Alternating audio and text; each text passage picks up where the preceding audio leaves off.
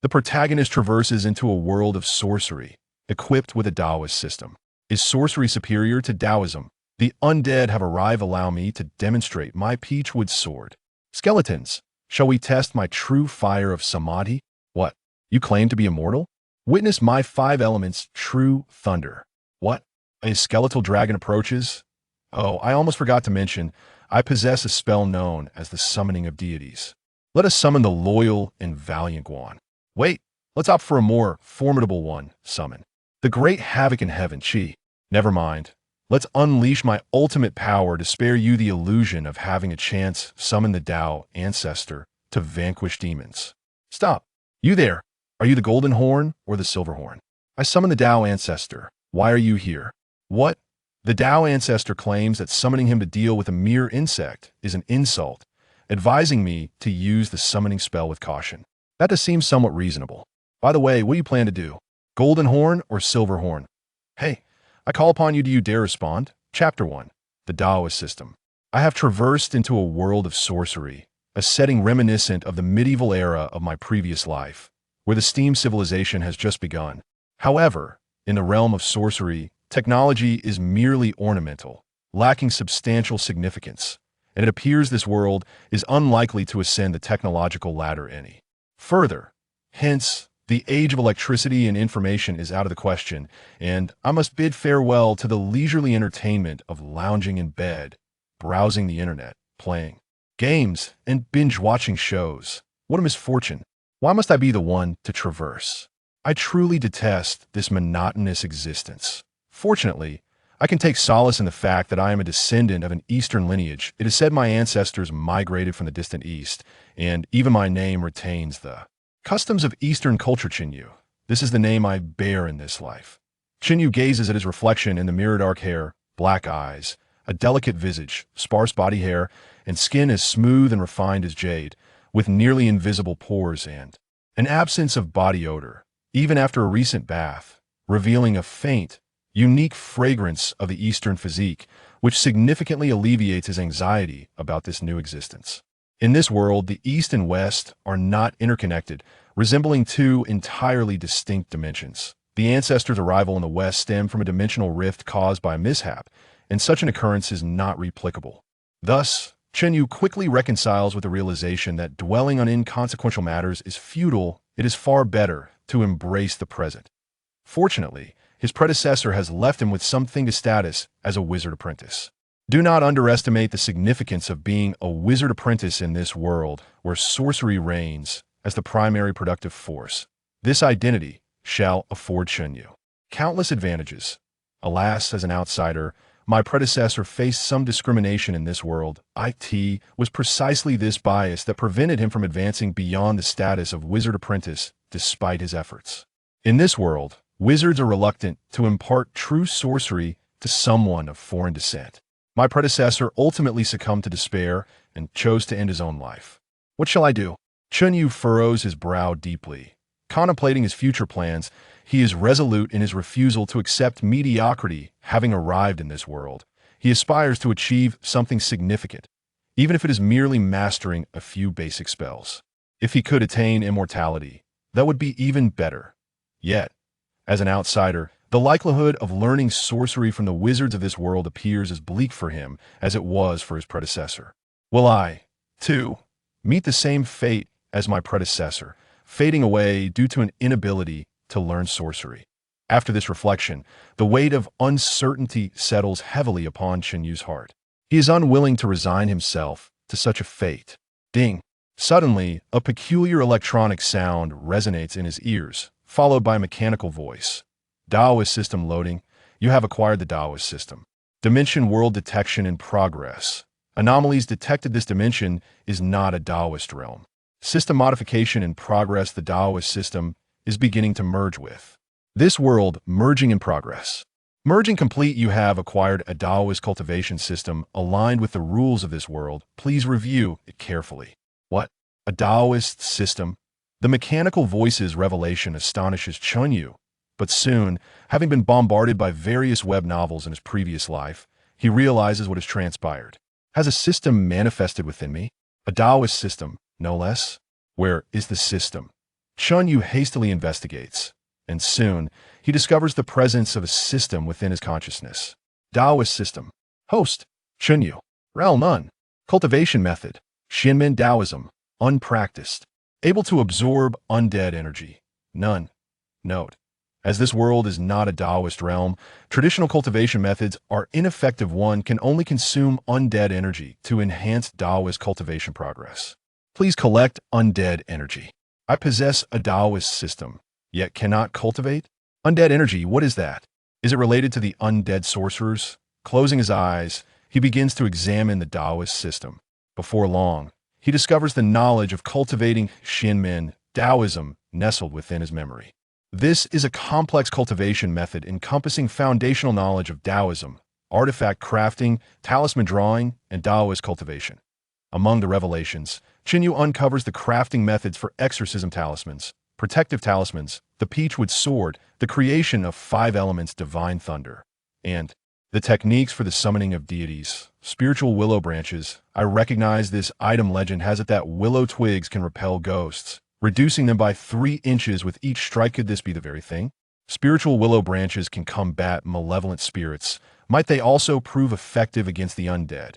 In this world, the undead are immortal beings. If spiritual willow branches can counter them, then this item is extraordinarily powerful.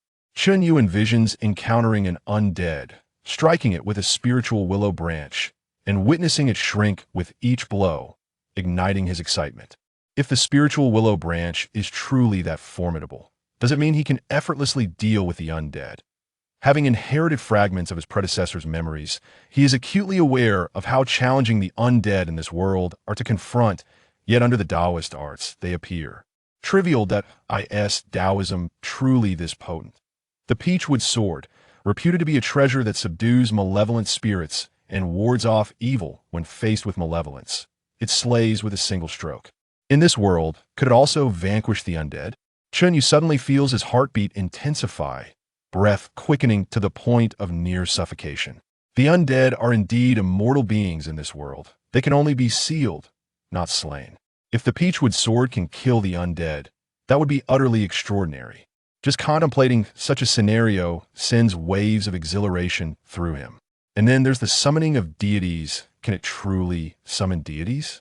Can my ancestral master descend? Neza, the third prince? Guan Emperor? The great sage equal to heaven? Can I summon the 3 pure ones? If I could summon the 3 pure ones? Chun Yu suddenly hesitates to imagine further. This summoning of deities is genuinely extraordinary. If he could summon the 3 pure ones, he would undoubtedly stride through this world with unmatched authority. No, even summoning the great sage equal to heaven would likely grant him a similar dominance in this world. Calm down. Calm down. You haven't even begun your cultivation, yet stay low-key. Stay low-key. Being too ostentatious leads to a quick demise. Realizing his excitement, Chun Yu hastily suppresses his emotions. No matter how formidable the Shinmin Daoism may be, what use is it if he cannot cultivate? This world is not a Daoist realm. It lacks the energy foundation necessary for cultivating Daoism. To cultivate, one must rely on undead energy. Speaking of which, what exactly is this undead energy? Chun Yu suddenly recalls the system and quickly inquires, System, what is undead energy? Chapter 2. The energy of the undead. Did you think I wouldn't know just because you didn't tell me? I'll discover it myself. Chun Yu muttered, quietly resenting the system. Soon, he realized what he needed to do and swiftly began to search his home. Before long, he unearthed a large iron box from beneath his bed. Upon opening it, he spilled its contents onto the floor with a resounding clatter, creating a chaotic heap. Chun Yu picked up a black tooth. Undead tooth. Could it be of any use? He attempted to communicate with the system, but there was no response. He then grasped a silver leg bone, yet the system remained silent. Reaching for a withered heart, he tried once more, but to no avail. Perhaps the energy of the undead was not tied to their remains. What about items associated with the undead? Shifting his focus, Chun Yu turned his attention to the objects around him. He picked up a needle, said to be an item possessed by an undead spirit. Again, he attempted to connect with the system, but it was still unresponsive. Were items possessed by the undead not relevant? His gaze fell upon a piece of tattered cloth, which appeared to be centuries old, bearing a chilling grayish aura that sent an uncomfortable shiver down his spine. it was likely imbued with death energy. Could this death-laden relic contain the energy of the undead? As soon as he touched the cloth, the system emitted a prompt. Item containing undead energy detected. Would you like to absorb the energy? Was it truly linked to the relics of the undead? No, it was connected to ancient relics steeped in death energy. Chinyu was taken aback, then elated. He had finally discovered how to acquire the energy of the undead. It was through ancient relics imbued with death energy. Now he understood how to seek out items that could yield this energy. Suddenly, the tattered cloth erupted with a blinding white light. The intensity caught him off guard. He realized he must be cautious during future energy absorption, especially in crowded places. Chinyu was startled as he felt a peculiar energy surge into his body through the cloth. This energy coursed through him, enhancing his comfort and fortifying his physical constitution, leaving him feeling invigorated. System extraction complete. Xianmen Dao method has been cultivated. Current progress, 21. A progress indicator, 21%. Chinyu quickly checked the system panel, which had indeed changed. Dao method system, host, Chinyu. Cultivated technique, Xianmen Dao. Realm, spirit communication realm, 21. He had attained a realm. Chinyu felt a rush of joy. After absorbing the energy of the undead, the Xianmen Dao had automatically cultivated, granting him progress. What did this 21% signify? Was it akin to the early stages of a certain realm in cultivation novels? The percentage representation was quite intriguing. One piece of cloth had elevated his realm progress by 21%.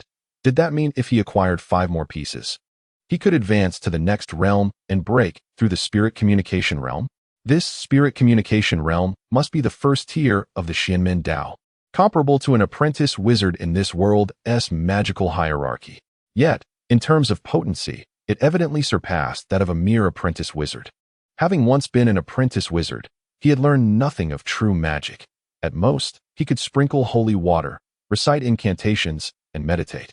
It paled in comparison to the Xianmen Dao's spirit communication realm. Closing his eyes, Chinyu delved into the secrets of the Xianmen Dao. He discovered that due to his ascension to the spirit communication realm, he could now wield several Daoist techniques. For instance, he could create talismans, including those for exorcism and protection, and even craft spiritual willow branches or peach wood swords as magical implements. Of course, due to his current realm limitations, the potency of the spiritual willow branches and peach wood swords he could create was still lacking. To truly unleash their potential, he needed to further elevate his realm. What I truly lack is the energy of the undead. This energy can be obtained from ancient relics imbued with death energy, which are not easily acquired. Thanks to the memories inherited from his predecessor, Chinyu had a clear understanding of the world's situation. Due to the existence of the official organization, the Wizard Association, resources in this world were primarily monopolized by them. To obtain ancient relics imbued with death energy, it would be wise to seek them from the Wizard Association. Of course, there were other avenues, as some malevolent wizard organizations operated outside the official structure, offering a potential means to acquire such relics. However, for Chinyu, who was merely an apprentice wizard, such considerations were not on the horizon. Fortunately, as an apprentice wizard, his official status could facilitate access to the Wizard Association. Chinyu suddenly recognized the advantages of the identity left to him by his predecessor. This status undoubtedly provided him with numerous conveniences. It seemed his former self even had a job within the Wizard Association. Oh no, it's time to work. I can't be late. I must hurry to the Wizard Association. Checking the time, panic set in. Being late at the association was a serious offense, unless he wished to resign, which he clearly did not. Quickly gathering his belongings, he departed from his home. Chinyu took a steam train to the Wizard Association. The sights along the way offered him a clearer understanding of this world. If one were to describe it, it would be filthy, chaotic, and foul-smelling. The streets were littered with waste, and the stench filled the air, causing his eyes to sting as he walked. "Chun, you're here early." A young blonde girl greeted him, her demeanor somewhat tepid. "Good day, Miss Ruth. There might be a task today, Chun, so be cautious not to get chosen." As she passed by, Ruth lowered her voice to caution him, then quickened her pace. A task. Chinyu instinctively tensed, even shivering.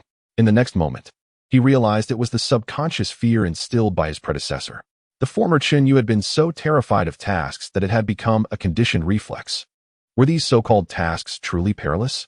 Looking toward Ruth, he saw she had already distanced herself, leaving him to abandon his impulse to chase after her for clarification.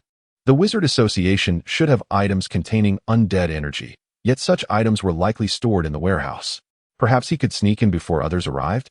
Quickly, Chenyu recalled his earlier plan. For him, the search for items infused with undead energy was paramount, as it was a significant reason for his visit to the Wizard Association. As memories of his predecessor surged forth, Chenyu made his way toward the warehouse. Chun, is that you? Why are you here instead of working in the warehouse? A red-haired man glared at him, his demeanor unfriendly. From his predecessor's memories, Chenyu recognized this individual as Henry. The instinctive wave of aversion that surged within him confirmed that Henry harbored no fondness for him, likely the same reason his predecessor had despised him. However, it was evidently not the time to quarrel with the other party. Chenyu promptly stated, "Is it all right if I take a look?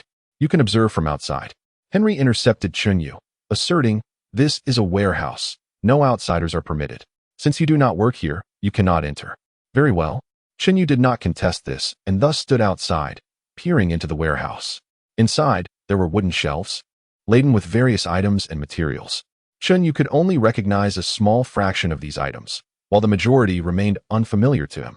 Yet, it was clear that his purpose was not to identify the objects, but to discern whether any spectral energy lingered upon them. Seeking the item he desired through the essence of the deceased. Suddenly, his gaze settled upon a particular spot on the shelf, and his attention sharpened. He beheld an ancient coin, a relic of bygone days, upon which some spectral energy was visibly suspended. Chapter 3, The Great Necromancer Incident, Its Necromantic Energy. Chenyu was elated, instinctively wanting to enter the warehouse to retrieve the ancient coin. However, a sudden realization halted his steps. He glanced at Henry, who was observing him with suspicion. Chenyu sighed inwardly, knowing that with Henry present, obtaining the coin imbued with necromantic energy would be impossible. A direct approach was out of the question. He needed an alternative strategy. Theft was equally unfeasible, as the association possessed accomplished wizards. Although he cultivated Taoist practices, his current level was insufficient compared to a fully fledged wizard. Chenyu exercised caution, as the memories of his predecessor instilled a healthy respect for the wizards of this world. For instance, wizards possessed a polymorph spell capable of transforming individuals into frogs, rats, or insects, a particularly unsettling ability for which Chenyu lacked a countermeasure. Perhaps, with further advancement in his Taoist arts, he could overcome such arcane spells, but for now, it remained beyond his capabilities. He needed a different approach. The warehouse fell under the jurisdiction of the chairman, while Henry was merely a caretaker, a custodian. Although Henry oversaw the warehouse, he lacked authority over its contents. Only the chairman could freely allocate the items within. Chenyu recalled from his predecessor's memories that the chairman of the Wizards Association was a charismatic individual, albeit somewhat meticulous, occasionally bordering on parsimonious. Chairman Frank, while not inherently generous, valued talent. At times, he would bestow rewards upon those he admired. Perhaps he could capitalize on this aspect. But how could he get close to Frank and earn his admiration? Chenyu furrowed his brow.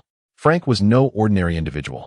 Not only the leader of the association, but also a fully fledged wizard, possessing both status and power that were equally unattainable.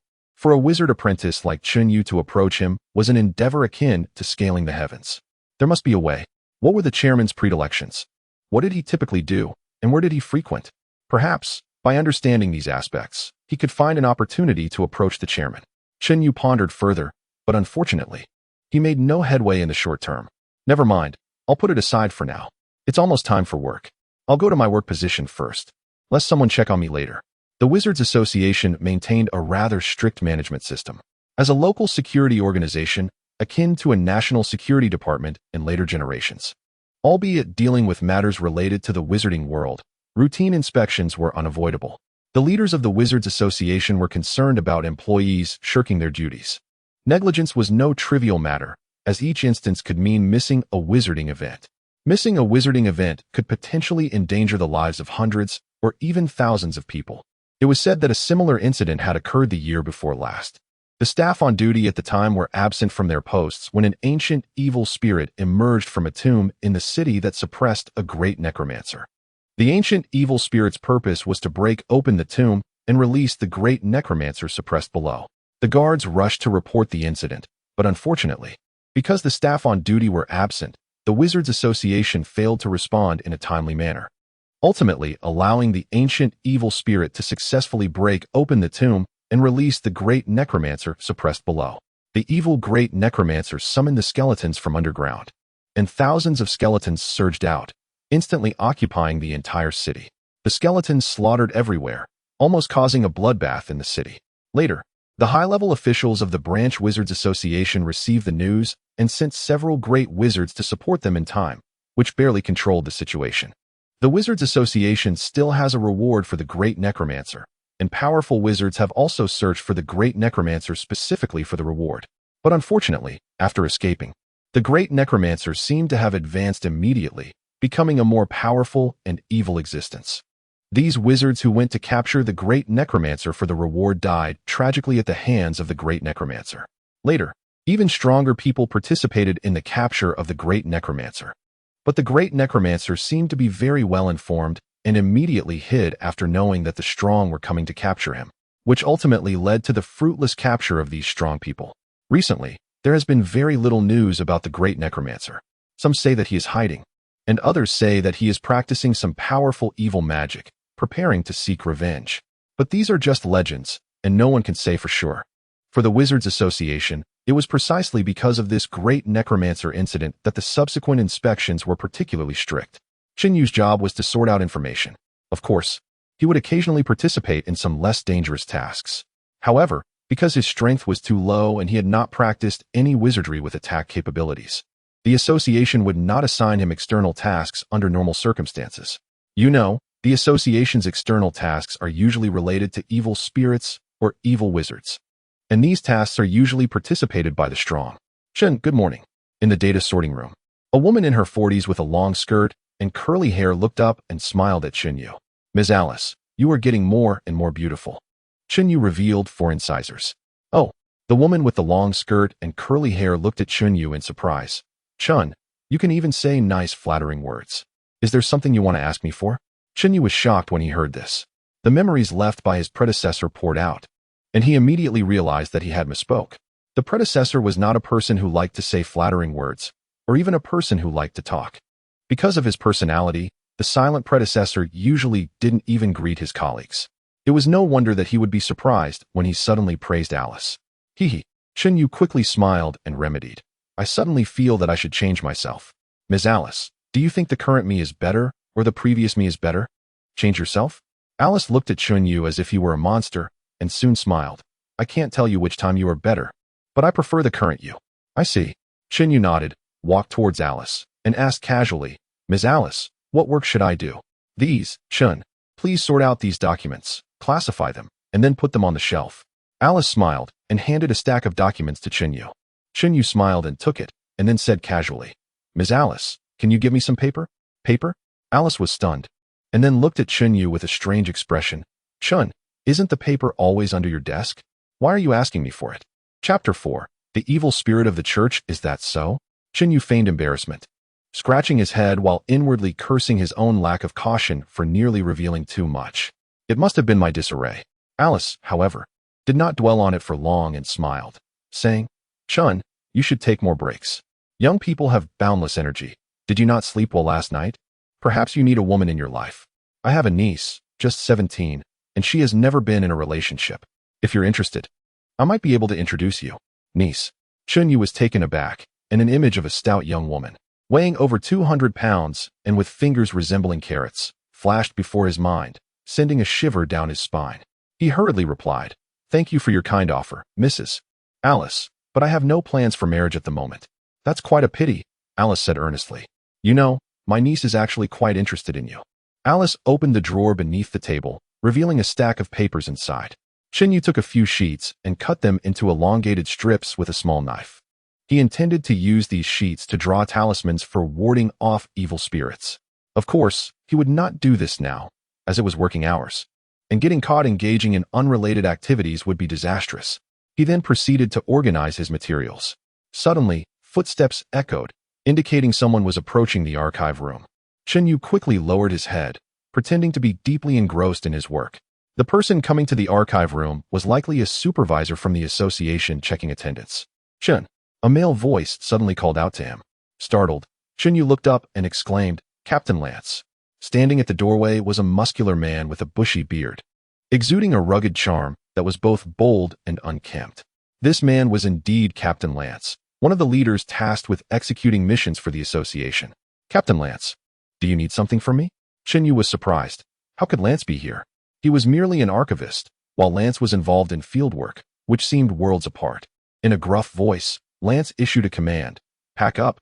You're coming with me on a mission. A mission? Yu instinctively shuddered at the thought.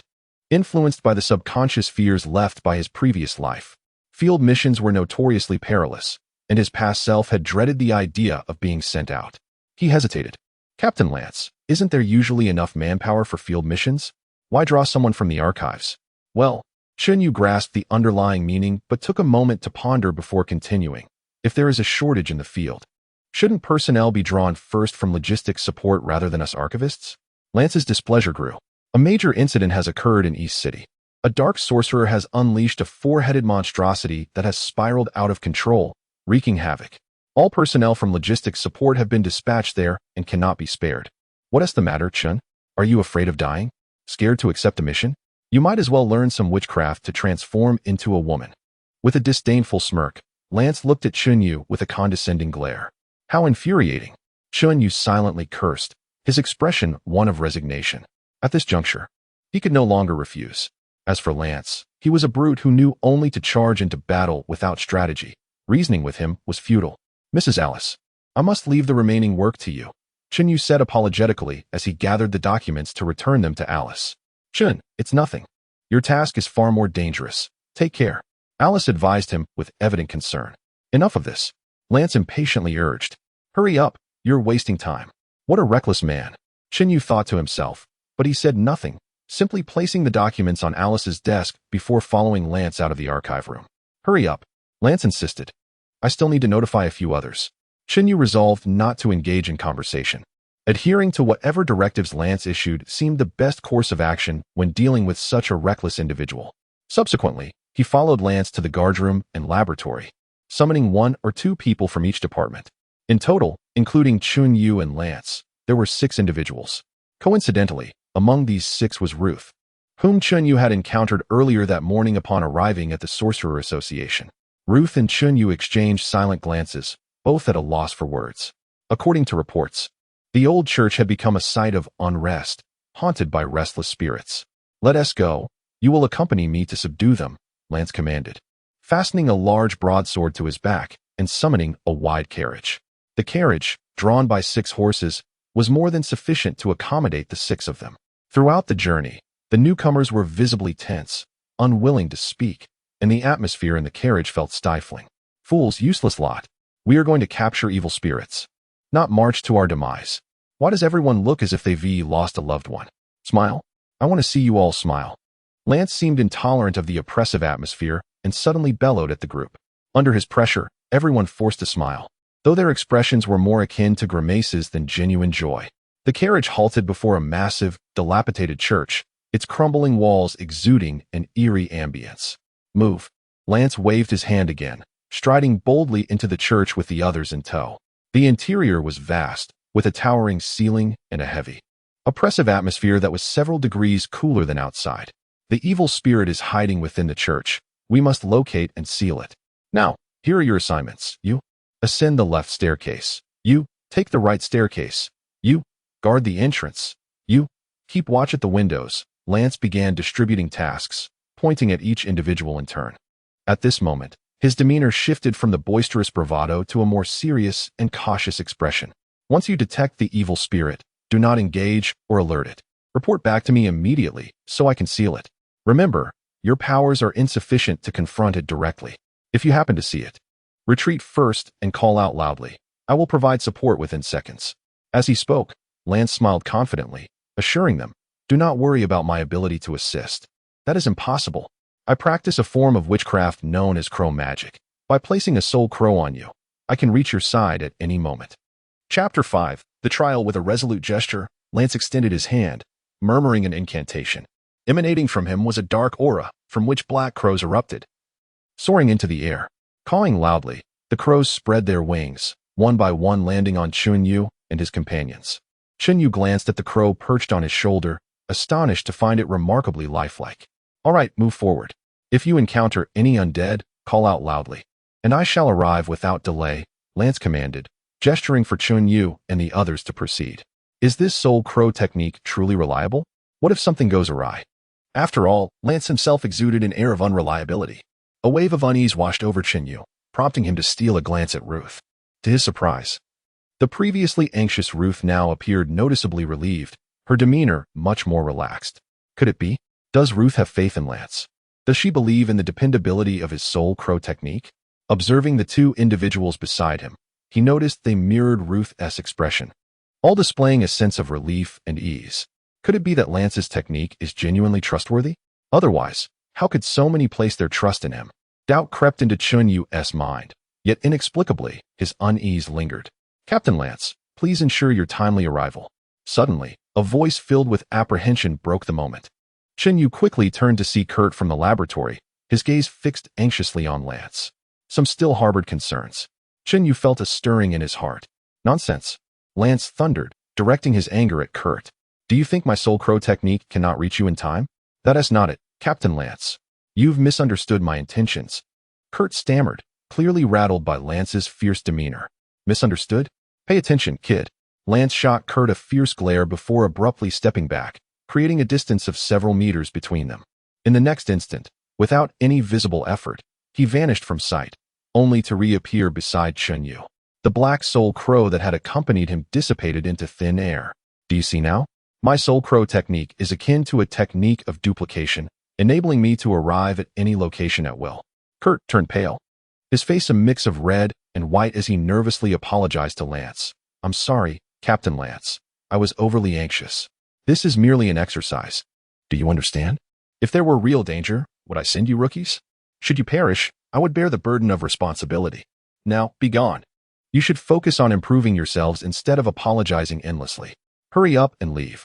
Kurt's complexion fluctuated, but his expression softened, evidently comforted by Lance's words. Subsequently, everyone dispersed towards their designated tasks. Chun Yu's assignment was to ascend the staircase on the right and search for the undead hidden within the church. As he climbed, he couldn't help but glance at the faces of his companions again, noting that whether it was Ruth, Kurt, or the others, they all appeared to have grown more relaxed. Clearly, Lance's words had eased their initial worries. Could there be more to this mission than meets the eye? Chun Yu pondered, a strange thought surfacing in his mind. Could this task, in fact, serve as a trial for them? It seemed plausible. After all, they were merely apprentice wizards, while the field personnel were at least at the apprentice wizard level. It would be illogical to assign a mission to mere apprentices. Moreover, apprentices generally lacked combat skills. Sending them on a task would be tantamount to a death sentence. Chun Yu suddenly recalled something. Rumor had it that last week, a field operative had perished, necessitating reinforcements. Yet, he had heard no plans from the association regarding the recruitment of outside personnel. Could it be that this mission was intended to supplement the field staff by selecting and training suitable candidates? It appeared that his speculation was likely correct. Chun Yu nodded to himself, increasingly convinced of the validity of his conjecture. This mission, it seemed, held intrigue. He wondered what outcomes Lance sought and what criteria would determine a candidate's qualification in this trial. Then he recalled the nature of the task. Undoubtedly, there were undead lurking above, perhaps more than one, as this was indeed a test for them. Was Lance observing their responses to the undead? Would he ultimately select the most outstanding performer among them? If that were the case, how should he act? Should he showcase his abilities or remain discreet? Chun Yu found himself in a quandary. It seemed that whether he chose to perform or not, each option bore its own rationale. Logically, standing out would be preferable. Excelling could lead to joining the field team and gaining Lance's favor. If he wished to acquire relics from the undead through the Wizarding Association, he needed to distinguish himself in the eyes of the higher-ups. Yes, he should strive to perform well, aiming for the best possible outcome. Resolving his thoughts, Chun Yu nodded, then paused in his tracks. He intended to craft talismans on the spot, utilizing the paper he had stashed in his pocket to create charms against the undead. What kind of talisman should he create? A talisman for exorcism? Never mind. He decided on an exorcism talisman. It was relatively easy to make and should suffice against the undead. With that thought, Chun Yu retrieved the cut paper, bit his right middle finger, and began sketching the talisman using his fingertip's blood. Soon, the talisman was successfully inscribed. Holding it in his hand, Yu examined it closely and noticed its surface shimmering with a faint light, suggesting it possessed some efficacy against malevolent entities. Satisfied, he nodded in approval. Not bad. However, there was no rush. He should create a few more to ensure he was adequately prepared for any potential encounters with multiple undead. He continued crafting the exorcism talismans. As his hands grew more adept, his speed increased, and within a short time, he had produced over a dozen talismans. Just then, a piercing scream echoed from downstairs, Kurt's voice, unmistakably calling out for Lance's help. Chapter 6. It turns out to be him. It was over. Kurt was finished, and his trial was undoubtedly a failure. Yu shook his head, secretly lamenting for Kurt. Unlike himself, Kurt evidently had not grasped Lance's intentions and was doomed to be eliminated in this trial, as he could only scream for help upon encountering the specter. Meanwhile, Kurt seemed to be frantically fleeing. The promised rescue from Lance was nowhere to be found. This commotion deepened Yu's understanding of his own deductions. Kurt had failed. It was best not to concern himself with him. He wondered how the others were faring and whether anyone, like him, had realized that this mission was a trial. Surely, others might have thought of it, but not everyone could come to that conclusion. Deciding to move forward, Yu made his way upstairs. Soon, he arrived on the 3rd floor, where the atmosphere grew increasingly oppressive, and the temperature was significantly lower than on the 2nd floor. Suddenly, a white shadow lunged towards him. It was a specter. Letting out a piercing scream, the specter was swiftly transformed into azure smoke under the suppression of the exorcism talisman. Excellent. He had vanquished one. The talisman was indeed powerful enough to slay a specter. However, he pondered how much merit he would gain from this kill. As the talisman eliminated the specter, Yu felt a surge of excitement. With this, he was now assured of passing the trial. It was well known that specters were undead beings, notoriously difficult to kill. For ordinary wizards in this world, unless one possessed special techniques or was of sufficient rank, they could only disperse, not eliminate, such entities. Yu's ability to slay a specter indicated that he had surpassed the typical accomplishments expected of an apprentice wizard in this task. At this point, the mission could come to an end. A smile crossed his lips as he gazed into the emptiness ahead, ready to exit. Yet, he suddenly sensed something amiss. He stood frozen in shock, realizing that the specter contained spectral energy, which immediately began to expand and was absorbed by the system upon its demise. The progress within the system abruptly changed from 21 to 21. 1. This increase of 0. 1 signified that killing a single specter could elevate his necromancy rank by 0. 1. What splendid news! Yu rejoiced at the system's enhancement. He had been troubled about how to increase his spectral energy, but this revelation brought him immense joy. After all, merely collecting spectral relics was exceedingly difficult, as they were rare and elusive in this world. Determined to press forward, he thought that even slaying one more specter would be advantageous. Each one would grant him an additional 0. 1 of energy, and eliminating 1,000 could elevate his rank substantially. Resolute, Yu continued his search for more specters. Before long, he discovered another malevolent spirit in a different room. He effortlessly dispatched it with another exorcism talisman. Once again, this specter provided him with an additional 0. 1 of energy, raising his necromancy progress from 21. 1 to 21. 2. Delighted, Yu pressed on, eager to seek out more specters. On the 3rd floor, he encountered spirit after spirit, ultimately vanquishing 10 in total. Each specter offered him 0.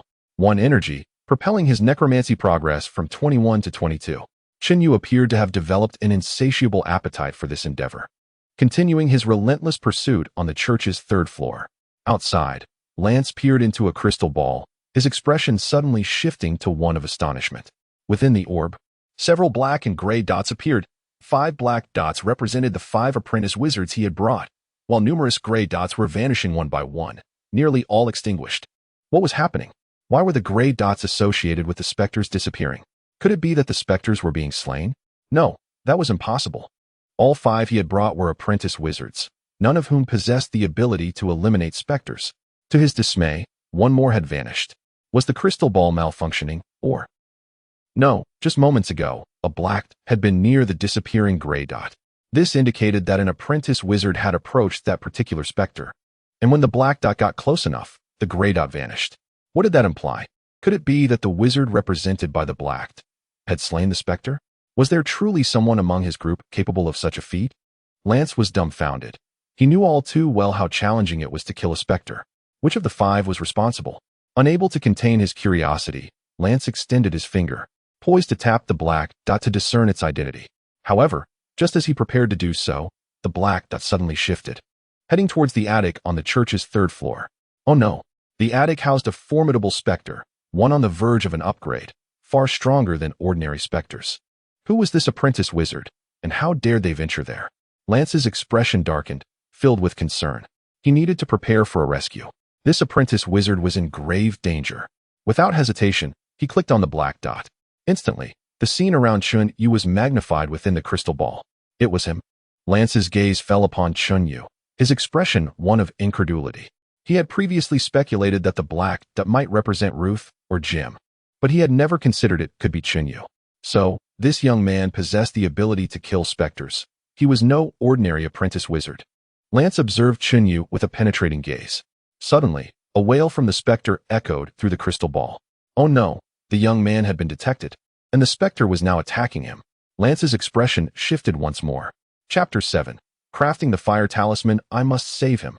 This was Lance's immediate reaction. However, he quickly reconsidered. The young man appeared remarkably composed, seemingly unafraid. Could it be that he had some hidden advantage? Perhaps it was prudent to wait and observe. Lance's gaze was fixed on the crystal ball. Within it, a nearly ascendant undead creature, upon spotting Chun Yu, let out a piercing wail and lunged towards him. Its sharp claws extended. Yet Chun Yu remained unfazed. He suddenly produced a paper-like object and hurled it at the creature. What could that be? Lance's eyes were glued to the object, confusion etched across his face. It resembled some sort of magical artifact, but he had never encountered or even heard of such a thing before. Where had Chun acquired it, and what purpose did it serve? Could it be effective against the undead? As Lance pondered these questions, the paper-like object had already adhered to the undead's form.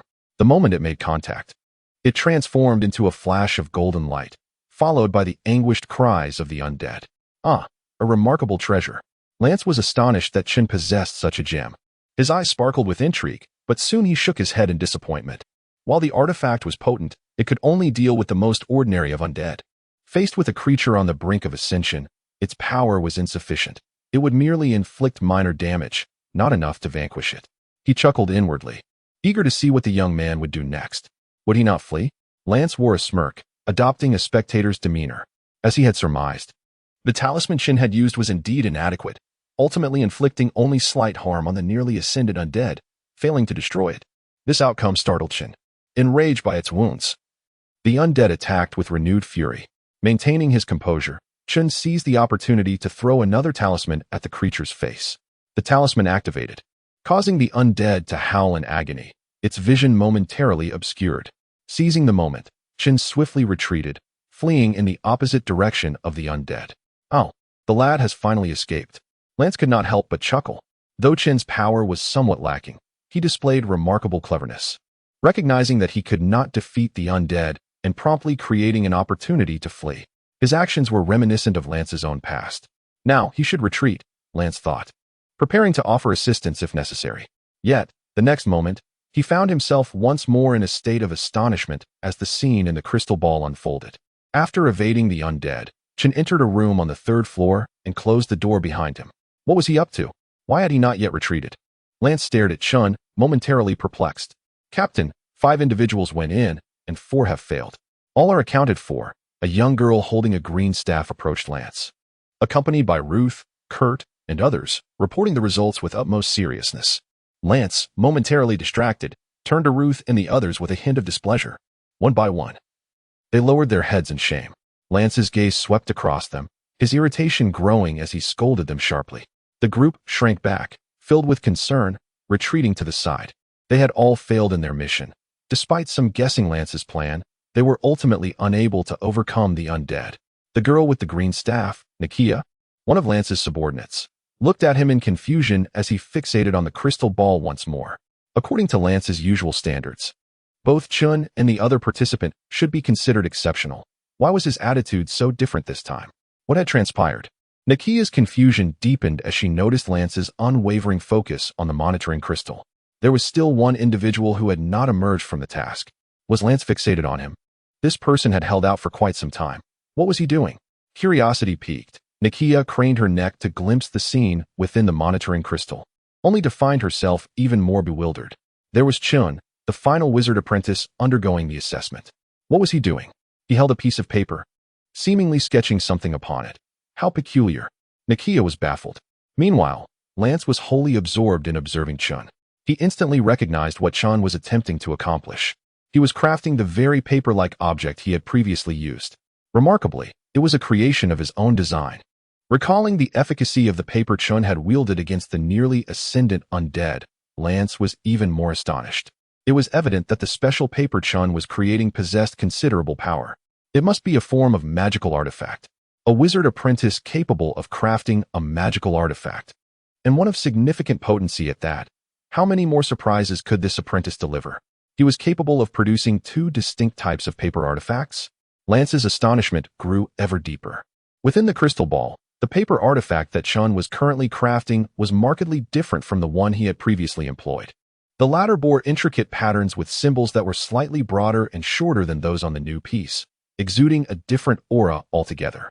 The earlier paper artifact emitted a suppressive energy, creating a suffocating sensation, while the current one radiated a fiery essence, suggesting a connection to fire. Could it be that he was creating a fire-based artifact? No, it was more than that. This fire-infused artifact contained an aura of exorcism and malevolence. Truly astonishing. Lance's mouth fell agape in sheer disbelief. Chapter 8. The Malevolent Statue. Chenyu, having successfully crafted the fire talisman, let out a sigh of relief. Initially, he had harbored doubts about his ability to create it, considering the formidable difficulty associated with such an endeavor. Generally, one must elevate their cultivation to the mid-stage of the spirit communication realm before they can achieve the creation of a fire talisman. However, driven by a mere desire to experiment, he was astonished to find himself successful. With the fire talisman in hand, he was confident it could vanquish the malevolent spirit he had encountered earlier. Speaking of which, that spirit was undeniably powerful. Markedly stronger than its predecessors. Had it perhaps already ascended to a higher tier? An ascended spirit is classified as a first-tier entity, akin to an apprentice sorcerer. Such a spirit, even in the presence of an apprentice sorcerer, would possess the strength to contend in battle. Nonetheless, regardless of whether this spirit had indeed advanced, based on its previous behavior, Chenyu believed that he could eliminate it using the fire talisman he had crafted. A smile crept across Chenyu's lips as he resolved to confront and destroy the spirit. He pushed open the door and stepped out of the small room, making his way toward the attic where he had first encountered the spirit. The nearly ascended spirit prowled restlessly, and upon spotting Chenyu, it erupted with fury, letting out a primal scream before launching itself at him with reckless abandon. This time, the spirit was even more frenzied. Chenyu's earlier actions had ignited its wrath, and it was determined to rend him to pieces. As the spirit charged, Chenyu remained unperturbed. Grasping the fire talisman, he hurled it directly at the spirit. With a whoosh, the talisman transformed mid-air into a fiery sphere the size of a fist, striking the spirit head-on. A piercing wail erupted from the spirit as the flames seared it, inflicting unimaginable agony. In a desperate attempt to extinguish the flames, the spirit unleashed waves of deathly energy.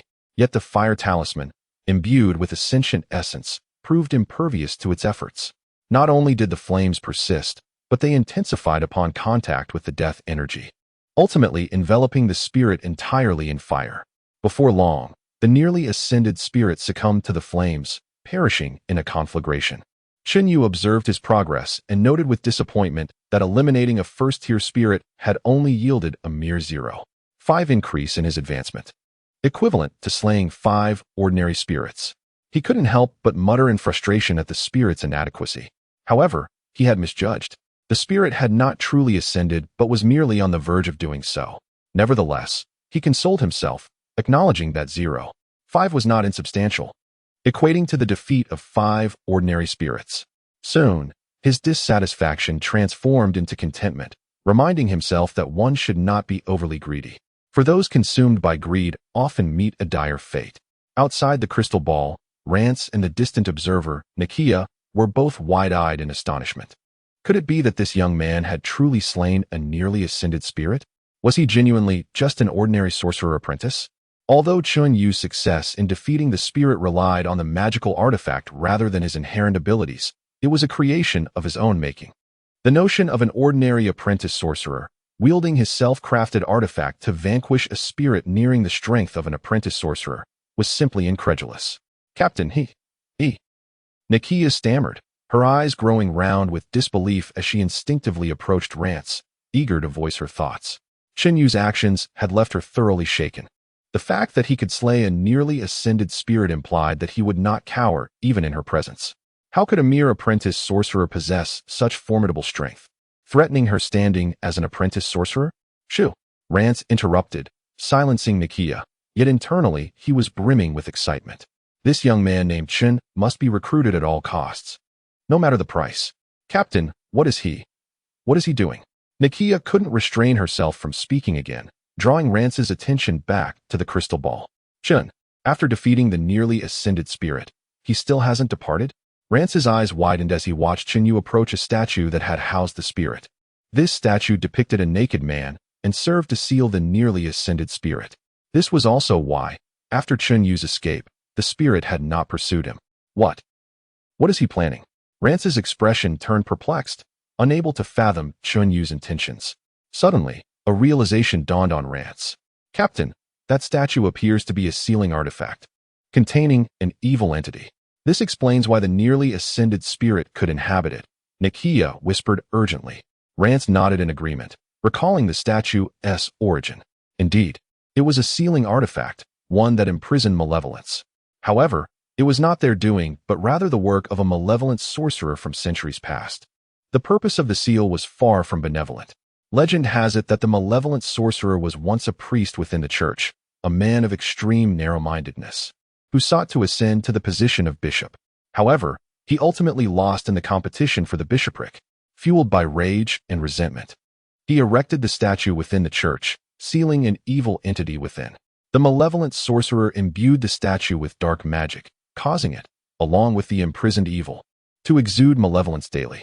This malevolence rendered anyone who lingered in the church for more than half an hour susceptible to misfortune, leading to a series of calamities. As a result, the bishop, priests, and parishioners all suffered from relentless misfortune, with many meeting untimely deaths. The clergy had attempted to dismantle the statue, but regrettably, the malevolent sorcerer had linked the statue to his own essence. To attempt to destroy it would be tantamount to battling him directly. Numerous powerful sorcerers had sought to dismantle the malevolent statue, only to meet their demise at the hands of the vengeful sorcerer. Chapter 9. The curse lasting over half an hour subsequently. Due to the demise of numerous powerful wizards, no one dared to consider dismantling the statue. Concurrently, the presence of this statue rendered the church entirely abandoned. This incident transformed into an everlasting agony and disgrace for the Wizarding Association. It can be said that as long as this statue stands within the church, the shame of the Wizarding Association shall never be eradicated. Nakia prepared to summon Qin. Lance turned to instruct Nakia, who nodded in acknowledgement. Qin would soon have to emerge, as he could not damage the statue. However, rather than calling him out, it would be preferable to wait for him to voluntarily come forth. After all, it was impossible for Qin to harm the statue. Within the crystal ball, Qin approached the statue, driven by a burgeoning curiosity. As he neared, he astonishingly sensed the presence of deathly energy emanating from within the statue. Could it be? Was there truly deathly energy concealed within the statue? This suggested that by dismantling the statue, he might acquire the energy of the deceased. The task did not explicitly prohibit the destruction of objects within the church, did it? No, it did not. If that was the case, surely no one would object to him damaging a mere statue?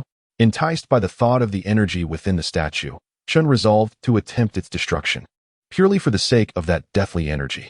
Although he sensed that the energy might be scant, he remained unfazed. What he sought was solely the energy of the deceased, indifferent to any malevolent aura. He reached out to touch the statue.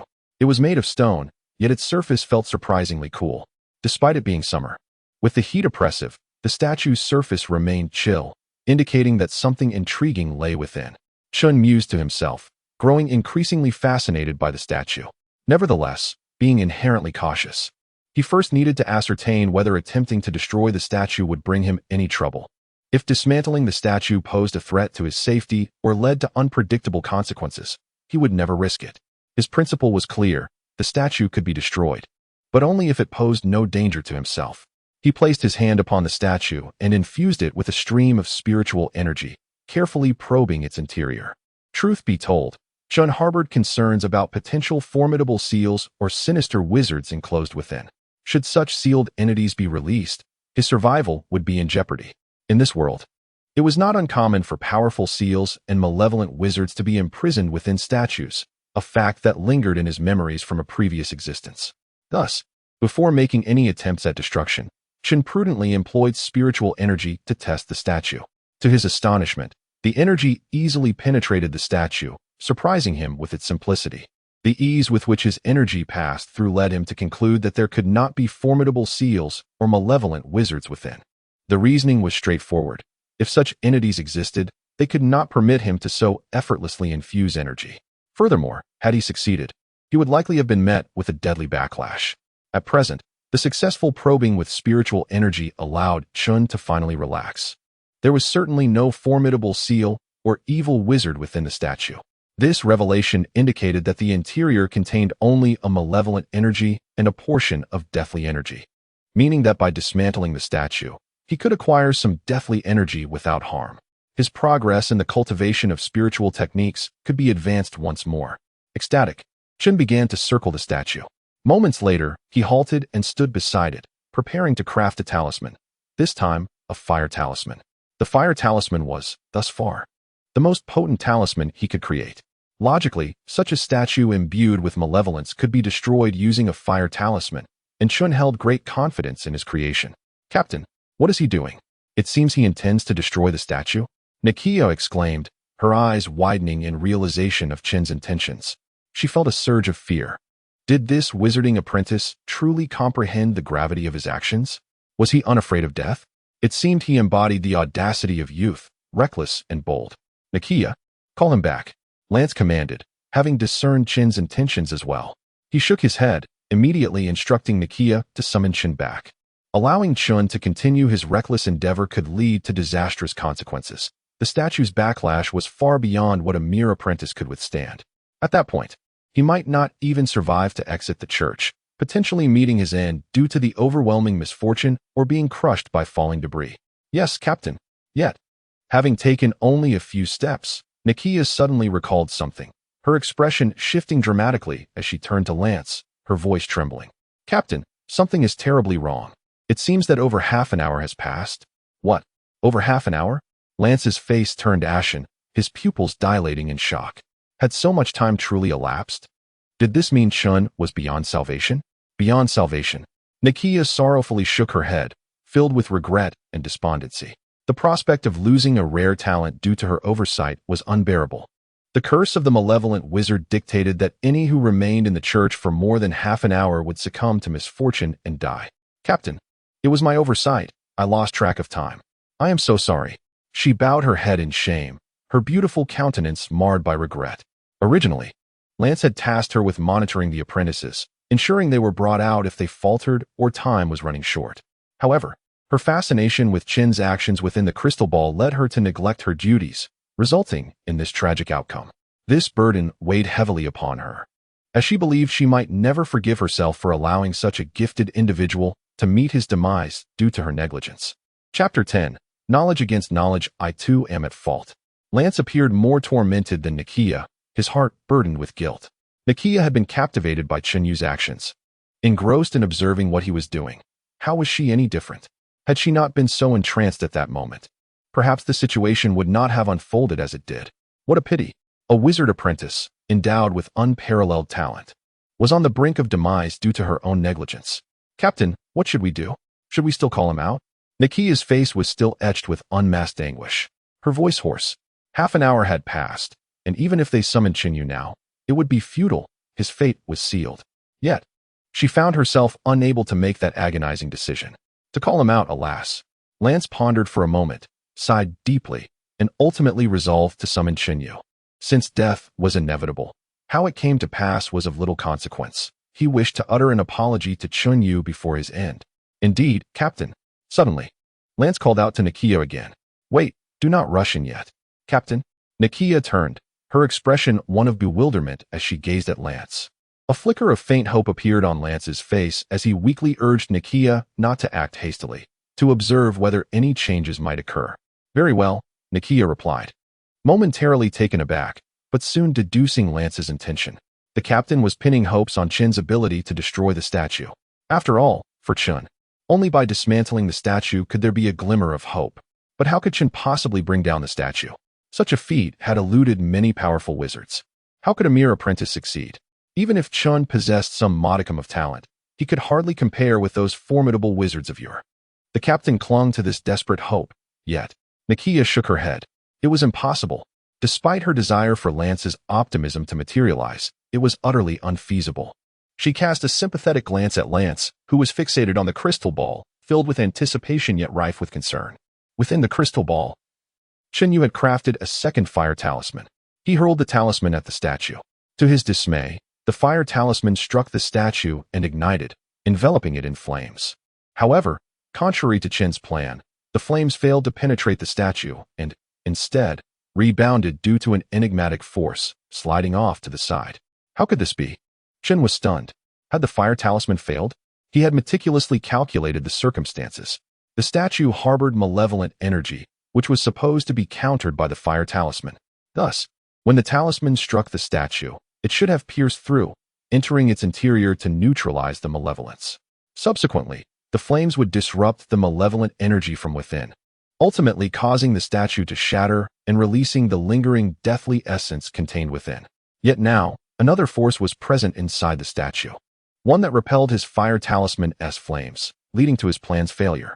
There was indeed another force inside. How had I not sensed it from the outset? Chen, filled with curiosity, pressed his hand against the statue once more, channeling his magical energy to sense its interior. This time, his probing was meticulous enough to reveal something. There was indeed another form of energy. Nay, to call it energy would be misleading. It was a form of knowledge. How peculiar. Why would the creator of this statue embed knowledge within it? Chen was astonished, delving deeper into the nature of this knowledge. Soon enough, he discerned its purpose. It was meant to sustain the statue's existence. This knowledge maintained the statue, thus endowing it with a strange power that continuously exerted influence over everyone within the church. Am I also affected? Surely not. This statue was a forbidden object, yet it differed from the usual forbidden items. Within it lay knowledge. Only by dismantling this knowledge could the statue be broken. It was no wonder that when I attempted to destroy the statue with the fire talisman, it failed to penetrate. It was obstructed by this very knowledge. Clearly, if I wished to obtain the deathly energy from within the statue, I must find a way to dismantle this knowledge. But how could this knowledge be unraveled? What form did it take? With these questions swirling in his mind, Chen once again placed his hand on the statue, carefully sensing the knowledge contained within. Not long after, he withdrew his hand, enlightenment dawning upon him. It was clear now. The statue housed the cultivation knowledge of a wizard who had embedded his own teachings within it. Only those with greater strength or superior techniques could utilize their prowess to dismantle the knowledge left by this wizard, thereby shattering the statue. This revelation simplified matters considerably. Chen could not help but smile. When it came to the potency of techniques, could the sorcery of this world truly rival the Daoist practices he had mastered? The two were not even in the same league. Let me try channeling my Daoist arts. In the next moment, Chen pressed his hand against the statue while silently invoking his Daoist techniques, directly imparting his knowledge into its interior. Instantly, the interior of the statue erupted with tumult. As if a cataclysmic explosion had occurred, the knowledge left by the statue's creator quaked before Chen's Daoist arts, shrinking away in fear like a commoner before a sovereign. Yet that was not the end. As Chen's Daoist arts surged, it was as if a divine being had cast a fierce gaze upon the knowledge left by the wizard, causing it to shatter. The sound of cracking stone echoed as a long fissure appeared on the statue, swiftly extending across its surface. Consequently, the statue completely fractured, splitting into two pieces that tumbled to the ground. Chapter 11. The task concludes. The statue shattered. Lance's eyes nearly bulged from their sockets, filled with astonishment, skepticism, disbelief, and utter bewilderment, unable to comprehend the sight before him. The statue truly lay in ruins? An apprentice wizard had broken the curse left by an evil sorcerer? Was this a dream? Nikia, unable to accept this reality, began to question her own consciousness, pinching her arm with force, only to cry out in pain.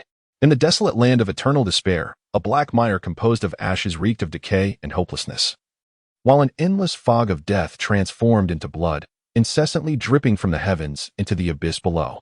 A face, shrouded in a deathly silence, murmured in disbelief. How could this be? Someone has unraveled the knowledge I left behind. How can this be?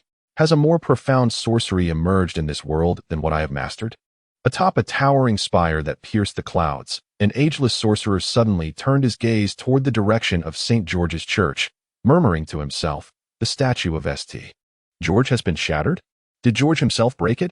Or has knowledge more arcane than his own surfaced in the world? Aha! Aha! Within a grandiose hall, a man bearing the airs of nobility suddenly erupted into laughter, yet as his mirth continued, tears streamed down his cheeks. 3,000 years, 3,000 years. At last, someone has shattered the statue of St. George's Church. Our Wizarding Association's shame has finally been cleansed. Who?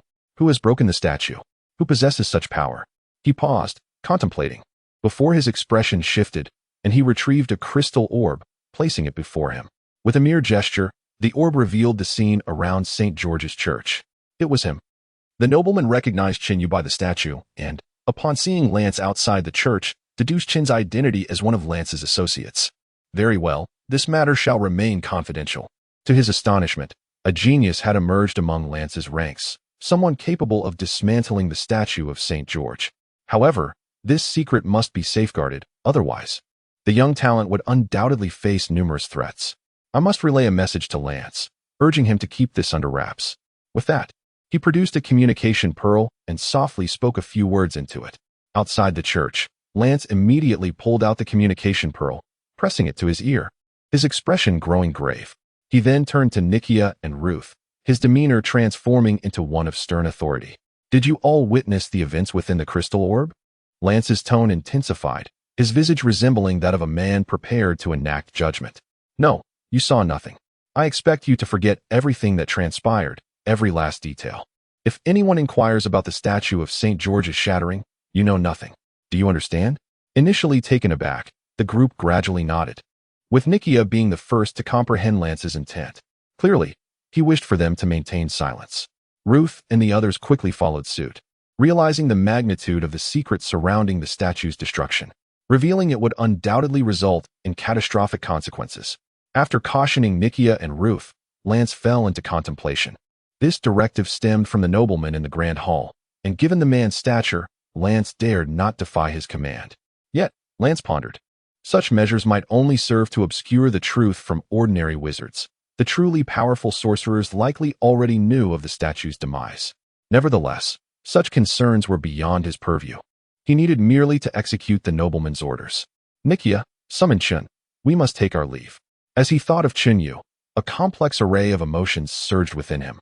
The fact that Qin had truly shattered the statue of St. George filled him with trepidation, even leading him to reconsider recruiting Qin as an ally. Yet, Lance could not truly abandon the prospect of enlisting such an exceptional individual. Missing the chance to have him as a subordinate might well render him unable to encounter anyone of similar caliber again.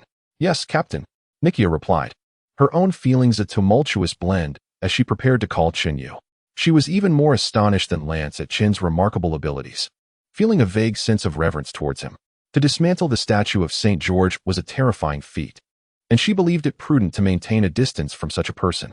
Inside the church, after shattering the statue, Qin Yu immediately sensed a surge of necromantic energy emanating from within, which was swiftly absorbed by the system.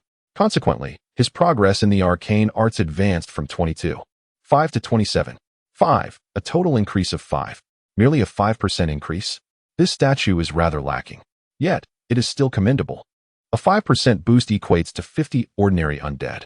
I wonder if there are more undead lurking within the church. Perhaps I should search further.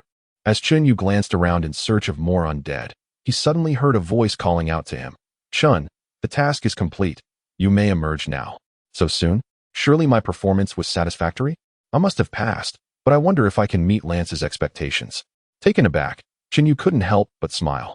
Yet, upon thinking of Lance, he shook his head. Lance did not appear to be an agreeable person. He might well scrutinize my performance. Hopefully, this conversation won't be too harsh. Chapter 12. Recruitment. As Qin Yu stepped out of the church, he noticed a young and beautiful woman had joined the group. He surmised that this woman was the one who had called him out moments earlier.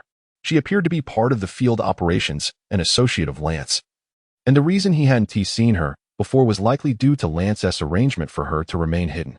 Furthermore, the demeanor of the crowd was exceedingly peculiar. Everyone, including Lance, regarded him with a look akin to that reserved for a curiosity. This unsettling attention caused a wave of anxiety to wash over him, prompting him to touch his face. Was there something unsightly upon it? Haha. Chun, you performed admirably.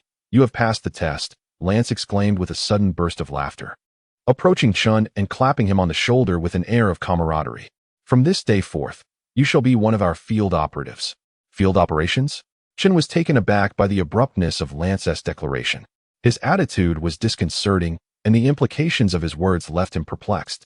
Had he truly become a member of the field team so swiftly? After all, he had never expressed a desire to join them. Gazing at Lance, Chun felt an urge to refuse, yet a twinge of fear held him back. Lance's robust nature made him wary of potential repercussions should he decline.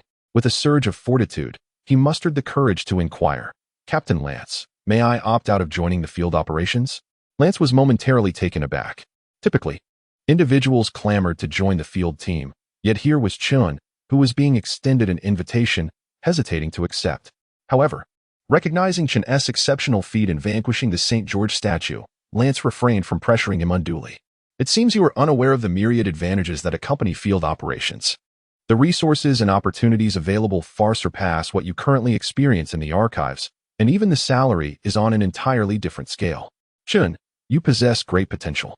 Only in the field can you truly flourish. Is that so?" Chun felt a flicker of intrigue, yet his motivation remained tepid. While Lance's assertions about the wealth of resources in the field were undoubtedly true, he was acutely aware of the inherent dangers. In this world, nothing of value came without effort. Rewards and risks often stood in direct proportion. To acquire substantial gains necessitated commensurate risks. Observing the subtle shifts in Chun's expression, Lance continued, "In the field, not only will your salary be higher than your current position, but each completed task also yields rewards. If you excel, the rewards are even greater. Take, for instance, your recent triumph over the numerous undead. Such an accomplishment warrants considerable accolades. As an apprentice wizard, your ability to dispatch the undead alone enhances your reward even further. Surely, there are things you desire? Perhaps you could share them with me, and I can assist in securing them for you." Rewards? Applications? Chun's heart raced at the prospect, stirred by a sudden recollection of the ancient coin he had glimpsed in the warehouse. Throughout the course of this mission, he had only managed a 6.5 improvement in his arcane abilities, a pace that left much to be desired.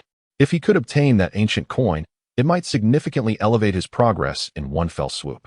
"Captain Lance, are all items eligible for application as rewards?" Chun inquired, his voice tinged with hope. A smile blossomed on Lance's face. "Of course. As long as your contributions are substantial, you may request anything." Chun struggled to grasp the magnitude of this opportunity. What if it pertains to items managed by the president? "President?" Lance erupted in laughter, his gaze softening as he looked at Chun. "Do you not understand the president's role? They are specifically tasked with supporting our field operatives. Remember the mission of the Wizarding Association, to safeguard the realm. The execution of that mission falls upon the field operatives, us. All other departments, whether archives, logistics, or research, exist to support the field. Even the president's work is to bolster our efforts. If there is something you desire, speak up, and I will see what I can do." Is that truly the case?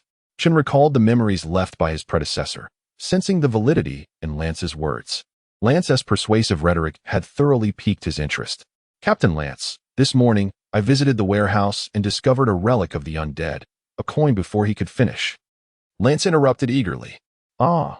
I see." Chun was momentarily taken aback, struggling to reconcile the captain's eagerness with the true value of the coin.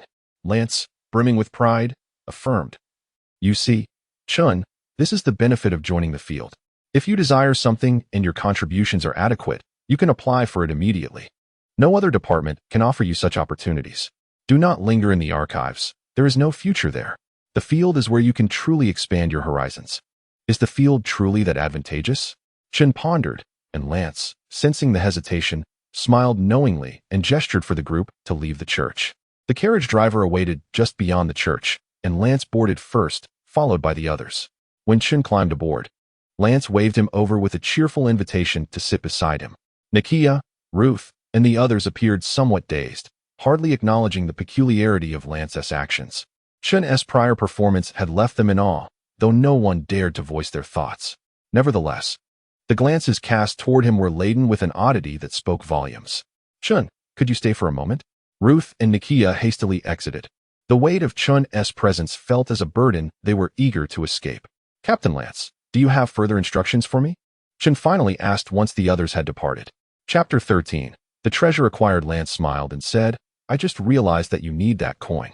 You don't have to wait for approval. It will surely be granted. Come, I shall take you to retrieve it now. What? Chun Yu was taken aback, gazing at Lance in disbelief. Captain Lance, isn't this against the rules? The warehouse is under the President's jurisdiction, and typically, one must obtain the President's approval to access it. Yet Lance seemed resolute in his intention to bypass this protocol. Rules? Heh, we in the field define the rules. Lance replied, his voice brimming with pride. Let us proceed. I will lead you to retrieve it. As for the President, there's no need to worry. The items we require in the field will always have his support, never his opposition. Chun Yu was momentarily speechless, staring blankly at Lance. The authority of the field personnel seemed far greater than he had imagined. At that moment, he couldn't help but feel tempted, contemplating whether to truly join the field team. Being part of the field team would significantly aid his quest for necromantic relics and elevate his magical prowess. After all, it would mean having the backing of a wizard association to assist him in gathering these relics, allowing him to focus solely on the tasks assigned by the association. Otherwise, how long would it take him to collect necromantic relics and advance his skills on his own? Lance waved his hand, leading Chun Yu toward the warehouse. Captain Lance is here. Hello, Captain. Henry, who was somewhat sycophantic towards Chun Yu, immediately approached with a flattering smile as soon as he saw Lance. His demeanor oozing with obsequiousness. Lance brusquely pushed him aside, ignoring him entirely, and casually called out to Chun Yu. Chun, come inside and tell me which coin you need. Such audacity. Chun Yu's eyes lit up. He had not anticipated Lance's assertiveness, yet he found it appealing. Working under such a leader would certainly spare him from feeling oppressed. He promptly followed Lance into the warehouse. Seeing Chun Yu about to enter, the red-haired Henry became anxious and rushed over to block the way.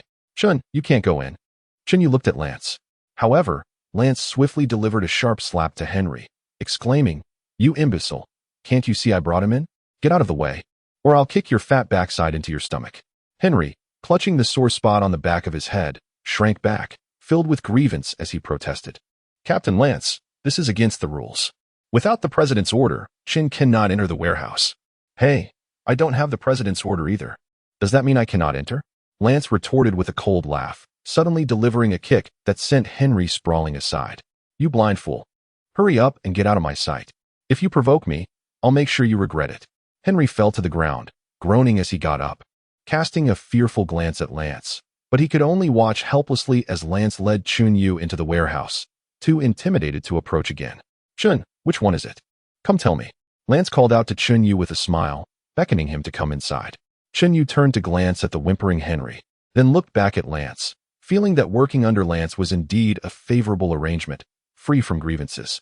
Although Lance was forceful in his actions, he treated his subordinates well, and working under such a person was undoubtedly a comfortable experience. Captain Lance, the coin is in that direction. Chun Yu indicated a shelf as he walked in.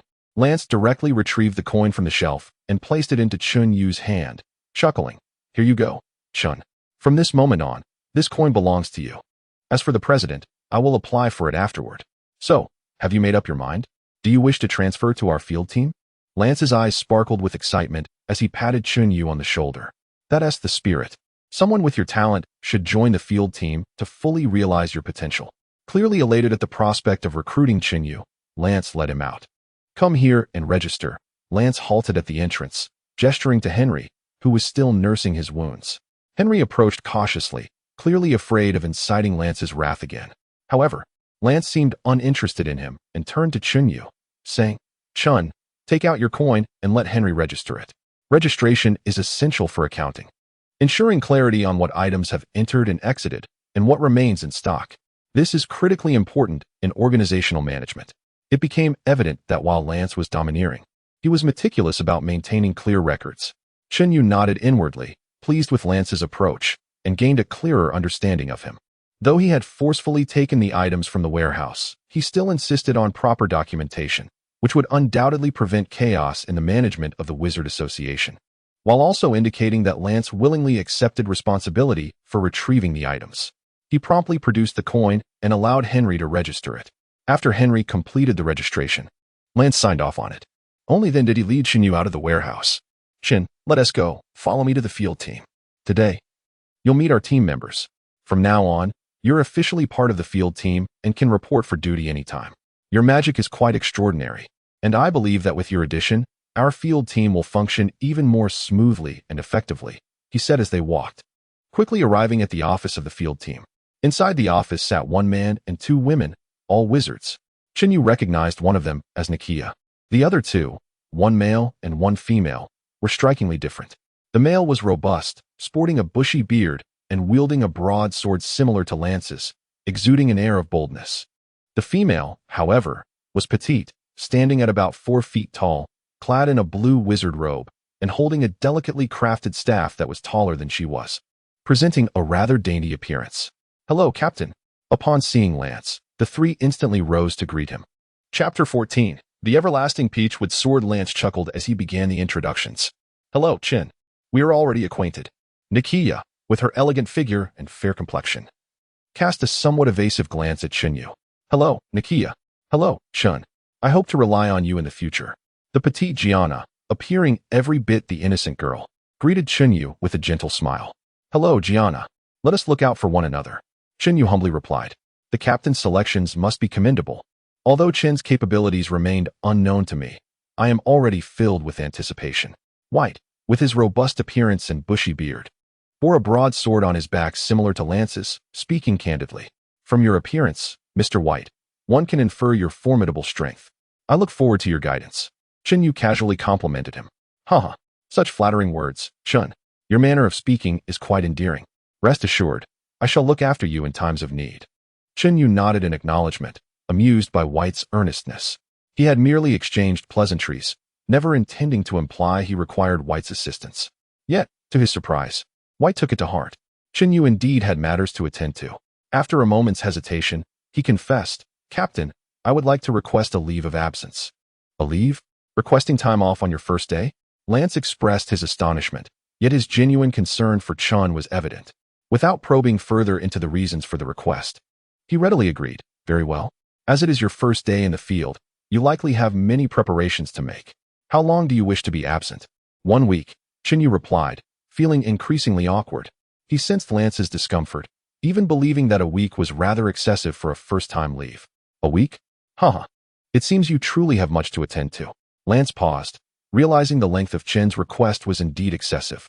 However, he adeptly redirected the conversation, lightening the mood. Go on, it is merely a week." "Thank you, Captain." Xinyu rejoiced, suddenly feeling a fondness for Lance.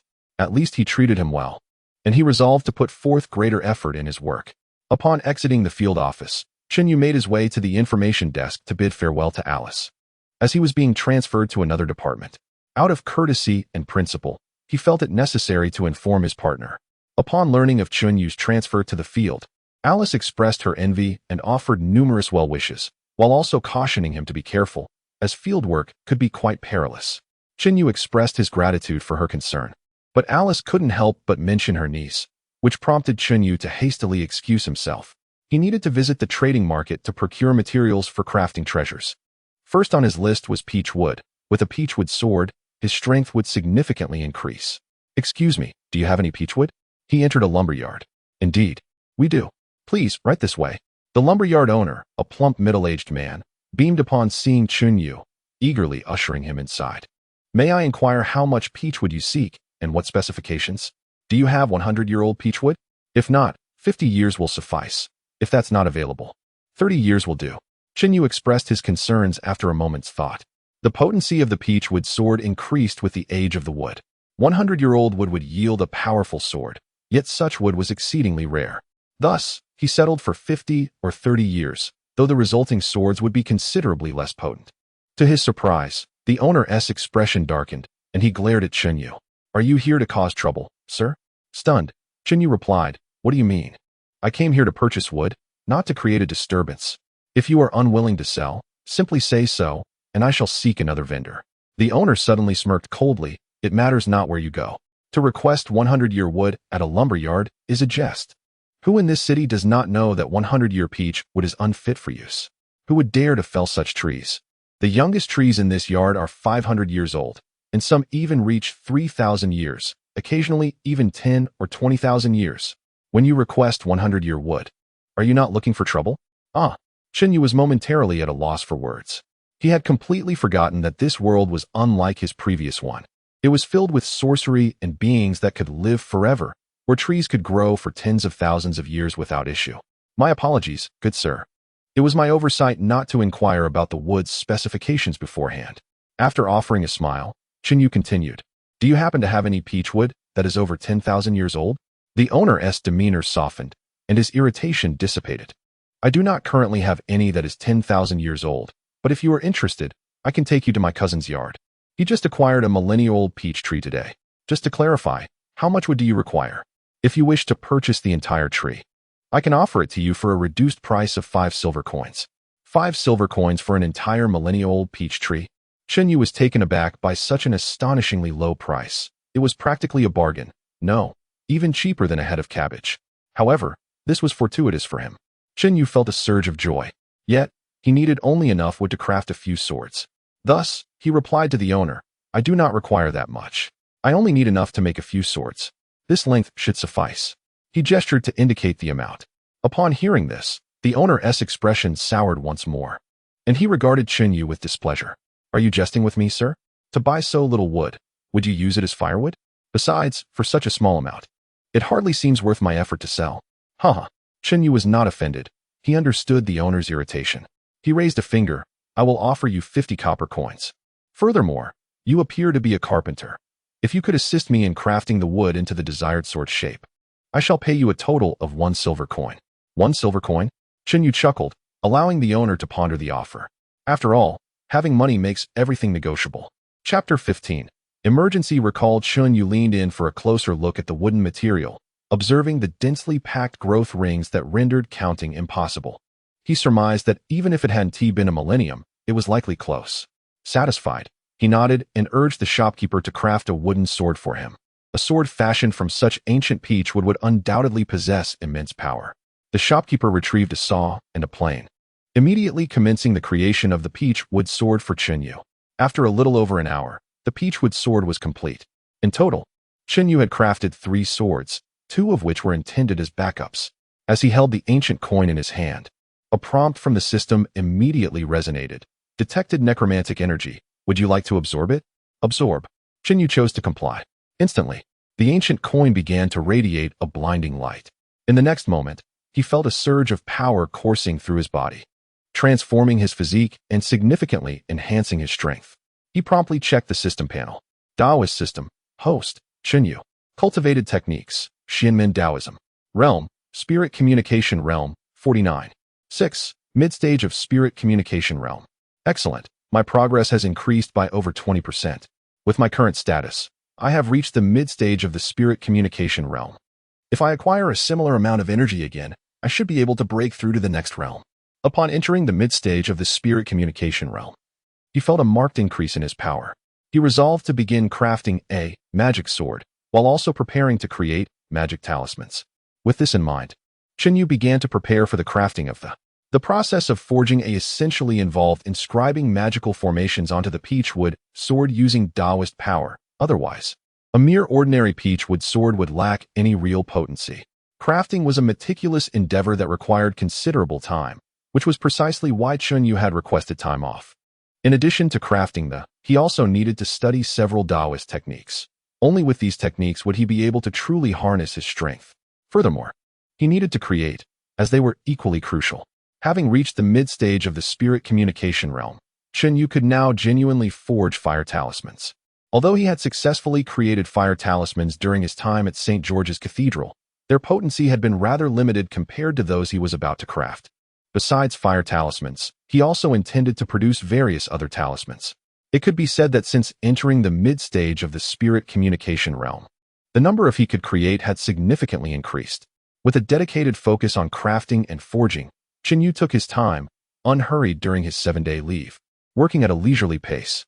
Suddenly, In the ancient cemetery located in the eastern part of Yinsummer City, the largest tombstone, towering 3 to 4 meters, abruptly shattered. Subsequently, a rumbling sound emanated from beneath the tombstone, causing the cemetery to tremble as the earth heaved, revealing deep pits and terrifying abysses where the soil sank away. Above the cemetery, 2 aged wizards clad in white robes hovered in the air. The white robe was a mark of high-ranking wizards, and these 2 elder wizards were undoubtedly formidable beings. At that moment, they both gazed intently at the massive tombstone at the center of the cemetery, their expressions grave. The tombstone continued to sink, as if something below was tugging at it, attempting to drag it into the unfathomable abyss. Miraculously, the tombstone seemed to possess a spirit of its own, aware of its fate, and struggled desperately, emitting a desperate wail, unwilling to be pulled into the depths. Yet, its efforts were futile, as the force pulling it down was far superior in strength, slowly dragging it deeper into the ground. Was the tombstone of Tacoma about to be devoured? Should they intervene to save it? The elder wizard on the left furrowed his brow, clearly eager to assist the tombstone, but ultimately turned to the wizard on the right for counsel. The wizard on the right, his expression somber, appeared to hesitate before finally shaking his head. The outcome was already determined. It was time for Leaf, sealed for a millennium, to emerge from Dooley's burial vessel. Dooley's burial vessel, like the tombstone of Tacoma, was a treasure, though Tacoma's tombstone was used for suppression, while Dooley's vessel was intended for sealing. Both artifacts had been employed to seal the malevolent sorcerer Leaf. However, a millennium had passed, and the seal had weakened. Leaf was finally about to break free from Dooley's vessel. The elder wizard on the left cast a glance at Tacoma's tombstone and suddenly recalled Leaf's nature, descending into deep concern. Leaf was notoriously reckless. Should he be released, he would undoubtedly wreak havoc. Perhaps they should reinforce the seal and confine him for another millennium while they still could? The wizard on the right fell silent, seemingly contemplating the feasibility of his companion's proposal. However, after a prolonged period of reflection, he shook his head. The implications were too significant. Sealing Leaf for another millennium would not be acceptable. The original sealing had been a compromise among various factions. Indeed, it seemed there was no alternative. The elder wizard on the left conceded, and all his reluctance transformed into a profound sigh. Subsequently, the 2 wizards made their way westward, towards, intending to remain until Leaf's emergence, ready to intervene should he unleash carnage upon the living. Qinyu's process of forging proceeded exceptionally smoothly. In just over a day, he had successfully crafted the peachwood sword, followed by the creation of fire talismans, which also went remarkably well. After producing several fire talismans, Qinyu began to practice Daoist techniques. He aimed to cultivate several techniques that were within his current realm to enhance his combat prowess. However, while he was engaged in his training, the ground suddenly began to tremble violently. The shaking startled Qinyu, and his first instinct was to flee outdoors, fearing an earthquake. Yet, upon reaching outside, he realized he had misjudged the situation. The tremors had ceased. What had transpired? Why had the earth quaked so unexpectedly? Qinyu was engulfed in confusion. Just then, the communication pearl chimed urgently, the voice suggesting a matter of great importance. Chapter 16. The Graveyard Mission despite his grievances. Qinyu hastily gathered his belongings and armed himself before swiftly making his way to the Wizarding Association. After a half-hour journey in a steam car, he finally arrived at the association. Upon his arrival, he found Lance and others waiting at the entrance, their expressions grave and poised for action. "Captain, I apologize for my tardiness." Qinyu dared not speak frivolously in light of the pressing matter at hand. "Form up." Lance's expression was unusually stern, not a word wasted, and the atmosphere immediately turned somber. "Yes," Qinyu replied solemnly, and promptly fell in line behind Lance. Standing in the ranks behind him were Nakia, Gianna, White, and a male wizard whom Qinyu had never encountered before. This male wizard donned a black robe and held a black-green staff. The hood of his robe was so voluminous that it obscured half of his face. The fleeting glances from beneath the hood revealed a somewhat sinister gleam in his eyes, unmistakably hinting at his mastery of dark sorcery. Recalling the memories of his predecessor, Qinyu immediately recognized that Lance had a dark wizard named Xios under his command, and this must surely be him. Noticing Qinyu's scrutiny, Xios suddenly lifted his head from beneath the hood and cast a glance at him, revealing a visage as eerie as a skull. The sight sent a chill down Qinyu's spine. Surprisingly, the fearsome-looking Xios was rather amiable, flashing a smile at Chenyu. His demeanor friendly, albeit the smile retained an unsettling quality. Chenyu, acknowledging this gesture, nodded in return as a form of greeting. Suddenly, a gentle tug on the hem of Chenyu's garment caught his attention, accompanied by a soft feminine voice calling out to him. Gianna, hello. What can I do for you? Chenyu responded, surprised by Gianna's approach, yet curious about her intention for seeking him out. Today, we are assigned to work as a team, so I kindly ask for your support, Gianna said, straining to gaze up at his chin, her voice soft yet polite. Let us look out for one another. Chenyu modestly replied, but then recalled that he was still unaware of the specifics of their mission. He promptly inquired, Gianna, do you know what is happening? Gianna, evidently privy to some information, leaned in closer and whispered, I heard that a powerful undead wizard sealed in the withered grass graveyard is about to break free from his confinement. A powerful undead wizard? Chenyu gasped, taken aback by the revelation. How could it be a powerful undead wizard? Is our task related to him? The mere mention of a powerful undead wizard struck fear within him. How could they possibly be tasked with confronting such a formidable entity? Was the association truly this reckless in their planning? From his predecessor's memories, Chenyu understood the terror associated with any powerful undead wizard, known for their capacity to obliterate entire cities. Each of them could effortlessly transform the populace of a city into undead minions at will. The thought of a wizard apprentice like himself being sent to confront such a being was absurd.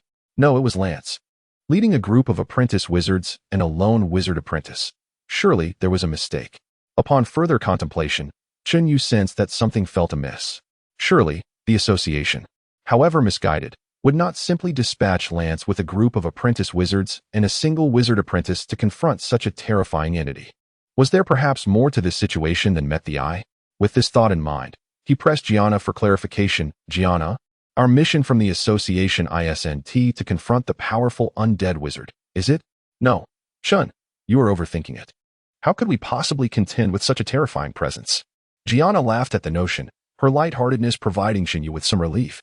Today marks the day when that powerful undead wizard breaks free from his seal, having been trapped in the withered grass graveyard for 10,000 years. Upon his escape, he will undoubtedly emanate a significant amount of undead energy. 10,000 years is an eternity. When he breaks free, the energy will surely permeate the graveyard, where many bodies of common folk are interred alongside the powerful undead wizard. Consequently, the undead energy will transform those bodies into undead minions. Our task is to prevent these minions from escaping the graveyard until the powerful undead wizard has departed, thereby averting any chaos in the city of Yanxia. Is it truly that simple? Chenyu exhaled in relief. So, their task merely involved preventing the undead from emerging from the graveyard, making it seem significantly less daunting. What did you expect? Gianna chuckled. Yet, she soon noticed Chenyu's relaxed demeanor and grew concerned, hastily cautioning him. Chun, we must not be complacent. The graveyard sealing the powerful undead wizard is extensive, and the sheer number of buried bodies will inevitably give rise to a multitude of undead. Moreover, some of these undead may evolve into higher-tier undead. With our current manpower, it will be challenging to contain such a vast number of undead in the graveyard. Any lapse in our vigilance could result in some undead escaping, endangering the lives of civilians and causing havoc in Yanxia, which is absolutely intolerable. Understood. Thank you for the warning, Gianna. Gianna's admonition did not heighten his anxiety. Rather, it ignited a spark of anticipation within him. For others, the undead posed a nuisance. But for him, it represented an opportunity. After all, his unique training in mystical arts required the slaying of the undead to harvest their energy, thus propelling his own progress in mastering his arcane craft. Therefore, rather than feeling apprehensive upon hearing Gianna's words, Chenyu began to secretly devise strategies to maximize his gains during this mission. Chapter 17. A gloomy outlook, however, not long after. Chenyu began to ponder the impending escape of the powerful necromancer, and his worries resurfaced. For him, dealing with undead was manageable, even easily vanquishable. But what of the great necromancer? Would his own actions against the undead provoke the ire of this formidable adversary, leading to his own demise? The very thought sent a shiver down Chenyu's spine. If such a scenario were to unfold, he could scarcely fathom the consequences. He was acutely aware that with his current capabilities, should a powerful necromancer seek his life, he would stand no chance against a single strike, and would surely be obliterated in an instant. Given the typical practices of great necromancers, the best he could hope for would be to be transformed into an undying servant. Terrifying. A bead of cold sweat formed on Chunyu's forehead. After a moment's reflection, he could not resist inquiring once more of Gianna. Gianna, will the great necromancer you mentioned, who is on the verge of escape, attempt to attack us? Not at all. Gianna was momentarily taken aback, her expression reflecting her surprise at Chunyu's question. However, upon seeing the worry etched upon his face, she seemed to grasp his concerns. Chun, you are overly anxious. The association has an agreement with the Black Mage Guild. The powerful necromancer in question, who has been sealed away, is said to be a sorcerer of the Black Mage Guild. He was sealed by the Mage Association 10,000 years ago for his transgressions. At that time, or so the tale goes, mind you, my information is secondhand and may not be entirely accurate. There was resistance from the Black Mage Guild against the association's decision to seal their sorcerer, which led to a minor conflict. Ultimately, the Mage Association prevailed, and the Black Mage Guild capitulated, resulting in the great necromancer being confined within the withered grass cemetery of our city, Yinxia. Now, after a millennium, the time has come for his release. Due to the existing agreement between the association and the Black Mage Guild, he cannot harm us, nor can he act recklessly in Yinxia. Unless he wishes to reignite a war between the Mage Association and the Black Mage Guild, a consequence he cannot bear. So, Chun, rest assured, your fears are unfounded. The sealed necromancer dares not and cannot attack us. At most, he might release a few more undead energies, creating some disturbances for our Mage Association and our field operatives. Thank you, Gianna. Your explanation was very thorough, and I feel much more at ease now. Chunyu smiled upon hearing her words. The information Gianna possessed was quite detailed, and if things were indeed as she described, then his worries were indeed excessive. The great necromancer could not possibly pose a threat to him. As for the Black Mage Guild, he had gleaned some knowledge from his previous life, recognizing it as a nefarious organization predominantly composed of necromancers, proficient in dark magic and necromancy, standing in stark opposition to the Mage Association, which was primarily composed of white mages. Yet, one question lingered in his mind. If the Mage Association was stronger than the Black Mage Guild and had sealed their great necromancer, why then allow him to escape? Would it not be better to keep him imprisoned indefinitely? The association's choice to release such an adversary seemed overly magnanimous. As someone who had traversed from a modern society and had been bombarded with countless streams of information, Chinyu found it difficult to reconcile the association's actions. Releasing a formidable enemy was akin to empowering them, and empowering an enemy equated to diminishing one's own strength. It appeared the Mage Association's heart was not sufficiently ruthless. After some contemplation, he worried that his judgments might be clouded by information bias, leading to misinterpretations of the association's intentions. Thus, he posed another question to Gianna. Gianna, I have yet another question that perplexes me.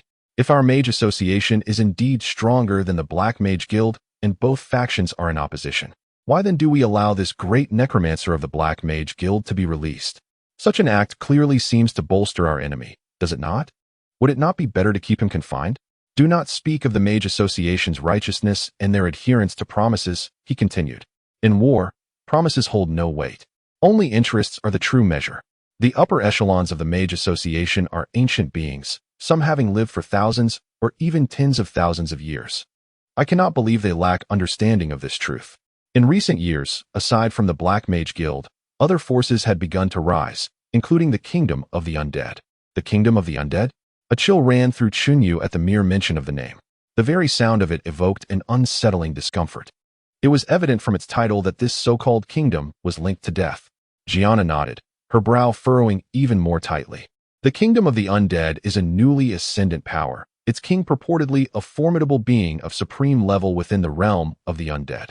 As both organizations operate within the realms of dark and necromantic magic, the Kingdom of the Undead has maintained a close relationship with the Black Mage Guild since its rise. Some even speculate that the Kingdom of the Undead is a splinter group of the Black Mage Guild, a two-sided entity that, after its separation, rapidly flourished to become an organization of equal stature to the Black Mage Guild. While we may not regard the Black Mage Guild with much concern, we cannot ignore the implications of the Kingdom of the Undead. Therefore, the sealed great necromancer in the withered grass cemetery represents not a reluctance to keep him confined, but rather a necessity dictated by circumstance. The 10,000-year agreement has reached its expiration, and while the association may wish to breach it, the current situation does not permit such an action. At her words, Qinyu fell silent, his mood inexplicably heavy.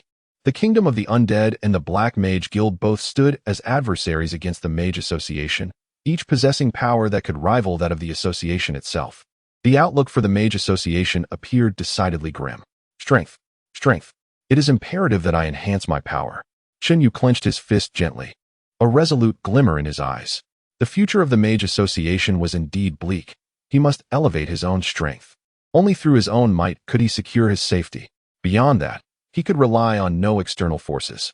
It seemed essential to gather as much necromantic energy as swiftly as possible. Suddenly, the sound of hurried footsteps jolted Qinyu from his thoughts. He quickly lifted his gaze toward the entrance, where he spotted a gaunt man in a wizard's robe rushing towards him in a state of panic. The moment Lance laid eyes on the man, his expression darkened with anger. Chapter 18. Entering the cemetery. I apologize, Captain Lance, I truly do. The frail man who hurriedly approached was Jefferson, another member of Lance's team. He was late, and upon seeing Lance's furious, predatory glare, he hastily offered his apologies. Lance, seething with anger and wishing to strike Jefferson on the spot, was acutely aware of the urgency of the situation and suppressed his rage. Knowing this was not the time to settle scores with his subordinate, drenched in sweat, Jefferson joined the group. Let us depart, Lance commanded with a forceful wave of his hand. A spacious carriage that had been waiting nearby rolled forward without delay. Without waiting for it to come to a complete stop, Lance led the others on board. Faster, he urged the coachman impatiently as he settled in. Crack. The coachman struck the horse's back with the whip, and the carriage sped eastward. Inside, a profound silence enveloped the group. None dared to utter a word. Each person silently preparing for the daunting task ahead. It was evident that everyone understood the gravity of this mission. As the carriage gradually approached the desolate cemetery, a woman's sharp voice rang out, "Stop." The carriage screeched to a halt. The coachman pulled back the curtain, and Qinyu quickly turned to look outside. Spotting a composed woman in her 30s, wielding a white staff, leading a group of wizards by the roadside. Recognizing her immediately, Qinyu identified her as Lena, another captain from the local wizard association. With a cold stare, Lena scrutinized Lance and questioned, "Captain Lance, why have you arrived so late?"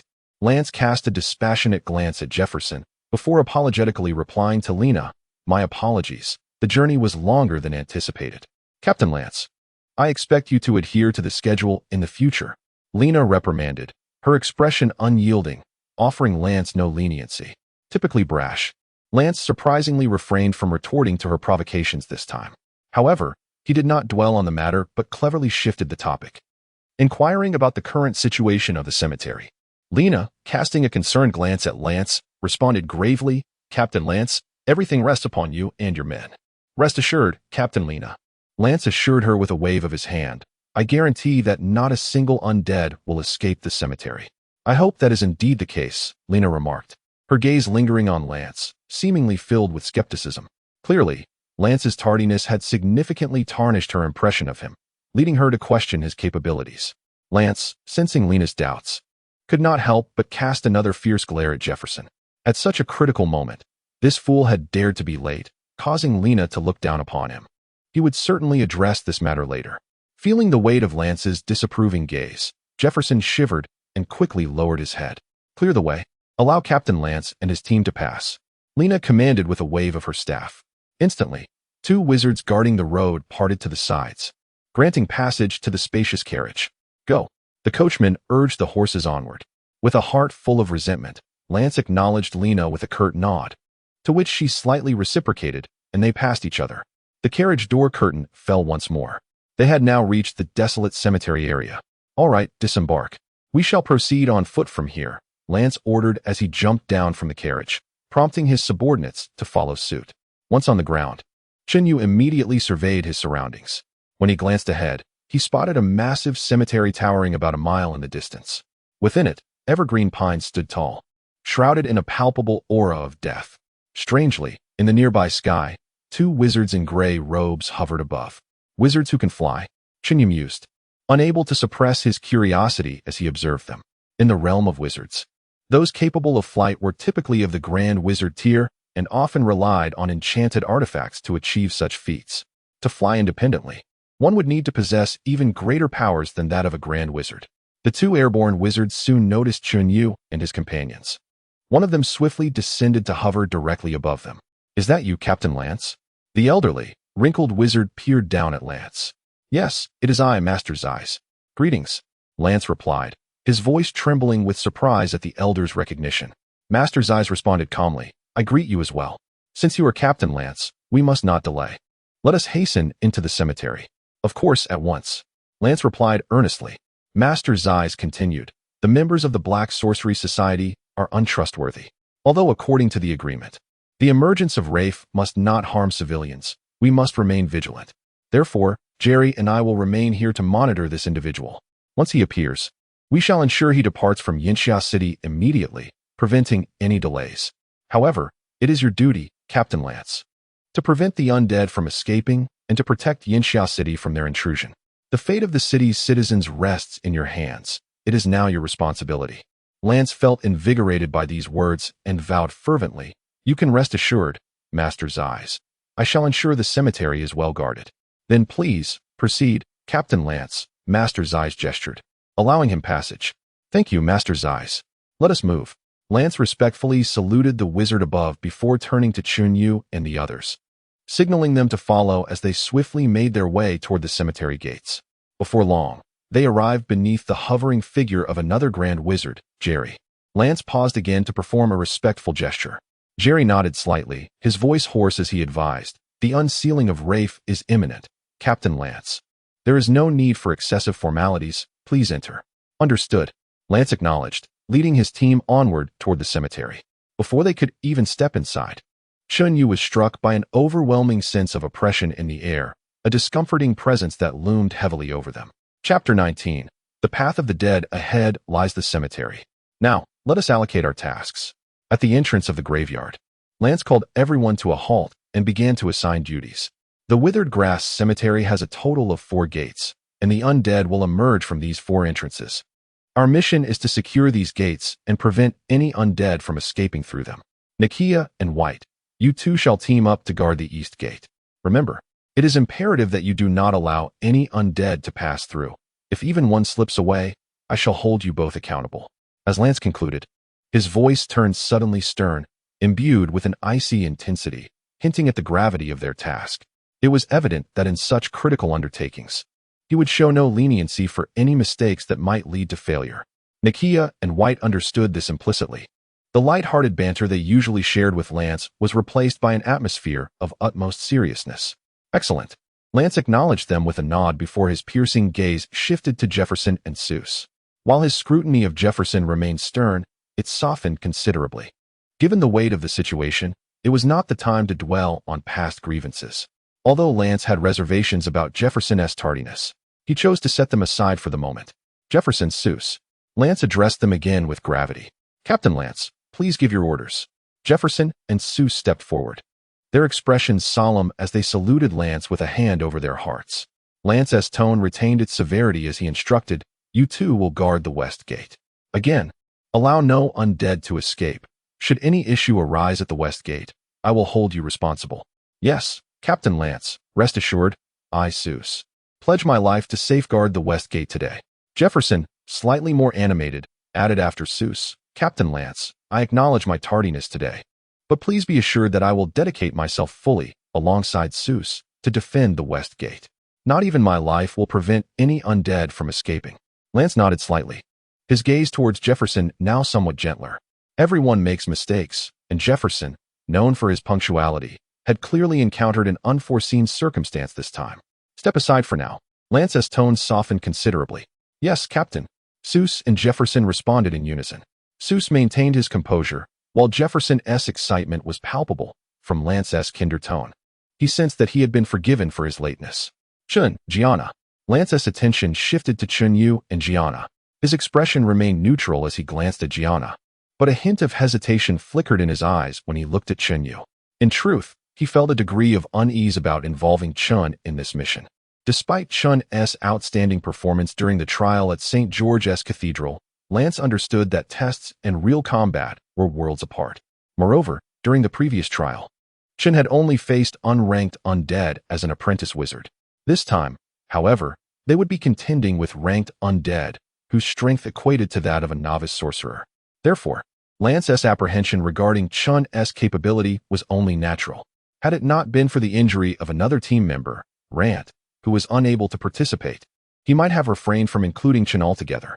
Yet, due to the shortage of personnel, he had no choice but to take Chun along. Despite this necessity, his concerns about Chun's reliability lingered. Concerns aside, there was no better alternative at this moment. After a moment of inner conflict, Lance grit his teeth and declared, "Chun, Gianna, please give your orders, Captain." Chun and Gianna stepped forward simultaneously. Lance's tone had calmed significantly. "Chun, Gianna, this time, you are assigned to guard the south gate. Chun's strength is somewhat lacking, but fret not. The south gate faces the sun, where the yang energy is stronger. Undead choosing to escape from this entrance will likely be fewer. If you both put in the effort, you should be able to hold the line." "Yes, Captain," Gianna immediately affirmed. "I have no objections to your orders." In truth, Chun could surmise some of the reasoning behind Lance's decision. He understood that Lance had simplified the task due to his current status as an apprentice wizard. He recognized Lance's good intentions. However, despite this understanding, Chun felt a twinge of discontent. Did Lance truly underestimate him? Although he was an apprentice, the potency of his techniques surpassed that of mere sorcery. Not to mention, he had forged a peachwood sword and practiced various methods, making his abilities, at least in certain aspects, superior to a typical novice sorcerer. Especially when it came to confronting the undead, his techniques held unique advantages. Though he harbored feelings of indignation, Chun kept them to himself. Guarding the south gate versus the others was not a vast difference. Since Lance had assigned him to the south gate, he would accept it. For his primary aim in this mission was to vanquish more undead and collect their energy to advance his techniques. As long as he successfully gathered the energy, it mattered little which gate he guarded. The outcome would remain unchanged.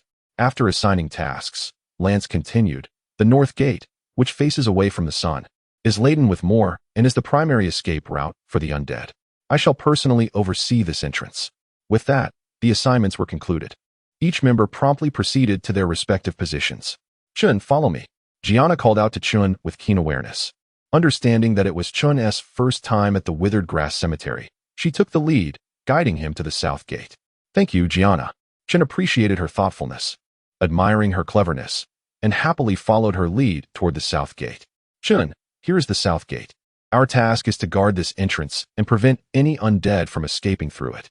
Shortly, Gianna led Chun to a grand stone gate. Seizing the opportunity, Chun began to survey his surroundings. The spacious stone gate faced the sun, appearing somewhat brighter and less suffused with. However, the area surrounding the gate was still thick with withered grass, towering over a person's height. The air was laden with the scent of decay, and just beyond the entrance stood several tombstones. Wisps of undead energy emanated from the tops of the tombstones, bubbling forth, while the ground beneath them echoed with the sound of nails scraping against the earth, as clumps of soil erupted like a fountain from below. The soil was black, tainted by the energy of the undead. It was evident that restless spirits were about to break free from beneath the tombstones. Chapter 20. I have been sealed for 10,000 years. Gianna immediately felt a surge of anxiety, gripping her staff tightly as she recalled that Chunyu was participating in a mission for the first time and might not fully understand the gravity of the situation. She quickly reminded him, "Chun, the great necromancer is on the verge of breaking the seal. The aura of the undead is seeping out, and the corpses in the cemetery have already been infected and transformed into undead. They will soon emerge from the ground. We must be cautious and assist each other in case of difficulties." "All right, we'll help each other," Chunyu replied, his spirits lifted. Unlike Gianna, he was eagerly anticipating the appearance of the undead, as defeating them would allow him to collect their energy. With a myriad of undead spilling forth from the desolate cemetery, it was undoubtedly a fortuitous opportunity for him. 10,000 years. I have been sealed for 10,000 years. A sudden, unwilling yet resonant cry echoed from the depths of the cemetery. The voice, deep and muted, seemed to emanate from far underground. Yet it carried an immense power that penetrated the earth and reached the ears of everyone present in the cemetery. Upon hearing this voice, Jinnah's heart tightened. The overwhelming pressure was unmistakably that of the great necromancer sealed beneath the cemetery. However, it was clear that the necromancer had not yet broken free, though it would be soon. Chunyu felt a surge of alarm as well. The power of the great necromancer was formidable, Even just hearing the voice sent shivers down his spine, as if it carried a curse capable of transforming one into the undead. As the corpses in the cemetery heard the necromancer's anguished cry, their transformation into undead accelerated. Finally, one corpse completed its evolution and fully turned into an undead creature. It clawed through the soil covering its grave, its sharp nails piercing through the earth. The soil fell away, revealing a small yet profoundly deep opening. The undead began to frantically excavate the soil with its sharp claws, the speed of its digging increasing, and more soil tumbled into the void. Soon, the opening widened enough for a person to emerge, and a decayed body, nearly skeletal in appearance, swiftly crawled out of the grave. It stood unsteadily, its lifeless eyes turning stiffly as if trying to discern its surroundings, and then it staggered towards one of the 4 great doors. The undead have arrived. Jinnah, feeling increasingly anxious, saw the undead creature emerge and instinctively warned Qinyu in a hushed tone, concerned for his inexperience. She then waved her staff at the approaching undead. Seal. As she chanted the incantation, a beam of white light shot from her staff, striking the ground before the undead. Vines rapidly sprouted from the earth, growing wildly and ensnaring the undead. Into the depths, Jinnah waved her staff again, the vines tightening their grip on the undead and dragging it deeper into the cemetery, determined to prevent it from escaping. However, at that moment, a sudden noise erupted from behind, accompanied by a wave of heat rushing forward. A fireball, the size of a basin, struck the face of the bound undead. It let out a horrific wail as its decayed visage was seared, suffering excruciating pain. Yet, the flames quickly spread across its body, engulfing it entirely. Qinyu. At that moment, Qinyu had just retracted his hand. The flames were undoubtedly unleashed by him. How could he possess the ability to kill the undead? Jinnah's expression turned to one of disbelief. As a being of the undead, it was exceedingly difficult to slay such creatures. Even she could only seal or hinder them, not destroy them outright. How could Qin possess such power? Yet, it was evidently not the time for contemplation, and Jinnah's expression shifted in alarm as she recalled another possibility. Oh no, Qin. The undead here cannot be killed. Slaying the undead will release death energy, attracting more undead to our location. So, Qin, please refrain from killing them. We must stop them from escaping. Just as you see me do. Is that so? Qinyu was clearly hearing this for the first time, yet his spirits lifted at the revelation. While Jinnah feared the arrival of more undead, to him, it was an opportunity. Haha, I understand, Jinnah. Thank you for your warning. Jinnah stared at Qinyu's grin, suddenly feeling a sense of foreboding. His smile seemed unnaturally exuberant. However, before she could voice her concerns, the death energy released from the undead Qin had just slain began to attract more undead. From behind several cypress trees staggered forth multiple undead, totaling 5 or 6. This is bad. So many have come. Jinnah's heart raced as she realized the influx of undead was undoubtedly due to the death energy from the recently slain creature. Qin, we must work together to stop them, and remember, do not kill. As she spoke, Jinnah waved her green staff, rapidly reciting incantations, causing even more vines to sprout from the ground. These vines slithered like serpents, branching out into tendrils that swiftly reached towards the undead's feet. She planned to bind these undead as she had done before, transporting them deeper into the cemetery. Suddenly, the peculiar noises erupted again, and one after another. Basin-sized fireballs shot forth from Qinyu's hands, roaring with heat and targeting each undead. The anguished cries of the undead filled the air as each one was struck by a fireball, igniting in flames, meeting the same fate as the first. Qin. Jinnah realized that this approach was futile. The more they killed, the more undead would come, eventually overwhelming them. Don't worry, Jinnah. I have a way to deal with the undead here. Qinyu reassured her, smiling to ease her worries. This was not mere bravado. He truly had a method to tackle the situation. During his recent training, he had deliberately honed a minor technique specifically effective against the undead, granting him confidence to face the oncoming horde without fear. Chapter 21. The Summoning of the Black and White Impermanence. Qin, this is not the time for jokes. Jinnah said anxiously. It was not her disbelief in Qinyu. Rather, his words were utterly unfathomable, stretching beyond the limits of her comprehension. Haha. Qinyu chuckled again, noticing Jiannah's distress. How about a wager? If you lose, you treat me to a meal. I could treat you to 10 meals. Jiannah exclaimed, on the verge of tears. Qin appeared too nonchalant. raising her suspicion that he did not grasp the gravity of the situation. Please, don't do anything reckless. If this continues, with our abilities, we will truly be unable to stop the spirits. Gianna, you worry too much, Chinyu reassured her, observing the tears welling in her eyes. He felt compelled to explain, lest she succumb to despair. Let me clarify. I am not afraid because I possess a minor technique specifically designed to counteract spirits. No matter how many there are, they cannot intimidate me. Chun, are you serious? Gianna was momentarily taken aback. It was difficult for her to believe him, as there were no records of such a technique in the annals of witchcraft. Even if such a spell existed, it would not be within the capability of an apprentice like Chun. However, his demeanor did not seem deceitful. He appeared far too earnest for that. Trust me, Gianna, he implored. Chun realized it was challenging to convey the truth, clearly due to their cultural differences, so he adopted a serious expression. Gianna scrutinized his face, seeking any hint of insincerity, yet ultimately found none. What Chun claimed seemed genuine, yet unease still gnawed at her. Suddenly, a cacophony of wails erupted from the depths of the cypress trees and behind every gravestone, as spirits began to emerge in droves, at least 20 or 30 this time. Gianna's earlier words rang true. Slaying spirits in the cemetery released a miasma that attracted even more. The spirits Chun had dispatched had drawn forth an overwhelming number of others to the south gate. Gianna turned to him, eager to know his next move. At that moment, Chinyu felt a wave of anxiety wash over him. The fire talismans he had crafted were limited in number, barely sufficient to confront such a multitude of spirits. As the spirits surged forth, he resorted to combat. He flung fire talismans at the approaching spirits, one after another, incinerating them with each strike. Yet, with every spirit that fell, more continued to emerge from the depths of the cemetery, gathering in swarms. In the blink of an eye, the number of spirits had swelled to over 100, and they showed no signs of abating. Should I call Captain and have him send reinforcements from another gate? Gianna suggested, her voice laced with concern. The sheer volume of spirits had exceeded her capacity to manage, and she began to doubt Chun's ability to cope. However, being a kind-hearted person, she refrained from voicing her worries too bluntly, instead offering a gentle reminder.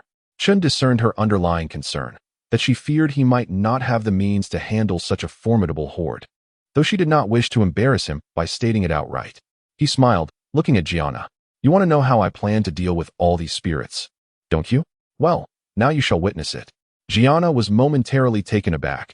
Her curiosity piqued about Chun's next course of action. At last, he ceased his assault and, under Gianna's watchful gaze, produced a peculiar talisman from his possession. Unlike the previous ones, this talisman was triangular, black, and emitted a faint aura of ominous energy. The Een Spirit Talisman could open the gates of the underworld and summon the spirits to the mortal realm. Chun had crafted this talisman with the intention of invoking assistance from the deities of the underworld. However, given his current strength, the spirits he could summon would not be particularly powerful, perhaps just the Oxhead and Horseface, or the Black and White Impermanents. Nevertheless, it would suffice. Whether it be the Oxhead and Horseface or the Black and White Impermanents, their presence would be adequate to manage the ordinary spirits, as they were inherently tasked with such duties. With the talisman in hand, Chun's expression turned grave. He tossed the talisman into the air and simultaneously formed incantations with his hands. Radiant light swirled around him as a surge of mystical energy emanated from his palms, forming a circular pattern that danced around him. Now, Chun commanded, pointing at the Een Spirit Talisman as he recited the incantation. The mystical energy flowed into the talisman, and he proclaimed, I, disciple of the underworld gate, summon the Black and White Impermanents. With a thunderous boom, the ground trembled at his words, and a deep rumble echoed forth, followed by the haunting wails of spirits. A dark, fathomless portal began to swirl open before them. A chilling wind poured from the depths of the opening, causing the temperature to plummet as ice crystals began to fall from the air. It's so cold, Gianna shivered, her heart racing as she beheld the abyssal entrance. The depth of the portal radiated an aura of despair and danger, evoking a primal fear that seemed to threaten death to any who dared approach. Who summons us? Two eerie voices emerged from the depths, laced with a chilling resonance that sent shivers down Gianna's spine. As she stared into the swirling darkness, two figures gradually emerged, one clad in black and the other in white. As Gianna beheld their forms, a wave of dread washed over her. Their attire was peculiar, adorned with strange hats, and each bore a grotesquely long, crimson tongue that dripped ominously. In their hands, they wielded two strange, paper-like objects resembling flags. Upon seeing these items, Gianna felt an instinctual dread. Though she did not recognize their purpose, an innate understanding of their lethal potential filled her with terror. These objects were instruments of death. A mere gesture towards her would spell doom, not only for her as an apprentice but for even the most formidable beings. Chinyu, a disciple of the mystical sect, respectfully greets the two spectral officials, Hai Wuchang and Bai Wuchang. Chapter 22. The opening of the gates to the underworld. It was revealed that the speaker, clad in black, was none other than Hai Wuchang. Upon learning of Chun Yu's identity as a disciple of the Xianmen, Hai Wuchang's demeanor transformed. For a disciple of the Xianmen, skilled in authentic practices, possessed the rightful authority to summon them. He promptly inquired, as a disciple of the Xianmen, "What is it that you wish to summon us for?" Chun Yu bowed slightly to Hai Wuchang and elaborated, "As a ghostly emissary, I am troubled by the presence of numerous malevolent spirits here, far beyond my capacity to subdue. I beseech you and your companion to escort these spirits to the underworld for proper handling." Malevolent spirits? Hai Wuchang turned to observe the gathered souls, who had ceased their movements upon the appearance of both him and Bai Wuchang. In truth, the spectral authority inherently vested in the emissaries instilled fear in the spirits, rendering them motionless. Chun Yu's brow furrowed as he realized they were refusing his request. However, it soon dawned on him that they were seeking compensation, unwilling to assist without reward. After all, the talisman he wielded was genuine, a true artifact of the Xianmen, obligating the spirits to assist him. Yet, Hai Wuchang's point was not entirely unfounded. This was not the Central Plains, and thus he was not bound by their jurisdiction. Their willingness to assist would hinge upon their disposition. With a smile, Chun Yu produced a gold coin from his possession and offered it to Hai Wuchang with both hands, saying, "A mere token of appreciation, I hope you will accept it." "You are truly gracious," Hai Wuchang replied, receiving the coin with a composed demeanor. He weighed it in his hand before inquiring with a smile, "Might I ask, is this coin intended for me or for Bai Jun? Is it insufficient?" Chun Yu immediately grasped the implication. The duo had offered only one coin, implying it was too little. However, it was not due to stinginess on his part. He had but a single coin to give. He quickly turned to Jianna, whispering, "Do you have a gold coin to lend me? I shall repay you once I receive my salary." Jianna promptly produced a gold coin from her own belongings and handed it to Chun Yu, inquiring if it would suffice. Chun Yu nodded gratefully and approached Hai Wuchang once more. "Forgive me, I almost forgot. Here is another gold coin. 2 coins, one for you and one for Bai Wuchang." "Haha, you are too kind," Hai Wuchang exclaimed, accepting the coins, revealing a smile that was more akin to a grimace. He tossed one coin to Bai Wuchang, who caught it deftly, and both of them discreetly tucked the coins away. Then, Hai Wuchang turned to Bai Wuchang and suggested, "Brother, since Chun Dao's talisman is authentic and his methods legitimate, shall we extend our assistance?" Bai Wuchang replied with a smile, "What you say is indeed true." "Excellent. Splendid." Hai Wuchang laughed heartily, invigorated by the prospect. He shook the soul-calling banner in his hand, eager to act, yet feigned modesty, saying, "In that case, shall we have Brother Bai take the lead in binding the spirits?" Bai Wuchang, perceiving Hai Wuchang's intentions, chuckled and declined, "Why must you insist on involving me? You may act alone. After all, this is not the Central Plains. In this wild land, should you act with excessive force and stir up trouble, who would dare to reproach you? Please proceed without concern." "Haha, you are astute, my friend. Without your reminder, I might have forgotten the circumstances here." Hai Wuchang laughed again, the earlier trepidation dissipating. He had harbored concerns about adhering to protocol, fearing that excessive force might lead to complications. Bai Wuchang's words, however, reassured him that in this place, there were no celestial mandates to restrain him. "Then I shall not hold back." With eagerness, Hai Wuchang waved the soul-calling banner. He swung the banner with fervor, his expression turning grave as he pointed it towards the open gates of the underworld, declaring with a voice like thunder, "Gates of the underworld, open for me." With a resounding boom, the gates, previously opened by Chun Yu, suddenly expanded, now resembling the size of city gates. "Woe! Woe is me! My death was most tragic." The wails of spirits echoed from beyond the gates, as if they were enduring unspeakable torment. From the darkness beyond, a swirling mist of crimson could be perceived, evoking a sense of dread. Jianna, witnessing the true gates of the underworld for the first time, felt a chill envelop her. How terrifying, she thought. The realm beyond exuded an aura of authority, despair, death, and coldness, magnitudes more potent than the world of the departed. Not to mention the unfathomable power that seemed to suppress all forms of mortality. Behold, He Wuchang's voice boomed again, rousing Jianna from her stupor.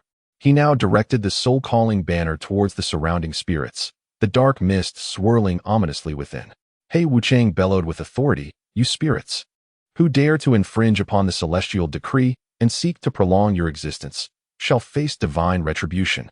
Instantly, the spirits surrounding him were struck with terror, their faces etched with horror, yet none dared to approach the gates of the underworld. The fear of death loomed large over them. Who would willingly step into such a fate? How audacious to defy my command! Such insolence warrants death. He Wuchang's fury ignited as he recognized the need to establish his authority. He made a decisive motion with the soul-calling banner, and with a rustling sound, several spirits were ensnared, their very essences extinguished. Fail to enter, and you shall share their fate. He Wuchang shouted once more, brandishing the banner above the remaining spirits. At last, the terrified spirits complied, moving obediently towards the gates of the underworld one by one. Ah, splendid. Truly splendid. The progress is remarkable. Observing the advancement of his cultivation through the Xianmen techniques, Qinyu could not contain his joy. He realized that whether through He Wuchang's annihilation of spirits or their coercion into the gates, both actions contributed to the accumulation of spiritual energy, thereby enhancing his own cultivation progress in the Xianmen arts. Chapter 23. The Wrath of the Black Wuchang Spirits of the Underworld. Hasten your entry. The Black Wuchang bellowed once more, brandishing the spirit summoning banner before plunging it into the earth. With a thunderous roar, the banner expanded to a towering height, emanating dark mist that swiftly enveloped the cemetery. In that moment, the restless souls in other parts of the graveyard began to shift direction, gravitating toward the gate of the underworld. Strangely, it felt as though the number of souls was far fewer than anticipated. One would expect a multitude of spirits, yet their appearance was disappointingly scant, entirely at odds with expectations. The other two gates, the eastern and western, mirrored Lancelot's unease. Why did the cemetery seem so devoid of souls? Boom, boom. The ground trembled violently, particularly at the center of the cemetery, as a surge of black mist erupted from below. It was the great necromancer, Leaf, whose seal was on the verge of being broken. Lancelot, though anxious, bore a semblance of relief as he cast his gaze toward the heart of the cemetery. Like others from the Wizarding Association, he wished for Leaf to remain sealed indefinitely. Yet, he understood the futility of this hope. Not only would the Black Witches never consent, but even the realm of the undead would not allow it. While it was the duty of the Wizarding Association to thwart malevolent necromancers, even their headquarters lacked the power to prevent Leaf's emergence. How could he, Lancelot, possibly succeed? The unfolding of Leaf's return was a foregone conclusion, and all that Lancelot could do was to unleash legions of undead to wreak havoc upon the city of Yanxia. Should Leaf break free? His emotions were a complex tapestry. On one hand, he wished to prevent Leaf's return, yet on the other, he recognized that only a swift emergence could restore tranquility to the cemetery, averting calamity for Yanxia. Thus, as he witnessed the impending shattering of the seal, Lancelot's feelings were fraught with contradiction. Yet who among the assembled was not similarly torn? All but Qinyu and Jianna felt the same conflict, yearning for Leaf's eternal confinement. Yet acknowledging the impossibility of such a fate, they could only hope for a swift departure to minimize the potential destruction wrought upon Yanxia. Crack, crack. The earth at the center of the cemetery began to fissure, revealing a narrow yet unfathomably deep opening. A plume of black smoke ascended from the abyss, and as it emerged, it swiftly coalesced into the silhouette of a man, a figure reminiscent of a skeleton. Leaf, the great necromancer Leaf. After a millennium of imprisonment, his form had been irrevocably transformed into that of a skeleton. However, as he rose from the depths, a flick of his hands summoned a grayish aura that enveloped him, and flesh sprouted forth to restore his visage to that of a man in his 60s, complete with a long beard. Yet, the expression upon his face was one of unbridled rage. Tyreshid, the archmage who had sealed him away, represented the Wizarding Association. It was easy to fathom the level of animosity Leaf felt toward his captors. Consumed by hatred, he surveyed his surroundings, taking in the cemetery in which he found himself. A cemetery? Huh, a cemetery. Did you ever imagine, Tireshid, Wizarding Association, that you would be so foolish as to imprison a great necromancer here? Excellent. Marvelous. Leaf's countenance was a mask of fury, his teeth clenched, as he imagined crushing Tireshid and the association to dust. According to the agreement, I cannot strike out here lest I give you a reason to condemn me. Yet I am a great necromancer, the master of death. I shall summon forth legions of the undead, powerful and numerous, to ravage the nearby cities. Tireshid, Wizarding Association, did you ever foresee this? You've sealed me within a cemetery, and now I shall unleash destruction upon your beloved city. I may not be able to take vengeance upon you directly, but I can annihilate the cities you protect. Leaf cackled maniacally, his newly formed hands weaving intricate spells as gray power surged forth and penetrated the ground of the cemetery. A terrifying roar erupted from beneath the earth, signaling the awakening of the undead. The soil was disrupted, and formidable undead began to emerge from the depths, each one of them of a formidable caliber. Surrounding Leaf, these spirits bore the flickering flame of intelligence within their skulls. Go forth, my minions. Annihilate the city. Eradicate all mortals. Leaf commanded, his laughter echoing as he gestured, sending the undead marching out of the cemetery. Remarkable. The spirits have become more formidable. At the southern gate of the cemetery, the Black Wuchang observed the souls queuing to enter the gate of the underworld with a hint of curiosity. Yet, he merely found it intriguing. No matter how powerful the spirits, they were still bound by the authority of life and death, incapable of resisting him. Under the influence of the spirit summoning banner, they would ultimately comply, proceeding into the underworld for judgment and rebirth. Meanwhile, Gianna's gaze transformed.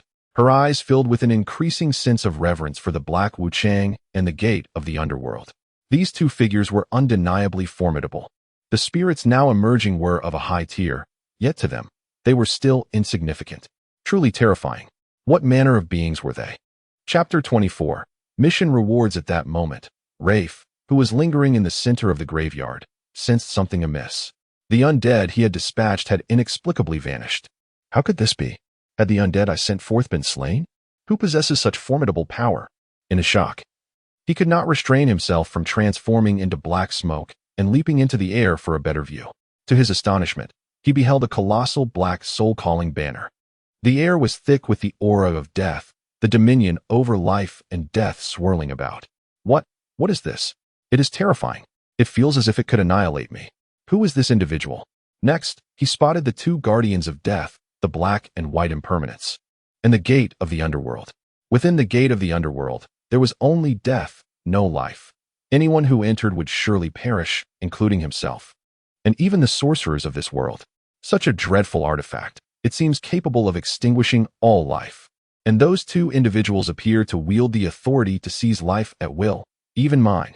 A chill coursed through Rafe, his eyelids fluttering with trepidation. Suddenly, as if he had made a discovery, the black impermanence raised its head and glanced in his direction. This is bad. Has he spotted me? I must flee. Alarmed, Rafe felt the proximity of death with that mere glance from the black impermanence. He could no longer afford to conjure undead beings in the desolate graveyard and swiftly retreated northward. A powerful master. Could such an entity truly exist in this world? The black impermanence had indeed noticed Rafe and paused, momentarily stunned. In that brief moment of eye contact, he discerned something unusual about Rafe. This individual seems to possess the ability of immortality? How curious. In this barbaric land, it appears anyone can achieve eternal life. The mandate of heaven is absent, and the rules are in disarray. Nevertheless, the other party is a living person, not an undead. A living being does not bear a name on the scroll of life and death, making it unwise for him to seize anyone. What has transpired? Why have the undead suddenly diminished? Where is that great undead sorcerer? Has he already emerged and departed? Meanwhile, the Grand Sorcerer Sis and the Grand Sorcerer Jerry, who had been observing Rafe's movements from afar, witnessed his escape. Chun, it's over. Jiana similarly noted the cessation of undead appearances. She turned to Chinyu, feeling a profound shock within. The two individuals Chun had summoned were extraordinarily powerful, having swiftly resolved the undead issue, leaving no more undead in sight. However, Chinyu felt perplexed. He had anticipated Rafe's emergence or the creation of more undead, yet instead, it had all vanished. This left him disappointed, as he had hoped to elevate his mastery of the mystical arts through vanquishing the undead. Chun, The matter here is settled. We must take our leave. Until we meet again. With the absence of further undead, the Black Impermanence retracted the soul-calling banner and bowed to Chunyu in farewell. Until we meet again. Chunyu, somewhat bewildered, returned the gesture, still unable to comprehend what had transpired. The Black Impermanence, understanding Chunyu's confusion, smiled and called to the White Impermanence. Together, they stepped into the gate of the underworld, which then sealed shut. Chun, your friends are remarkable. The undead vanished prematurely. They must have done something. Observing the departure of the Black and White Impermanence, Jianna finally exhaled, engaging Chunyu in conversation.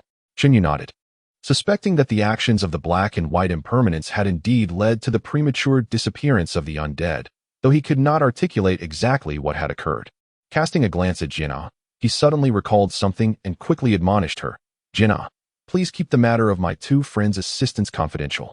The existence of the Black and White Impermanence was a profound secret, and as a mere apprentice sorcerer, he had summoned two individuals who effortlessly resolved the troubles wrought by a formidable undead sorcerer in the desolate graveyard. Should this information leak, it would undoubtedly invite tremendous trouble upon him. Chunyu, still of modest strength, was keen to avoid such complications. Rest assured, Chun, I have no desire to attract trouble. Jianna replied with a clever glance at Chunyu. She was astute enough to realize that if Chin's secret were to escape, she, as a mere observer and witness, would also find herself embroiled in troubles she wished to avoid. At that moment, their communication orbs chimed simultaneously. Both reached for their orbs and placed them to their ears. Discovering that Lancelot was summoning everyone to gather, they promptly set down the orbs and proceeded towards the northern gate where Lancelot awaited. When Chunyu and Jianna arrived at the northern gate, Whitney, Nakia, and the others were already present. It was evident that everyone was puzzled as to why the undead had suddenly vanished, especially at such a critical juncture in their mission. Only Lancelot regarded Chunyu with a complex expression. He harbored deep suspicions that the recent turn of events was somehow linked to Chunyu. Chun, come here. I need to discuss something with you. With an air of inquiry, Lancelot beckoned Chunyu and began to walk away, drawing the attention of the others to Chun. Among the group, aside from Jianna, only Nakia displayed a knowing expression, as if she had deduced something, while the others wore bewildered faces, clearly unable to fathom Lancelot's sudden call for Chunyu. Chun, today's events were orchestrated by you, weren't they? Lancelot fixed his gaze on Chunyu, his tone laden with significance. Captain, what are you implying? I don't understand.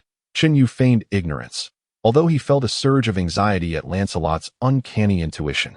Come now, Chun, there's no need for pretense, Lancelot chuckled softly. I witnessed everything that transpired within St. George's Church. Do you know who left behind the statue you vandalized? It was the work of a supreme sorcerer. If you possess the ability to destroy a statue left by a supreme sorcerer, then what is the scheme of a mere great undead sorcerer to you? Therefore, Chun, you can surely understand why I suspect your involvement in this matter. Of course, if you choose to deny it, that is of no consequence to me. However, do you not desire the rewards of this mission? Chapter 25. A bounty of rewards. Captain, is there a reward for this mission? Lance's inquiry momentarily stunned Chunyu, who, after a brief pause, posed his question with a hint of reluctance. Lance, wearing a knowing smile, replied, Come now, Chun.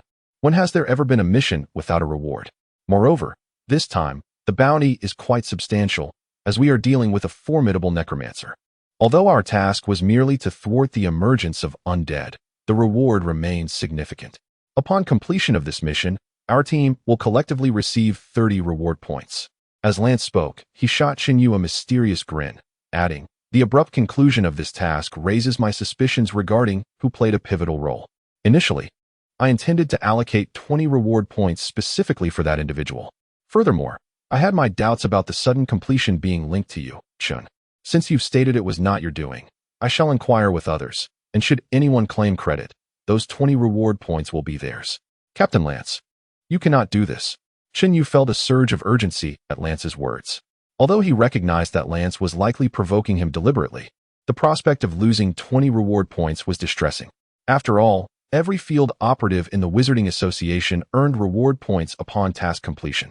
These points could be exchanged for essential resources, including spells and materials necessary for magical training, and could also be converted into gold coins. Typically, one reward point equated to one gold coin. However, it was rare for individuals to trade their reward points for gold, as the latter was easily acquired while the former was not. In the Wizarding Association, reward points were essential for purchasing spells and materials, as gold alone would not suffice. Thus, despite the official valuation of 1 reward point equaling 1 gold coin, the actual worth of reward points was somewhat higher. The value of 20 reward points was nearly equivalent to 25 to 30 gold coins, a considerable sum for Chen Yu, who, prior to joining the field, earned merely 8 silver coins a month. Now, as a wizard apprentice, he barely made 1 gold coin and 2 silver coins monthly. 20 reward points represented nearly 20 months of his wages, a sum he had tirelessly worked to earn over 2 years. Seeing Lance genuinely preparing to leave, Chen Yu forced a laugh and grasped Lance's arm. "Captain, please don't rush off. Since no one has claimed the credit, you may consider me as the one who completed the task." "Consider you?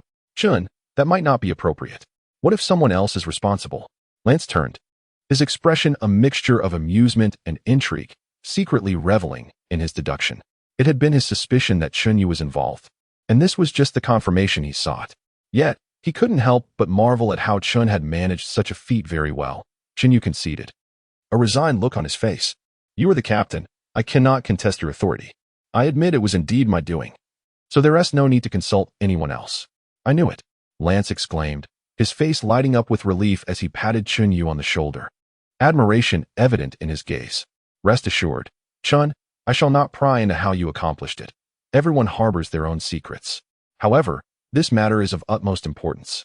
You are but an apprentice, yet you managed to alarm a great necromancer. It is imperative that we keep this under wraps, or it may bring you considerable peril. Captain, you truly care for me." Chen Yu felt a wave of gratitude, touched by Lance's heartfelt concern. "You needn't worry. I shall not disclose today's events to anyone." "Good." Lance nodded, appearing reassured. He continued with his counsel. "Moreover, in future endeavors, it would be prudent to maintain a low profile. Being too conspicuous invites jealousy and potential dangers. However, I trust your maturity and judgment, so I shall refrain from further admonitions." Chen Yu appreciated Lance's thoughtfulness. But as Lance continued, he added, "Regarding the rewards for this mission, I shall indeed allocate 20 reward points to you. However, it won't be through the standard task reward mechanism. Given the gravity of your actions in scaring off the great necromancer, if I were to distribute the rewards directly, it would become evident to others that you were responsible, which could be detrimental for you. I will distribute the task rewards evenly among the team, while I will privately ensure you receive the other 20 reward points you deserve." Thank you, Captain." Chen Yu was taken aback, then elated. He hadn't anticipated such generosity from Lance. This assistance was immensely significant to him. On one hand, he could avoid the notoriety of being the one who frightened off the necromancer. On the other, he would receive the reward points he was entitled to, ensuring his safety. Conversely, Lance would inevitably bear some personal loss to aid him. After all, under normal circumstances, Lance would not receive 20 reward points, and compensating Chen Yu for the shortfall would mean incurring a loss. Feeling a pang of guilt, Chen Yu quickly proposed, "Captain, why not let the loss be mine?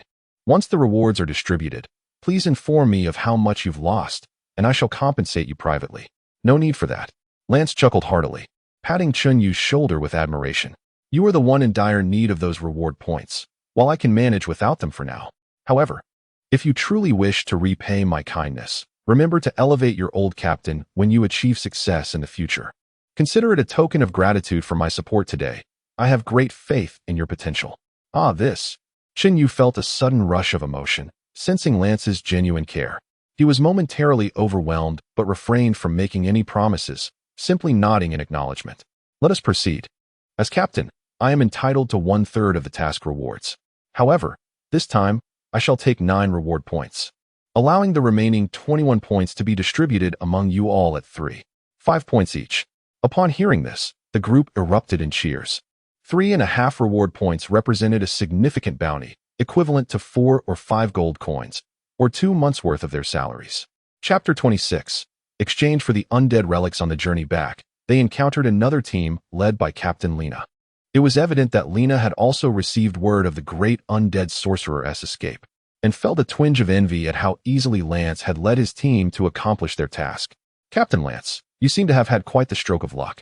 I heard that the great undead sorcerer fled unexpectedly in the midst of the ritual. Upon hearing this, Lance felt a flicker of annoyance, perceiving Lena's words as condescension. While it was true that the great undead sorcerer had escaped, to attribute it solely to luck seemed rather excessive. Who could say it wasn't due to some unknown reason that forced the sorcerer to retreat? Initially displeased, Lena reconsidered and found merit in Lance's argument. Indeed, there could be numerous reasons for the sorcerer's escape, and it was not purely a matter of luck. Haha, Lance chuckled triumphantly. As long as you understand, Captain Lena. After all, even luck is not something everyone possesses. He cast a casual glance at Chunyu, subtly adding, it certainly cannot be found in every team. Lena was momentarily at a loss for words. Her previous remarks had mostly been polite, but she had anticipated Lance would genuinely take it as a compliment. Seeing Lance's smug demeanor, she decided not to pursue the matter further and waved him off, allowing him to pass with his team. Upon returning to the Wizarding Association, Lance called Chunyu into his office. He nonchalantly tossed a card toward Chunyu, saying, "This is your work identification. From now on, any reward points will be stored within it, so do not lose it. Additionally, 20 reward points have already been credited to your card. If anyone inquires, simply state that I lent them to you." "Thank you, Captain," Chunyu exclaimed joyfully as he caught the work ID, immediately expressing his gratitude to Lance. "All right, you may now resume your duties." Lance smiled and waved Chunyu off, knowing well that the moment Chunyu received the reward points, he would be eager to act.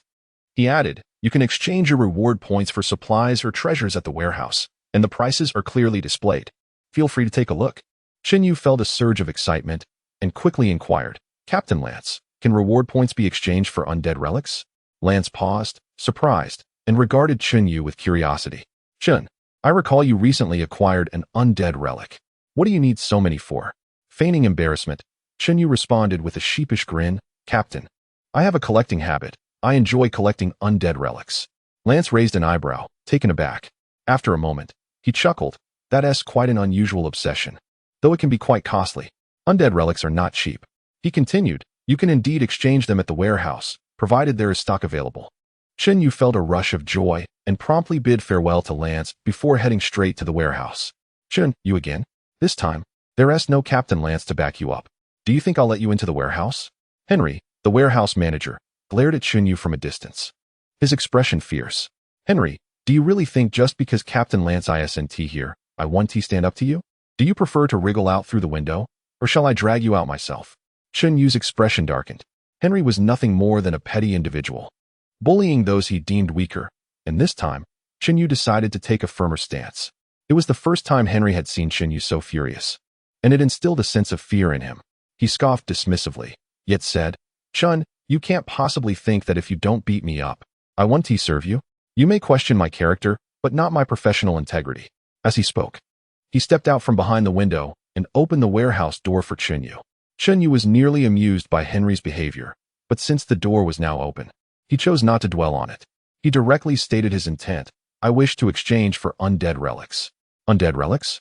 Henry's eyes widened as he recalled the last time Lance had brought Chunyu to the warehouse to retrieve an undead relic. Curiosity piqued. He wondered what Chunyu intended to do with so many, but refrained from asking further.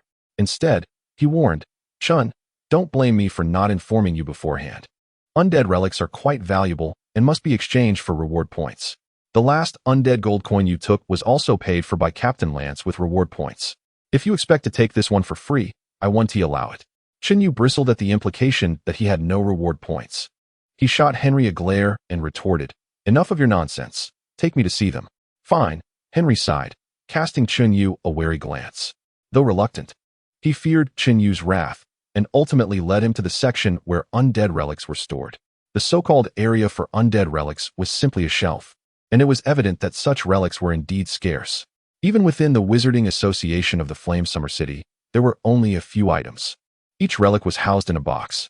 Henry began his explanation.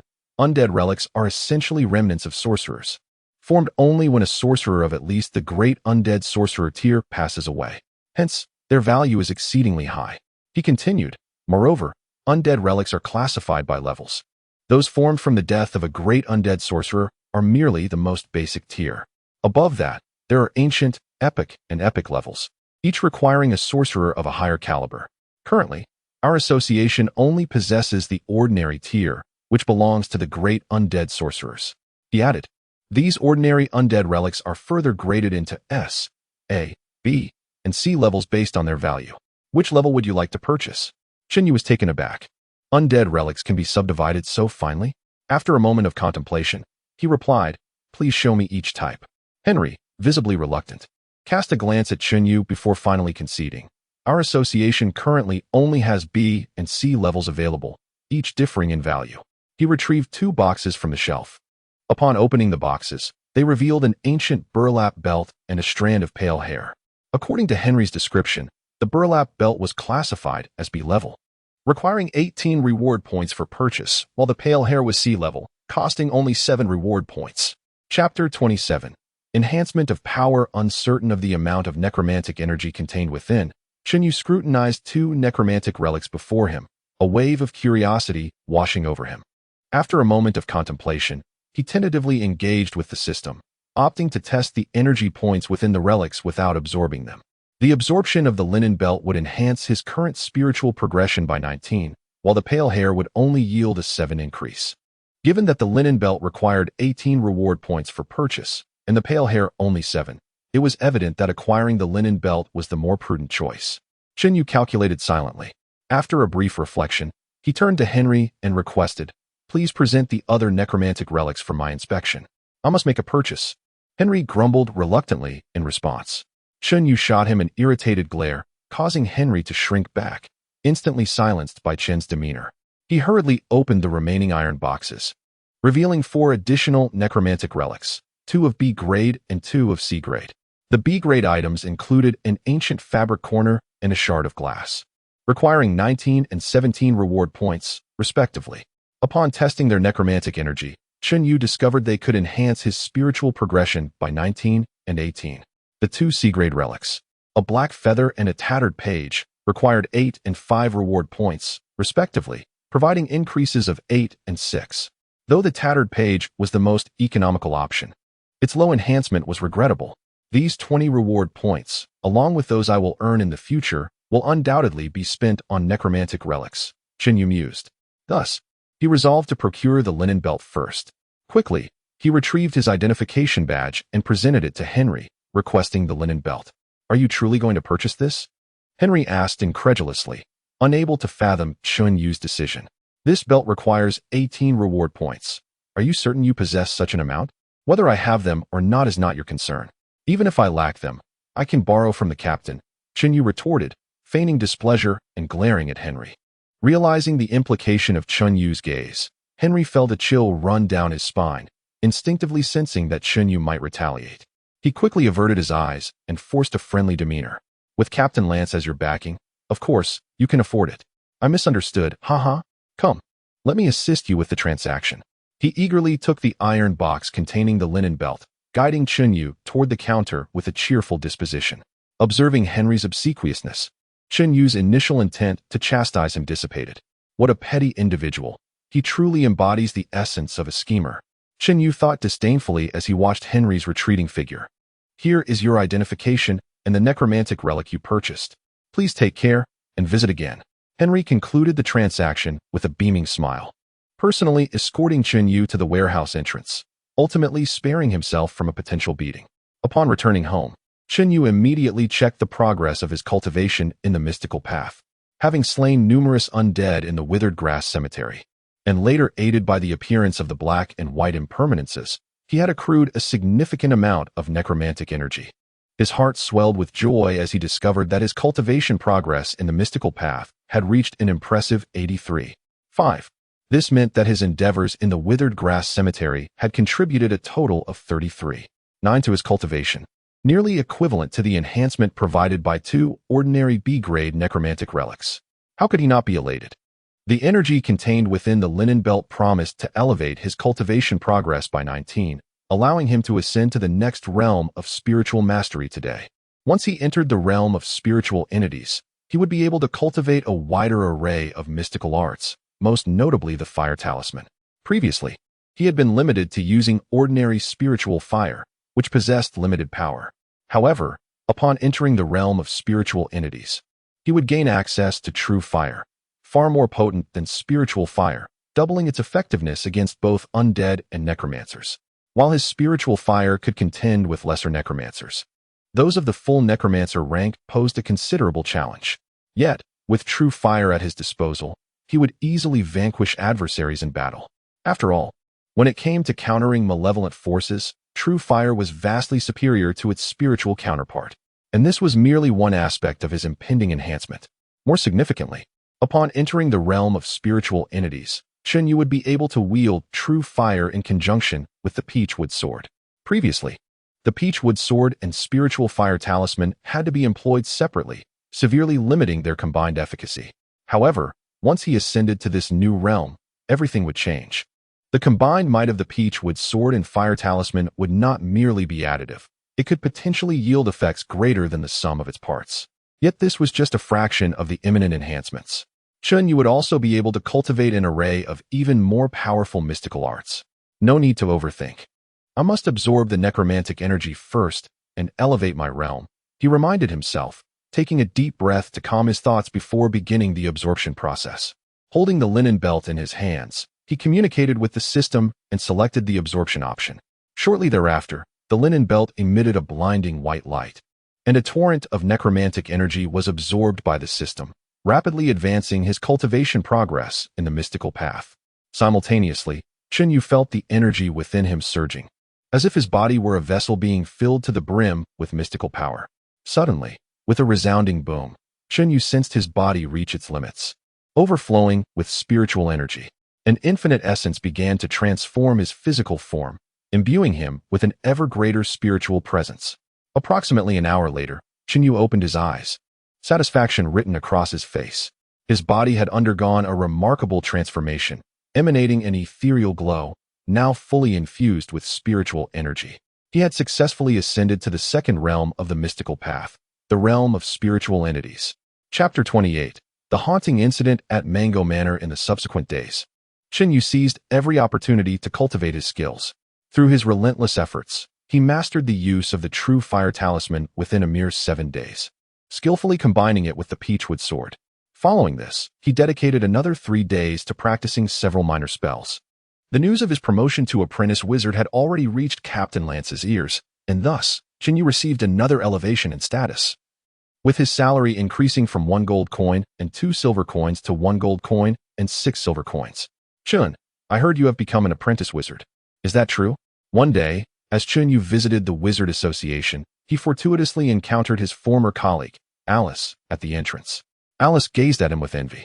Ms. Alice, your information network is quite impressive, Chen Yu responded with a smile. Alice's eyes sparkled as her gaze towards him brimmed with enthusiasm. Chen, I have a niece who is far more beautiful than the one I previously mentioned. Do you have time to meet her? Upon hearing this, Chen Yu felt a chill run down his spine. Why was Ms. Alice so eager to matchmake him? He quickly excused himself, citing urgent business, and hurriedly bid farewell. As he reached the doorway of the field office, he saw Gianna rushing towards him, visibly flustered. Gianna, is something amiss? Chen Yu discerned that something was indeed troubling her. Chen, Gianna exclaimed, her face lighting up with joy. I just received news that a supernatural incident has occurred at Mango Manor, and they need personnel to investigate. Do you have time? I am available at any moment, Gianna. Since witnessing the formidable power of the Grand Necromancer, his desire to enhance his own strength had grown ever more intense. With the opportunity to earn reward points presenting itself, Chen Yu naturally volunteered without hesitation. With you accompanying me, I feel much more at ease, Gianna replied, her countenance brightening as she beckoned him to follow. The two of them took a spacious carriage to travel to Mango Manor, located in the southern region of Flame Summer City, near the outskirts. It would take at least 4 to 5 hours of travel by carriage to reach their destination. Along the way, Chen Yu inquired about the specifics of the incident at Mango Manor. Is it truly that straightforward? Chen Yu expressed a hint of disappointment, for the situation seemed simpler than he had anticipated. Gianna laughed lightly. Chun, did you think our tasks were always challenging? In truth, our usual assignments are indeed this uncomplicated. Regarding the mission involving the Grand Necromancer, if we were to face such dangers every few days, the field personnel of the Flame Summer City Wizard Association would have to recruit only high-level wizards to protect the city. Otherwise, relying solely on us apprentice wizards would surely lead to the city's demise within a year. Upon reflection, Chunyu found merit in Gianna's words and nodded in agreement. Noticing that Chunyu might be feeling bored during the journey, Gianna suddenly began to recount the history of Mango Manor. Mango Manor was once the residence of the Grand Necromancer, Feynman. He conducted advanced magical research here, but tragically, he met his demise due to an incident related to forbidden sorcery, and his body was buried within the manor. The name of Mango Manor derives from Feynman's burial site, where a multitude of mango trees flourished. Forbidden sorcery? Grand Necromancer? Chunyu's interest was piqued, and he suddenly recalled something. He hastily inquired, "Was Grand Necromancer Feynman one of our own?" To his knowledge, the Wizard Association primarily comprised white wizards, with necromancers being exceedingly rare. The fact that a Grand Necromancer once resided in Flame Summer City was quite unexpected, considering the city was relatively small, where powerful wizards rarely appeared. Gianna nodded, then elaborated. Originally, Grand Necromancer Feynman was a member of the Black Sorcery Society, but later pledged allegiance to our Wizard Association. This defection was viewed as a disgrace by the Black Sorcery Society, which subsequently attempted to assassinate him multiple times, all of which met with failure, resulting in significant losses, including 2 Grand Necromancers. The enormity of the cost incurred by the attempts to assassinate Feynman led the Black Sorcery Society to ultimately abandon their pursuit. Chunyu felt a shadow cross his mind, sensing that the situation might not be as straightforward as Gianna suggested. Feynman's defection and the Black Sorcery Society's relentless attempts on his life indicated that Feynman held immense value in their eyes, and his betrayal had inflicted unbearable losses upon them. What losses could they have suffered? Chunyu pondered, recalling Feynman's research. Gianna, do you know what kind of sorcery Grand Necromancer Feynman was studying? Gianna hesitated for a moment before shaking her head. I am not sure, but it is said to be related to forbidden sorcery, possibly involving life. Life? Chunyu murmured, contemplating deeply, yet his limited experience hindered him from discerning what forbidden sorcery could pertain to life. However, as it was not directly relevant to him, he decided not to waste further mental energy on it. After several hours of travel, the carriage finally arrived at Mango Manor, halting in front of a farmhouse. Chun, this is the place. Mrs. Wins has passed away. Let us go inside and take a look. As soon as Chunyu disembarked from the carriage, he heard the sounds of weeping emanating from within the farmhouse. The mourners included both adults and children, all sounding profoundly sorrowful. Gianna approached and knocked on the door. Before long, a seemingly honest-looking man in his 40s opened the door to greet them. After assessing Chunyu and Gianna, he quickly deduced their identities. You must be from the Wizard Association. Thank the heavens you have arrived. Please come in and see. My wife may have been slain by a spirit. Chapter 29. The black-robed sorcerer Gianna cast a glance at Chunyu as they followed Mr. Wins into the courtyard. Inside the house, the lifeless body of a woman lay upon the wooden bed, shrouded in dark fabric. By the window, several young men and women wept, accompanied by children, all appearing deeply sorrowful. This is my wife, Mr. Wins exclaimed, shooing away the grieving young ones and unveiling the black cloth to reveal the corpse. The woman, an ordinary peasant, appeared older than her actual years. Her body was rigid, evidence of having succumbed to death some time ago, with signs of livor mortis beginning to manifest. However, what was truly alarming was the fact that the body was rapidly aging. The woman's hair, once a deep black, was visibly turning white, and her skin was rapidly wrinkling. Undead. Chunyu inadvertently cast a glance at Gianna. It must be the work of the undead. No, more precisely. Someone has injected necromantic energy into Mrs. Wins, causing her body to transform into that of the undead. The perpetrator is likely a necromancer. Gianna lowered her voice and approached Chunyu, saying, if it is indeed a necromancer, we must find out who this person is and ascertain their motives for inflicting such a fate upon Mrs. Wins. If their intention is merely to create the undead, we must capture them and turn them over to the Sorcerers Association or eliminate them to prevent further harm. Chunyu nodded. Gianna was far more experienced in handling such matters and had succinctly articulated the situation. Nevertheless, he had his doubts and casually inquired, can we be certain it was a necromancer? Gianna hesitated, pondering for a moment before replying. It's hard to say. We need to investigate. Let me ask Mr. Wins if he knows who Mrs. Wins has been in contact with recently, or if she encountered any strange individuals. An excellent idea. Please proceed. Chunyu considered Gianna's approach and ultimately agreed. Gianna called Mr. Wins over and asked, Mr. Wins, my colleague and I just examined Mrs. Wins, and her death appears, in some respects, to be related to necromancy. However, we have some uncertainties, and we would like to inquire if you know of anyone Mrs. Wins has been in contact with recently, or if she encountered any peculiar strangers? Anyone she has been in contact with? Chen Yu furrowed his brow upon hearing Mr. Win's response. Realizing that the information provided was of little value, he couldn't help but interject, Mr. Wins, if you don't mind. Could you tell me what kind of person Lord Manton is? Mr. Wins cast a wary glance at Chen Yu, expressing concern, esteemed sorcerer. You cannot possibly suspect that my wife's death has anything to do with Lord Manton? That is inconceivable. Lord Manton is a good man. A philanthropist who cares for the needy and occasionally donates to the poor. Such a person would never harm my wife. Moreover, my wife has worked for Lord Manton for over 20 years. If he intended to do her harm, would he not have acted long before today? Chen Yu frowned gently, recognizing Mr. Win's defense of Lord Manton. Jinnah, it seems Mr. Wins is not lying. Jinnah approached Chen Yu and whispered, I agree. It does not seem plausible that Lord Manton is involved. Yet, she remained cautious, sensing that there might be more to the story. We cannot jump to conclusions. Please, Jinnah, can you take Mr. Wins outside for a moment?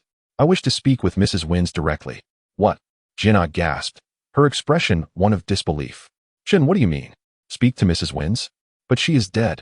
How could we possibly do that? Jinnah was astonished, struggling to comprehend how one could ask questions of the deceased. Even if one were a spirit, it would be impossible to converse. A corpse is but a lifeless shell, devoid of thought or consciousness, unless... Suddenly, a realization struck Jinnah as she recalled the extraordinary abilities Chen Yu possessed. She quickly and politely requested Mr. Wins to step outside. Upon a closer look, Jinnah noticed that Chen Yu was holding a piece of paper, pinched between his fingers. He then waved it, and astonishingly, the paper ignited spontaneously. What remarkable sorcery! Jinnah's eyes widened in awe, a tinge of envy stirring within her. Meanwhile, Chen Yu directed the burning paper towards the corpse of Mrs. Wins. In an instant, the lifeless body sat up on the bed. A chill ran down Jinnah's spine as the temperature in the room plummeted, casting an eerie and oppressive darkness that enveloped the space. Even encounters with spirits had never made her feel this way. Yet, the unnerving sight of Mrs. Wins suddenly rising sent waves of terror coursing through her. What is happening? Is that truly Mrs. Wins? She thought, bewildered by the unnaturalness of the scene. How could this be? Mrs. Wins was dead. Though she might have become a spirit, the essence of the true Mrs. Wins could not exist in such a form. Yet, there was an inexplicable sensation that the entity now seated on the bed was indeed Mrs. Wins. How is this possible? Jinnah marveled, taken aback by the extraordinary sorcery Chen Yu wielded, which was unlike anything she had ever seen or even conceived of. Mrs. Wins, is it truly you? Chen Yu addressed the rigid figure seated on the bed. He had invoked a soul-retrieving spell, but his current abilities were insufficient for it to last long. Why, yes. It is. Mrs. Wins' voice emerged, low and drawn out, resonating with an unsettling chill that even Jinnah, accustomed to dealing with the undead, found disconcerting. Do you know who killed you? Chen Yu pressed for answers, acutely aware that time was of the essence. It was him, Lord Manton. Mrs. Wins' voice suddenly became shrill and frantic. No, it was not Lord Manton. It was a black-robed sorcerer who controlled him. Lord Manton was transformed into the undead by the black-robed sorcerer. When I saw him, he killed me, claiming I had witnessed something I should not have. He intended to eliminate me and turn me into the undead to safeguard his secrets. Chapter 30. The true fire of Taoism breaks advanced witchcraft. The sorcerer. Jiannah unexpectedly turned to Chen Yu, her expression grave. The black robe was the insignia of the Black Witch Society, and the sorcerer Mrs. Wins had mentioned might indeed hail from there. The fact that a member of the Black Witch Society had appeared in Summerfire City was alarming. Chun, shall we apprehend him? No. Chen Yu smiled and shook his head, halting Jiannah while retrieving a communication orb. Jiannah, we shall surround him. I will call the captain for support immediately. It was evident that Chen Yu did not support Jiannah's suggestion to confront the potentially dangerous black-robed sorcerer at Lord Manton's residence, as he was uncertain of the sorcerer's strength and preferred to avoid unnecessary risks. Jiannah paused momentarily, then nodded. Chen's approach seemed indeed more prudent than her own. However, just then, a sudden caw from outside the window caught their attention, and a skeletal raven soared away into the night. Oh no! Both Chen Yu and Jiannah recognized the significance of the departing raven. The black-robed sorcerer had set up surveillance at Mrs. Wins' residence, employing the undead raven to monitor their activities. Everything they had done had been witnessed by the raven, which was now undoubtedly on its way to inform the sorcerer. Quickly, Gianna, to Lord Mandan's house. We must not allow that sorcerer to escape. Having just concluded a conversation with Lance, Chenyu could not afford to wait for his arrival and dashed outside. The black-robed sorcerer would undoubtedly flee upon receiving the Raven's message, and they needed to reach Lord Mandan's residence without delay to prevent his escape. Wait for me, Chun. Gianna followed closely behind, recognizing the urgency of the situation. They had to reach Lord Mandan's house swiftly, otherwise the sorcerer would vanish. Yet, as they reached the threshold of Mrs. Wynn's home, they halted in their tracks, their expression somber. Standing in the middle of the road, directly opposite the entrance, was a figure clad in a black robe, their face concealed by the fabric. Of average build and wielding a dark staff. A palpable aura of death emanated from this individual, unmistakably a necromancer. The moment Chun Yu and Gianna laid eyes on the sorcerer, they instinctively gasped. Not only was this individual a necromancer, but a sorcerer of a higher tier, possessing power that surpassed them by at least one realm. Furthermore, the fact that the sorcerer awaited them at Mrs. Wynn's doorstep rather than fleeing from Lord Mandan's residence signified that the sorcerer had come specifically for them, implying a confidence in overpowering them. Haha, the black-robed sorcerer sneered, a menacing aura radiating from him. Members of the Sorcerers Association, one is Gianna and the other seems to be Chun. How delightful. Today, I shall eliminate 2 sorcerers. Gianna, Chun Yu suddenly shouted. The moment the black-robed sorcerer spoke, he sensed the danger. It appeared the sorcerer had been anticipating their arrival. This indicated that the sorcerer had already calculated their movements and held a belief in his superiority. All signs pointed to the sorcerer's formidable strength. Realizing the predicament, Chun Yu quickly resolved to take the initiative. Seal. Gianna understood Chin's intent and acted swiftly, raising her white staff to cast her most proficient vine magic. Vines sprouted from the ground, reaching out like tendrils towards the black-robed sorcerer. Break. The sorcerer looked down at the vines with disdain and, with a flick of his black staff, summoned similar vines. Only they were black and exuded a noxious gas. These dark tendrils, barbed like whips, lashed out at Gianna's vines with ferocity. This was the necromancer's vine magic, the black poison vines. Clearly, the black-robed sorcerer's vines were of a higher grade and possessed offensive capabilities, swiftly annihilating Gianna's summoned tendrils and ensnaring her legs in an instant. Gianna cried out in alarm, desperately swinging her white staff to fend off the attacking tendrils. At that moment, Chun Yu also chose to strike, producing a true fire talisman and directing it at the black-robed sorcerer.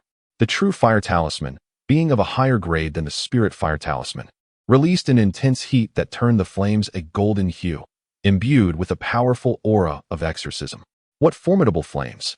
The black-robed sorcerer gasped in astonishment as he witnessed Chun Yu's attack, his countenance shifting. However, without hesitation, the sorcerer waved his black staff, conjuring a cloud of black poisonous mist to counter Chin's true fire talisman. Poof! The flames collided with the black mist, causing it to dissipate instantly, but the flames also extinguished in the process. A sense of dread washed over Chun Yu. The black-robed sorcerer, however, was even more astonished, his face pale with disbelief. How is this possible? He had employed a second-tier spell, the poison mist technique, while the black poison vines were merely a first-tier spell, accessible to apprentice sorcerers, whereas the poison mist required at least a sorcerer's level to wield. Chun Yu disregarded the sorcerer's shock. The sorcerer's astonishment was irrelevant. He understood that if he failed to defeat his opponent, it would ultimately lead to his demise. Without delay, he unleashed another true fire talisman. Whoosh, whoosh, whoosh. One after another, the true fire talismans flew towards the black-robed sorcerer. The sorcerer, scowling, repeatedly summoned poisonous mist to block Chen's attacks. Though Chen's fire did not harm the sorcerer, the black-robed sorcerer was incensed. How could a mere apprentice sorcerer stand toe-to-toe with him? The thought alone would become a source of ridicule if it spread. In a fit of rage, the black-robed sorcerer raised his staff high. Caw, caw, caw. A cacophony of raven calls erupted as dozens of skeletal ravens emerged from the staff, soaring towards Chun like arrows. Poison Raven Technique. A second-tier spell, equally potent as the Poison Mist Technique, yet even more formidable. Oh no! Chun Yu hastily brandished his peachwood sword to defend himself, combining it with the flames of the true fire talismans to slay the undead ravens one by one. Yet, the black-robed sorcerer swiftly conjured the poison mist once more, launching it at Chun without granting him a moment's reprieve. Chun Yu's anxiety intensified. The true fire talismans he carried were limited. He had brought only a handful on this outing. It was not that he wished to carry more, but rather that his Daoist power was finite. Even with all his might, he could only utilize a certain number at a time. The endurance of the black-robed sorcerer was evidently superior. After all, he was a level above Chun, allowing him to cast spells far more frequently. If this continued, the moment he exhausted his strength would surely be his end. Thus, he was compelled to devise alternative strategies to confront his adversary. The potency of the true fire talisman was over threefold that of ordinary spells cast by hand. However, despite its formidable strength, the invocation of this technique required time. After affixing the true fire talisman to the peachwood sword, he needed at least 1 second to fully unleash its power. Yet, how could the cloaked sorcerer possibly grant him a second to cast his spell? Amidst the skirmish, he glanced at Gianna, who was ensnared by the black poisonous vines, struggling futilely against them, making it impossible for her to assist him in that moment. A sinister chuckle escaped the black-robed sorcerer. Having discerned Chun Yu's intentions through his observation of Gianna, the sorcerer intensified his assault. Poison mist technique. Poison raven technique. The sorcerer alternated between these two second-tier spells, not allowing Chun Yu a moment to breathe. Finally, a resounding thud. A spectral raven breached Chun Yu's defenses, clawing at his left shoulder, tearing away a significant chunk of flesh, igniting a searing pain. Seizing the opportunity, the black-robed sorcerer summoned the poison mist once more, forcing Chun Yu into a frantic state, while simultaneously employing the poison raven technique to breach his defenses again. Thud! Thud! 2 spectral ravens pierced through, inflicting wounds on Chun Yu, each tearing away strips of flesh from his back and right shoulder. How will you meet your end this time, Mrs. Wins? However, at that moment, Chun Yu suddenly fixated intently on the sorcerer's back and called out loudly, "Mrs. Wins," attempting to divert my attention. Yet, abruptly, a chilling aura enveloped him from behind, imbued with a sense of dread akin to ancient ice. Instantly, a familiar yet eerie voice whispered in his ear, "I died so tragically." This utterance sent shivers down the black-robed sorcerer's spine, prompting an instinctive turn of his head. Before him appeared the ghastly visage of Mrs. Wins, blood pouring from her 7 orifices. How is this possible? The sorcerer was taken aback by this sudden and horrific scene. Even with his formidable powers, he could not suppress a cry of terror. In that fleeting moment, Chun Yu seized the opportunity to affix the true fire talisman to the peachwood sword. As soon as the talisman touched the sword, golden flames enveloped its entire blade. Seizing the moment, Chun Yu infused the sword with a surge of magical energy. The flames upon the peachwood sword blazed more fiercely, transforming it into a resplendent golden torch in his grasp. With the flaming sword aloft, Chun Yu turned to face the black-robed sorcerer. True fire sword strike. With both hands, he raised the peachwood sword high and, in a sudden motion, slashed through the air towards the sorcerer. Instantly, a colossal golden fire dragon erupted from the sword, surging directly towards the black-robed sorcerer. Chapter 31. Could it be forbidden sorcery? How is that possible? The dark-robed sorcerer was taken aback. The flames unleashed by Chun Yu's true fire sword were so fierce that they instilled a profound sense of peril for his life. In a flurry of panic, he hastily brandished his staff, summoning a toxic mist to defend himself. A cloud of noxious vapor rapidly materialized before him. However, with a resounding clash, the toxic mist proved utterly insufficient to withstand the onslaught of the true fire sword, which pierced through it effortlessly, continuing its relentless advance toward the dark-robed sorcerer. Caught off guard, he was struck by the dragon-like golden flames, igniting his entire being in an instant. The fire spread swiftly, consuming him whole. A piercing scream erupted from the dark-robed sorcerer as he desperately struggled to extinguish the flames with his sorcery. Yet how could mere power extinguish true fire? Moreover, Chun Yu's true fire sword was empowered by the peachwood sword, amplifying its formidable might. Before long, the dark-robed sorcerer was reduced to ashes. With a resounding thud, several items fell from his lifeless form, including a black staff and a palm-sized metal plate. As Chun Yu exhaled a sigh of relief, he momentarily disregarded the fallen possessions of the dark-robed sorcerer and turned his attention to Gianna. She was still engaged in combat with the poisonous vines. Armed with the true fire-imbued peachwood sword, Chun Yu approached and struck the toxic vines with a single swing. The vines were severed, immediately wilting in defeat. "Thank you, Chun. You actually killed the undead sorcerer," Gianna exclaimed, her relief palpable as she expressed her gratitude, struggling to comprehend the reality before her. What she had witnessed today had fundamentally altered her understanding. Chunyu had triumphed over a formal sorcerer through sheer strength. Had she not seen it with her own eyes, she would have found it impossible to believe. A mere apprentice sorcerer, fresh to the ranks, had slain a formal sorcerer in direct confrontation. Such a feat would be met with disbelief if spoken aloud. "Chun, you're injured. Quickly, tend to your wounds," Gianna urged, her eyes catching sight of Chun Yu's injuries. She swiftly tossed him a dark glass vial. "Thank you, Gianna," Chun Yu replied, catching the vial deftly.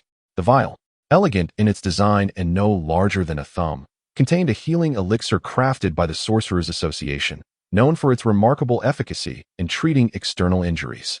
As Chun Yu poured some of the potion onto his wounds, a tingling sensation coursed through him, followed by rapid healing. He estimated he would be fully recovered within half an hour. He returned the vial to Gianna, who accepted it gratefully but then hesitated, pointing to the fallen toxic vines. Her cheeks flushed with embarrassment. "Chun, may I have this poisonous vine?" she asked shyly. "You need not ask. Take it if you wish, Gianna," Chun Yu chuckled, finding her politeness endearing. How could she feel bashful over such a trivial matter? The toxic vines were intimately connected to their master, having slain the undead sorcerer. The vines would soon perish as well, rendering them a waste if Gianna did not claim them. "Thank you, Chun," Gianna rejoiced, swiftly producing a small knife from her belongings to slice through the vines.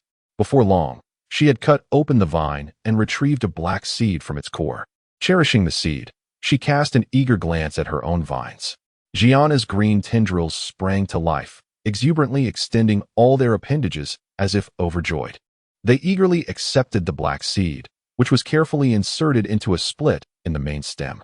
"Chun, the poisonous vine of the dark-robed sorcerer, is a level above mine.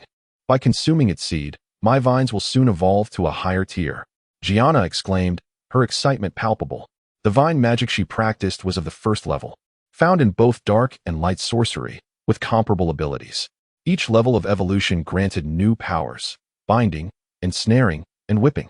Gianna's vines, initially of intermediate rank, would soon ascend to a higher tier and gain the whipping ability after consuming the advanced poisonous seed.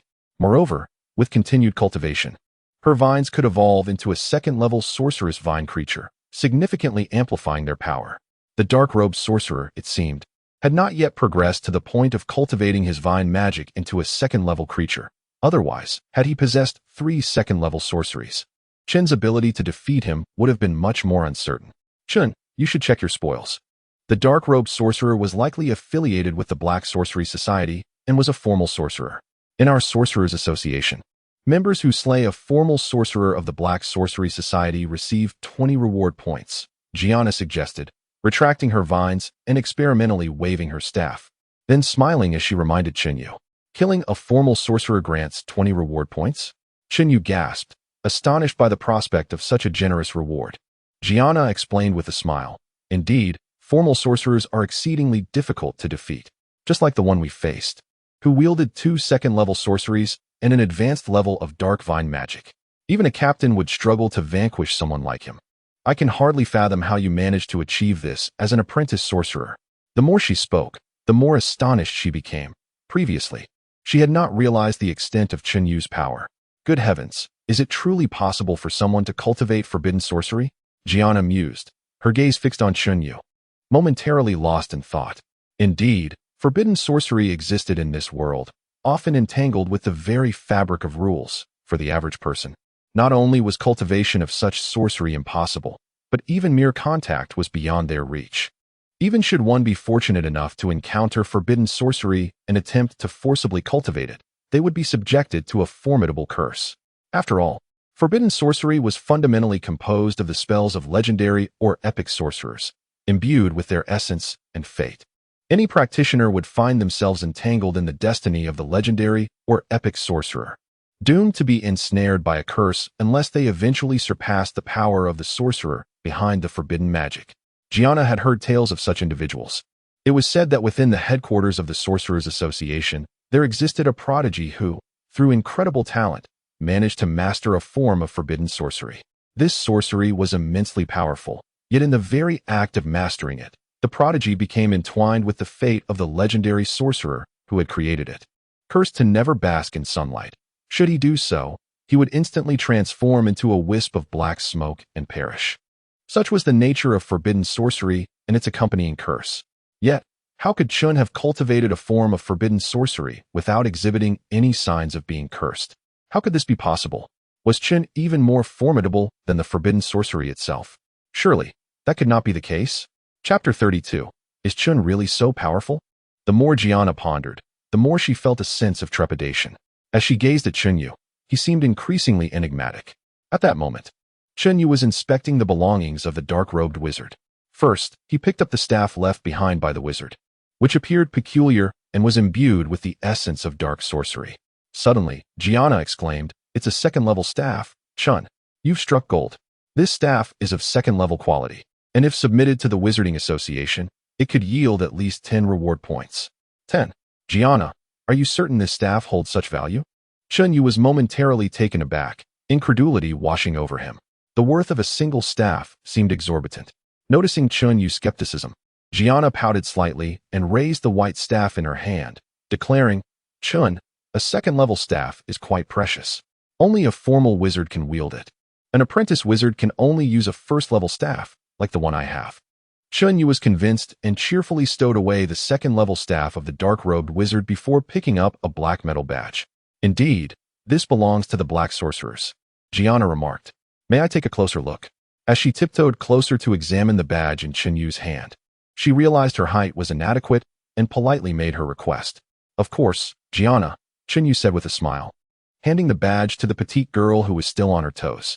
Gianna scrutinized the badge carefully, then nodded. "It indeed belongs to the black sorcerers. Look, there's a sword emblem on it, indicating that the dark-robed wizard was a first-level sorcerer." She pointed to the sword-shaped insignia beneath the character for sorcerer, explaining, "The sword emblem signifies the black sorcerer's ambition to conquer the world, and the number of swords denotes rank.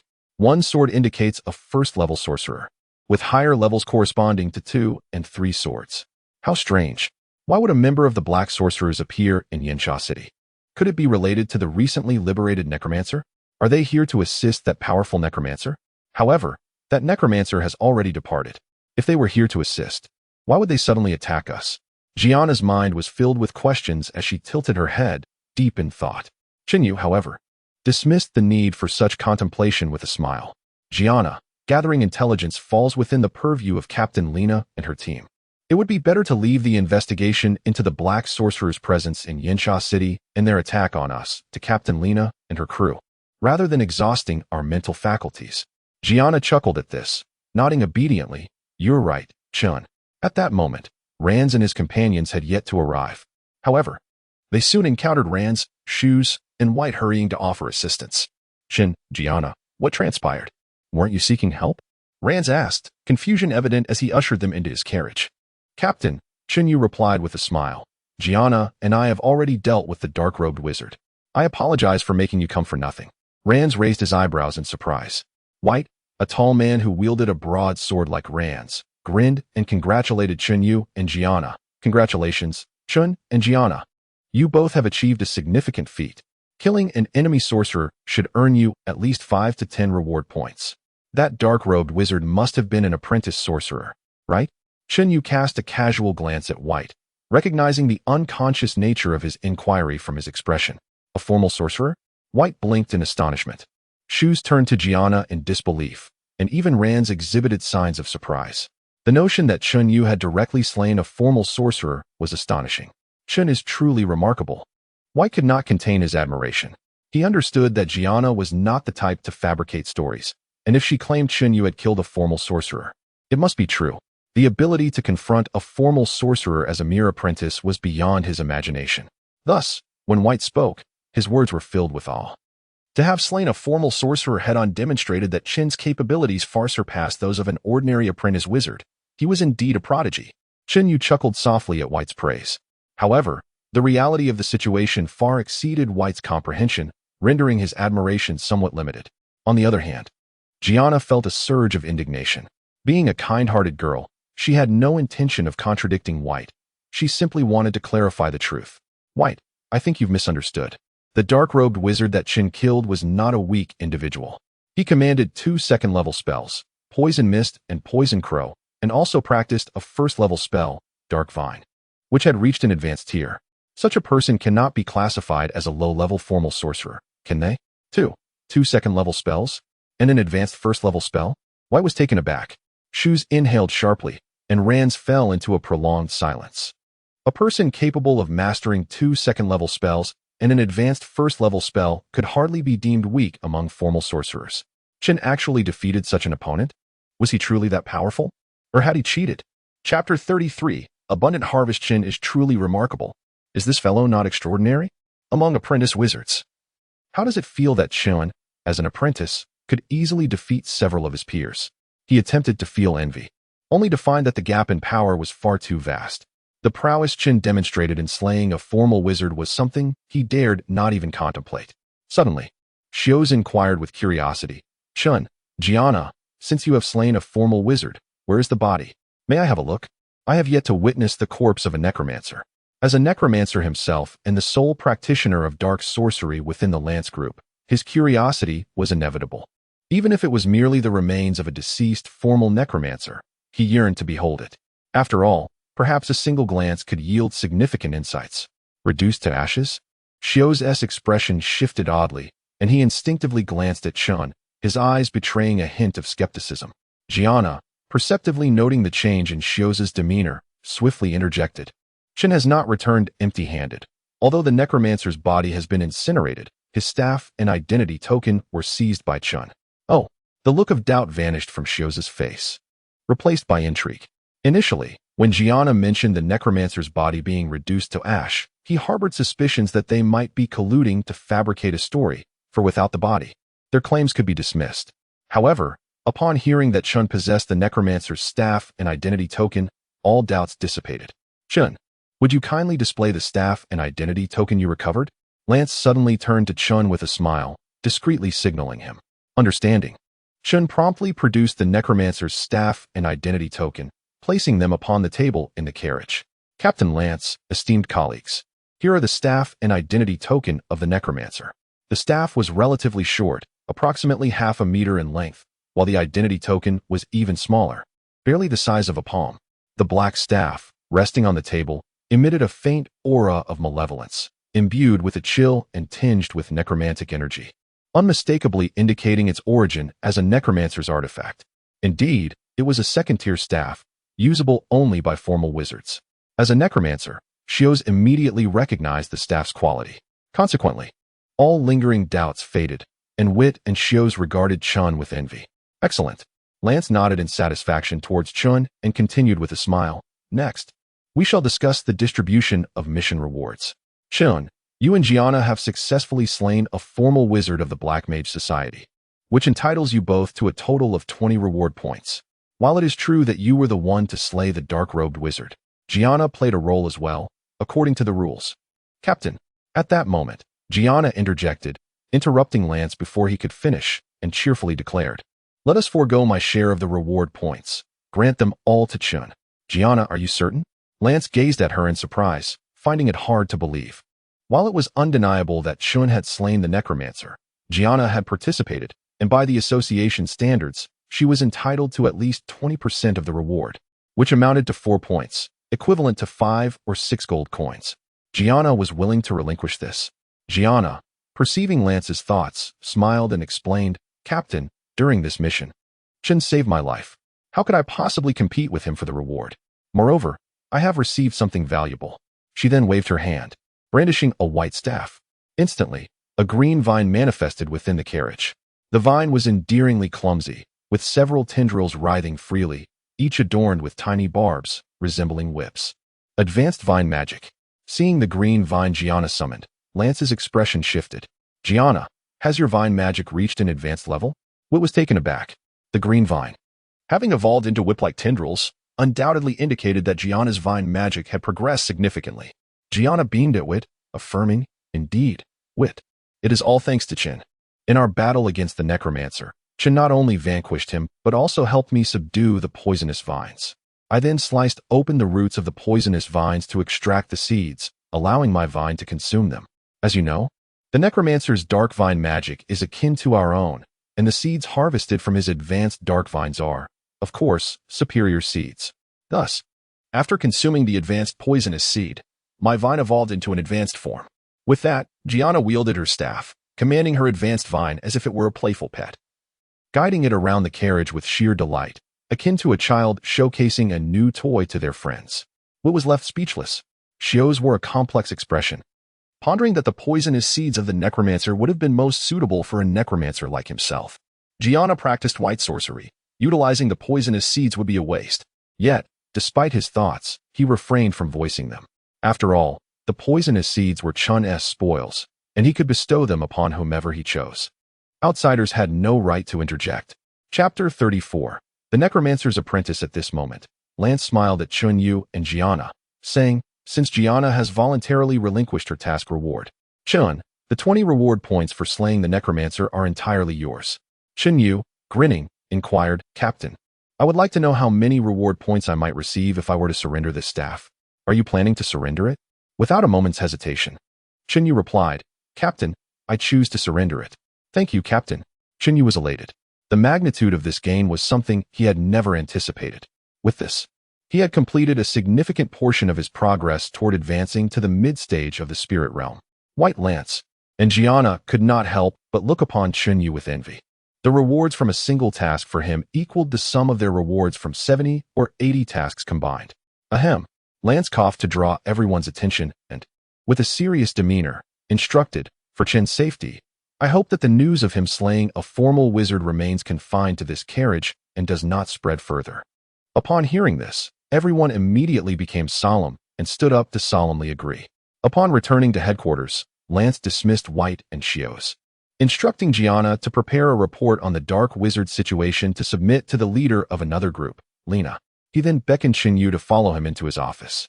Lance took Chunyu's work identification, performed some operations, and then returned it, smiling as he informed Chunyu that the reward points had been credited to his work ID and could be used at any time. Exiting Lance's office, Chunyu did not proceed to the warehouse to purchase necromantic relics. Ever since he entered the spirit realm, the amount of necromantic energy required for his advancement had doubled. Previously, in the spirit communication realm, a single reward point could enhance his cultivation progress by approximately 1%. However, now he would need to spend at least 2 reward points to achieve the same increment. This meant that to elevate his progress in the Xianmen path to the mid-stage, he would require 50 reward points. With only 30 reward points in hand, such an elevation was unattainable for him, given that enhancing a portion of his progress without advancing his realm would not contribute to his strength. Chunyu resolved to hold on to his reward points until he accumulated 50 before proceeding.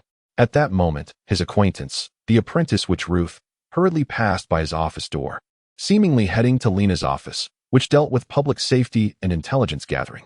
Knowing that Ruth had recently been transferred to the documentation room he had previously occupied, Chunyu felt a sudden urge and called out, Ruth, is something the matter? Ruth, briskly walking, paused and smiled at Chunyu, immediately congratulating him. Chun, I haven't had the chance to congratulate you on becoming a trainee wizard. Your progress is so rapid. When I heard, I was nearly consumed by envy. By the way, you don't have any secret methods, do you? Chunyu laughed and teased. Ruth, you've learned to flatter people. How naughty. Speaking of my becoming a trainee wizard, I intended to invite you to dinner, but I've been so busy. We should gather when you have some free time. I'll treat you to a feast. Ruth beamed with delight, responding, then I must prepare my stomach in advance. You better not complain about my appetite. As they chatted, the topic naturally shifted back to the earlier matter. By the way, Ruth, what is going on? Why are you in such a hurry? Wiping the beads of sweat from her forehead that had formed due to her haste, Ruth calmed down and smiled. Oh, it's nothing serious. A necromancer suddenly appeared on 12 Rat Street, and I'm just letting Captain Lena know. 12 Rat Street. Chunyu's heart skipped a beat. The location of 12 Rat Street was not far from Mango Manor, merely 2 or 3 miles apart. He anxiously inquired, is that so? Sensing the urgency in Chunyu's voice, Ruth smiled reassuringly. I've already investigated, Chun, so there's no need for you to worry.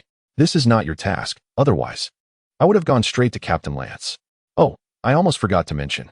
The necromancer appeared on 12 Rat Street for only a short, while before being captured by Captain Lena's subordinates. The cause has been determined. It was the work of an apprentice wizard who found a tome on necromancy among their family's old collection. Out of curiosity, they conducted an experiment near a local cemetery and, unexpectedly, summoned a necromancer. Thankfully, it was discovered early, preventing any serious consequences. Moreover, that apprentice wizard has already been apprehended by Captain Lena's subordinates and should be arriving shortly, so don't fret. Chun, everything will be fine. Is that so? They have indeed captured him, Chen Yu replied, feeling a sense of relief. Yet, for some reason, a tinge of unease lingered within him. After all, the world of magic was fraught with peril, and any peculiar occurrence could lead to unforeseen dangers. Chapter 35. The cursed sorcerer sealed away at that moment. A tall, slender man with long black hair hurriedly passed by the two individuals. Both Chen Yu and Ruth recognized him as Jack, the assistant to President Frank. However, Jack was in such a rush that he did not even greet them as he hurried past. "Oh no," Ruth exclaimed, perceiving the urgency in Jack's demeanor. "Chen, Jack is in such a hurry. Something must have happened. I need to leave." Without waiting for Chen Yu's response, she hastily made her way toward Lena's office. Could it be that something truly has occurred? Chen Yu glanced toward President Frank's office, his anxiety shifting to a sense of curiosity. Judging by Jack's behavior, it was evident that something was amiss, yet he was unaware of the specifics. Out of intrigue, he decided to wait at the door. Before long, Jack emerged from Frank's office, only to head directly to Lance's office. Shortly thereafter, both Lance and Jack exited the office and entered Frank's office together. It seemed that there was indeed a matter at hand. After receiving a report, the president summoned the team leader. What could it be? Chen Yu felt a sudden surge of tension. Regardless of whether something was truly happening, it was not directly related to him, and merely waiting outside would be of no consequence. Inside President Frank's office, Lance sat comfortably across from Frank, who appeared somewhat troubled. Lance held a cup of tea that Jack had brought, taking a sip before addressing the concerned president. "President, did you summon me to your office merely for tea?" Frank, with a serious expression, suddenly inquired. "Lance, are you familiar with the Sighing Wall?" "The Sighing Wall," Lance replied, momentarily taken aback, before his expression shifted to annoyance. "President, is this really a question that needs asking? The Sighing Wall is the ancient barrier that sealed away a powerful cursed sorcerer, is it not? I recall that we both participated in that sealing. Why would you ask such a simple question? How could I forget something I was directly involved in?" "Ah, Lance, you can be rather pedantic," Frank chuckled at Lance's retort. "I merely asked casually, and you've launched into a lengthy discourse.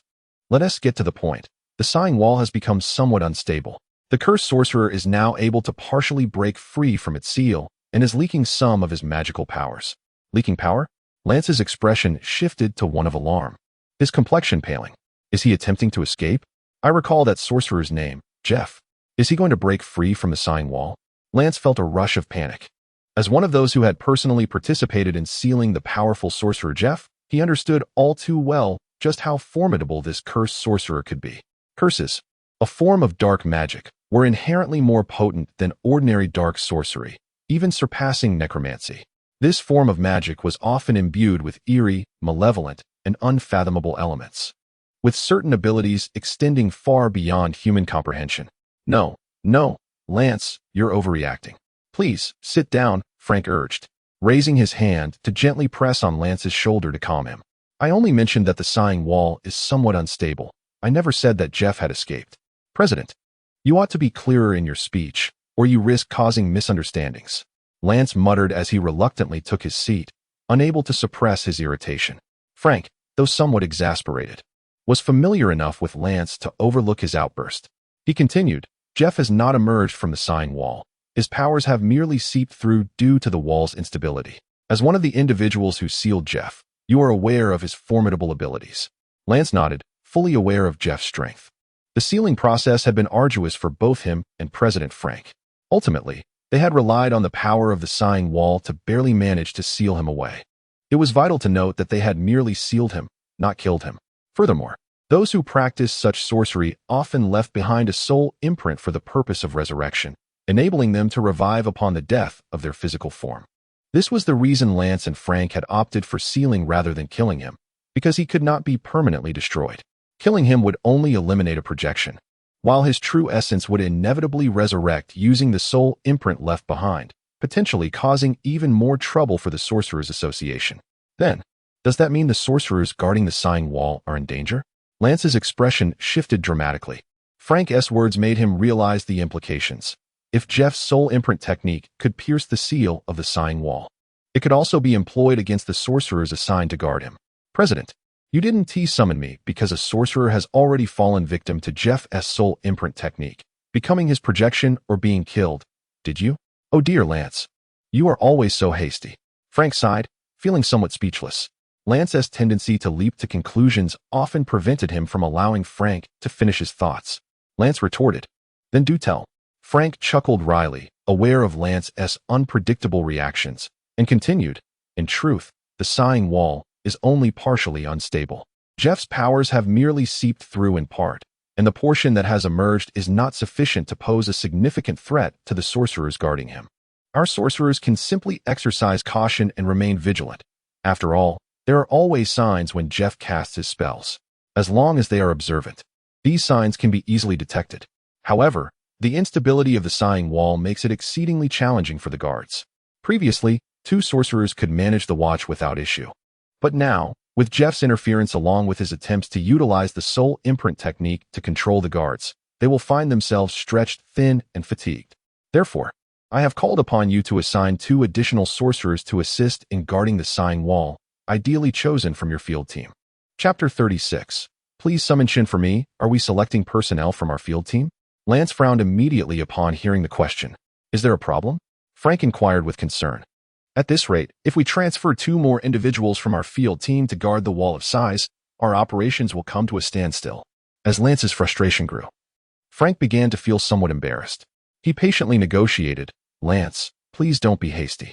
I am merely requesting a temporary loan of 2 personnel from your field team, for a maximum of 10 to 15 days, after which they will be returned to you. You are unaware that I have already arranged for personnel from our branch to oversee the Wall of Sighs. They have confirmed their willingness to send someone. But those assigned still have unfinished work and will not be able to arrive for approximately 2 weeks. Therefore, Lance, consider this a favor to me. Just lend me 2 individuals from your team for the next 2 weeks to guard the Wall of Sighs. Surely, you wouldn't suggest that we are incapable of managing a mere fortnight's watch over the Wall of Sighs." Upon hearing this, Lance found it difficult to refuse further, especially since Frank, the president, had personally requested his assistance. Reluctantly, he sighed, recognizing that the safety of the city of Summerfire was at stake. If anything were to happen, they would both be held accountable. With a softened tone, he looked at Frank and said, "However, President, surely you cannot expect my personnel to guard the Wall of Sighs without appropriate compensation? They deserve some form of reward for this task, especially given the demands of guarding the wall for 2 weeks." Frank, noticing Lance's change in demeanor, chuckled at his negotiation for benefits for his subordinates. Understanding Lance's character well, he smiled and replied, "Of course, there will be rewards. Otherwise, why would you, as the team leader, agree to this? Let us settle on 2 reward points for each of the 2 guards. That should be quite generous, considering they will only be watching over the wall for a fortnight." 2. Lance raised an eyebrow at Frank. Truth be told, this reward was already quite considerable. Most of his wizards earned meager salaries, and their monthly tasks typically yielded only 2 or 3 reward points. Excluding the exceptional Chinyu, the majority could only manage to accumulate 2 or 3 points after a month of work, as dangerous missions were not a daily occurrence. They usually dealt with mundane undead and maintained public order. Thus, the 2 reward points for guarding the Wall of Sighs for half a month seemed quite generous. Nonetheless, Lance remained protective of his subordinates. Despite Frank's offer being reasonable, he felt compelled to advocate for more. "President, didn't you mention earlier that the Wall of Sighs was unstable? That Jeff's power had overflowed. Given the potential hazards involved in guarding the wall, I believe 2 points may not suffice. How about 4? 4 points would be more appropriate, considering my subordinates are risking their lives." "Lance, you are relentless." Frank sighed, somewhat exasperated. "I knew you would negotiate. That's simply your nature. However, while the Wall of Sighs may be unstable and Jeff's power has indeed overflowed, it is not as perilous as you suggest. If it were, I would not be dispatching my subordinates there so casually. Let us settle on 3 points each. That is my final offer." Lance merely smiled, remaining silent and not engaging with Frank's proposal. Frank felt a headache coming on. He knew from experience that Lance had not absorbed his previous remarks, and attempting to negotiate was futile. Very well. Frank sighed resignedly, ultimately conceding. If 4 reward points is what you want, then so be it. Finally, you speak sense. Lance chuckled as he departed from Frank's office, leaving Frank shaking his head in resignation. Lance knew him too well for Frank to have any leverage over him. However, as they were friends and longtime colleagues, Frank bore no ill will towards Lance. Once settled behind his desk, Frank took out a pen and began contemplating which of his subordinates would be best suited to guard the Wall of Sighs. He had faith in his earlier assessment that the task was not particularly dangerous. Otherwise, he would not have been so reckless. With the absence of significant risk, the pool of candidates for selection widened considerably. Suddenly, a knock interrupted his thoughts. Come in. Captain, I have completed the task report and submitted it to Captain Lena. Entering was Gianna, who intended to update Lance on her work. Lance nodded, trusting Gianna's capabilities, and did not question her further. Then, an idea struck him. Gianna, are you familiar with the Wall of Sighs? The Wall of Sighs. Gianna's expression shifted to surprise, her demeanor instantly serious. Captain, are you certain the information you received is accurate? Has Jeff's curse grown powerful enough to transform individuals into avatars? Gianna hesitated, sensing Lance's alarm, and quickly reassured him. Captain, it seems to be true. A few days ago, after Wizard Reed was afflicted, Jack specifically sent some mental restoration potions. The need for such potions clearly indicates that Reed was harmed by Jeff's soul imprinting technique. Lance pondered deeply at Gianna's words. If Jeff's curse had indeed reached the Wall of Sighs and could now manifest in soul imprinting to seize avatars, he needed to carefully consider which subordinate to send. Although Gianna suggested that Jeff's curse was not particularly potent and Reed had managed to break free using his own abilities, Lance was compelled to consider all contingencies. Who should I send? Suddenly, the thought of Chun Yu crossed his mind. Lance's eyes brightened, and he smiled at Gianna, saying, Gianna, please summon Chun and have him come to my office at once. Chapter 37. The Ancient Seal Wall Captain, did you call for me? Shortly thereafter, Chun Yu appeared at the door of Lance's office. Chun, have a seat. Lance greeted Chun with a smile before continuing. Tomorrow, I need you to take over White's duties. Replace White? Chun Yu was taken aback. White was currently on patrol, focusing on public safety. But Chun Yu was puzzled as to why Lance wanted him to substitute for White. I have an important assignment for White, Lance explained, his face glowing with enthusiasm. You know of the Sighing Wall, right? Chun Yu was aware of the Sighing Wall. Lance continued, I just received a notice from the president. There has been a minor incident at the Sighing Wall, and they need us to send 2 personnel to assist with guarding it for half a month. Therefore, I was considering sending White at shows. Chun Yu felt a twinge of irritation. Captain, have you forgotten about me? If it's such an important task, why not assign it to me? He was confused as to why Lance specifically wanted him to replace White, merely to allow White to undertake an important mission. Captain, I can handle the task of guarding the Sighing Wall too. Chun Yu could no longer hold back. It wasn't that he was overly eager to guard the Sighing Wall, but he simply did not wish to take over White's responsibilities regarding public safety. You? Lance looked up at Chun Yu, chuckling. Chun, you're actually the most suitable candidate. I initially considered sending you, but then I remembered that the guarding task at the Sighing Wall only offers 4 reward points, which you might find unappealing. Hence I chose White. 4 reward points isn't a small amount, is it? Chun Yu retorted. Well, it is a bit meager for me. But even the smallest morsel is still sustenance. Desperate to earn reward points, Chun Yu quickly expressed, Captain, let me go? I'm not bothered by the lack of rewards. Really? Lance seemed somewhat incredulous, casting a skeptical glance at Chun Yu. Chun Yu nodded vigorously, filled with elation. However, once he exited Lance's office, he couldn't help but chuckle ruefully. It seemed he had fallen into Lance's clever ploy. Lance had likely intended to send him to guard the Sighing Wall from the outset, but had feigned the need to replace White to coax him into acceptance. Captain Lance, how cunning you are? Chun Yu felt a mix of amusement and resignation. Nonetheless, he bore no regrets about being tricked. Although 4 reward points were indeed scant, it was better than nothing, and even without Lance's tactics, he was eager to guard the Sighing Wall. Early the next morning, Shios came to fetch him, and together they set out. They took a carriage to the site of the Sighing Wall. The Sighing Wall was a relic of ancient sorcery, resembling a screen in size. And after sealing Jeff, it had been placed in the basement of an abandoned church in the outskirts, under constant surveillance. The 2 sorcerers guarding the Sighing Wall, Red and Aaron, were both official sorcerers, possessing greater power than John and Shios. Are you Chun and Shios? Welcome. I am Aaron. And since Red is on duty at the sighing wall, I will be your guide. Aaron appeared amiable, though his demeanor was somewhat somber, giving him a rather humorless appearance. Hello, Aaron. I am Shios. Greetings, Aaron. I appreciate your guidance. I am Chun. After exchanging pleasantries, Aaron led Chun Yu and Shios into the church, and then proceeded to the basement where the sighing wall was kept. He aimed to familiarize them with their duties. The basement resembled a prison, and Aaron guided Chun Yu and Shios through 2 iron doors before they arrived at the chamber housing the sighing wall. The basement was small and airless, and in the center stood an ancient structure resembling a wall, marked by several prominent cracks. Haha, more newcomers. Let me see who it is. 2 little green peas. Haha, splendid. You shall soon become my sustenance. A strange, manic laughter echoed from within the wall, a soft, eerie voice that was both captivating and chilling, drawing listeners into its depths. Aaron quickly intervened, warning the momentarily entranced Chun Yu and Shios, do not heed his words. Disregard everything he says, and do not engage in thought. Feeling the weight of pressure, Chun Yu realized that guarding the sighing wall was no trivial matter. He promptly followed Aaron's advice, focusing his mind and deliberately ignoring every word that Jeff uttered, even down to each letter. Ah, you must be Chun and Shios. I received word yesterday that you would be coming. Just across from the sighing wall, approximately 5 to 6 meters away, stood a tall, muscular man who greeted them with a smile. Aaron began explaining the situation in the basement. Chun, Shios. The task of guarding the sighing wall is neither entirely difficult nor straightforward. The first rule is to ignore Jeff. Do not engage with him in any manner, as any form of interaction could provoke his curse upon you.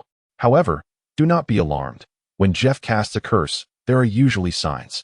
Most of the time, a black tentacle will emerge from the wall, reaching for the guards. Therefore, when it is your turn to stand watch, it is advisable to maintain a distance from the sighing wall, just as Red does. Additionally, there is another duty. Jeff continuously assaults the sighing wall, draining its power.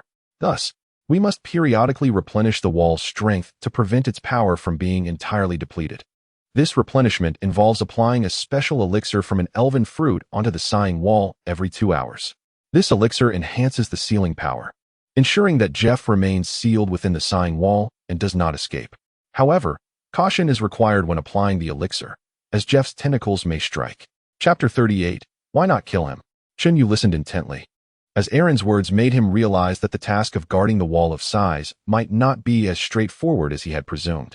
After pondering for a moment, he inquired of Aaron how long they had been watching over the wall. Aaron was taken aback, surprised that someone would take the initiative to ask questions. After some contemplation, he replied, perhaps 3 or 4 years. However, before us, there were others who also kept watch for 6 or 7 years. 3 or 4 years of vigilance. Chun Yu gasped in astonishment, casting a glance at Aaron, suddenly feeling a measure of respect for him. He understood that he himself would not have the fortitude to endure such solitude for so long. This individual, Chun Yu gestured towards the wall of sighs, implying his inquiry about Jeff, and posed the question, how long do you intend to keep him sealed? When will he be released? Aaron replied, it should be at least 200 or 300 years, considering the gravity of his crimes. However, this is not for me to decide. It depends on the higher-ups. 200 or 300 years. That amounts to several lifetimes. Chun Yu was taken aback. Although in the world of wizards, 200 or 300 years might not be an extensive period, for an ordinary person, it represented many lifetimes. The duration seemed excessively long. Reflecting on the possibility that Aaron Reed might have to guard this basement for several centuries, a chill ran down his spine. He felt a profound admiration for Aaron Reed's patience. What heinous act had this man committed? Why had he been imprisoned for so long? Aaron realized that Chun Yu was still referring to Jeff, and found it curious why Chun Yu was so concerned with seemingly unnecessary matters. After some thought, he explained, this man is a curse wizard, practicing soul imprinting, a malevolent sorcery that allows him to seize the bodies of others and create avatars. He has used this technique to usurp the bodies of at least 100 individuals, including over 30 wizards, and is thus deemed utterly vile. So that is the case. Chun Yu nodded in understanding. It seemed clear that Jeff deserved to be captured. The thought that this man could usurp the bodies of others sent a shiver through Chun Yu. The malevolence of both him and his curse arts was staggering. Suddenly filled with anger, Chun Yu turned to Aaron and asked, since this man is so wicked, why not kill him? Why waste effort guarding him? It seems unnecessary. Aaron, perplexed, glanced at Chun Yu, bewildered by his continual inquiries into such peculiar matters. Yet, he responded, "It's not that we don't wish to, Chun. Killing a wizard is not an easy task. If it were possible, he would have been slain long ago. The soul imprinting sorcery he practices allows him to resurrect using his avatars, and before his capture, he had already left a secret resurrection imprint in a place only he knows. If we were to kill him here, he would simply revive there. So, it's not a matter of desire, but rather one of capability. To kill him would be to facilitate his escape." Oh, Chinyu nodded, his expression complicated.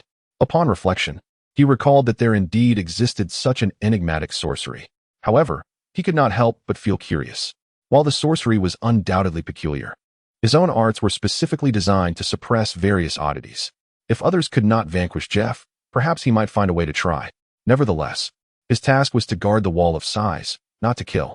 Therefore, he merely entertained the thought without any intention of pursuing it further and fell silent. Seeing that Chunyu had ceased speaking, Aaron, though curious, did not press the matter further and continued discussing their work. "Chun, shoes, if you don't mind. I would like to outline the work arrangements for the four of us." Chunyu had no objections, nor did Shoes. Aaron proceeded, "Chun, Shoes, you are both newcomers and may not be familiar with the tasks. My suggestion is to pair the experienced with the novices for task allocation. I will team up with Chin, and Reed will team up with Shoes. Is that agreeable?" Chinyu and Shoes expressed their agreement. Aaron, satisfied with their responses, continued. "Then it is settled. We shall maintain the original work arrangement. Each group will take turns on a daily basis.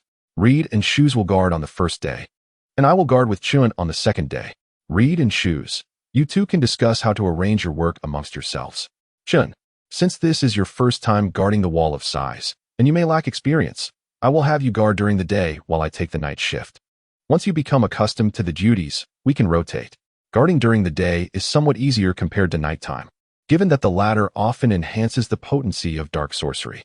Chunyu recognized Aaron's consideration for him and expressed his gratitude, even though he likely did not require such care. Nonetheless, Aaron's intentions were commendable. At that moment, Reed and Shoes had finalized their work plan. Aaron then called upon Chunyu and Shoes to show them their sleeping quarters. The sleeping area was also located in the basement, not far from the wall of size. Fortunately, there were ample rooms in the basement, allowing each person to have their own space. Aaron led Chunyu and Shoes to view the rooms, allowing them to choose one each. The rooms were quite similar, and Chunyu casually selected one, placing his belongings inside. After some conversation, Shoes proceeded back to the basement where the wall of size was located, intending to accompany Reed to learn more about the situation and gather guarding experience. With Aaron resting, Chunyu also took the opportunity to rest, as Aaron had mentioned earlier that he would impart guarding knowledge while they stood watch over the wall at night. Chunyu naturally would not refuse Aaron's kindness. Before long, night fell, and Aaron, feeling well-rested, invited Chunyu to join him for dinner. The meal was delivered by a designated individual, requiring no effort on their part to prepare or go out to eat. After dinner, it was time for the shift change, and Aaron took Chunyu to the wall to switch duties. At the wall of size, Jeff again shouted loudly, attempting to draw Chunyu's attention with his words. Just as he had fixated on Shoes, he now targeted Chun, believing that these two newcomers would be easier to manipulate. The incessant barrage of Jeff's strange and foul language infuriated Chunyu, inciting within him a desire to teach this man a lesson, despite the fact that he was reluctant to act in Aaron's presence. Thus, he forced himself to endure, planning to address the matter when he was alone with Jeff. Subsequently, Aaron began instructing Chunyu on how to deal with Jeff, how to anticipate Jeff's actions, under what circumstances he might extend his tendrils, and how to apply the juice of the elven fruit upon the wall of size. These were invaluable lessons, even if they were not immediately applicable, and Chunyu diligently absorbed the knowledge. The first night of guarding passed unusually smoothly and swiftly. Later that night, Chunyu and Aaron returned to switch shifts. Over the course of 2 nights, Aaron educated Chunyu, and by the 3rd day, they were to work separately, allowing Chunyu to guard the wall of size alone. The same plan applied to Reed and Shoes, who also took 2 days to instruct Shoes before allowing him to work independently on the 3rd day. Thus, on the 3rd day, the 4 of them were divided into 2 groups, Chunyu and Aaron in one, Reed and Shoes in the other, with each group taking turns guarding the wall of size every other day. Chunyu's first shift was during the day, a deliberate consideration from Aaron to ensure he began his duties in daylight. Indeed, Reed and Aaron both showed great care for the newcomers, allowing them to guard during the day. During these 2 days, Qinyu endured Jeff's incessant verbal onslaught, growing increasingly annoyed with him.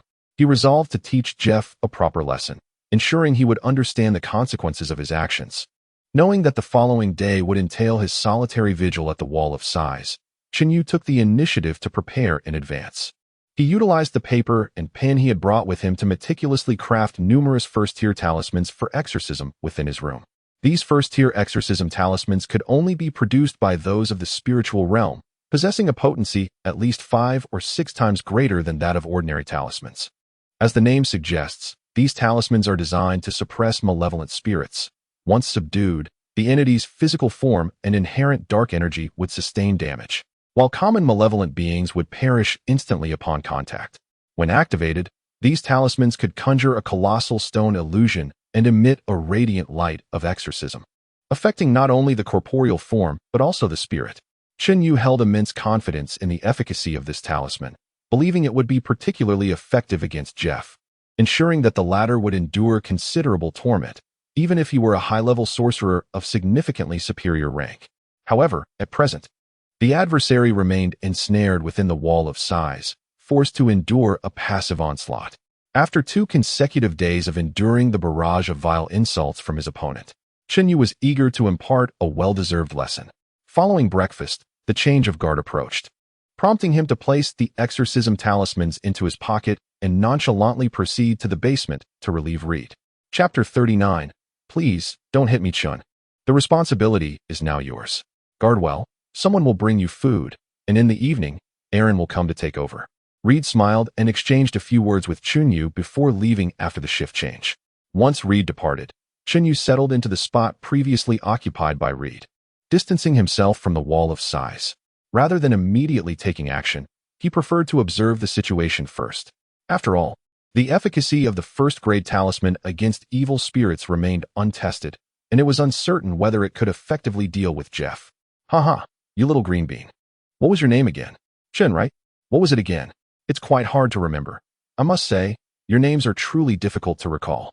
Suddenly, Jeff began to screech from within the Wall of Sighs, attempting to disrupt Qinyu's focus with his taunts. Qinyu's anger flared instantly. For the past few days, he had endured a barrage of Jeff's trash talk, which nearly pushed him to the brink of exasperation. The sheer audacity and unpleasantness of Jeff's words were intolerable to anyone.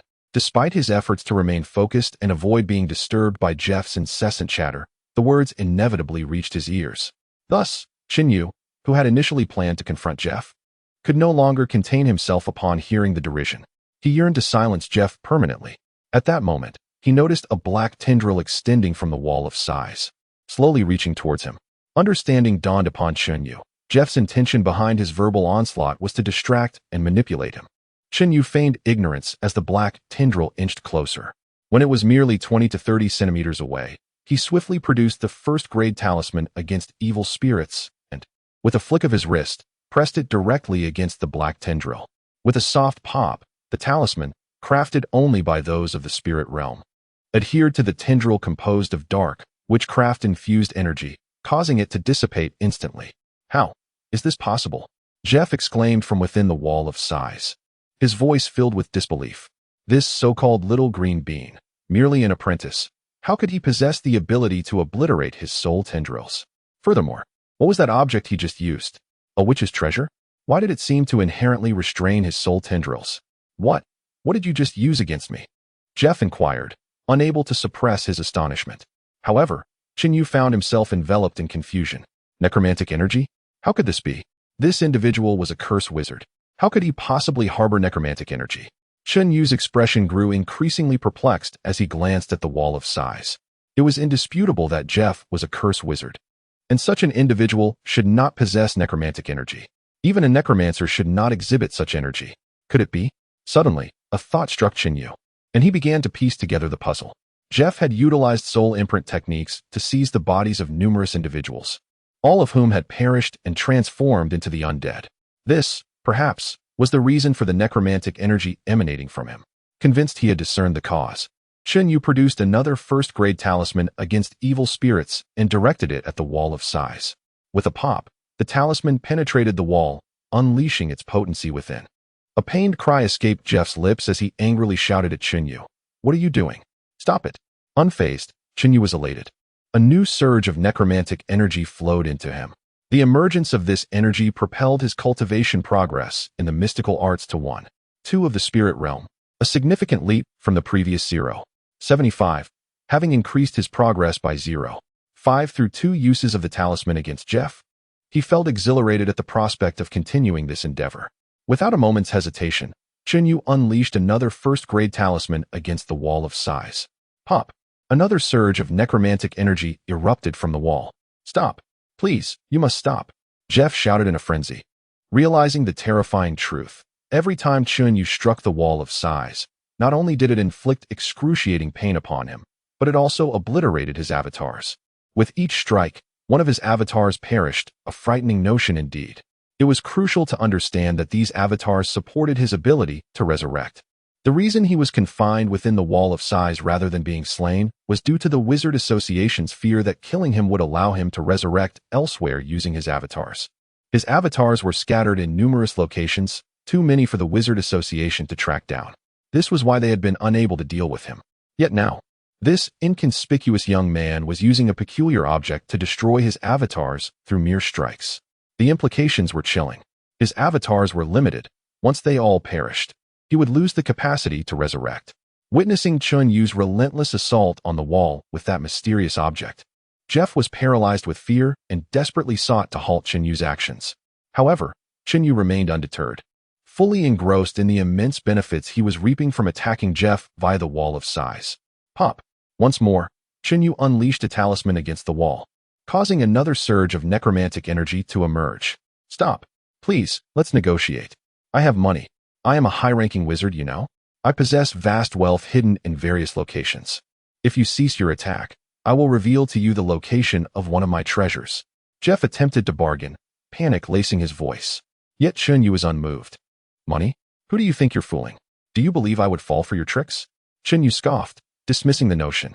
Rather than risk being deceived by the allure of illusory wealth, he preferred to extract tangible benefits, acquiring more necromantic energy from Jeff instead.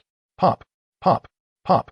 He continued to bombard the wall of size with first-grade talismans, each strike resulting in the loss of another one of Jeff's avatars, coupled with an increase in his own mystical arts progress. Chapter 40. Absurdity Beyond Measure. Stop! Stop! In the name of a high curse wizard, I command you to cease. If you do not relent, I shall curse you to death. Seeing that pleas for mercy were futile, Jeff resorted to threats. Yet, how could Chinyu be intimidated?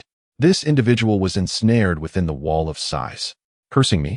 Allow me to offer you a few more level 1 banishment talismans.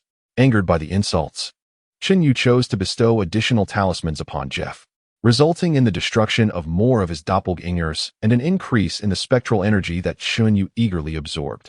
In retaliation, Jeff's curses grew fiercer. Chinyu, unfazed, thought to himself, curse as you will, the more vehement your insults, the harder I shall strike. He relentlessly affixed banishment talismans to Jeff. Consequently, an ever-growing amount of spectral energy flowed forth for Chinyu to absorb. Gradually, Jeff's capacity to curse diminished. He realized that his doppelgangers were being obliterated at an alarming rate, and if this trend continued, his demise would soon follow. He began to plead for mercy. Huh? You still wish to deceive me? Fully aware of Jeff's nature, Chinyu was not swayed and perceived his pleas as mere manipulation. He continued to bombard the wall of size with level 1 banishment talismans. A multitude of talismans were thrust into the wall, in his fervor to teach Jeff a lesson. Chinyu had meticulously prepared an abundance of these talismans, all of which were now put to use. As Jeff grew increasingly weakened, his doppelgangers, his very essence, were being annihilated, drastically diminishing his power. Initially, he had the strength to plead for mercy, but soon even that waned. The power of the level 1 banishment talismans was astonishing, capable of subduing various malevolent entities. Were Jeff free, as a high wizard, he would undoubtedly not fear Chinyu's talismans. In fact, they would hardly be able to touch him. However, trapped within the wall of size and rendered immobile, he could do nothing but endure the onslaught of talismans. After enduring dozens, even a high wizard like him was reduced to a mere shadow of his former self. Yet Chinyu paid no heed. Having amassed a wealth of spectral energy from Jeff, he was resolute in his determination to glean every last drop of it. with a series of resounding impacts. He continued to unleash level 1 banishment talismans upon the wall of size. No. Please. Jeff's voice grew feeble, his pleas laden with desperation. But Chunyu remained steadfast in his belief that Jeff was merely attempting to deceive him. After all, was he not a high wizard? High wizards do not perish so easily. With unwavering resolve, Chunyu persisted in his assault with the banishment talismans. Suddenly, a brilliant golden light erupted from the wall of size, causing it to tremble as if an earthquake had struck. This. Chunyu was left dumbfounded. The sheer quantity of banishment talismans employed had accumulated an overwhelming force within the wall, which now appeared on the verge of collapse. Then, from within the wall of size, a pitiful yet excruciating scream reverberated, followed by an eerie silence as Jeff's presence vanished entirely. A crack formed upon the wall of size, a formidable artifact capable of sealing high wizards.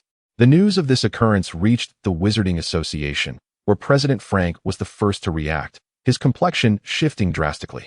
The potential escape of a cursed wizard like Jeff, well-versed in soul-imprinting arts, could spell disaster. Not to mention, capturing him again would be a daunting task. With an abundance of doppelgangers, locating his true self among them would prove exceedingly difficult. The previous success in capturing Jeff had been the result of immense sacrifices made by Frank, Lance, and other members of the Wizarding Association. As the president, Frank forced himself to regain composure and promptly seized the surveillance crystal from his desk to observe the situation beneath the wall of size. Chun, is that you? The wall of size. Why is there a crack? Where is Jeff? Has his presence completely vanished? No, within the wall of size, there lies Jeff's corpse. His body, devoid of any aura? How? How is this possible? Jeff is dead. Frank was struck with disbelief. How could Jeff possibly be dead? He possessed so many doppelgangers. Chun, could it be? A preposterous thought surged within Frank as he gazed at Chunyu, who stood dazed before the wall of size. I must rush to the wall of size immediately. I must ascertain how Jeff met his end. It appears that Chun is responsible, but how could this individual possess the ability to kill him? Frank found the notion absurd. So many high wizards, even archwizards, had been unable to contend with Jeff, opting instead to seal him away. Yet this Chun had managed to slay him? A mere apprentice wizard? Frank, though he suspected the outcome, found it utterly ludicrous, an affront to reason. In a flurry, he exited his office, instructing his assistant to prepare a carriage while hastening toward the courtyard of the Wizarding Association. He was determined to reach the site and witness the truth firsthand. Otherwise, he would be unable to rest. President. Frank, where might you be headed? Lance appeared to have been waiting for Frank, greeting him with a smile the moment he stepped out of the office. Lance, tell me, does your subordinate Chin possess some peculiar abilities? Frank grasped Lance's arm, his agitation evident. Lance accompanied Frank to the carriage, both men synchronously setting off toward the wall of size. President, what are you planning to do? Surely, you do not intend to visit the wall of size? Lance maintained his cheerful demeanor. Lance, cease your pretense. I am aware that you, too, received a warning from the wall of size and have observed the situation through the surveillance crystal. Tell me, does your subordinate Chin possess some extraordinary abilities? How could an apprentice wizard slay a high wizard? Slay a master of soul imprinting like Jeff? Frank's impatience grew as Lance feigned ignorance. Lance chuckled, but soon adopted a serious expression. Frank, first tell me, are you heading to the wall of size to punish Chun for the damage inflicted? What nonsense, Lance! Frank exclaimed, pointing an accusatory finger at him, his agitation palpable. An apprentice wizard has slain a cursed wizard like Jeff, one whom even archwizards could not defeat. What a prodigious talent! Yes, the wall of size is a treasure, a high-grade artifact. However, do you truly believe I would seek to punish someone capable of defeating an entity that even archwizards could not vanquish, merely for the damage to a sealing artifact? No, you are testing me. How despicable. Chapter 41. Is there a lifespan for the witch's treasure? Haha. Upon hearing this, Lance couldn't help but chuckle with pride. He held no fear of Frank, for they shared a close bond and often engaged in light-hearted banter. What do you think, Frank? Am I impressive? Did you expect to fall for my trick? Frank shot Lance an exasperated glance, speechless. What are you so proud of? You merely succeeded in extracting information. Nonetheless, he was filled with curiosity about Chinyu. Lance, let's be serious. How well do you truly know Chin? Lance laughed again, reluctant to divulge Chinyu's secrets. In truth, he was unaware of what those secrets entailed. Frank, you know that everyone harbors their own secrets. Yours, mine, and certainly Chen's as well. I believe it best that we refrain from prying into others' mysteries. Frank nodded in agreement, but remained suspicious. You make a valid point. Yet I suspect Chun has mastered some formidable forbidden technique. Otherwise, it would be inconceivable for him to possess such prowess. If he has indeed learned such forbidden arts, his origins must be rather extraordinary. Could he be the descendant of some epic or legendary figure? Lance burst into laughter at Frank's conjecture regarding Chun Yu's identity. In truth, he shared a similar suspicion, contemplating Chen's potential connections to some legendary or epic figure, as it seemed impossible for anyone to cultivate such formidable forbidden techniques otherwise. However, unlike Frank, Lance had no desire to investigate Chen Yu's secrets. Frank, let's not overthink this. Regardless of Chen's background, he is one of us. Out of respect for our own, I believe it best not to delve into his secrets. Moreover, if Chun is indeed linked to some epic or legendary figure, I doubt that individual would appreciate anyone prying into Chen's affairs. Thus, I think it prudent for us to avoid unnecessary trouble. Frank wholeheartedly agreed, nodding in affirmation. Otherwise, they might truly invoke the ire of the formidable figure behind Chen Yu. Although Frank was the head of a small branch of the Wizarding Association, he had no desire or courage to provoke a being of such epic or legendary stature. Consequently, they refrained from further discussion about Chen Yu and urged the coachmen to hasten their pace. Meanwhile, in the basement, Reed, Aaron, and Shios had gathered, their expressions fraught with anxiety as they gazed upon the newly formed crack in the sign wall. In their panic, they failed to notice that Jeff had fallen completely silent within the sign wall. The sign wall, a priceless artifact capable of sealing high-level wizards, had sustained damage, and its integrity was now compromised. The three of them recognized the gravity of the situation. If such a valuable treasure had been harmed, the head would undoubtedly be furious. If the head was enraged, as their custodians, they would inevitably face dire consequences. With this thought, they turned their accusatory gazes towards Chen Yu. Chun, the sign wall was damaged while you were on watch. Regardless of your words, you cannot escape responsibility. Therefore, I hope you will voluntarily admit your guilt and apologize to the head. Perhaps, in light of your sincerity, the punishment might be mitigated. Aaron attempted to persuade Chen Yu to take the blame, thus lessening his own liability. Reed shared Aaron's perspective. Indeed, Chun, I believe Aaron is correct. There's no point in arguing now. The sign wall was damaged while you were on duty. That is the reality, and thus, I believe the responsibility lies with you, not with us. Chen Yu shot them a bemused glance. Though Aaron and Reed were fundamentally good people, when interests were at stake, even the kindest could quickly turn selfish. He glanced at Shios, hoping for some support. Internally conflicted, Shios desired to help Chen Yu, having come with him. Yet he knew that if Chen Yu did not assume responsibility for the sign wall's damage, he too would bear the consequences. His thoughts aligned with Reed and Aaron, not that he wished to abandon Chen, but the repercussions of the sign wall's damage were too severe. Even a fraction of the blame was burdensome. Feeling somewhat ashamed, he turned away, avoiding Chen Yu's gaze. Chun, the sign wall was damaged while you were on watch. I suggest you accept your misfortune. His initial intention had merely been to teach Jeff a lesson. He had not anticipated the sign wall would be damaged. Wasn't this sign wall a treasure? How could it be so fragile? Everyone, the situation is of my making, and I will bear the responsibility myself. You need not worry about being implicated. As for the head, I will personally seek to atone for my mistakes. At Chen Yu's words, Reed, Aaron, and Shios let out a collective sigh of relief. They were grateful that Chun was not one to shirk responsibility. Otherwise, if he were to act unreasonably, they would all be dragged down with him, with only the degree of blame varying. Chun, we will do our utmost to help you clear your name. Aaron, relieved, quickly sought to reassure Chen Yu, worried he might change his mind. Reed and Shios echoed this sentiment, all three anxious that Chun might reconsider, striving to comfort him and hoping to delay until he accepted responsibility. Just then, a knock echoed through the room. Aaron, nearest to the door, rushed to open it. Upon doing so, the head, Frank, and the field leader, Lance, entered the basement in succession. Greetings, head. Greetings, leader Lance. The group greeted Frank and Lance anxiously, immediately surmising the reason for their arrival.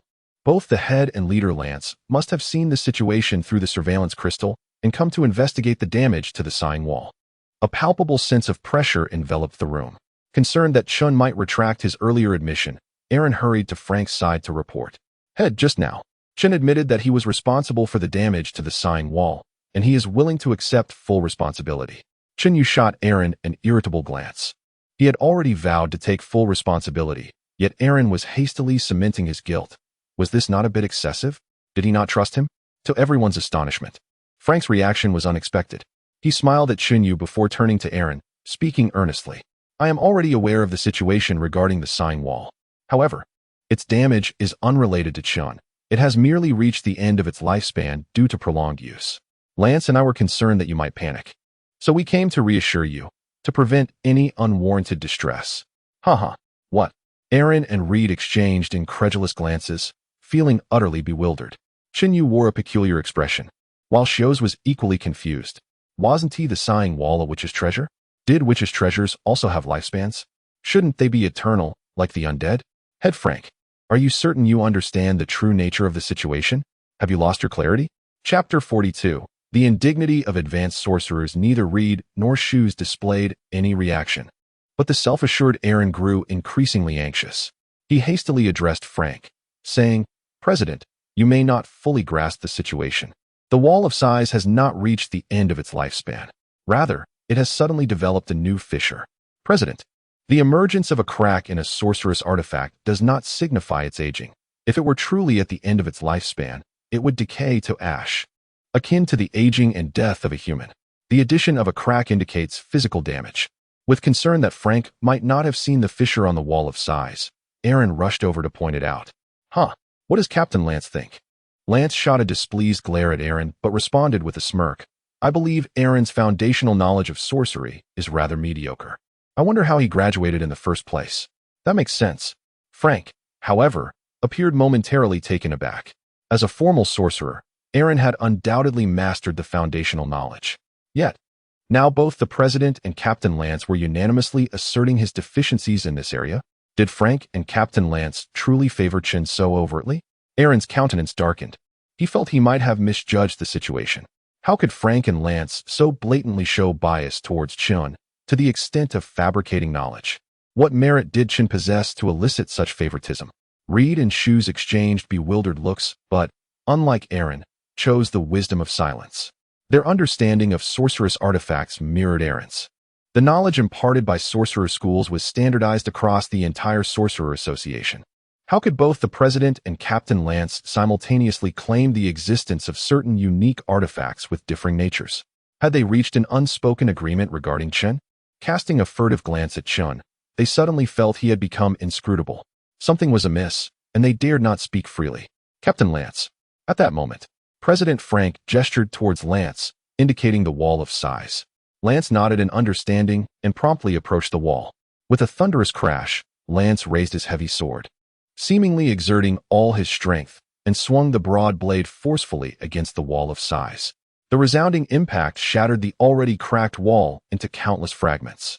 Simultaneously, a corpse tumbled forth from within. It was Jeff. Jeff was dead. Reed, Aaron, and Shoes stared in astonishment at the lifeless body that had fallen from the Wall of Sighs. This was Jeff, someone they knew. Yet, as an advanced cursed sorcerer well-versed in soul imprinting, how could Jeff have perished? How could he have died within the Wall of Sighs? What had transpired? How could the master of many avatars fall to death? Someone tell me this is not real. The three were engulfed in uncertainty. At that moment, Lance sheathed his heavy sword and approached to examine Jeff's body. Soon after, he turned to Frank with a smile and nodded in acknowledgement. The previously somber Frank's expression brightened with relief upon receiving Lance's nod. Then, the three witnessed Frank, with a beaming face, glance appreciatively at Chen. Though he quickly averted his gaze, Aaron and the others caught the glimmer in his eyes. The usually stern president appeared too. Was it possible? His eyes were shining with admiration towards Chen. In disbelief, Frank reflected, it seems unexpected that Jeff would choose to embrace death alongside the Wall of Sighs. He solemnly remarked, an advanced sorcerer cannot be dishonored. Although Jeff was a dark sorcerer, he possessed dignity. Our act of sealing him within the wall diminished his honor, prompting him to opt for a suicide pact with the wall. One must concede, despite being a dark sorcerer, he deserves respect. Chen wore a peculiar expression, glancing between Lance and Frank, a ludicrous thought bubbling within him. Did Captain Lance and President Frank truly comprehend the nature of Jeff's demise? Surely, Jeff must have been the architect of his own death. Yet these two had simultaneously misattributed his fate to a dishonorable suicide. Nonetheless, this could prove beneficial. This way, he could evade responsibility for damaging the wall and avoid the stigma of having killed an advanced sorcerer. Otherwise, as a novice sorcerer, the news of his slaying an advanced sorcerer would undoubtedly spell danger, even threaten his life. Unexpectedly, Frank shook his head in regret as he surveyed Jeff's lifeless form before turning to Chun and the others. Jeff, unable to bear the shame, has chosen to perish with the wall of sighs. Henceforth, this place shall require no guard. Confusion filled the hearts of the group, yet they promptly acquiesced to Frank's decree. Consequently, they departed with a multitude of unanswered questions. Once the others had left, Frank and Lance's expressions shifted to grave concern. Frank nodded at Lance, and together they slowly approached the original position of the wall of sighs. Beneath the wall lay a massive stone pedestal crafted from oak, weighing at least 1,000 pounds. At that moment, the pedestal remained intact. Exchanging meaningful glances, both men recognized the gravity of their expressions. Gradually, they appeared tense, taking deep breaths before cautiously grasping one end of the stone pedestal, laboriously relocating it from its original spot. Beneath the pedestal, they uncovered a cold, bottomless black opening, approximately 1.5 meters in diameter, exuding an ominous chill.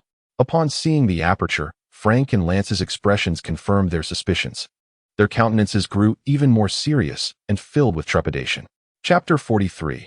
I propose to send Chun. Upon witnessing the ominous black opening, Lance's eyes immediately turned red with anguish, and he suddenly lost control of his emotions, letting out a desperate roar as he lunged towards the dark abyss. Calm down, Lance, calm down. Fortunately, Frank had anticipated this moment, seemingly foreseeing Lance's emotional turmoil, and kept a portion of his attention on him at all times. As Lance attempted to leap into the void, Frank swiftly extended his slender arm, grasping Lance's arm with a surprising strength that rendered the otherwise robust Lance unable to break free. Lance fell silent, perhaps recognizing the validity of Frank's words, gradually regaining some semblance of rationality. With a resounding thud, he struck the nearby oak stone pedestal, shattering a fragment and sending shards scattering. Damn it! Lance howled to the heavens, his voice filled with a wild, wolf-like fury. Frank silently shook his head, yet his thin arm remained firmly clasped around Lance, patiently waiting for him to fully regain his composure. After a few minutes, Lance finally ceased his impulsive behavior, prompting Frank to release his grip. Nonetheless, while Lance had calmed somewhat, his gaze upon the black opening still simmered with hatred.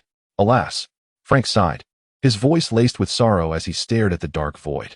The wall of sighs had crumbled, and the entrance to the underground witch city would inevitably open, just as I had anticipated. Curse it! Lance's voice was heavy with regret.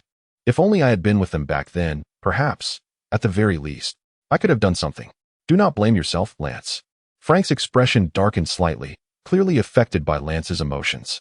He gently patted Lance's shoulder and spoke soothingly. Even if both of us had been there, it would not have changed anything. We could not have saved them. In fact, we might not have survived ourselves.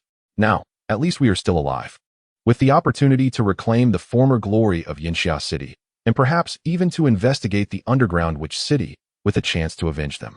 There are still many who live, I am certain of it. Frank nodded emphatically, his gaze fixed on the dark opening, his words imbued with hope.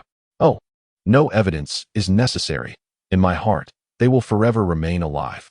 Frank gazed quietly at the black void, his tone filled with optimism. You. Lance's expression darkened as he looked at Frank's somewhat weathered face, instinctively clenching his fists. He nearly struck Frank in anger. His greatest annoyance was Frank's manner of speaking. Couldn't he express himself plainly? Why resort to such profundity in serious matters? It had been over a decade. Frank, lost in thought as he gazed at the opening, sighed again with a sense of nostalgia. Suddenly, a thought struck him, and he turned to Lance. Lance, do you feel there is still hope for your breakthrough? Both he and Lance found themselves stuck at a plateau. Lance was trapped at the advanced level of an intermediate sorcerer, just a step away from becoming a high sorcerer, yet unable to make that final leap. Frank's situation was slightly better. Years ago, he had, like Lance, been stuck at the advanced level of an intermediate sorcerer. But fortune smiled upon him when he acquired a fruit from the knowledge tree.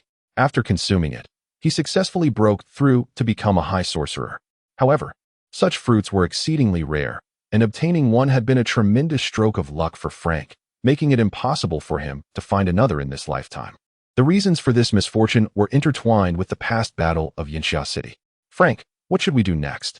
Lance suddenly shifted the conversation to other matters. He had abandoned any hope of a breakthrough. Dwelling on it was futile, and it was better to focus on the pressing issues at hand. Frank's gaze remained fixed on the black opening as he spoke gravely. The underground witch city has emerged, and the opening has appeared. Based on the current situation, it will likely take at least a week to stabilize. Only then can we send people down through the opening.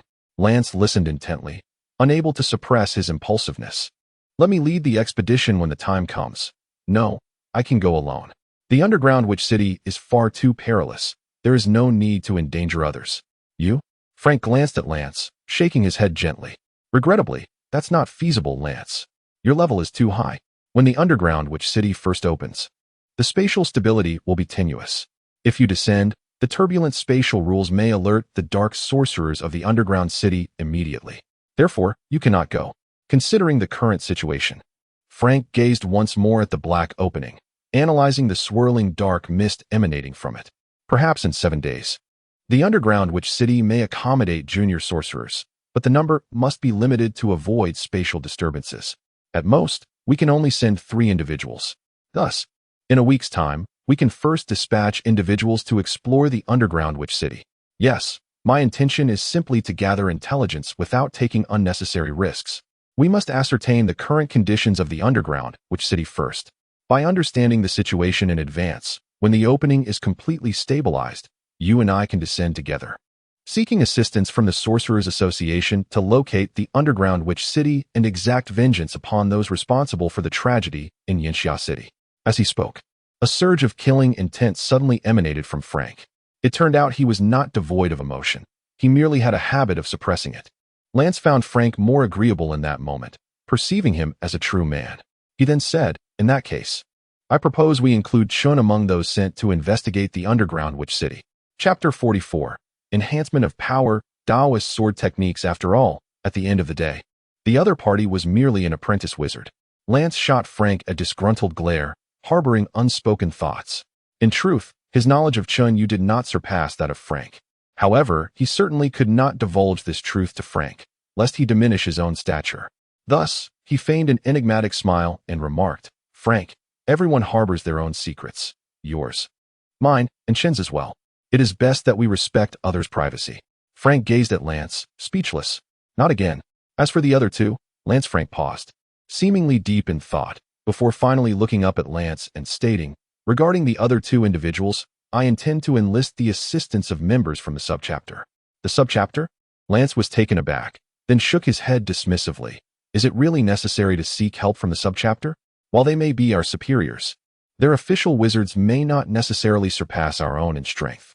It is not merely a matter of strength, Frank replied, a hint of amusement gracing his expression as he patiently explained. The reason for involving the subchapter is to ensure their participation. I have come to realize that the power of the underground witch city is indeed overwhelming, far beyond what our city of Yinxia can manage alone. Therefore, we must seek assistance. By involving the subchapter, we enhance our chances of victory against the underground witch city. If necessary, I may even request the headquarters' involvement. We can no longer fight alone. We must acknowledge the formidable strength of the underground witch city. We cannot allow the calamity of over a decade ago to repeat itself. As Frank spoke, his demeanor grew solemn, casting a heavy atmosphere over the conversation. Very well, Lance conceded, recognizing the truth in Frank's words. Alone, their city of Yinxia stood no chance against the underground witch city. Seeking help from the subchapter, or even the headquarters, may indeed be the wisest course of action. Upon visiting the warehouse, he utilized all 36 of his reward points to procure necromantic relics, acquiring the ancient fabric fragment and shards of a glass vial he had previously observed. Consequently, Chen Yu was left with no reward points. However, absorbing these relics would provide him with a 37 advancement in his spiritual connection stage, which equated to an 18.5 increase in his spiritual body stage. Moreover, due to the substantial number of avatars he had eliminated during the task at the Wall of Sighs, Chen Yu had amassed a considerable amount of necromantic energy. This energy further accelerated his cultivation progress, elevating it from an initial 1.2 to a current 17.3, a remarkable increase of 16.1 percentage points. Thus, With the absorption of the ancient fabric and glass vial shards, Chen Yu's cultivation progress in Daoist techniques would reach 35. 8. Not only would he successfully advance to the mid-stage of the spiritual body realm, but he would also make significant strides within that stage, approaching the late stage. Chen Yu held a bright hope for his future. Upon returning home, he retrieved the ancient fabric and glass vial shards, immediately commencing the absorption process. Next, he focused on mastering the mid-stage attack technique, the True Fire Triple Strike. Compared to the previous True Fire Sword Strike, the power of the True Fire Triple Strike was significantly greater. Not only was the issue of casting time resolved, but there was also a profound difference in methodology. While both techniques employed the True Fire Talisman in conjunction with the Peachwood Sword, the True Fire Sword Strike involved affixing the talisman to the sword and using it to project the talisman, thereby augmenting the talisman's power. As a result, what was originally a relatively ordinary talisman could unleash 2 to 3 times its typical strength when propelled by the Peachwood Sword. In contrast, the True Fire Triple Strike harnessed the talisman to amplify the sword's power. Both techniques involved affixing the talisman to the Peachwood Sword, but once the talisman was applied, the once ordinary Peachwood Sword transformed into an indomitable weapon that repelled evil, capable of vanquishing malevolent beings with a single strike. Even formidable artifacts associated with evil could be shattered by the True Fire Triple Strike. This exemplifies the formidable might of the True Fire Triple Strike. Furthermore, this technique, while classified as a spell, also constitutes a sword technique, allowing the wielder to deliver 3 strikes in an instant, as if they were one, with the strikes executed almost simultaneously. This further enhanced the sword's potency, which is precisely why it is referred to as a triple strike. The practice of the True Fire Triple Strike was not overly complex. Once one reached the requisite level, everything else fell into place. Supported by his progress in Daoist techniques, Chen Yu completed it with ease. With this achievement, he felt a significant sense of relief, no longer needing to worry about combating official wizards. The prior battle against the black-robed wizard of the Black Witch Society had been fiercely brutal, relying on strategy to secure victory. However, should he encounter that adversary again, he was confident that he could employ the True Fire Triple Strike to deliver a decisive blow. This was the overwhelming essence of the True Fire Triple Strike. Not long after mastering the True Fire Triple Strike, Chen Yu received a notification from the Wizard Association, instructing him to prepare for an extremely important underground mission scheduled to take place in 4 days. Chapter 45. The 7-star step and the Bagua formation. Upon receiving the message, Chen Yu was somewhat taken aback and promptly inquired about the specifics of the task. However, upon learning the details, he fell into a profound silence. The task was unexpectedly related to the underground witch city. Drawing from the memories left by his predecessor, he recalled the so-called underground witch city, which had once emerged above ground during the time when the kingdom of Yinxia still existed, launching an assault against the then kingdom.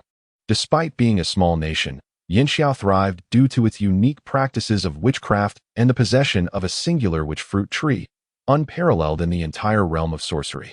Yet, the sudden appearance of the underground witch city and the ensuing massacre by numerous dark sorcerers resulted in the deaths of countless citizens, including the king and princess of Yinxia. The witch fruit tree was destroyed by a formidable dark sorcerer, and the kingdom's unique tomes on cultivation were reduced to ashes. Alas, the kingdom of Yinxia ultimately met its demise, transforming into Yinxia City. Frank and Lance, the survivors of Yinxia, had also encountered some obstacles that prevented any further breakthroughs in their studies of sorcery. Amidst his silence, Chen Yu initiated his preparations. The task concerning the underground witch city was undoubtedly perilous, necessitating thorough readiness. He began crafting the flags and formations of the Bagua array. Should danger arise during the mission, the Bagua array might assist him in navigating certain crises. The Bagua array, as recorded in the teachings of the Xianmen, is a formation designed to ensnare, allowing for swift deployment through the use of formation plates and flags.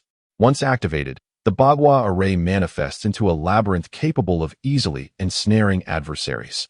However, as the Bagua array that Chen Yu was creating was a simplified version, classified as a minor formation, it could at most trap a handful of individuals.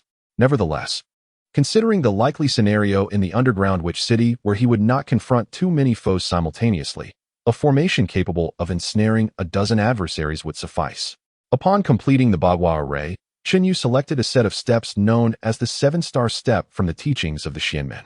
In truth, The 7-star step is a technique related to martial prowess, akin to the light-footed movements depicted in martial arts literature.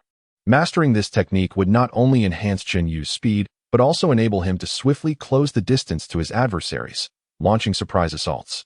Thus, the combination of this technique with the Xianmin's 3-hit combination was indeed a match made in heaven. The art of Qimin Duanjia, merging body movement with formations, allows for sudden appearances beside unsuspecting enemies for stealthy attacks or instantaneous escapes when under assault. This formidable and profound ability would significantly bolster Chen Yu's survival skills. However, it regrettably was not suited for cultivation in the mid-stage of the spirit body realm. Nonetheless, despite the disappointment, Chen Yu did not succumb to despair, for the successful mastery of the 7-star step had markedly enhanced his survival capabilities, making him feel adequately prepared for the exploration of the underground witch city. After all, the mission merely entailed exploration, rather than engaging in combat with the sorcerers within. The agreed-upon day arrived, and Chen Yu rose early. Just as he was preparing to head to the Sorcerer Association, he received another message instructing him to gather in the basement where the sign wall was located. Thus, he hurriedly made his way to the basement. Upon arrival, he discovered that others had already assembled. There, he saw President Frank as well as Captain Lance. President Frank bore a grave expression, as if bracing for a formidable challenge, while Captain Lance fixated on the vast black opening where the sign wall had once stood. His face marked not only by intense hatred, but also a peculiar anticipation, as if he were awaiting something. Chen, you've arrived. Come here. Let me introduce you to 2 individuals. President Frank greeted him with a faint smile upon noticing his presence. Hello, President. Hello, Captain Lance. Chen Yu approached, exchanging pleasantries with both. The demeanor of his companions stirred a sense of concern within him. Captain Lance appeared to have endured significant psychological distress over the past few days. Given Lance's frequent assistance to him, Chen Yu felt compelled to inquire, Captain Lance, are you feeling all right?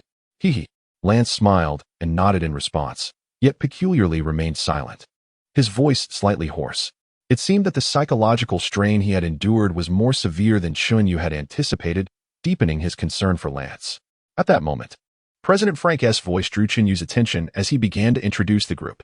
Chen, allow me to introduce these 2 members of the association's branch. This is Gray, and this is David. Both of them are official sorcerers of the branch and your companions for this mission. Gentlemen, this is Chen from our association, a rather extraordinary sorcerer. Only then did Chen Yu notice the 2 men standing beside Frank. Gray was tall and slender, distinct from other sorcerers, clad in a black trench coat, wielding a long staff that could serve as a walking stick. David had a somber demeanor, his gray robe failing to conceal the profound melancholy that emanated from him. However, contrary to his appearance, he bore a massive long-handled axe on his back. Undoubtedly, he was a battle sorcerer.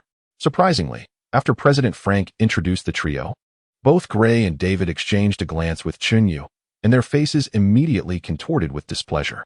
Chapter 46. The unyielding resolve of Chen Yu upon hearing these words. Chen Yu frowned, immediately losing any fondness he had for the wizard named David. David, appearing skeptical, glanced at Chen Yu before reluctantly stating, I hope what President Frank said is true. Otherwise, if it jeopardizes our mission, well. His tone was undeniably laced with distrust toward Frank's explanation. Concerned that further discord might arise, Frank promptly interjected, Now, allow me to introduce the details of this mission to the 3 of you. Your task is to venture into the underground sorcerer's city. The primary objective is to investigate the current state of the 8-fold Black Sorcerer's City, which was once annihilated by several powerful wizards. Therefore, the crucial aspect of your mission is to ascertain whether this city has been reconstructed. If it has been successfully rebuilt, you are to further explore and determine how many Black Sorcerer flags have been raised within. These are the main tasks. Additionally, if time permits, I would appreciate it if you could investigate the distribution of the Black Sorcerer's forces within the city, including how many there are and whether any formidable talents have emerged in recent years. As a reward for your exploration of the Black Sorcerer's City, each participant will receive 10 reward points upon completion. Moreover, the individual who gathers the most detailed and comprehensive information will be allowed to select any treasure from the warehouse of Yinxia City as an additional reward. After Frank's announcement, a brief silence enveloped the room. The proposed rewards for participating in the mission could only be deemed average. 10 reward points were neither particularly generous nor particularly meager, merely pedestrian. However, The opportunity to choose a treasure from Yinxia City's warehouse was a different matter altogether. Not only did it captivate the interest of Gray and David, but even Chunyu felt a stirring intrigue. David's breathing grew slightly heavy as he fixated on Frank, and the peculiar smile on his face rendered his already unappealing features even less attractive. He had long anticipated the treasures in Yinxia City's warehouse, having heard that many of them were unique artifacts originally belonging to the Yinxia Kingdom. Indeed, he was filled with eager anticipation for this mission. Gray suddenly twirled his staff with flair, a grin plastered across his face.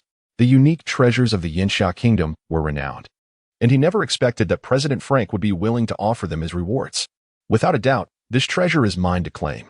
Gentlemen, I implore you to spare me the trouble and refrain from competing with me for it. As he spoke, a glint of menace flickered in his eyes as he surveyed David and Chunyu. This treasure is something I must possess, so I apologize in advance, David replied coldly, shooting a glance at Gray before turning his fierce gaze toward Chunyu. Whoever dares to contend with me, I shall not show mercy. Chunyu, undeterred by their threats, chuckled lightly and dismissed their intimidation with a nonchalant remark. I, too, am quite fascinated by the treasures of the Yinxia Kingdom. Anyone who dares to challenge me will find that they never end well.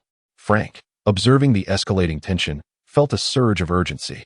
His intent in offering the treasures was merely to motivate the trio, yet it had unexpectedly devolved into a competition. Gentlemen, David, Gray, Chun, let us prioritize collaboration. Haha. Gray laughed heartily, dismissing Frank's plea with a scoff. Do you truly believe there is any possibility for cooperation in this situation? Do you have any means to persuade David and Chun to relinquish their claims to the ultimate reward? Before Frank could respond, David interjected with a grin. Who said I would concede? You should first ask the axe in my hand if it agrees. Frank, unwilling to concede defeat, turned to Chunyu. Chun, you. President, I, too, desire the treasures of the Yinxia Kingdom. I must convey my apologies, Chunyu replied, raising the peachwood sword in his hand.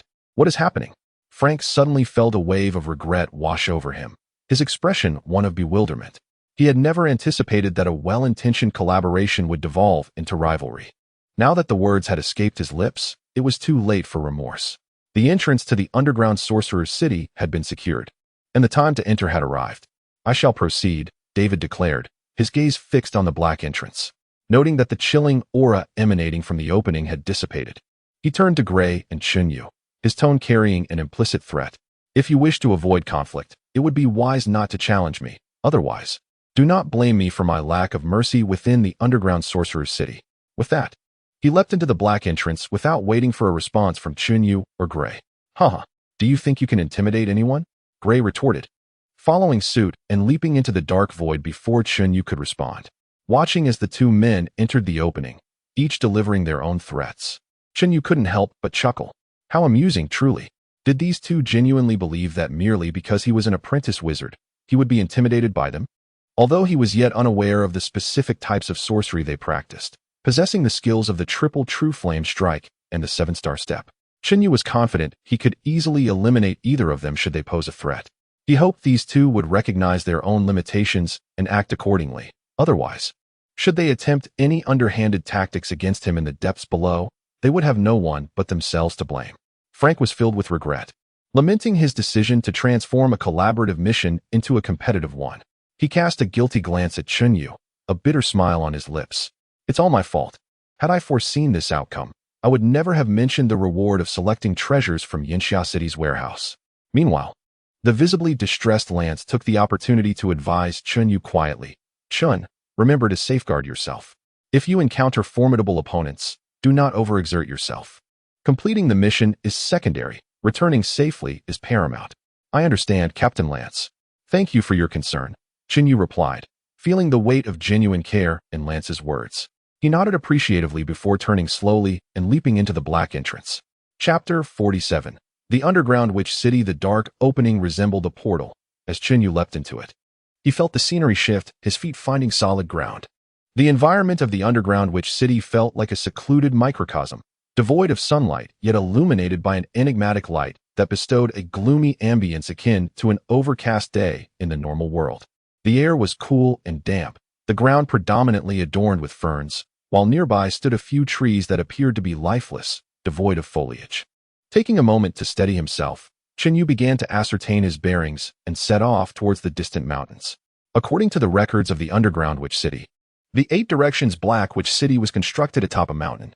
If there had been no alterations, it should still occupy the same lofty perch.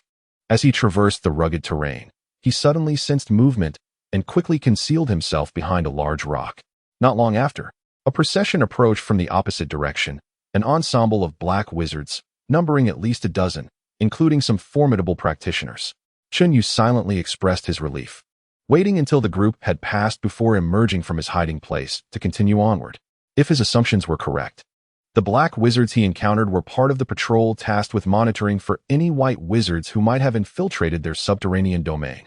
Had he hesitated even slightly longer, he would have undoubtedly been discovered, leading to dire consequences. After walking for several hours, covering a distance of 2 or 3 dozen miles, Yu finally reached the mountain. The path began to dwindle, ultimately leaving only a single route available for passage. Suddenly, he halted, a frown creasing his brow as he beheld a lookout tower standing several meters high. A wizard was stationed atop, surveying the surroundings, while below, a small house obstructed the path entirely. Gathered within this house were 4 or 5 black wizards. Observing the lookout, Yu furrowed his brows. The path here was completely exposed, devoid of even the slightest foliage, meticulously cleared. If he attempted to breach this area now, he would undoubtedly attract the attention of the watchful wizard above, an outcome he wished to avoid. After a moment of contemplation, Yu resolved to wait for nightfall. Fortunately, it was already evening in the underground realm, and darkness would descend within a few hours. He carefully chose a concealed spot to bide his time. The night in this subterranean world was markedly darker than on the surface, as even the moon was absent, plunging the environment into near-total obscurity. Suddenly, commands echoed from the guardhouse as the black wizards called for torches. Some ignited flames while others ventured outside, aiming to illuminate the path with their torches. Seizing this opportunity, Yu sprang into action. Employing the 7-star steps, he deftly traversed the distance, slipping past the sentinels with agility before reaching the small house. Another swift movement brought him around to the other side. Relief washed over him. The passage through the guardhouse had been remarkably smooth, devoid of any mishaps. Beyond the guardhouse, the route ahead appeared considerably safer. Departing from the outpost, he continued along a narrow path. After traversing several more miles, he stumbled upon a small village, bustling with activity despite the late hour. Villagers congregated at the fringes, illuminated by flickering lanterns, engaged in urgent discussions. Intrigued, Yu drew closer to eavesdrop. One villager expressed his concerns about the arrival of outsiders, stating that it was alarming they had appeared in their village. Another, seemingly the village chief, dismissed the fears, asserting that Lord Adrian was already in pursuit, and the intruder would not escape. The first villager clarified that his worry was not for the captured individual, but rather whether others from the surface might have followed suit. The chief chuckled dismissively, suggesting that this person might merely be a remnant from previous encounters. As it was not easy for surface dwellers to descend, Yu quietly withdrew, pondering who had been discovered, David or Gray. These two had always boasted of their prowess. How could they have been caught? He hoped they would not cause complications. His thoughts darkened as he reflected on David and Gray's incompetence, despite their grandiose claims. They were utterly unreliable when it came to actual deeds. Nevertheless, Yu had never intended to rely on them. He resumed his journey toward the 8 directions Black Witch City as documented. Half an hour later, sounds of pursuit echoed in the distance. One figure fled frantically while another relentlessly pursued. "Run! Keep running! I wonder how long you can escape," jeered the pursuer, who clearly had the audacity to confront someone from the surface. Yet, now that they had arrived, escape was no longer an option. Suddenly, a series of hissing sounds filled the air. Yu recognized the dark vine sorcery being employed by the pursuer. As the chase drew nearer, he swiftly executed the 7-star steps, leaping into the branches of a tall tree, where he concealed himself among the foliage. Given the inky darkness of the night, he felt confident his hiding spot would remain undiscovered. Once concealed, Yu focused intently on the scene below. 2 figures were engaged in the chase. The one fleeing was tall and slender, clad in a black coat. It was Gray, his appearance disheveled, the coat torn by thorns, and his staff discarded as he fled for his life. The pursuer, donned in a black wizardess robe and wielding a dark staff, cast dark vines that slithered like serpents, aiming to ensnare Gray's legs. Chun, is that you? Chun, save me, please. In a surprising turn, Gray, amidst his frantic escape, seemed to recognize Chun Yu, his face lighting up with hope as he called out, rushing towards the tree where Chun was hidden. Chapter 48. A sword to defeat the enemy, do not approach. Get away. Farther. However, the desperate Gray seemed oblivious to Chun Yu's desire for him to stay away. He fled beneath the towering tree, gazing up at Chun Yu with fervor. Chun, please save me. Hurry. Damn it. Chun Yu cursed vehemently, realizing that Gray had unwittingly exposed his position. In the distance, the dark sorcerer pursuing Gray immediately halted, his gaze fixated on the concealed Chun Yu among the treetops. A cold smirk crept across the sorcerer's face as he addressed Chun Yu. It appears luck is on my side today, capturing 2 sorcerers in succession. My friend, will you not descend? Or must I invite you down? With a flourish of his staff, the sorcerer assumed a threatening posture. Damn it! Chun Yu cursed again, reluctantly jumping down from the tree. Chun, thank goodness you're here. This man is far too strong, relentlessly pursuing me. I am no match for him. I even lost my staff in my flight. Now that you are here, let us join forces against him. Gray hastily approached Chun Yu. Mr. Gray, please do not come any closer. Chun Yu astutely maintained his distance from Gray. His trust in this man was minimal. Thus, he would not allow Gray to encroach upon him. Gray was taken aback. The dark sorcerer, witnessing this exchange, broke into laughter. Oh, it seems the 2 of you are not so united after all. In that case, surrender together, haha. Chun Yu glared at the dark sorcerer, annoyance evident in his gaze. Suddenly, his expression hardened, a murderous intent flickering in his eyes. He coldly addressed the sorcerer, drawing forth a peach-wood sword and a true fire talisman, swiftly adhering the talisman to the sword.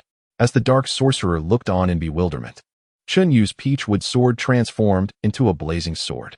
Gripping the flaming weapon, Chun Yu coldly declared, now that you have seen me, do not even think of escaping. Prepare to perish.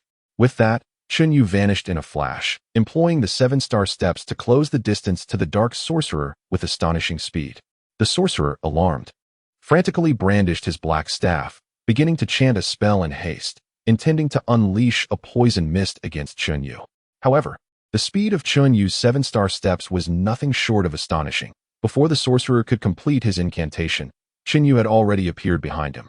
In one swift motion, the flaming peach-wood sword struck at the sorcerer's body. With a sickening sound, the sword pierced through him. Only then did the dark sorcerer's body split in 2, both halves plummeting to the ground, igniting in flames. The power of the true fire was overwhelming, and within moments, his remains were reduced to ashes. With a thud, the black staff fell to the ground, accompanied by a palm-sized metal plate resembling a black shield. Chun Yu stepped forward, deftly retrieving both the black staff and the metal plate. Clearly, the sorcerer had never anticipated such formidable strength from Chun Yu. Such power? Was he truly just an ordinary apprentice sorcerer? Not even a top-tier official sorcerer could possess such might. Heh, Gray, did you not boast of your strength? How is it that you are being pursued by a mere dark sorcerer? Gray stammered, overwhelmed with shame and rendered speechless. Just half a day prior, he had proclaimed his prowess, only to reveal his true self and embarrass himself before Chun Yu. Chun Yu observed this, smirking coldly before turning away, intent on leaving. Chun, wait for me. We should travel together. It would be beneficial to have assistance on the road. Noticing Chun Yu's intent to depart, Gray hurried after him. With you? Chun Yu halted, casting a scornful gaze at Gray. What assistance can you offer? You lack even the ability to protect yourself. Why would I consider joining forces with you? Well. Without another word, Chun Yu resumed his brisk pace towards the direction of the Black Sorcerer's city, aware that news of the fallen sorcerer would soon spread. The city would likely soon learn of the intrusion, prompting a large-scale search. Time was of the essence. For Chun Yu, the optimal strategy was to act swiftly while news traveled, maximizing the completion of tasks. Yet, this was an ideal scenario, and he could not guarantee success. Nevertheless, he understood the necessity of accelerating his pace. Watching Chun Yu depart, Gray did not pursue him again, consumed by shame. Suddenly, he clenched his teeth and dashed off in a diagonal direction. Meanwhile, Chun Yu, having distanced himself from Gray, swiftly made his way towards the mountains where the Black Sorcerer's city was located. The situation was proving to be even more dire than Chun Yu had anticipated. By the break of dawn the next day, news of the death of the dark-robed sorcerer Adrian had spread, and the underground sorcerers were alerted to the presence of intruders, dispatching a large force to search the outskirts of the city. Among those sent to search were even mid-level sorcerers leading the charge. Yet, through his cunning, Chun Yu repeatedly evaded capture, reaching the vicinity of the Black Sorcerer City by midday. Chapter 49. Princess Aisha. As Chun Yu gazed upon the majestic and ancient fortress of the Black Sorcerers, shrouded in darkness, an overwhelming weight settled upon his heart.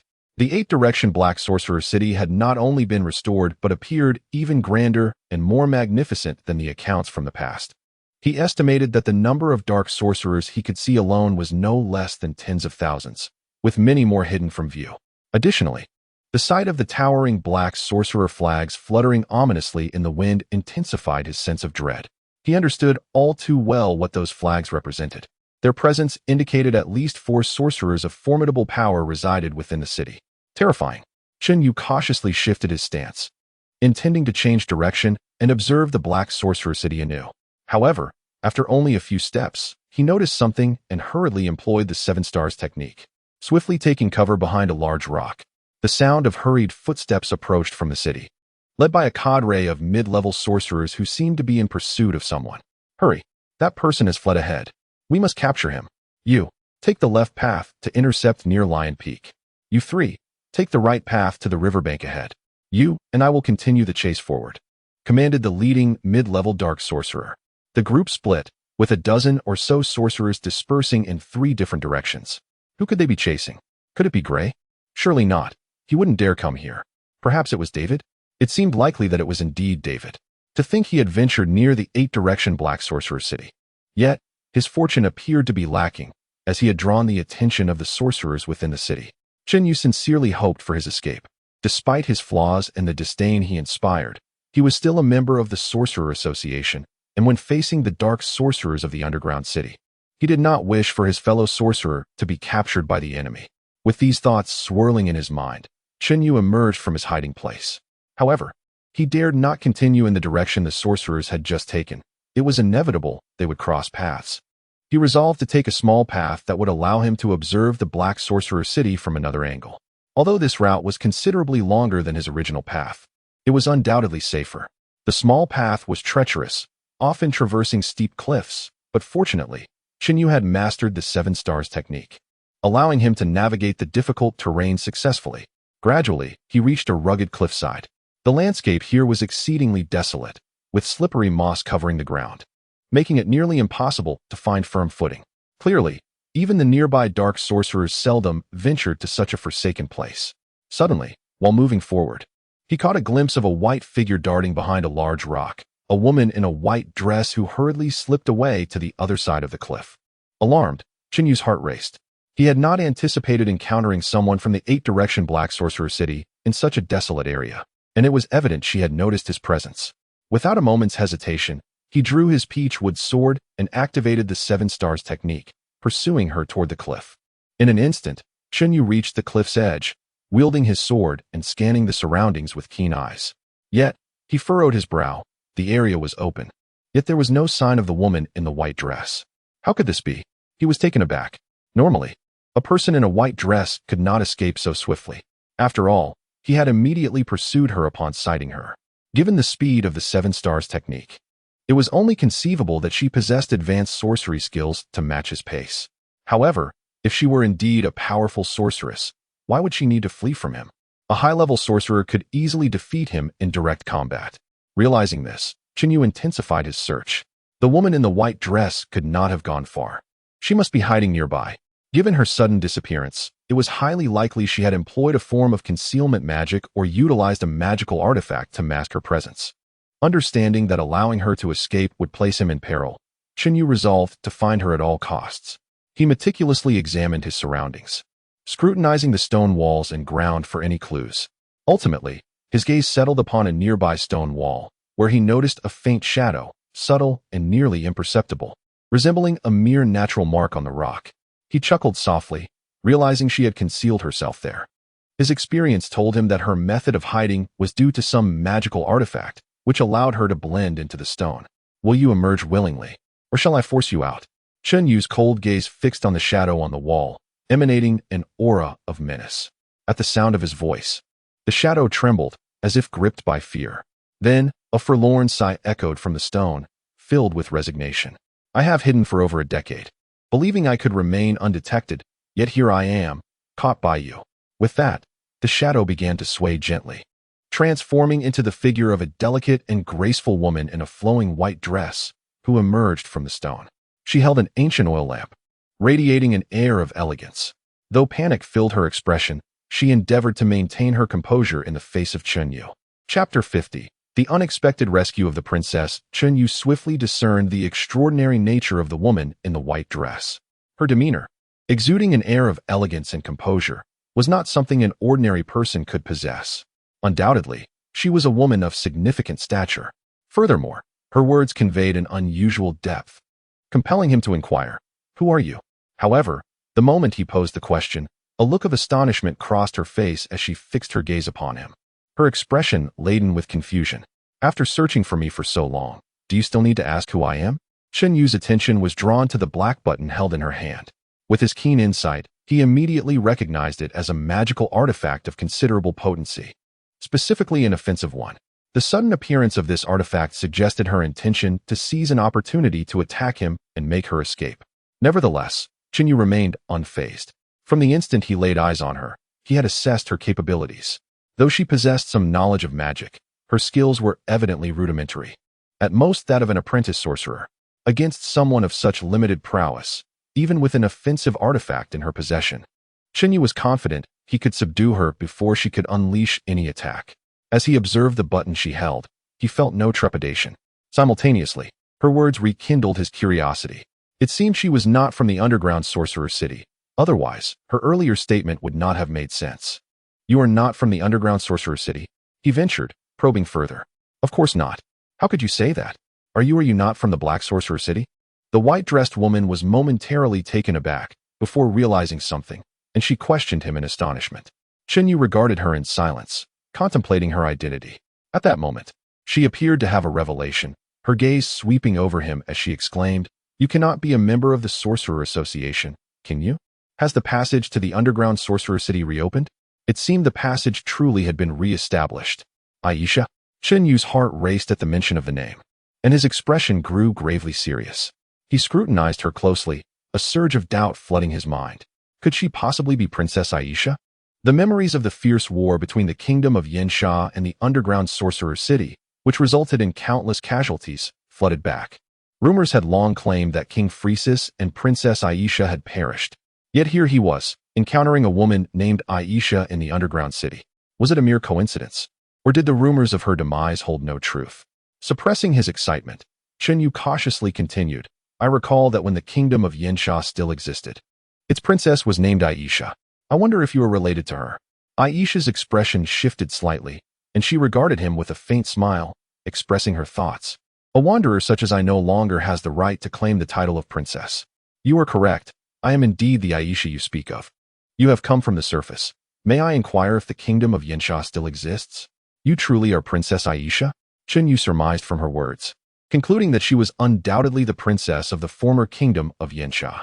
The calm and composed demeanor she maintained even in perilous circumstances was not something that could be easily feigned. "A wanderer? Who dares to call themselves a princess?" "You are too kind."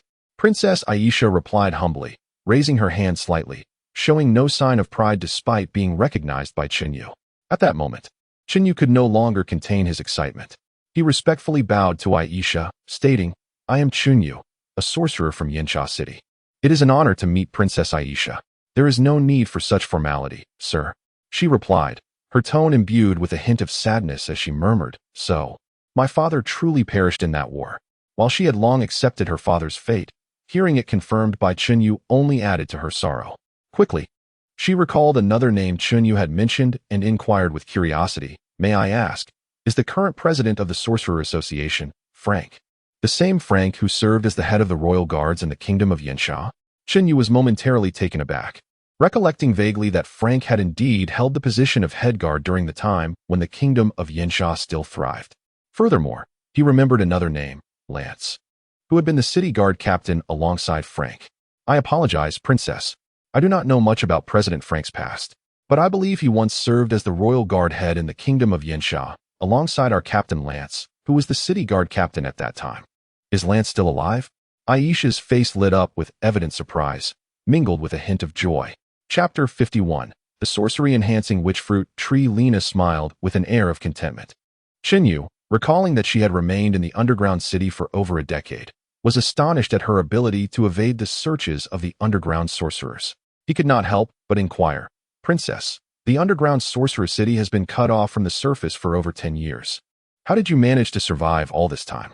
Princess Aisha glanced at Xinyu and, with a sudden smile, asked, "Chun, I recall that Captain Lance had an injury to his right ear, and he could never hear clearly. Is his ear any better now?" Xinyu was taken aback and replied with a wry smile, "Captain Lance's ear has never been injured. There is no need for you to test me, Princess. I am indeed a member of the Sorcerers Association of Yinxia City, and I have my work permit to prove it. Please, take a look." He presented his work permit, offering it to Princess Aisha for her inspection. Aisha examined the permit carefully, particularly scrutinizing the anti-counterfeiting emblem before returning it to Xinyu, apologizing, "I am sorry, Mr. Chun. You are indeed a member of the Sorcerers Association of Yinxia City. I was overly cautious.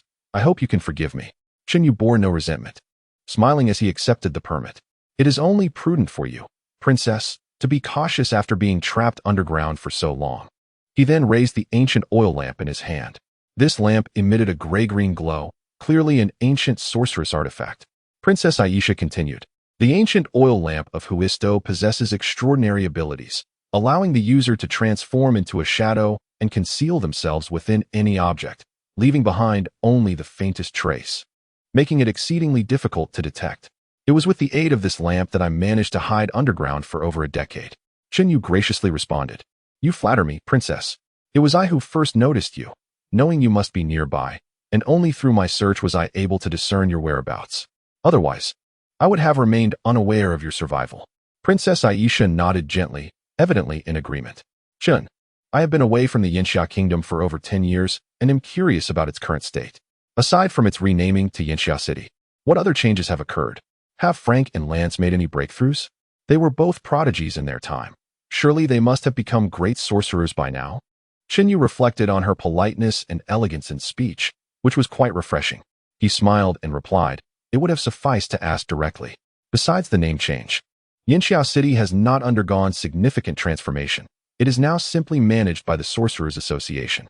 Regrettably, as for President Frank and Captain Lance, I fear I must disappoint you. Neither has ascended to the rank of Great Sorcerer. To my knowledge, President Frank remains at the initial stage of a high-level sorcerer, while Captain Lance has only reached the high level of a mid-tier sorcerer. How is this possible? Have they not continued their training over the years?" Princess Aisha gazed at Xinyu, her eyes wide with confusion. Xinyu sighed. "You may not be aware, but during the war in Yinxia Kingdom, a great sorcerer invaded the archives and set fire to all the cultivation tomes. Both President Frank and Captain Lance, having trained exclusively with the Yinxia Kingdom's texts, lost access to the subsequent volumes and could no longer advance." "I see." Princess Aisha nodded slowly, her expression revealing her newfound understanding. The Yinxia Kingdom's prosperity had stemmed from its unique methods of cultivation, which allowed it to dominate the sorceress world.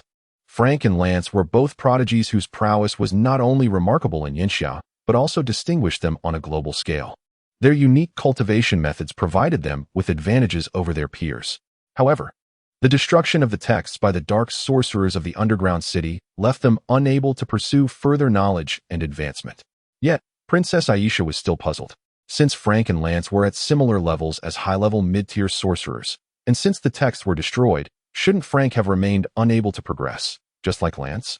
Has he perhaps consumed the knowledge fruit? But if Frank could elevate his level through the knowledge fruit, why could Lance not do the same? Xinyu discerned her confusion and shook his head with a bittersweet smile. The knowledge fruit she referred to was born from a peculiar tree known as the witchfruit tree. This fruit possessed profound powers, enhancing a sorcerer's abilities and facilitating their comprehension of complex spells. It was a remarkable fruit, enabling sorcerers to accelerate their cultivation speed. In the past, this extraordinary fruit had grown in the Yinxia Kingdom, being the only one of its kind in existence. The exceptional prosperity of the kingdom at that time was not solely due to its unique cultivation methods, but also because of this singular witchfruit tree. However, during the conflict with the underground sorcerer's city, This soul tree was also consumed by flames. Chapter 52. The secret texts must be retrieved. Could it be that the witch fruit tree has also perished? Princess Aisha, perceptive and astute, discerned the outcome from Chun Yu's expression. Chun Yu suddenly felt a pang of reluctance to convey this harsh reality, fearing it might wound her spirit. Yet, seeing her earnest gaze, filled with an urgent desire for the truth, he steeled himself and spoke. During the great battle in the underground witch city, the witch fruit tree was set ablaze by a dark warlock, reduced to ashes. A shadow of disappointment crossed Princess Aisha's face as she lamented. The witch fruit tree was the fruit of the labor of the esteemed sage Puyan. This great sage dedicated millennia to studying various wondrous trees, ultimately crossbreeding them to yield a single seed, from which the witch fruit tree emerged. Thus, this tree is unique to our land of Yansha, symbolizing the very fate of our nation.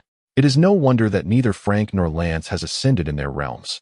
Perhaps Frank advanced from a mid-level wizard to a high-level wizard due to consuming the last of the knowledge fruit, while Lance did not. What of Sage Puyan? Is he still alive? At this, Princess Aisha's face brightened with anticipation, clearly concerned for the fate of the great sage who had cultivated the witch fruit tree. Chinyu, wishing to spare the gentle and courteous princess further disappointment, shook his head with a heavy heart. He too has passed away, also at the hands of a dark warlock.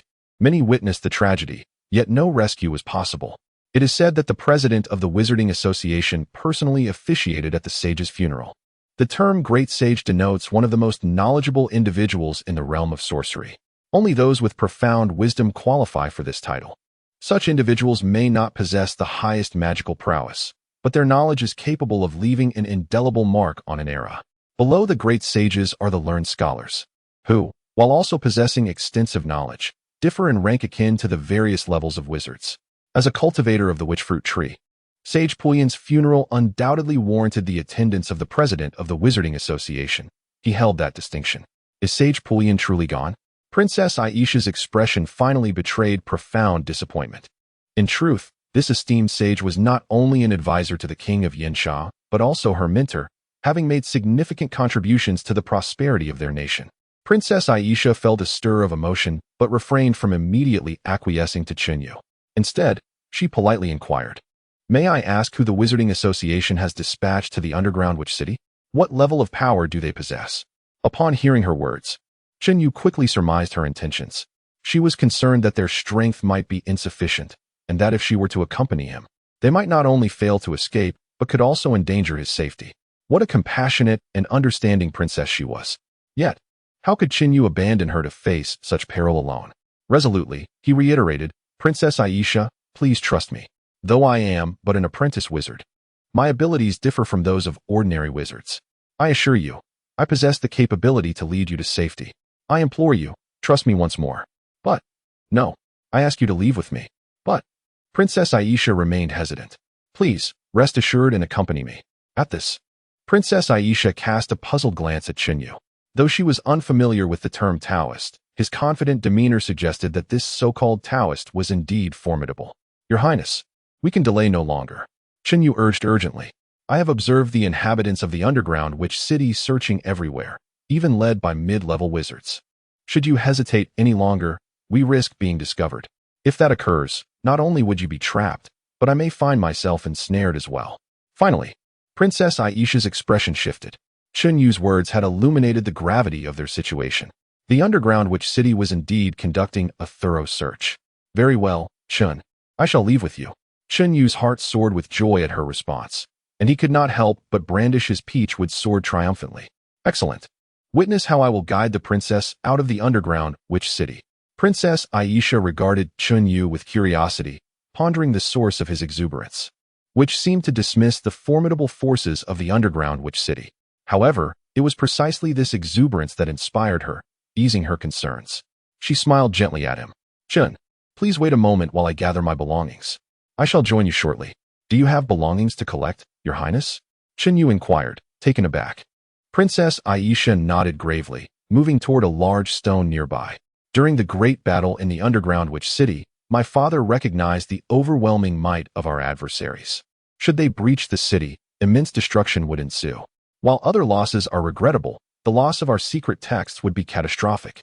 for they are the very foundation of our nation's strength and continuity. Thus, my father had all the texts duplicated and entrusted to my care.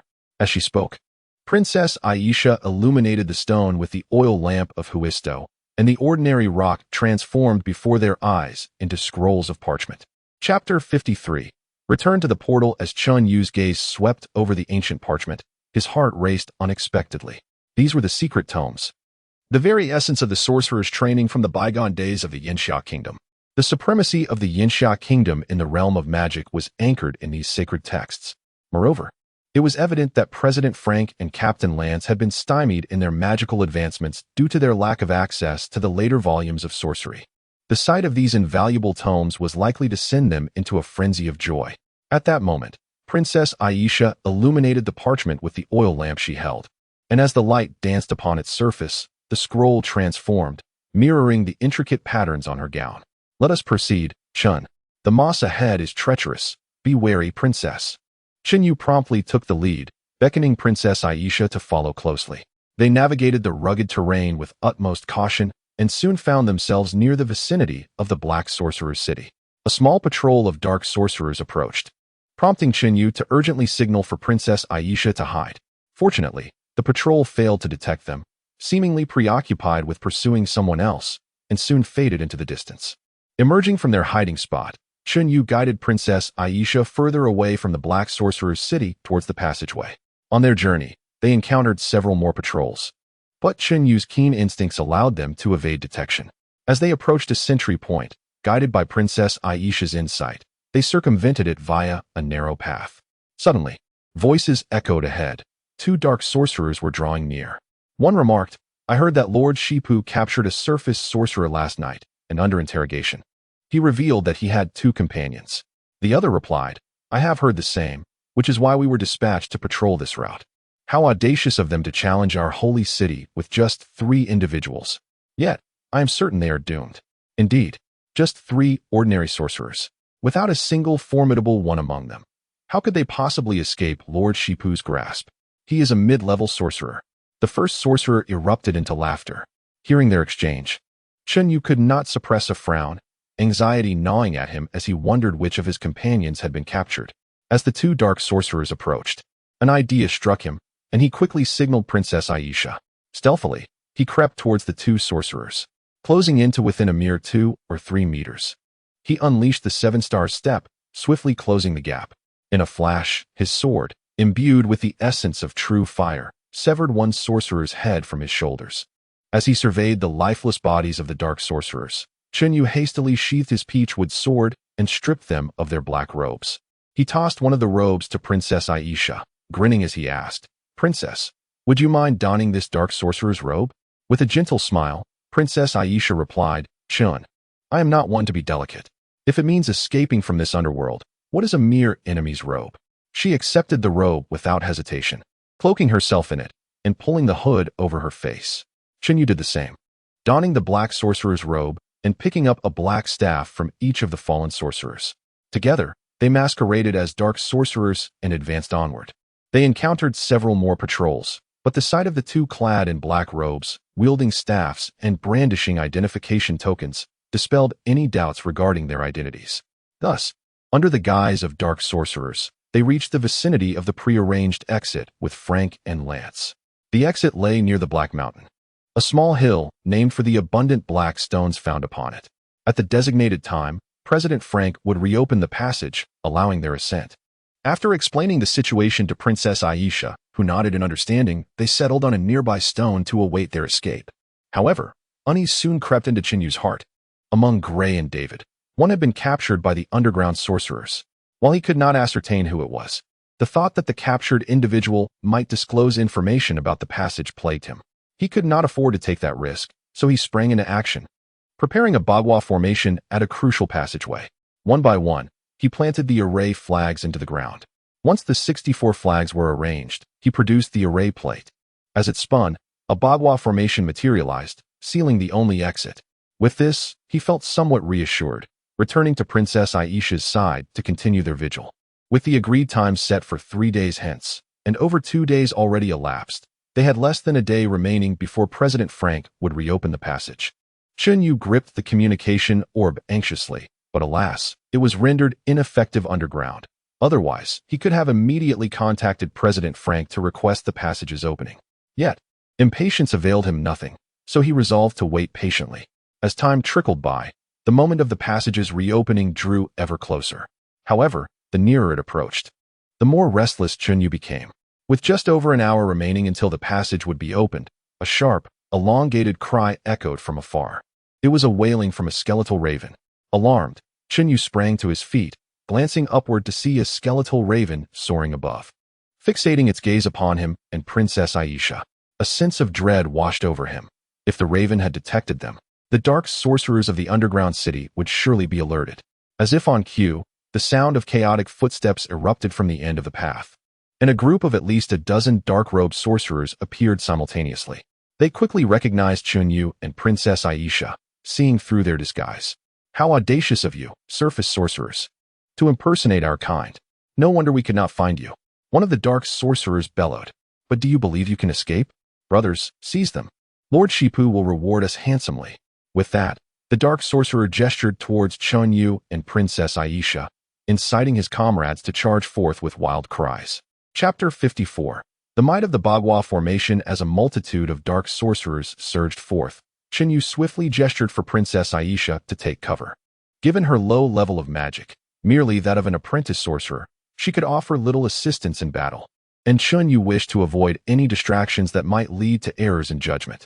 Aisha, aware of her limitations, cautioned Chun-Yu to be careful, then promptly illuminated herself with Wisto's lantern, transforming into a shadow upon a stone and concealing herself. Meanwhile, the advancing dark sorcerers quickened their pace, nearing Chun-Yu's position. Yet, he remained calm, standing resolutely in place, his gaze fixed on the ground beneath the sorcerers. Suddenly, as they approached within a certain distance, he activated the Bagua formation, pressing his hand against the formation's array. With a resounding boom, 64 formation flags erupted simultaneously, swirling to ensnare the dark sorcerers within the intricate web of the array. In an instant, their figures vanished from sight. What have you done? What has happened to my men?" one of the sorcerers bellowed, rushing through the Bagua formation to confront Chun-Yu. Startled, the formal sorcerer hastily brandished his staff, unleashing a cloud of toxic mist toward Chun-Yu. Second-level poison mist technique. However, Chun-Yu adeptly evaded the poison mist with the swift movements of the 7-star step. As he dodged, he executed the technique once more, darting directly toward the sorcerer. How can he move so quickly? His footwork is extraordinary. One moment he is here, and the next he is there. In a state of panic, the formal sorcerer summoned poisonous vines that erupted from the ground, taking on a monstrous form. As the vine creature emerged, the sorcerer extended his hand, commanding the creature to ensnare Chun-Yu, swiftly forming a protective vine armor around himself. Yet, Chun-Yu remained undeterred, continuing his advance with the 7-star step. He reached the sorcerer's rear, brandishing a peachwood sword imbued with a true fire talisman, and launched a rapid 3-strike assault. True fire triple strike. With 3 swift slashes, the peachwood sword struck the sorcerer's back. The first blow shattered the vine armor, igniting it in flames. The second pierced through the sorcerer's body, cleaving him in two. The third, however, found only emptiness. Despite the protection of the vine armor, the formal sorcerer could withstand only 2 of Chun-Yu's strikes. The remains of the sorcerer fell to the ground, bisected and engulfed in flames. Chun-Yu seized the fallen sorcerer's black staff and retreated using the 7-star step. In no time, the sorcerer's remains were reduced to ash, while Chun-Yu positioned himself near the Bagua formation. As the master of the formation, he could clearly observe the chaos unfolding within, where the trapped dark sorcerers ran about in a state of disarray, utterly lost within the confines of the Bagua formation. The array, designed to ensnare, caused those caught within to lose their sense of direction, rendering them incapable of perceiving one another or even the ground and sky, as if enveloped in a void. Thus, the dark sorcerers flailed about like headless flies, colliding with nothing. After a moment of observation, Chun-Yu recognized the ever-shifting dynamics of the underground sorcery city. Aware that formidable foes could arrive at any moment, time was of the essence. With a decisive swing of his peachwood sword, he plunged into the Bagua formation. As the formation spun relentlessly, the ensnared sorcerers remained oblivious to Chun-Yu's presence.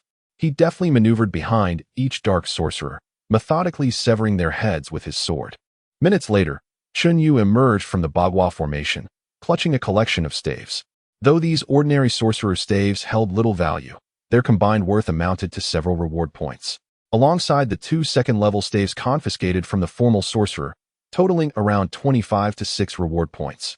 Adding to this the basic task reward of 10 points and the promised treasure from the guild leader, Chunyu felt a surge of excitement before fatigue set in. The exertion of controlling the Bagua formation was immensely draining, especially after repeatedly wielding the peachwood sword against his foes.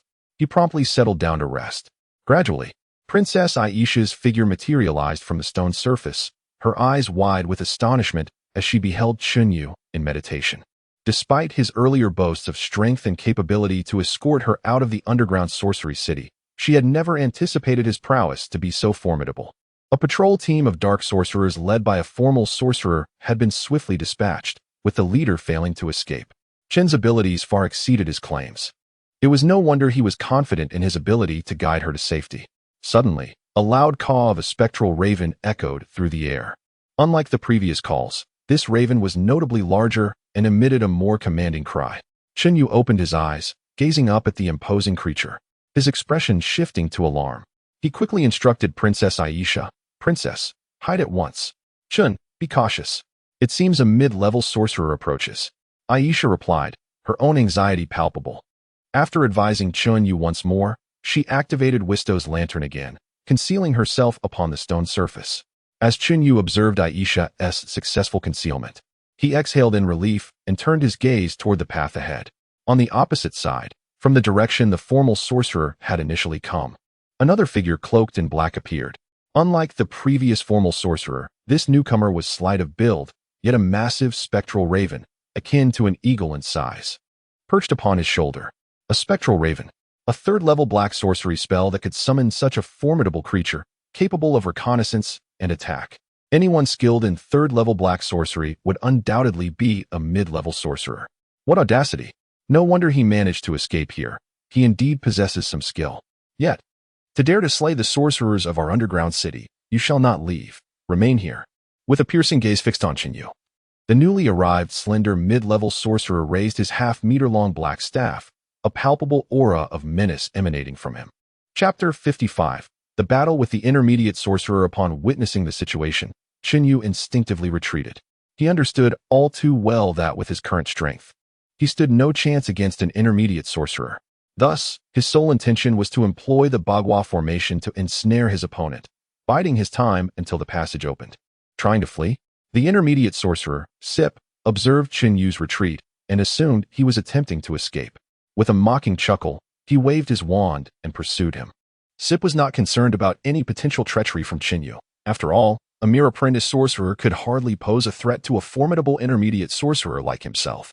With a thunderous roar, the Bagua formation activated, and 64 formation flags emerged simultaneously, trapping Sip within the array. Sip was taken aback. As he saw the Bagua formation ensnaring him, Chunyu felt a wave of relief. The enemy's power was overwhelming. He had no desire to engage in direct confrontation. The most favorable course of action was to keep the adversary contained until the passage opened. Gazing at the Bagua formation, Chunyu noticed that it was initially tranquil, but soon began to tremble. Unable to decipher the secrets of the formation, Sip, in his frustration, resorted to brute force. He wielded his wand to unleash a barrage of spells: Toxic Fog, Dark Frost, Intermediate Vine Monster, and Undead Raven Summoning. One after another, the spells erupted as Sip's wand danced, causing the Bagua formation to quiver violently. After all, it was merely a fundamental formation, capable of ensnaring ordinary sorcerers, and even formal sorcerers found themselves helpless within. However, it was evident that this level of formation was insufficient to contain an intermediate sorcerer. With a sudden explosion, the Bagua formation was subjected to an overwhelming impact, causing the flag at the Qian position to shatter. Consequently, the tightly sealed Bagua formation developed a breach. Chunyu was astonished by this development and, in a state of panic, hurriedly retrieved a spare formation flag, tossing it into the array to replace the shattered one at the Qian position. Thus, the fragmented Bagua formation was restored to its former completeness. However, at that moment, Sip, who had just succeeded in breaching the formation, was elated. Although the formation was intricate and utterly incomprehensible to him, he realized that brute force could ultimately dismantle it. Without hesitation, he raised his wand again, casting various spells to continue his assault on the formation. The Bagua formation trembled violently once more, with the Guan flag swaying ominously, showing signs of impending destruction. Realizing the precarious situation, Chunyu felt a surge of urgency. His supply of spare formation flags was limited. If he allowed Sip to continue his destructive efforts unchecked, it would not be long before the Bagua formation was obliterated beyond repair. Understanding this, Chunyu made a swift decision and charged into the array wielding his flame peachwood sword. With a swift movement, he activated the 7-star steps, easily maneuvering through the labyrinthine intricacies of the Bagua formation. The formation, intricate like a maze, could not obscure his vision, and he quickly reached Sip's position. Seizing the opportunity, Chunyu unleashed the 7-star steps, utilizing the formation's mystique to appear beside his foe. With a flurry of movements, Chunyu swung his flame peachwood sword repeatedly, executing a series of 3 fiery strikes aimed at Sip. However, to his dismay, the blows met with the formidable defenses of a vine armor that materialized around Sip, shielding him from harm. Though Chunyu's sword had easily shattered the vine armor of the previous formal sorcerer, the power of Sip's vine armor, conjured by an intermediate sorcerer, was of a significantly higher caliber. Despite breaking through the armor with 3 strikes, he found himself unable to harm Sip directly. As the vine armor crumbled, Sip turned, his face contorted with fury as he brandished his black sorcerer's staff. Dark frost. The surroundings darkened abruptly, and the temperature plummeted as frost quickly coalesced into sharp ice daggers. With another flick of his wand, dozens of ice daggers launched toward Chunyu like flying knives. Without hesitation, Chunyu activated the 7-star steps, synchronizing his movements with the Bagua formation, allowing him to deftly evade the onslaught of ice daggers. What an extraordinary technique! Sip was taken aback, recognizing the sophistication of Chunyu's footwork. It was remarkably elusive and extraordinarily rapid. Most alarmingly, this technique, employed by an apprentice sorcerer, had enabled him to evade Sip's 3rd-tier spell, Dark Frost. Had Chunyu possessed a higher rank, perhaps a formal sorcerer's level, coupled with this masterful technique, even an intermediate sorcerer like Sip could have found himself in grave peril. Realizing this, Sip's anxiety surged, and a fierce intent to kill emanated from him.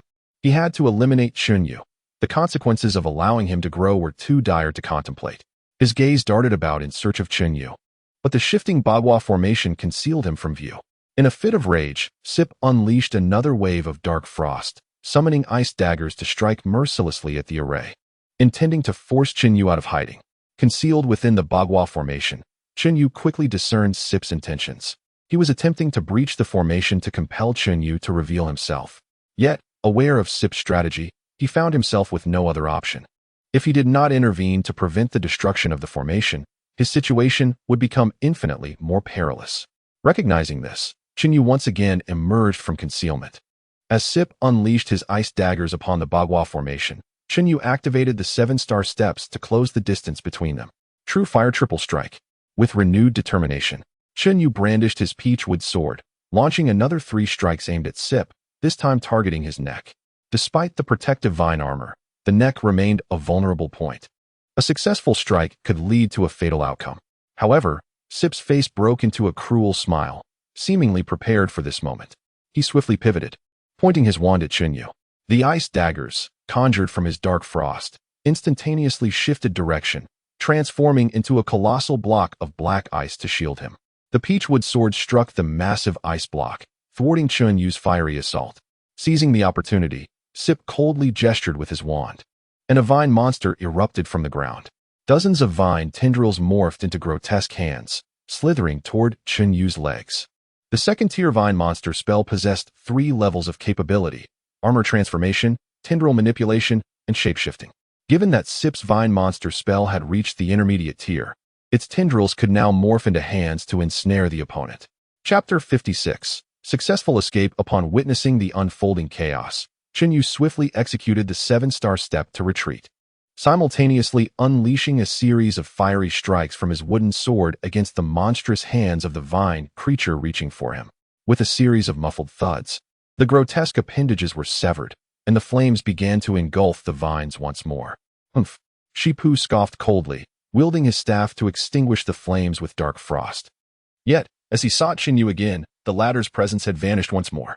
Enraged, Shipu summoned a swarm of undead crows and a multitude of ice blades, launching them towards the void in hopes of coaxing Qinyu out of hiding. However, having narrowly escaped capture by the vine creature, Qinyu had learned his lesson and was no longer easily lured. He affixed fire talismans to his wooden sword repeatedly, igniting it into a towering torch. With a swift flourish, he released a colossal fire dragon that roared forth. The invocation of the fire sword strike required time, but facing Shipu, ensnared within the formation, there was no concern about the casting duration. With a resonant crash, the massive fire dragon collided with the undead crows, causing both to vanish in an instant. Qinyu then employed the fire sword strike once more, effectively countering the ice blades conjured by Shipu's dark frost. Although the power of these third-tier spells was formidable, almost double that of second-tier spells, Qinyu's fire sword strike could not entirely negate them. Nevertheless, the residual force of the dark frost and the undead crows, after clashing with the fire sword strike, was insufficient to inflict significant damage upon the 8 trigrams array. Damn it! Shipu cursed vehemently within the formation, yet he found himself powerless against Qinyu. He attempted to unleash more spells to dismantle the 8 trigrams array, but each effort was thwarted by Qinyu's timely counters. Despite the disparity in their strengths, some of Shipu's spells still managed to escape, causing minor disruptions to the formation. However, the array's inherent power was sufficient to absorb the excess force. As frustration mounted, Shipu's spells became increasingly frantic, yet Qinyu remained composed, methodically responding to his adversary while biding his time. His objective was to delay until the passage opened, not to engage in a desperate struggle. With this mindset, Qinyu navigated the confrontation with relative ease. Time passed. At last, a thunderous rumble echoed from above, reminiscent of distant thunder, as a black portal gradually revealed itself, extending down to the ground. "Princess, hurry up," Qinyu exclaimed, elated at the sight of the opening, beckoning Princess Aisha.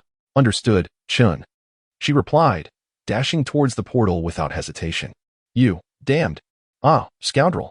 I want to allow you to escape." Shipu, still trapped in the 8 trigrams array, shouted furiously upon realizing the portal had opened, intensifying his frantic attempts to ensnare Qinyu once more. However, upon grasping Shipu's intentions, Qinyu merely scoffed. The sorcerer had spent over an hour failing to breach the formation. How could he possibly hinder Qinyu now? As Princess Aisha reached the portal, Qinyu, relieved, decided it was time to retreat. He produced the array disc and pressed down forcefully. With a resounding boom, the 8 trigrams array rapidly shifted, transporting Shipu several hundred meters away in an instant. Seizing the moment, Qinyu turned and dashed towards the black portal. "Chun, hurry."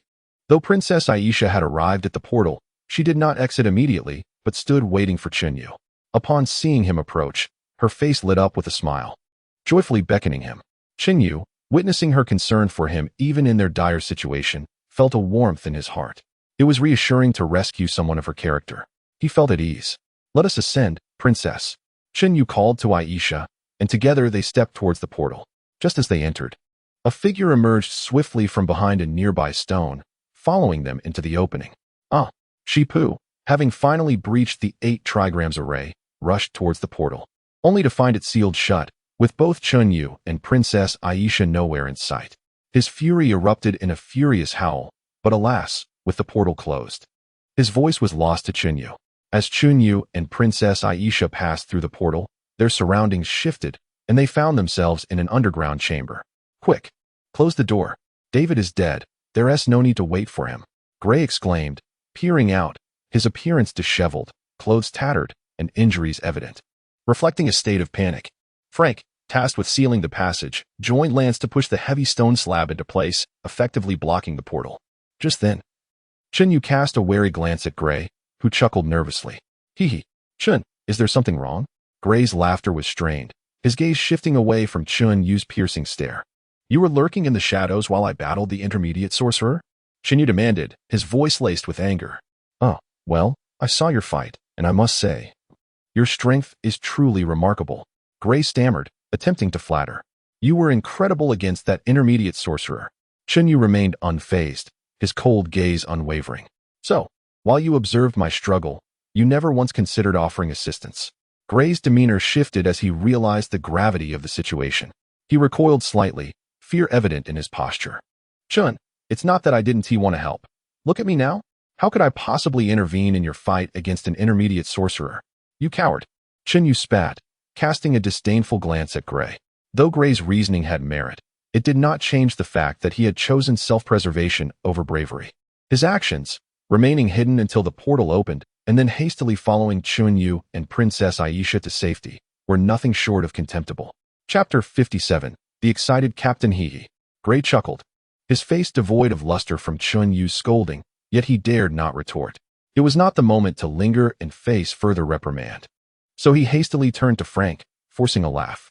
President Frank, I performed poorly on this mission and must have disappointed you.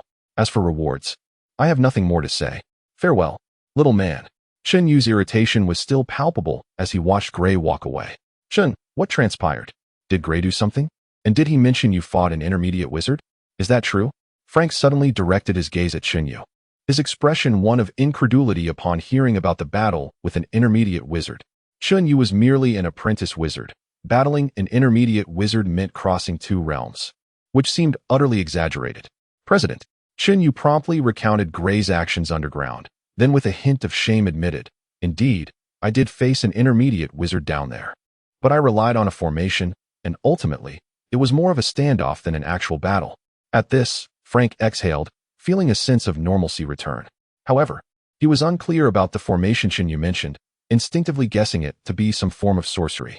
Yet, seeing Chun-Yu's regretful demeanor for not having truly battled an intermediate wizard left him speechless. Come on, you're just an apprentice wizard. Being able to contend with an intermediate wizard is already commendable, isn't it? Do you wish to defeat one? He cast an unobtrusive glare at Lance, unable to suppress his annoyance. Chen's formidable strength was evident, and Lance certainly knew it, yet failed to inform him. How infuriating. Haha. Lance, having guessed Frank's thoughts, laughed heartily, reveling in his successful deception. Frank found himself increasingly speechless. In a fleeting moment, Frank's attention shifted to Princess Aisha, who stood behind Chun-Yu. Chun, who is this? He inquired, although he had already noticed Aisha and was curious about how Chun had brought someone up from underground. However, given Aisha's evidently low level, Frank assumed she posed no threat and thus dismissed her from his mind. Coupled with Chun's earlier tirade against Gray, he had temporarily set aside his curiosity about the princess's presence. Now that everything else had been clarified, he naturally grew concerned. Frank, Lance, do you remember me? Princess Aisha, who had remained silent since emerging, suddenly removed her hood. Both Frank and Lance's gazes fell upon her face, and they were instantly taken aback. Frank stared at Aisha with a look of utter disbelief. You are Princess Aisha? Lance, less adept at controlling his emotions, erupted with excitement. Princess Aisha, is it truly you? You are alive? Aisha, evidently skilled at maintaining her composure, nodded calmly with a gentle smile.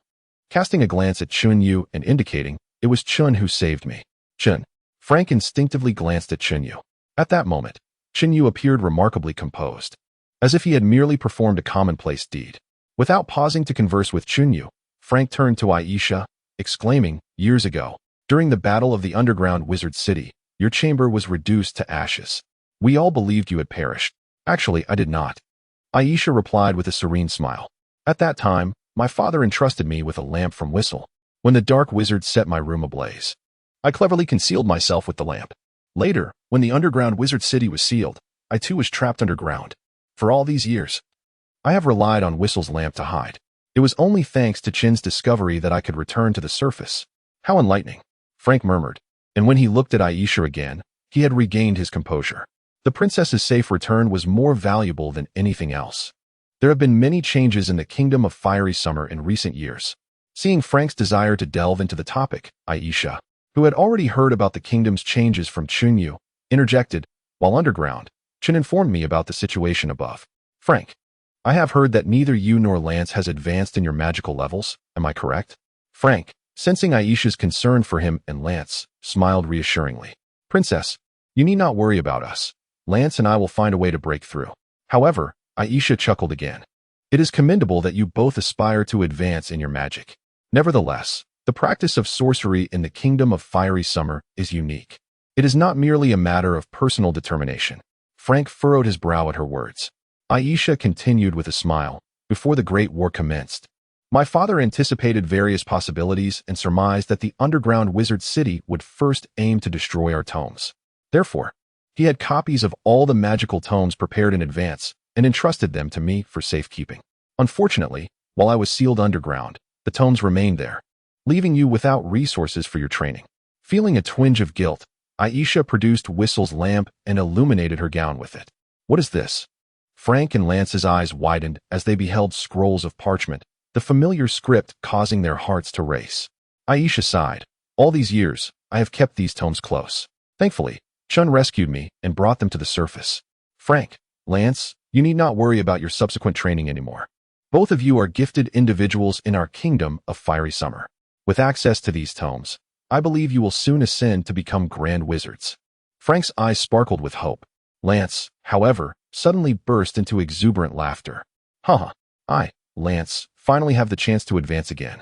I shall undoubtedly visit the underground wizard city one day.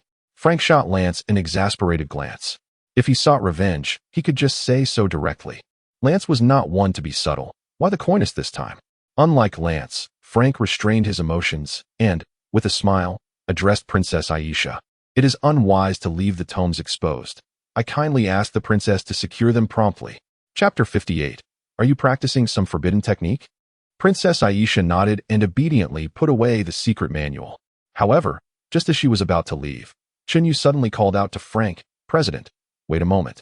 Chun, is there something else you need? Frank looked at Chunyu with a puzzled expression. With a smile, Chunyu replied, President, it concerns this mission. The rewards have yet to be distributed. Frank chuckled, a bit exasperated as he gazed at Chunyu. You could simply consult Lance for such matters. Please, no? Chunyu shook his head emphatically. This time, I must seek you out. The gains are too substantial. I'm afraid our captain cannot decide alone.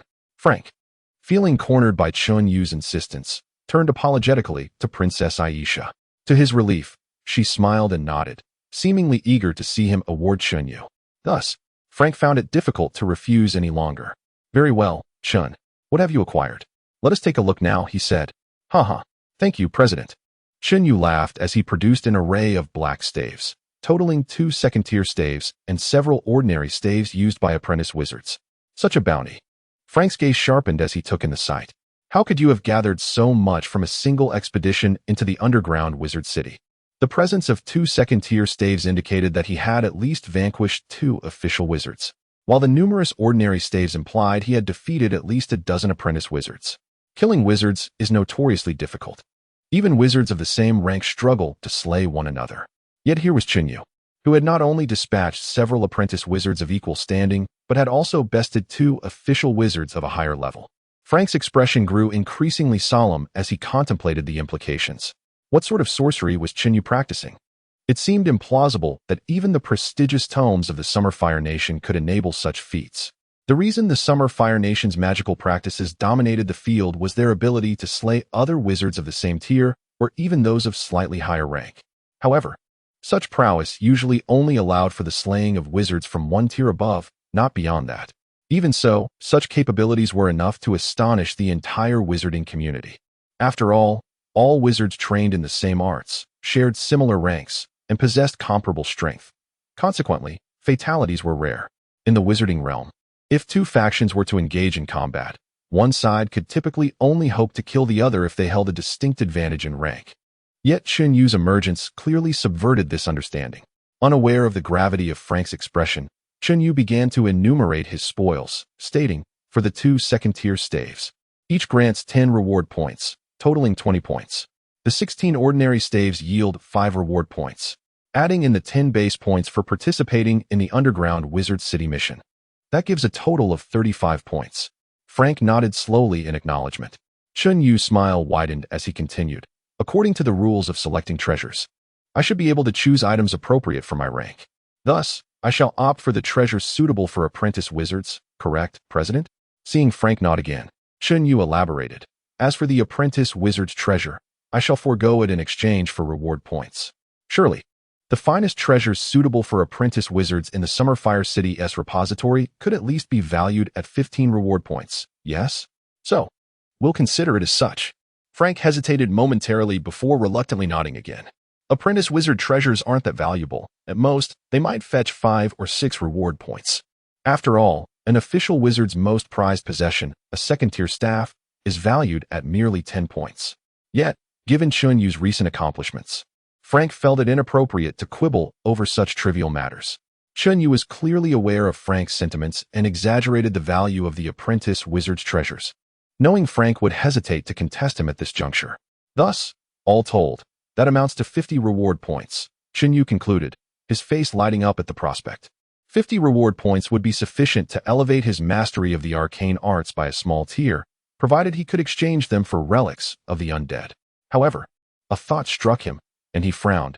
President, shouldn't we consider replenishing the stock of undead relics in our repository?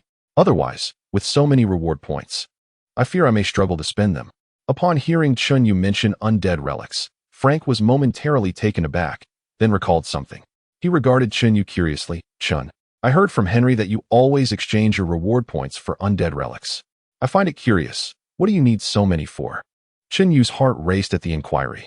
He was well aware that his habit of exchanging reward points for undead relics could not remain a secret indefinitely.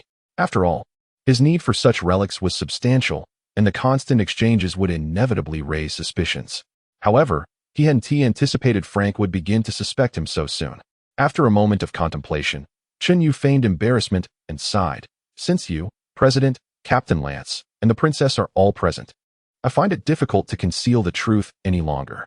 The reason I require so many undead relics is that the sorcery I practice is rather unique and necessitates a substantial quantity of these relics for support. This is my secret, and I kindly ask for your discretion. Upon finishing, he feigned a sense of relief, as though lifting a weight off his shoulders, while earnestly urging them to keep his secret. His sorcery diverged from that of others, and his extensive exchanges for undead relics would likely lead discerning individuals to deduce that they were indeed connected to his practices. Frank and Lance had likely already speculated on this, though they kept their thoughts to themselves. By revealing this information voluntarily, Chun Yu not only aimed to dispel any doubts, but also sought to garner greater trust from Frank, Lance, and Aisha. Indeed, upon hearing his words, Frank instinctively exchanged glances with Lance, who smiled in response. However, Frank, wearing a serious expression, inquired of Chun Yu, "You must be practicing some form of forbidden technique. Am I correct?" Chapter 59. The Great War approaches. Frank nodded, his demeanor suggesting that he had anticipated this outcome. Chun Yu's strength was astonishing. As a mere apprentice wizard, he could contend with intermediate wizards. The only plausible explanation for this was his practice of forbidden arts. However, the pursuit of forbidden techniques invariably exacts a significant toll, and the consumption of necromantic relics was evidently the price Chun had to pay. The sheer quantity of relics he had expended left Frank astounded. The cost of mastering such forbidden arts was indeed exorbitant. Princess Aisha suddenly interjected. When Chun Yu turned to face her, she smiled lightly and said, "So, you require necromantic relics for your forbidden arts? Just so happens I have 2 relics on hand, and I shall bestow them upon you as a token of gratitude for saving my life." As she spoke, she retrieved Wisto's lamp, shining it upon herself. Instantly, 2 patterns on her attire morphed. One transformed into golden hair, while the other became tattered sheepskin. Both the golden hair and the sheepskin radiated the power of the undead. Princess Aisha cheerfully accepted the 2 items and extended them towards Chun Yu. Overjoyed, he took them, casually sensing their contents, which brimmed with necromantic energy, each likely containing no less than 10 points of such energy. Elated, he remarked to Princess Aisha, "Your Highness, whenever you acquire more necromantic relics, do send them my way. In return, I shall offer you my protection whenever you require it." "Chun, mind your words. What do you mean by whenever the princess has need?" Frank abruptly interjected, reprimanding Chun Yu sternly. "What do you mean by the princess has need? She has only just escaped from peril. To suggest she has needs now is to curse her." Chun Yu immediately recognized his faux pas. His previous statement had indeed been ill-considered. However, Princess Aisha appeared unfazed, smiling as she reassured Frank, Chun was merely jesting. Do not take it to heart." Seeing this, Frank refrained from further comment. After all, Chun Yu was the princess's savior, and it was understandable that she would defend him. He then ushered Chun and the others to depart. Once they emerged from the underground chamber, Frank promptly sealed it with a magical artifact, making it difficult for outsiders to locate the hidden room. Lance transferred the reward points to Chun Yu's identification card, prompting Chen to head to the warehouse and exchange the remaining necromantic relics.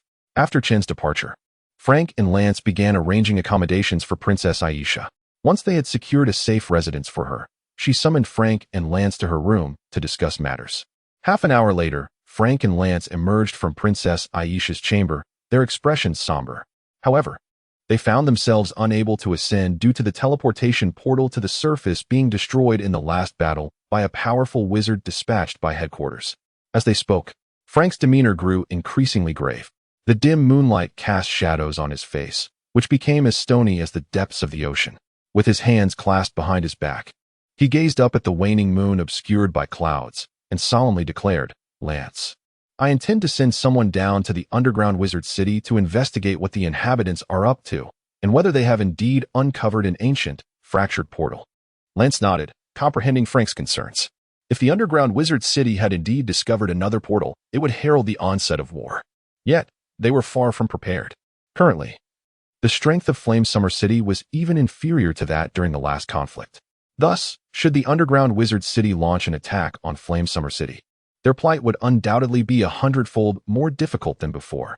Understanding the gravity of the situation, Lance volunteered, "Let me go this time." "No, Lance. You cannot go this time."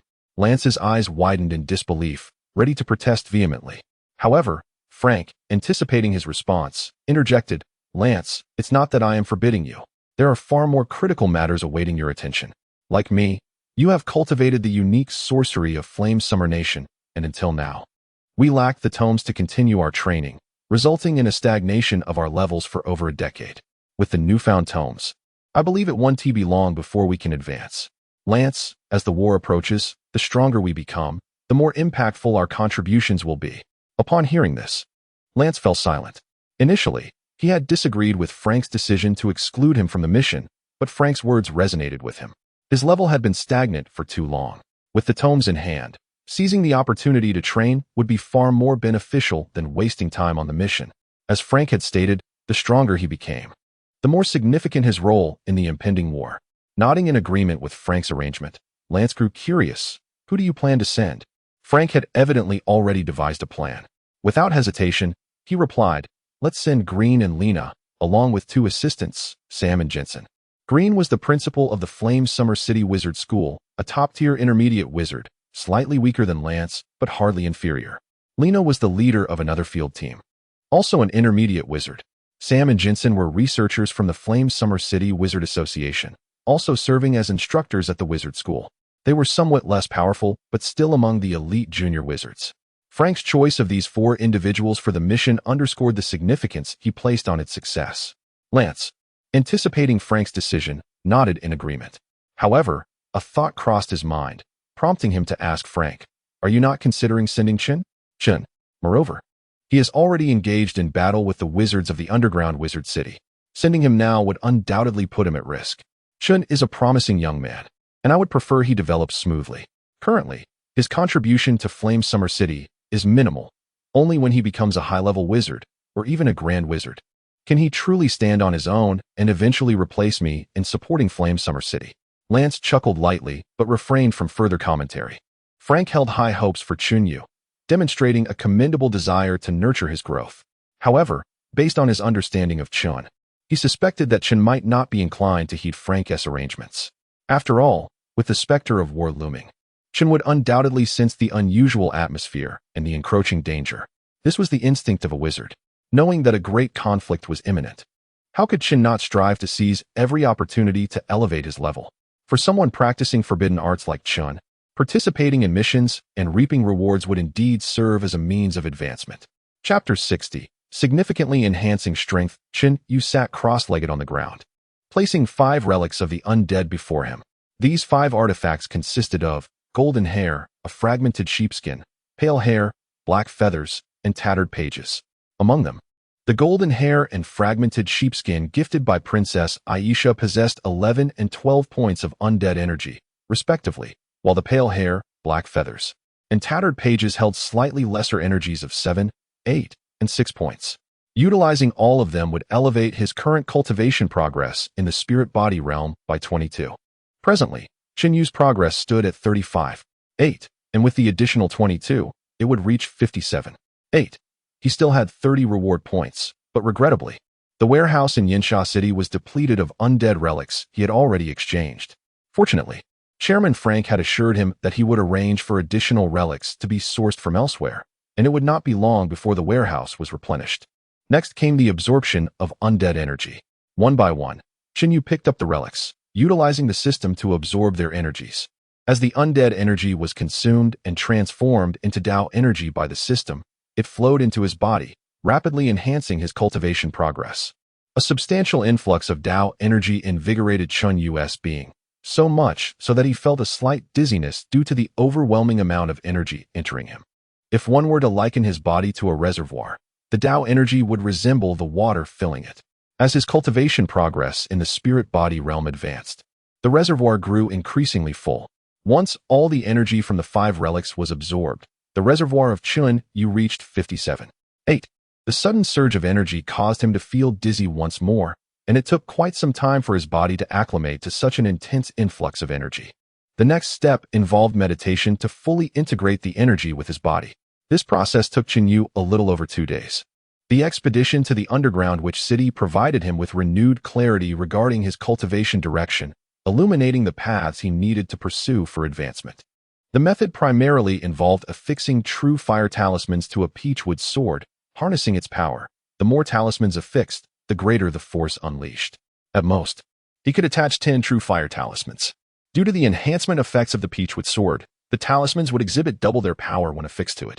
Consequently, a single true fire talisman, when employed using the true fire sword technique, could unleash a force equivalent to 2 talismans. This explains why Chen Yu was able to incinerate a junior wizard during the early stages of his spirit-body realm cultivation. Should he affix 2 talismans, the power would double again, equating to the strength of 4 talismans. 3 would yield 8-fold power, 4 would result in 16-fold, and 10 would amplify the power to an astounding 24 times. Furthermore, when factoring in the inherent strength of the peachwood sword itself, it could potentially double the output, resulting in a single strike equating to the power of 2,000 true fire talismans. Such a formidable force would be terrifying. Even a great wizard might be reduced to ashes upon encountering it. However, the challenge lay in the fact that while the power of the true fire sword technique increased exponentially with the number of talismans affixed, the energy required for each increment also escalated dramatically. In the early stages of the spirit-body realm, Chen Yu could utilize a single true fire talisman with the true fire sword technique, but he would need to advance to the later stages of the spirit-body realm to wield 2 talismans simultaneously. As for the ability to employ 10 talismans in a single strike, Chen Yu was still far from possessing such capability. Nevertheless, being able to utilize 2 talismans effectively was commendable, as it equated to the force of 4 talismans being unleashed simultaneously, and considering the peachwood sword's power, it approached 8-fold strength. Such might would likely overwhelm even a mid-level wizard. Now that he had the capacity to cultivate the dual talisman technique, Chen Yu was determined not to squander the opportunity and immediately commenced his training. Following this, he focused on enhancing his array techniques. The recent venture into the underground witch city revealed the potency of the Bagua array. This enigmatic formation, unparalleled within the world of witchcraft, rendered discussions of breaching it moot, thus proving exceedingly valuable. Chen Yu resolved to continue his advancement. Previously, he had practiced the Bagua array, a standard variant of the formation. With his elevated realm, he intended to cultivate a dual Bagua array. The dual Bagua array, like the ordinary version, utilized 64 array flags. However, it differentiated itself by comprising inner and outer Bagua, consisting of 8 smaller Bagua arrays. Each smaller array incorporated the 8 trigrams, Qian, Kuan, Zhen, Dui, Kan, Li, Sun, and Zhen, formulating a larger Bagua. Compared to the original Bagua array, it maintained the capability of ensnaring individuals, but was fortified by its dual-layer structure, making it significantly more resilient against breaches. Indeed, escaping from the dual Bagua array proved at least twice as challenging as from a conventional Bagua array. Next came the advancement of footwork techniques. The 7-star step had played a crucial role in the underground witch city, prompting Chen Yu to deepen his mastery of footwork. Having entered the mid-phase of the spirit-body realm, he could now begin to practice a simplified version of the Qimen Duanjia, referred to as Qimen footwork. While the true Qimen Duanjia, once mastered, possessed certain abilities to alter appearances and evade detection, the Qimen footwork lacked such capabilities. Nevertheless, it encompassed aspects of Qimen Duanjia, allowing Chun Yu to instantaneously shift positions, whether to approach an enemy or swiftly distance himself from one. Mastering this footwork would undoubtedly further enhance his strength. The only drawback was that, due to the inherent complexity of Qimen Duanjia for Chun Yu at this stage, even the simplified version demanded considerable energy, limiting its unrestricted use. However, having already mastered the 7-star step provided a solid foundation, enabling him to mitigate some of its limitations. Chapter 61. Persuading the President. The formation and array were meticulously restructured, the Qimen stepping technique successfully cultivated, and the double true fire sword strike mastered. Moreover, Chun Yu had refined several talismans, including the indestructible Vajra talisman for protection, the evil banishing talisman for dispelling malevolence, and even the soul recovery talisman for communicating with spirits. Thus, a week had elapsed since the conclusion of this intensive training. On this particular day, Chun Yu proceeded to the Wizard Association for work. Chun, it's been a while. As he approached the entrance of the Wizard Association, he was greeted by Ruth, who appeared troubled and deep in thought. Leaning closer, she whispered as though sharing a secret. I've heard that another war is about to commence. Have you heard any news? A frown creased Chun Yu's brow. Ruth's words sparked a recollection within him. He couldn't shake the feeling that this so-called war was likely linked to the underground witch city. Information regarding the underground witch city should have been tightly sealed. How, then, had Ruth come by this knowledge? Where did you hear that? Chun Yu could not refrain from querying her. With a heavy expression, Ruth replied, The atmosphere has felt off lately. Many speculate the same. Chun, have you not heard? Do you think the current tension is related to the past conflict with the underground witch city? What if the city, once sealed beneath the ground, is preparing to assault us again? Chun Yu paused, discreetly observing Ruth. From her demeanor, he discerned that her words were merely conjecture.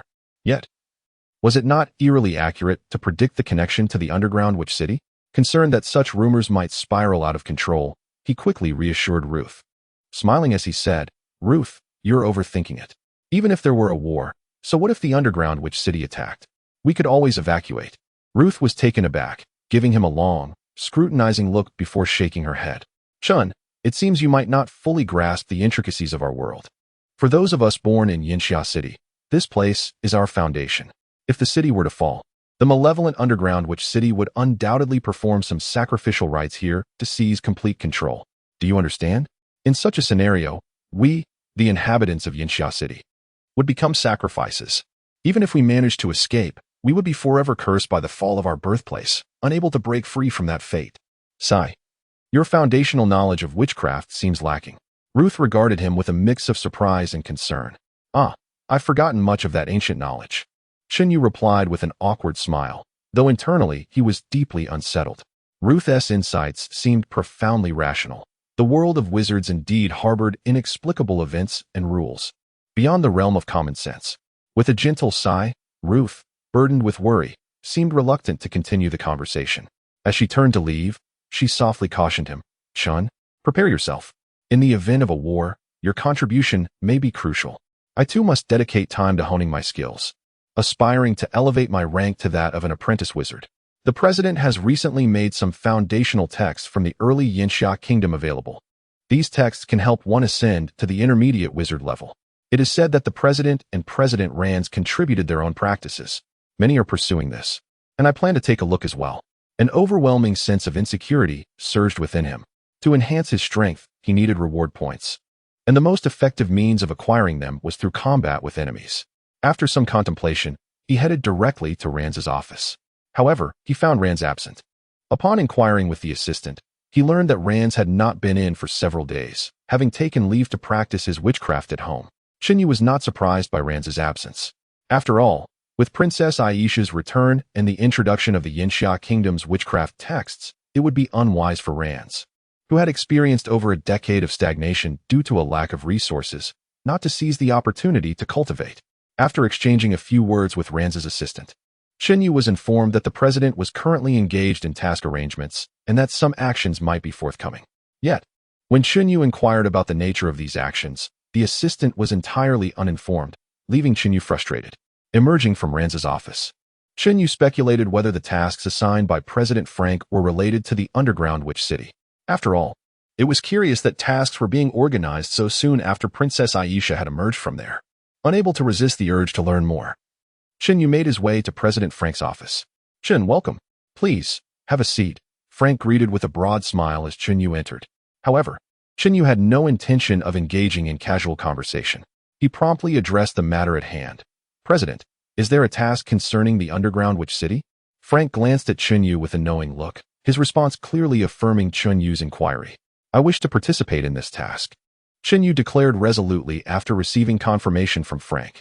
The urgency instilled by Ruth's words propelled him to hasten his pursuit of strength. "Chin, do you know the specifics of this task?" Frank inquired. "I have specifically arranged for Green and Lena to explore the underground witch city, seeking clues to the ancient teleportation portals and verifying the truth of the information brought by the princess," Frank explained. This confirmation of a connection to the underground witch city sent a jolt through Chinyu. His resolve to partake in the mission solidified. If it indeed pertained to the underground witch city, he had to be involved. "President, please allow me to join." "Chin, no," Frank interjected. Chinyu was adamant. "Please do not attempt to shield me. I require no protection. The best safeguard for me is to pursue every means possible to enhance my abilities. Strength is my greatest form of protection. Therefore, President, I insist on participating in this task." Frank hesitated, sensing Chinyu's unwavering determination. It seemed that even a refusal would not deter him, causing Frank a moment of exasperation.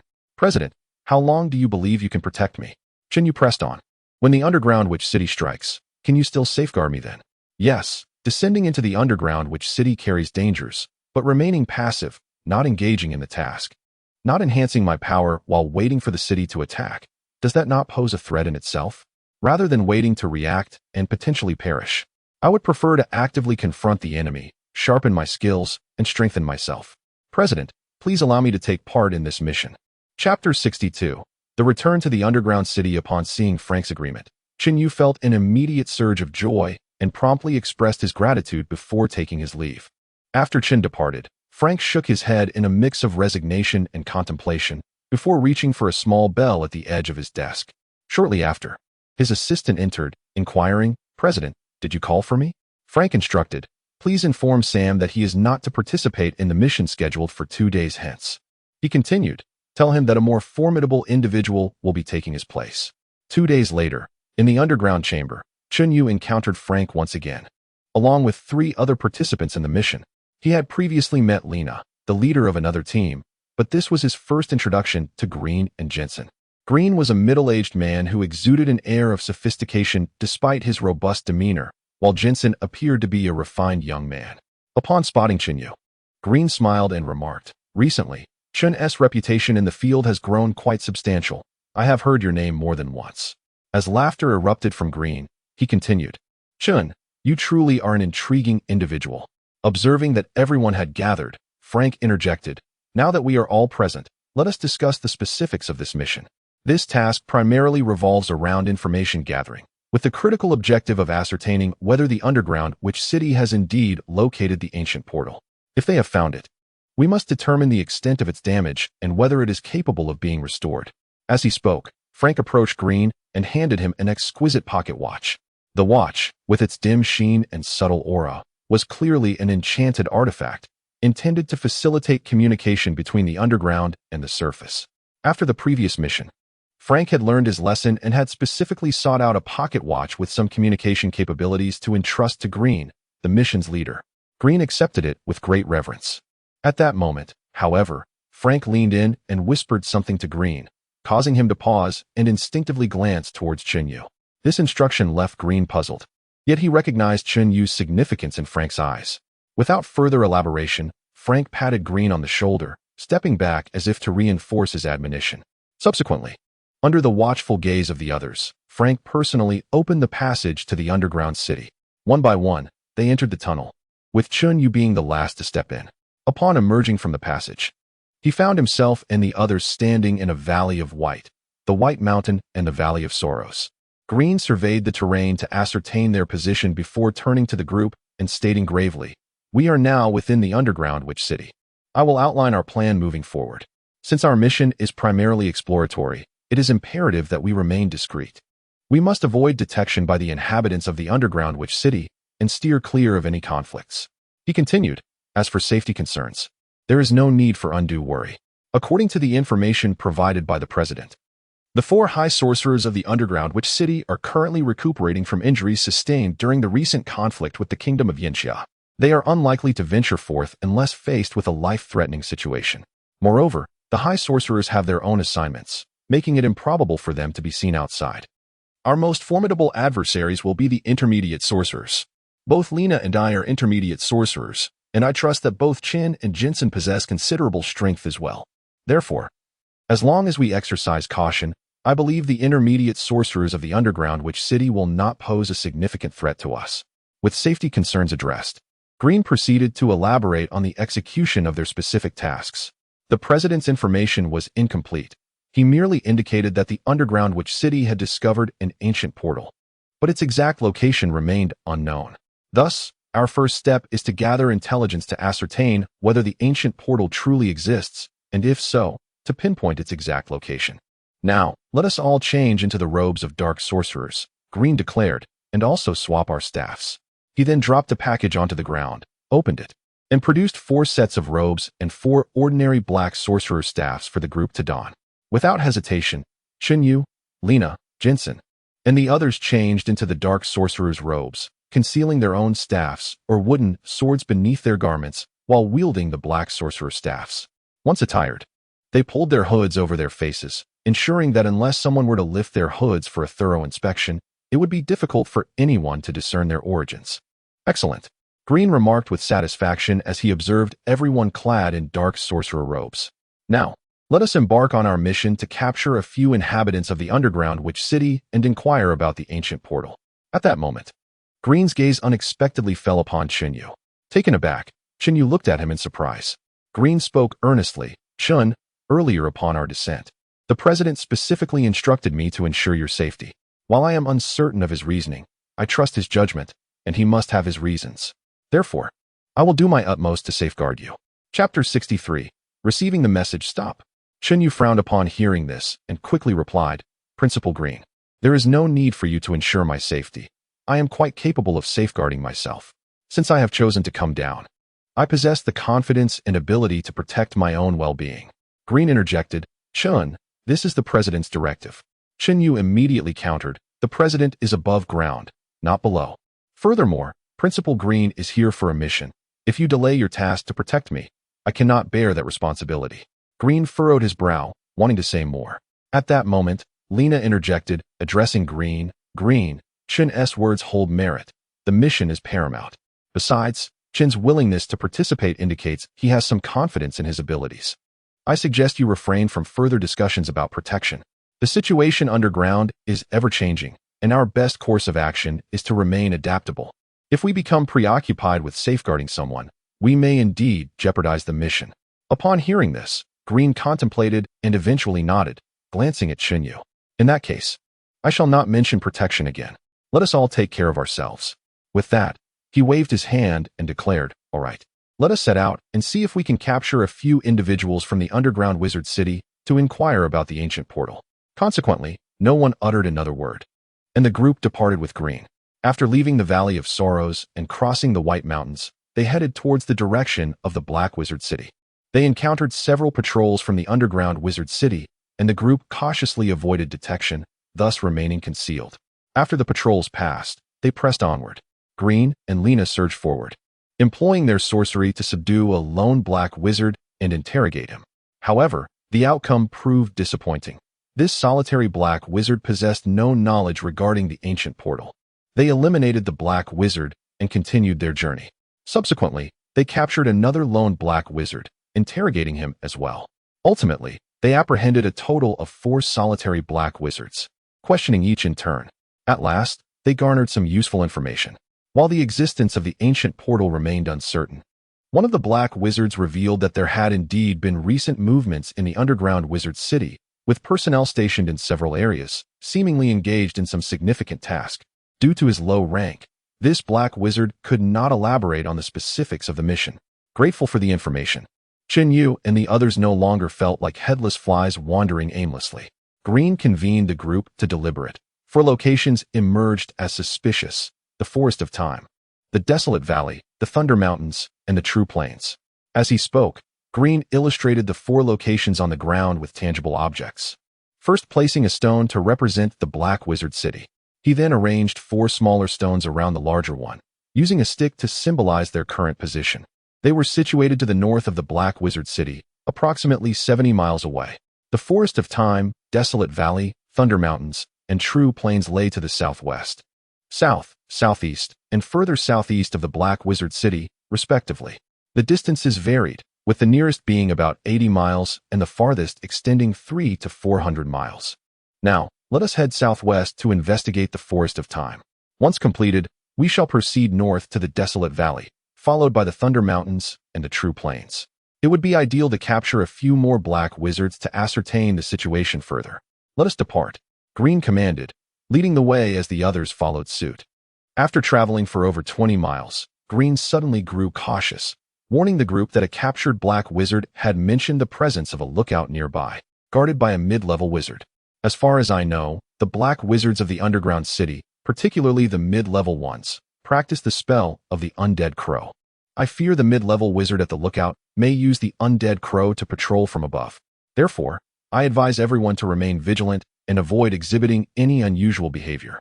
Upon hearing this, the group became alert, carefully following Green forward. Under his guidance, they navigated the forest to avoid detection. Suddenly, a patrol team approached from ahead, prompting Green to signal the group to hide. They quickly concealed themselves, and soon the patrol passed closely by. Seizing the opportunity, Chen Yu observed the patrol. It consisted of approximately 17 or 18 wizards, predominantly apprentices, with only 3 being fully fledged wizards. To Chen Yu's astonishment, one of them was a mid-level wizard. The presence of a mid-level wizard signified that the opposing team was formidable. Thus Chen Yu and Green refrained from any impulsive actions. They held their breath, waiting in silence until the patrol had moved on, allowing them to exhale in relief. Let us proceed. Green waved his hand and led the way southwest, with the others following silently. However, not long into their journey, the eerie cawing of an undead crow echoed from above.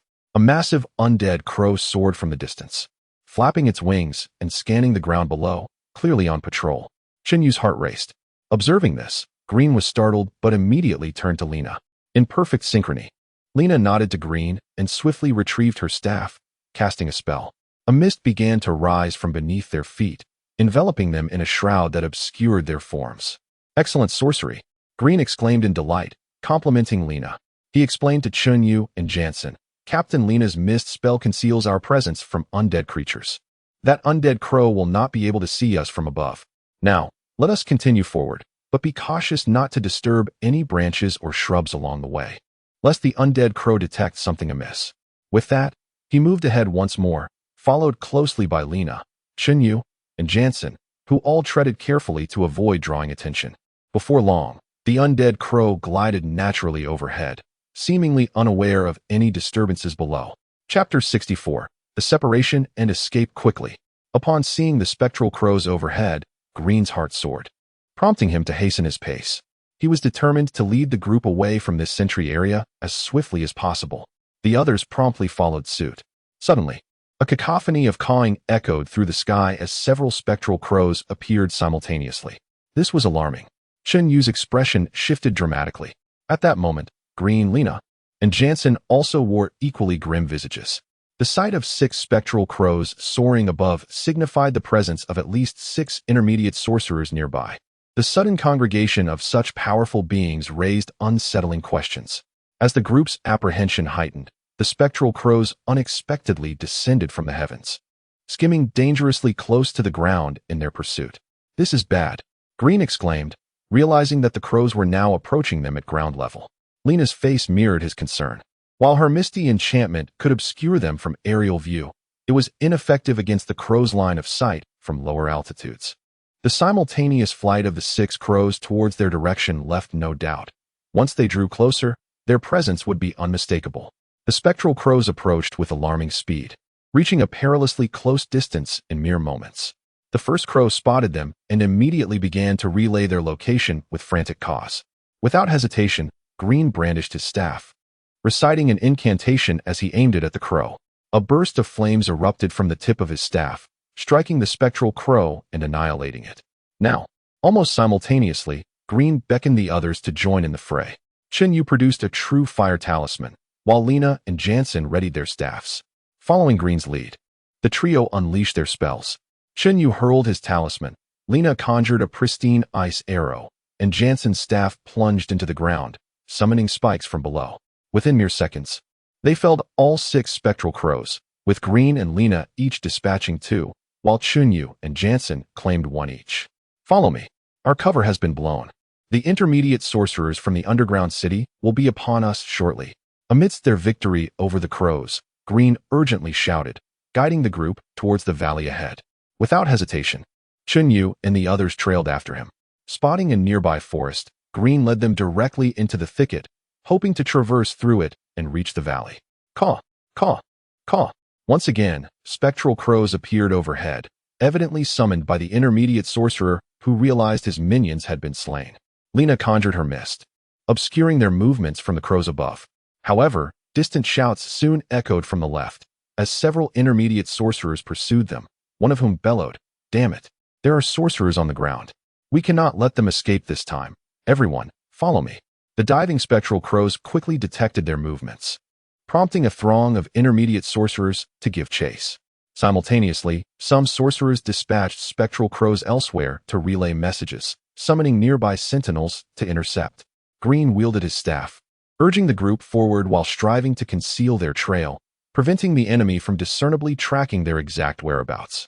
Whenever a spectral crow swooped down to scout them, Green swiftly dispatched it with his magic. As a result, their precise information remained concealed. The pursuing dark sorcerers only knew that sorcerers had descended but lacked clarity regarding their numbers or strength. Green and the group continued their flight until they finally reached the valley. Yet, the necromancers from the underground city, leveraging the spectral crow's scouting advantage, relentlessly trailed them. Closing in once more. With a grave expression, Green gathered the group. "There are too many enemies, and the spectral crows are on our tails. If we continue to flee like this, none of us will escape." His gaze fell upon Yu and Jansen, recognizing that their lower levels of power posed a burden to him and Lena.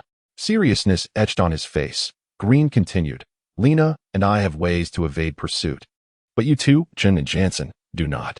Jansen immediately bowed his head in shame, feeling guilty for being a hindrance to his companions. Yu, however, displayed a nonchalant demeanor, believing that he was merely slightly stronger than Jansen. In truth, Yu had mastered the 7-star steps and had even trained in a simplified version of the Chiman Duanjia, granting him the capability to elude their pursuers alone. Hence, it could be argued that it was Green, Lena, and Jansen who were hindering his escape. Nevertheless, Yu refrained from contradicting Green. "Currently, the enemies are searching from all directions and will soon discover our location in this valley. Therefore, we must devise a way to break free. Lena and I will manage that, but Chun and Jansen." Green paused, his gaze intensifying as he observed Jansen's growing embarrassment. "I suggest you two hide first. Lena and I will draw the enemy away. Once it is safe, you can find a way to escape." Fortunately, Green had safeguarded their secret, eliminating all spectral crows that had witnessed their situation, leaving the dark sorcerers in the underground city unaware of their numbers. Thus, if Green and Lena made a break for it, the enemies would likely pursue them. He scanned Yu and Jansen once more, his expression earnest and sincere. "You are already familiar with the locations of the Forest of Time, the Thunder Mountains, the True Plains, and the Desolate Valley. After you escape, you can search for us in these areas. Lena and I will also head to these places once we are free." With urgency in the air, Green imparted his final instructions and wasted no time. He called to Lena, and together they charged forward with their staffs drawn. Undercover, Yu and Jansen hastily sought refuge.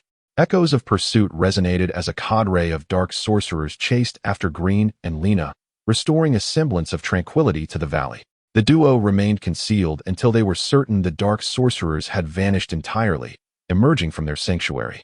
Jansen, gazing in the direction Green and Lena had departed, lamented, "Headmaster Green and Captain Lena have selflessly drawn the enemy away for our sake.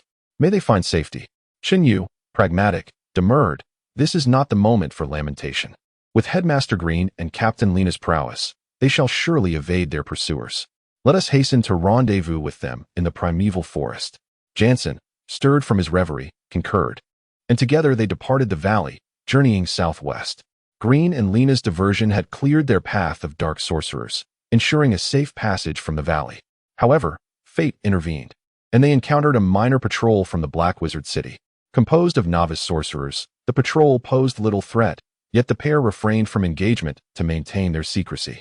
Their trek southwest led them to a sentinel post ensconced in the rugged terrain, spanning the sole path between precipices and peaks.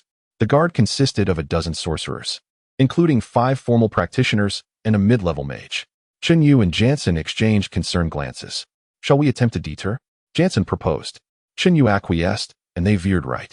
After a dozen miles, the peaks ceded to a chasm. Though narrow, its sheer drop rendered it impassable. Jansen, with sudden recollection, remarked, the Forgotten Valley. Ancient texts mention this place. It stretches 80 miles. If we circumvent it, we can proceed. Chen Yu furrowed his brow. The detour would consume valuable time, jeopardizing their meeting with Green and Lena. A direct assault on the sentinel post was untenable, given the presence of the mid-level mage. Even if they prevailed, a direct confrontation would alert their adversaries. Chen Yu shook his head, his gaze settling on the chasm. An idea sparked. Perhaps I can cross it. What? Are you jesting? Jansen exclaimed, incredulous. Before he could elaborate, Chen Yu's form shifted, a spectral portal materializing beneath his feet, bearing his weight. With a step, the portal moved, and Chen Yu stood on the chasm's edge. Mystic steps, a simplified rendition of the arcane art, capable of teleportation. Though Chen Yu had only mastered a fraction, it sufficed to traverse the chasm. Chen, Jansen stammered, his astonishment rendering him speechless. Jansen, can you follow? Chen Yu called. Jansen shook his head, discerning Chen Yu's intent. You go ahead and meet Green and Lena. I'll take the detour and find you later. I see. Chen Yu paused, sensing Jansen's understanding. Very well. I shall proceed to rendezvous with Green and Lena. Take care on your journey. If we miss each other in the primeval forest, await us in the Valley of Sorrows. Nay, Jansen demurred, preferring his plan. If I cannot meet you in the primeval forest, I shall await you in Thunderclap Mountain. Chen Yu, recognizing the merit of the proposal, assented, and they exchanged secret signals. With their arrangements concluded, they parted ways. Chen Yu advanced towards the primeval forest, seeking Green and Lena, while Jansen embarked on his detour around the Forgotten Valley. Chen Yu, concealing his face beneath the dark sorcerer's cowl, proceeded cautiously. He deftly evaded several patrols, eschewing main thoroughfares for hidden paths. After several leagues, the sound of approaching wheels echoed.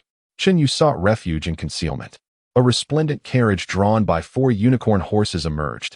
Chen Yu glimpsed within and recoiled in surprise. 4 mid-level mages served as escorts, forming a protective cordon around the carriage. Chen Yu was taken aback. Who could warrant such protection? A crystalline voice emanated from the carriage. The young master wishes to reach our destination before nightfall. Hurry, at once. A mage responded deferentially, urging the driver to greater speed. The driver complied, and the unicorn horses surged forward, whisking the carriage away. Chapter 66. The Black Wizard Camp. As the carriage receded into the distance, Chen Yu finally emerged from his hiding place.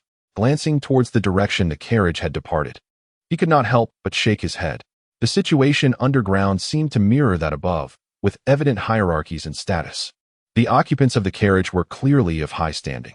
The fact that they were accompanied not only by a maid, but also by 4 intermediate wizards for protection suggested that this individual must be a significant figure within the subterranean wizard city.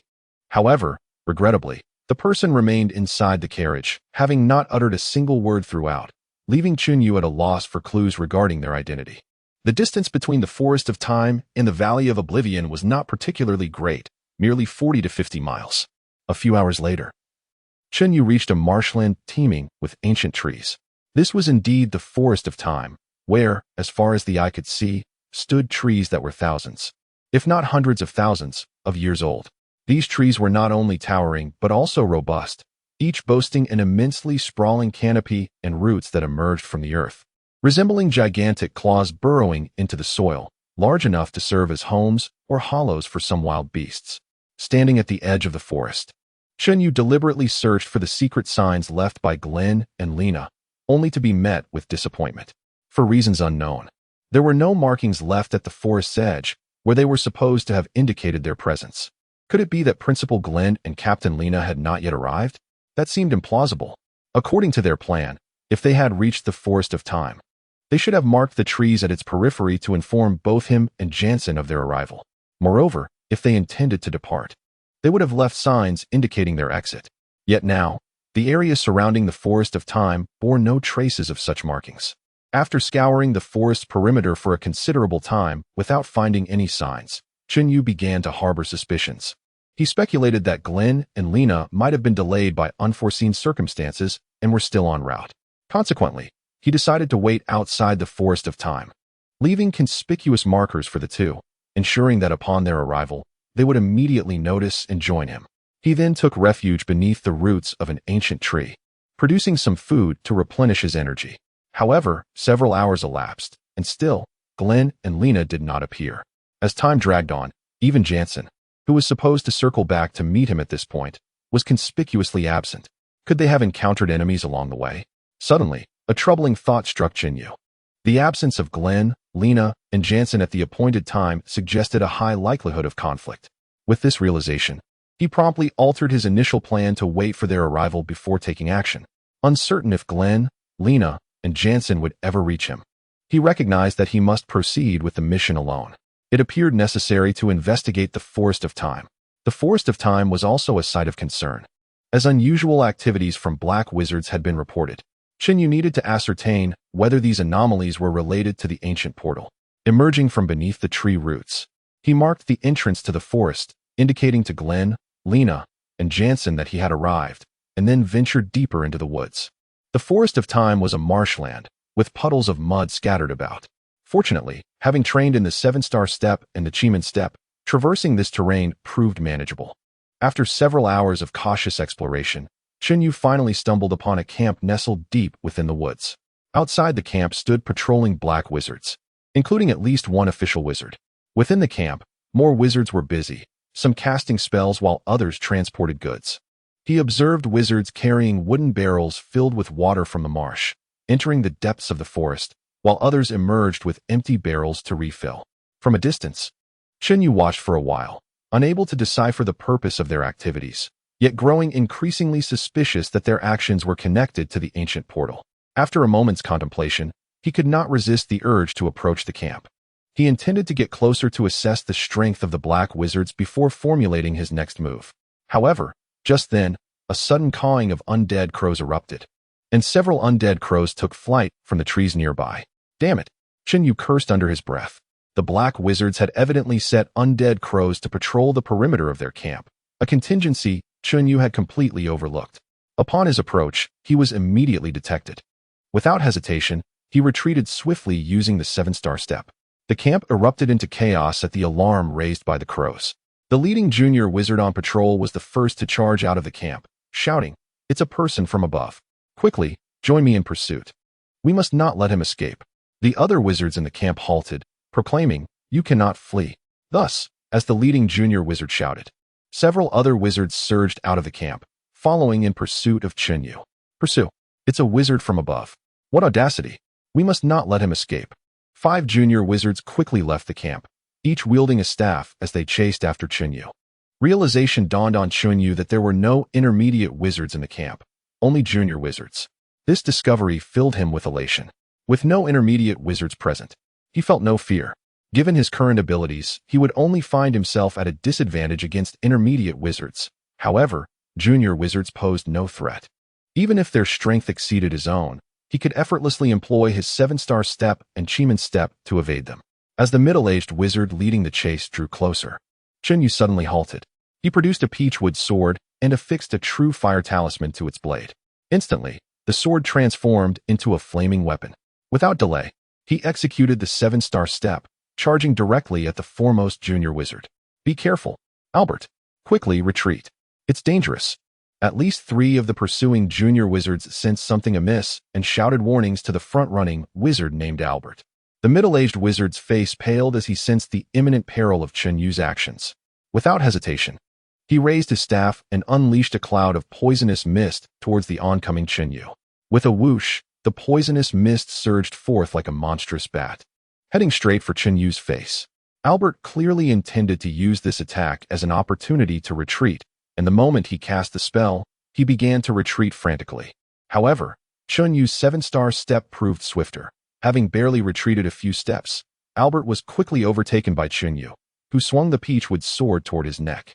With a dull thud, Albert felt a searing heat at his throat, akin to being scalded by fire, before his vision rapidly descended.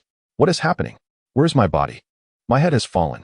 At the moment the opponent collapsed lifelessly, Chenyu directly seized their staff in hand, securing the 10 reward points. Chapter 67.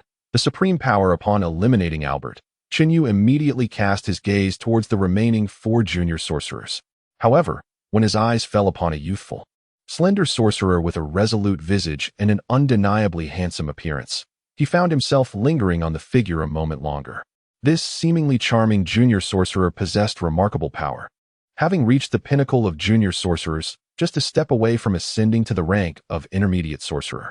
Consequently, Chenyu felt an unmistakable sense of threat emanating from him. Otherwise, such a feeling would not have arisen. Quickly, gather around me. The enemy is formidable, and we must unite our strengths. We cannot afford to be separated. The strikingly handsome junior sorcerer, evidently aware of Chenyu's terrifying presence, promptly beckoned the other sorcerers to rally to his side. The remaining 3 junior sorcerers, clearly deferential to this individual, immediately moved closer. The 4 of them huddled together, eyes fixed on Chenyu. What about the sorcerer on the ground? The handsome junior sorcerer inquired tentatively, glancing at Chenyu. Chimen step. At that moment, a virtual portal manifested beneath Chenyu's feet, lifting him as he moved. In an instant, he vanished from his original position, only to reappear beside the striking junior sorcerer, wielding a peachwood sword ignited with flames.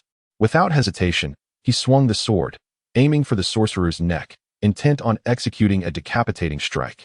However, the handsome junior sorcerer, being the leader among the junior sorcerers, was not to be underestimated. As Chenyu's sword descended, he let out a powerful roar, raising his black sorcerer's staff high. Instantly, a dark bubble surged forth from his body, enveloping him within its protective embrace. The bubble shimmered with flowing light, a manifestation of extraordinary energy swirling within, exuding an almost mystical aura. Thud, thud, thud.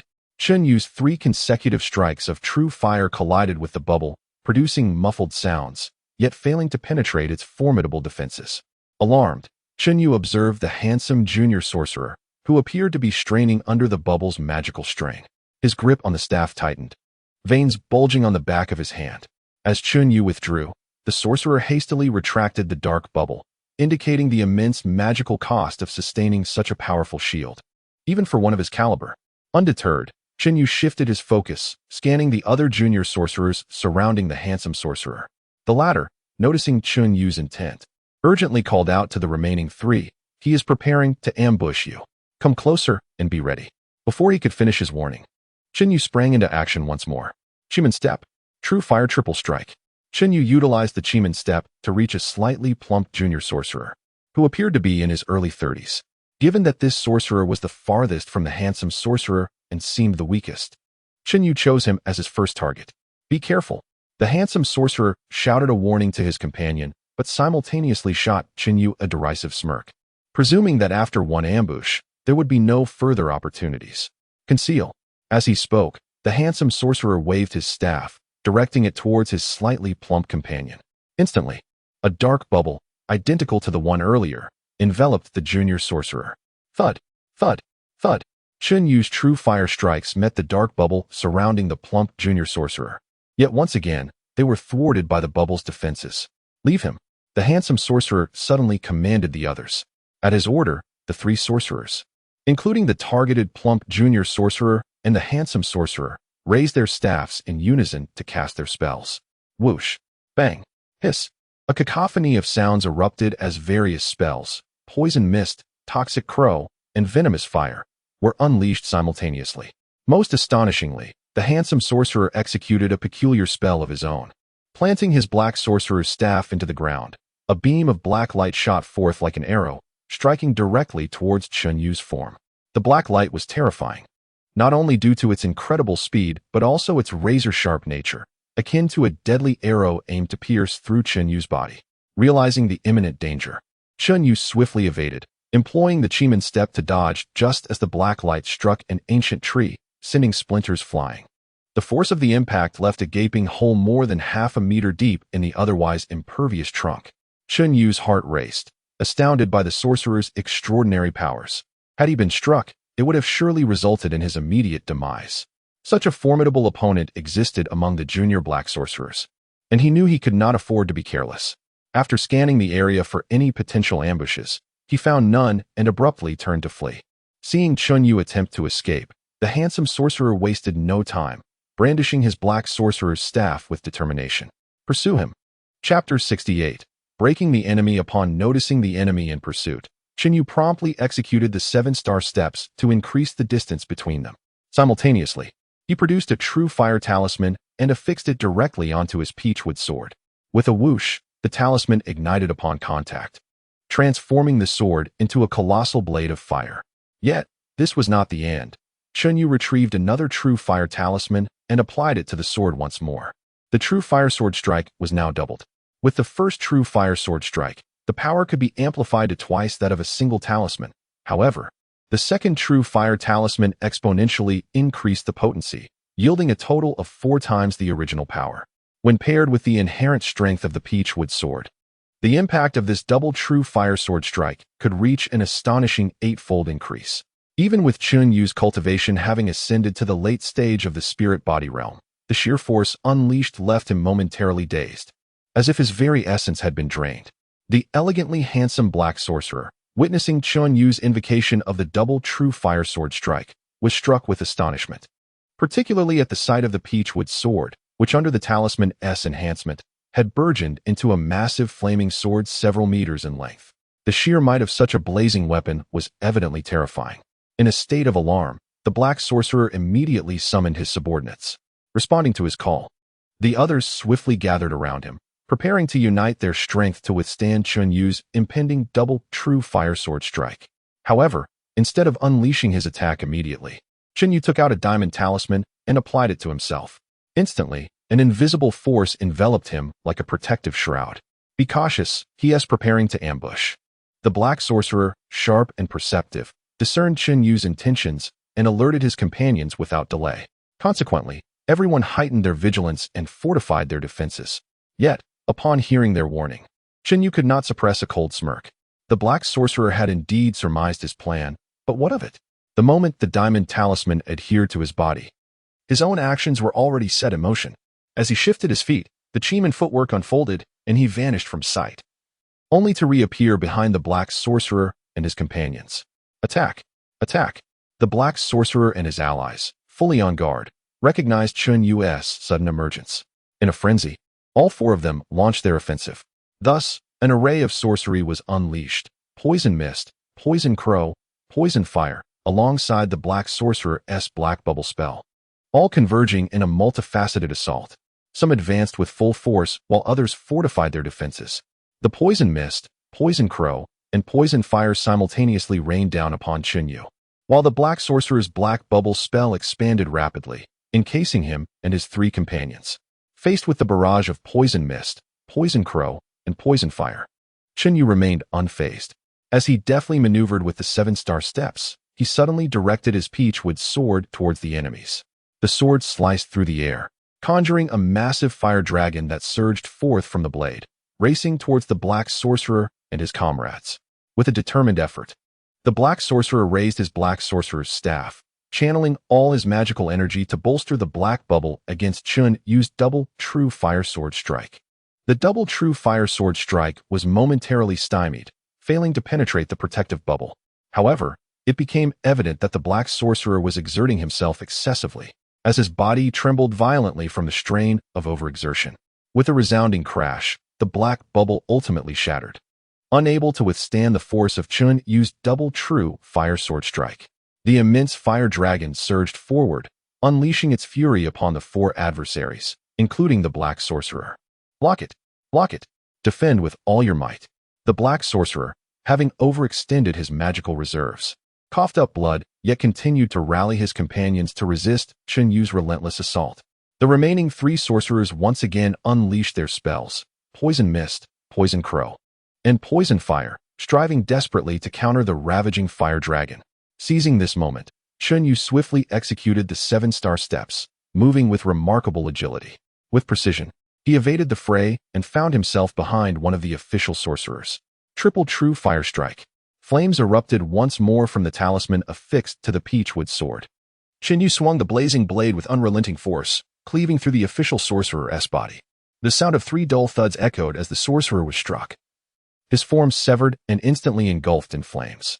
The elegantly handsome black sorcerer, witnessing the tragic demise of his comrade, was consumed by rage. He thrust his black sorcerer's staff into the ground, unleashing a beam of black light that shot forth like an arrow, aimed directly at Chen Yu's throat. A direct hit to the throat would spell certain death for Chen Yu. Yet, he merely tilted his head slightly, narrowly avoiding the lethal strike, allowing the force to impact his shoulder instead. With a sharp crack, the diamond talisman shattered upon impact. The remaining force of the black light pierced through Chen Yu's shoulder, blood erupting forth. However, seizing the opportunity, he invoked the 7-star steps and appeared behind the black sorcerer once again, raising the peachwood sword to strike at his neck. Overexerted and unable to mount a defense after casting the blacklight spell, the black sorcerer's face contorted in despair. Before he could react, the flaming peachwood sword sliced through his neck with a decisive sound, severing his head from his body. Adonis! Lord Adonis is dead. He has killed Adonis. The remaining 2 black sorcerers cried out in terror, their leader's death sending them into a frenzy of disarray. Capitalizing on this moment of chaos, Chen Yu swiftly activated the 7-star steps once more, dashing behind the 2 remaining black sorcerers. With ferocious strikes from his peachwood sword, he swiftly dispatched them both, having eliminated 4 black sorcerers in rapid succession. Chen Yu took a moment to catch his breath before charging towards the sorcerer's encampment. Run! Flee! The enemy is upon us. Lord Adonis and the others have been slain. Yet Chen Yu would not allow them to escape. Brandishing his peachwood sword, he pursued them relentlessly. Chapter 69. Astonishing news. Spare me, my lord, spare me. Suddenly, a terrified apprentice sorcerer knelt before Chen Yu, opting for surrender. Instantly, other apprentice sorcerers and sorcerer students followed suit, with many choosing to capitulate. However, a greater number fled, for the prospect of mercy from their adversaries was exceedingly slim. Faced with these fleeing underground sorcerers, Chen Yu swiftly pursued them. The underground sorcerers, with their highest rank being mere apprentices, stood no chance against Chen Yu. Before long, he caught up with them and dispatched them all. The surrendering underground sorcerers remained kneeling on the ground. A quick glance revealed 4 individuals, 2 apprentice sorcerers and 2 sorcerer students. Chen Yu turned his gaze towards one particularly clever underground sorcerer, and without warning, his peachwood sword swung forth, striking down the remaining 3. The trio, 1 apprentice sorcerer and 2 sorcerer students, could not withstand the might of Chen Yu's weapon. Before they could utter a cry, each was slain by a single stroke. The seemingly astute underground sorcerer trembled at the sight, paralyzed by fear. How terrifying! This surface sorcerer was nothing short of a killing machine. Chen Yu, enraged, demanded answers from the clever underground sorcerer, directing his peachwood sword at him. The underground sorcerer quaked under Chen Yu's gaze, but managed to respond. The ancient spirit ore is required to repair the portal. Our underground sorcerer city has discovered an ancient portal, but it is severely damaged and must be restored before use. Thus, the city has tasked Lord Adonis to lead us in mining the ancient spirit ore, which will be sent to the location of the ancient portal on the real plains for the sorcerers there to utilize in its restoration. As he spoke, the clever underground sorcerer trembled, clearly fearful of Chen Yu's wrath. Is there truly an ancient portal? Chen Yu pondered. An ancient portal, underground sorcerers mining spirit ore, intending to restore it? This realization filled Chen Yu with anxiety. If the ancient portal were restored, it would create a direct passage between the surface and the underground, allowing the sorcerers of the underground city to invade Flame Summer City directly. A war would inevitably ensue, and how could the unprepared Flame Summer City withstand such an assault? Is it genuinely possible to repair the ancient portal? Chen Yu could not help but inquire of the seemingly astute underground sorcerer. The underground sorcerer appeared momentarily taken aback, but quickly replied, "My lord, it can be repaired. Moreover, I have heard that the process is proceeding smoothly. If all goes according to plan, It should be restored in 3 days, barring any unforeseen issues. 3 days? Chun Yu's heart sank, and his expression darkened. He was uncertain of the veracity of the clever underground sorcerer's words, but if true, it meant that in 3 days, the underground city would possess the means to open a passage to Flame Summer City and launch an attack. Is it true? You truly believe the ancient portal can be restored in 3 days? Chun Yu asked gravely. You must understand, if I find you to be lying, I will execute you without hesitation. My lord, I swear I would never deceive you. Furthermore, the information regarding the portal's restoration in 3 days is widely known. If you were to visit the real plains and capture a sorcerer there, you would learn the truth at once. The clever underground sorcerer replied hastily, his demeanor reflecting his fear of Chun Yu's threat. Consequently, Chun Yu's expression grew increasingly somber. It seemed highly likely that the information provided was accurate. However, the urgency of the situation was alarming. With Green, Lena, and Jansen nowhere to be found, he could not consult with them on how to proceed. The fact that he was alone left him with no choice but to make decisions on his own. The thought of the ancient portal being restored in 3 days filled Chun Yu with dread. The implications were clear. The underground city would attack Flame Summer City, leading to a massacre of its inhabitants, the city's destruction, and ultimately, a blood sacrifice. As a native of Flame Summer City, Chun Yu would inevitably suffer the backlash of the ancient sacrificial curse. Whether there was a means to break this ancient curse remained uncertain. And despite his mastery of Daoist arts rather than conventional sorcery, Chun Yu was reluctant to gamble on the outcome. Thus, even as a transmigrator, he felt an intrinsic bond with Flame Summer City, feeling a duty to prevent the underground city from assaulting it.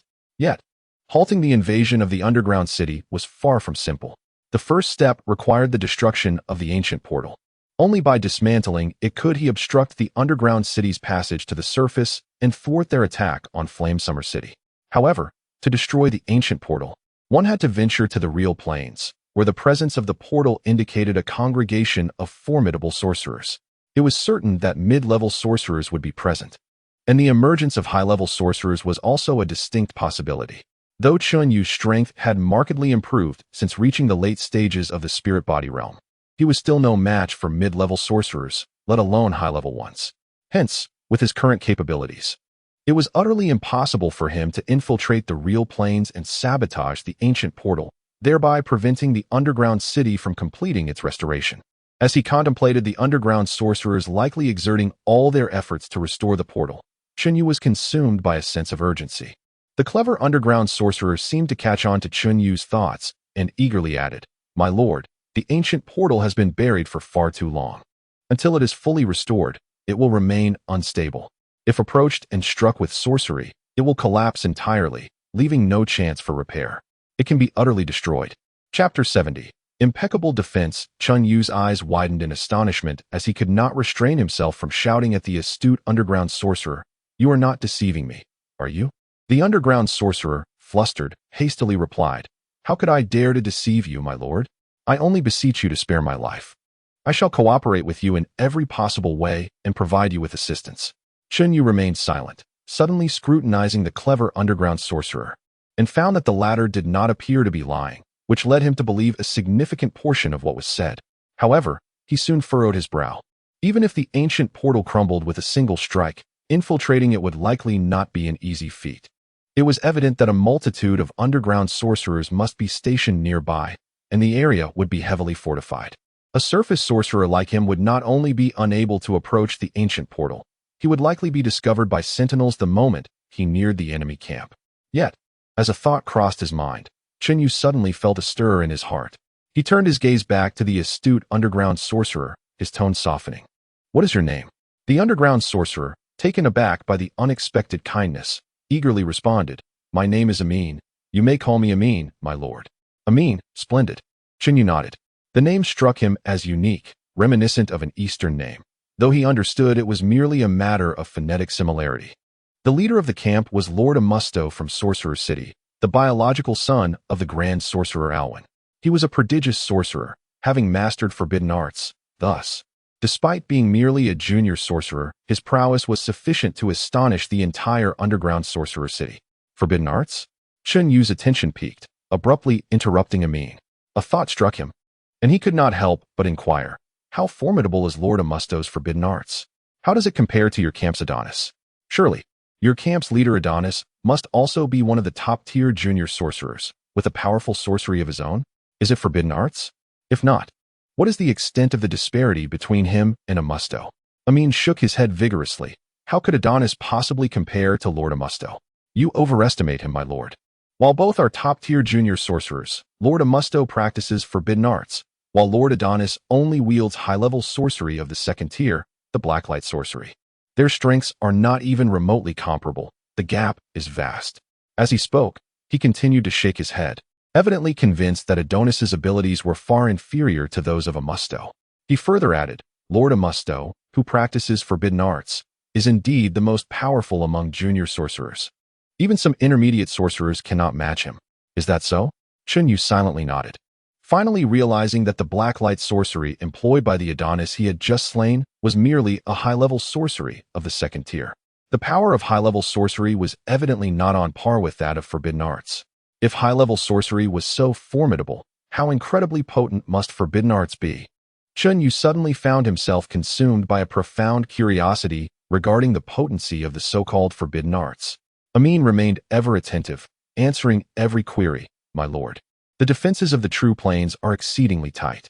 The outermost perimeter is dotted with numerous watchtowers, roughly every 10 meters, each equipped with patrol teams beneath.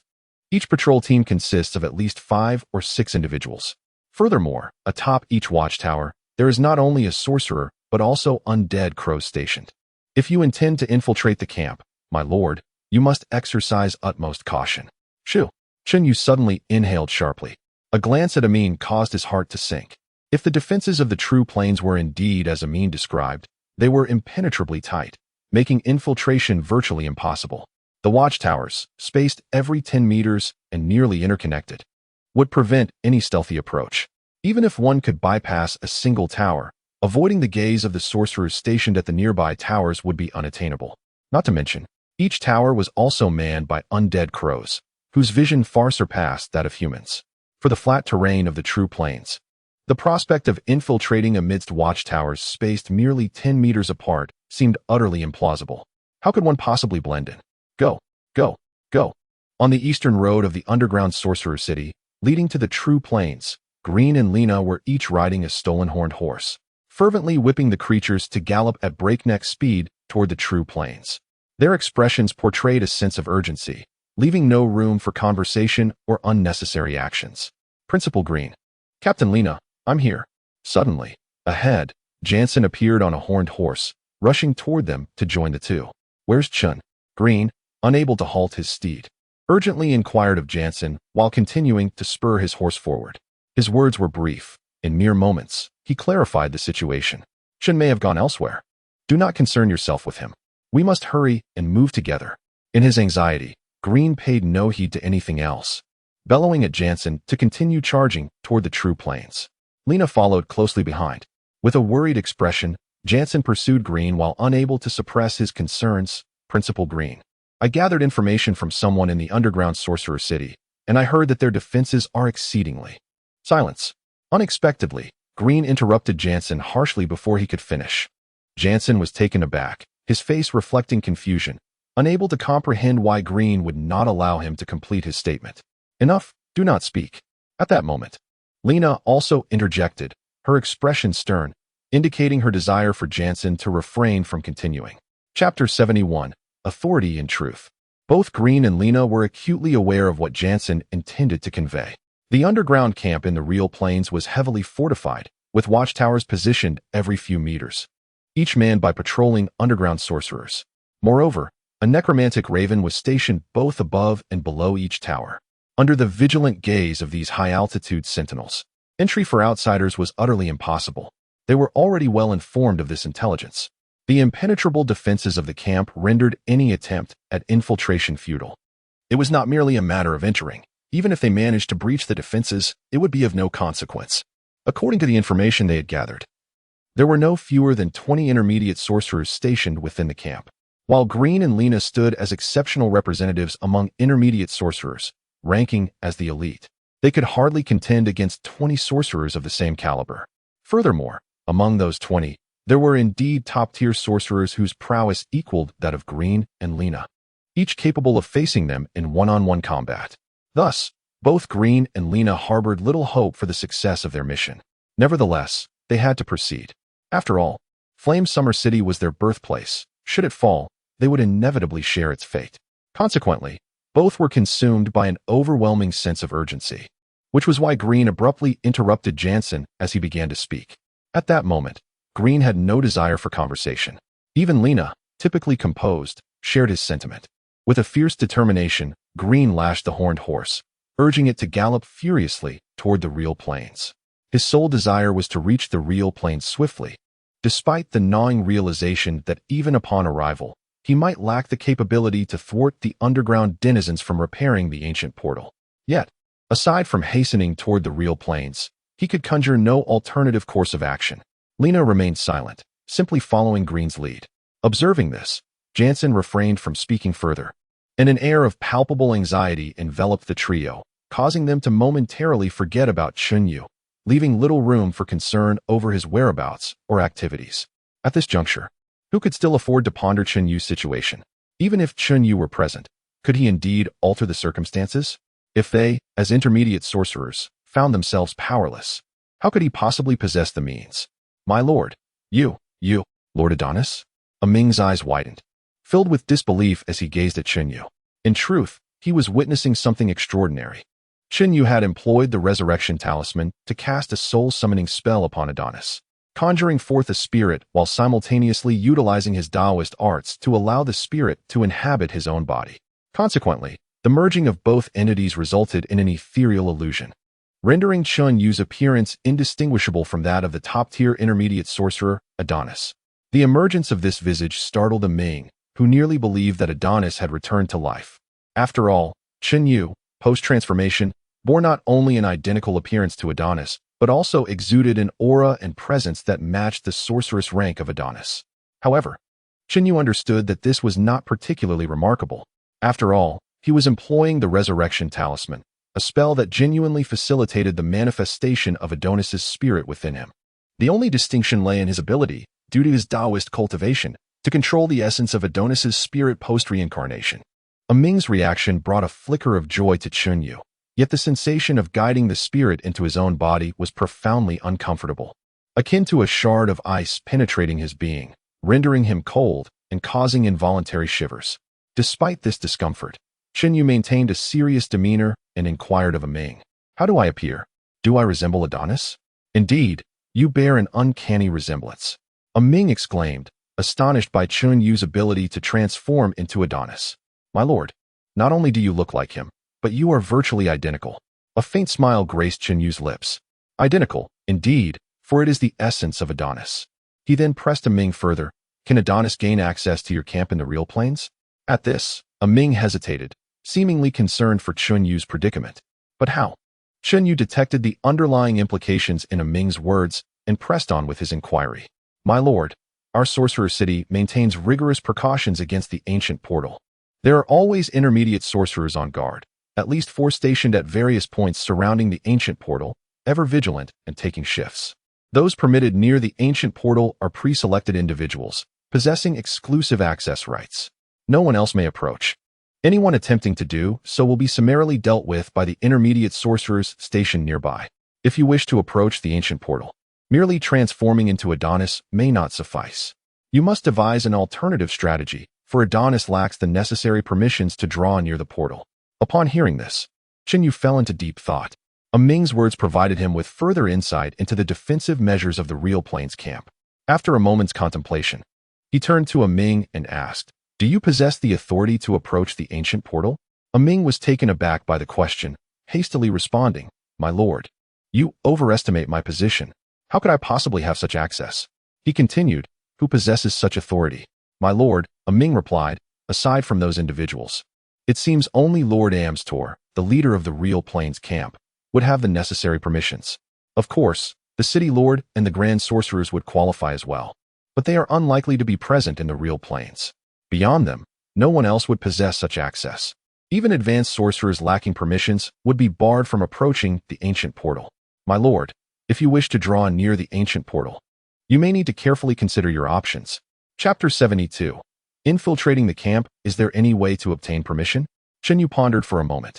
Amin hastily replied. The leader of the real plains is Lord Amusto. Only he has the authority to grant permissions. If you seek such privileges, you might consider approaching Lord Amusto. Upon hearing this, Chenyu fell into a sudden silence. The formidable Amusto, who had mastered forbidden techniques, was surely not an ordinary opponent. Although merely a formal wizard, his power likely exceeded that of the average intermediate wizards Chun had encountered.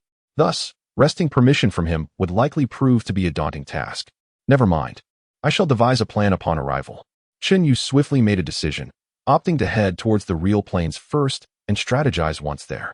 Casting a glance at Amin, a sense of unease washed over Chenyu.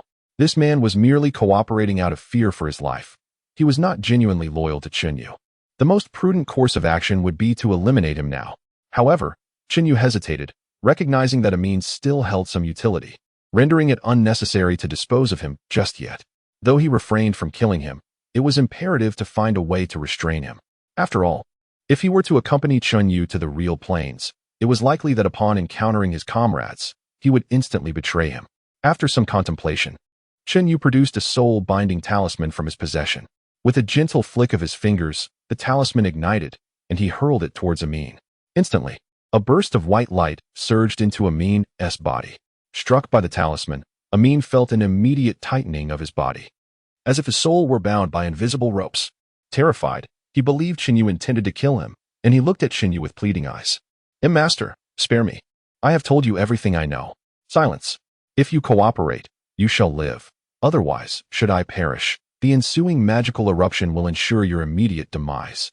I need only think of your death to trigger the spell and bring about your end. If you wish to survive, you must comply. Amin's demeanor relaxed slightly at these words, and he hurriedly responded, I implore you, Master, do not kill me. I shall cooperate in every way you desire. Whatever you command, I will do. Excellent. Chenyu nodded slightly. Amin's fear of death was decidedly advantageous for Chenyu. He confidently instructed, go fetch the cart. Load it with the ancient spirit or take as much as you can, and then accompany me to the real plains. I shall heed your every command. Amin exclaimed, immediately scurrying to retrieve the cart.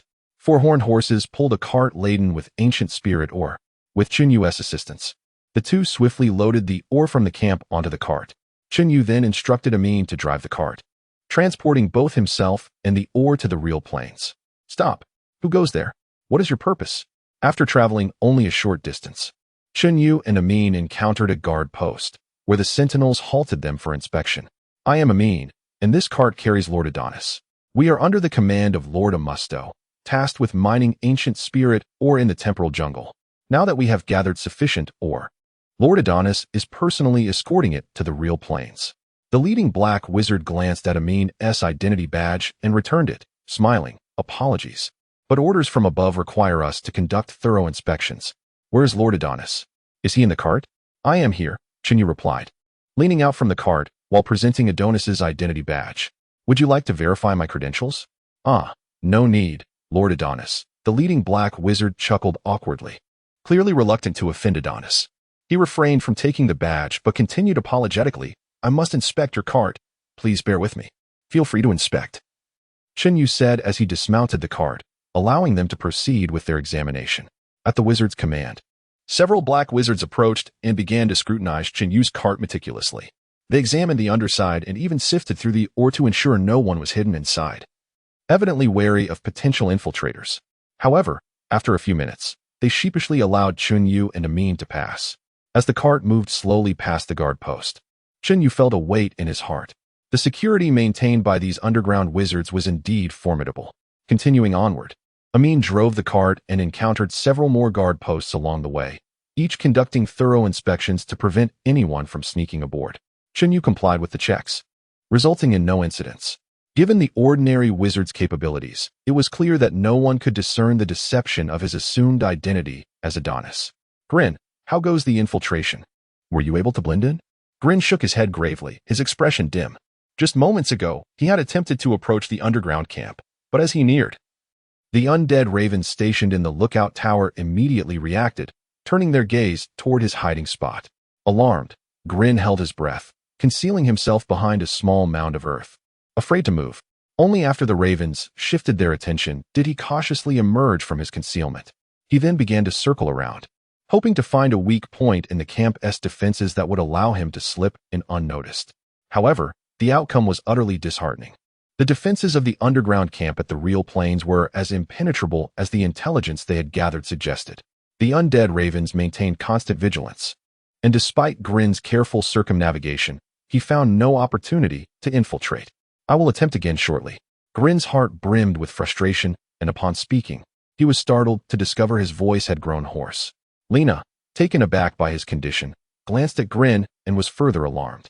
How could it be that in such a brief time, Grin's lips had blistered, his eyes were bloodshot, and sweat dripped from his brow? Grin had become this distressed. Yet, her own situation was hardly better.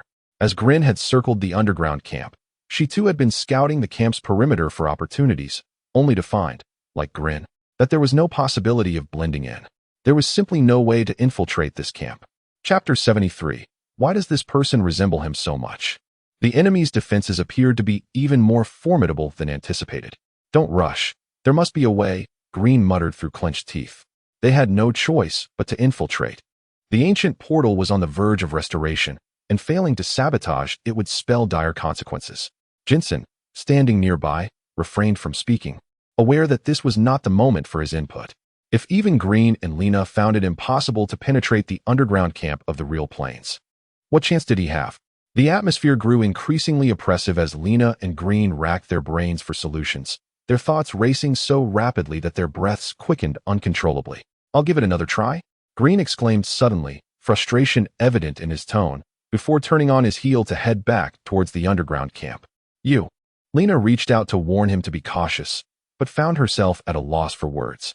Caution had become irrelevant. If they could not prevent the restoration of the ancient portal, what good would it do for Green to be careful? Once the portal was restored, the underground sorcerers would attack the surface, and no one would escape. Green swiftly moved towards the real camp, unwilling to accept defeat. He contemplated circling the camp once more, searching for any potential vulnerabilities. However, he was acutely aware that the underground sorcerer's defenses were impenetrable.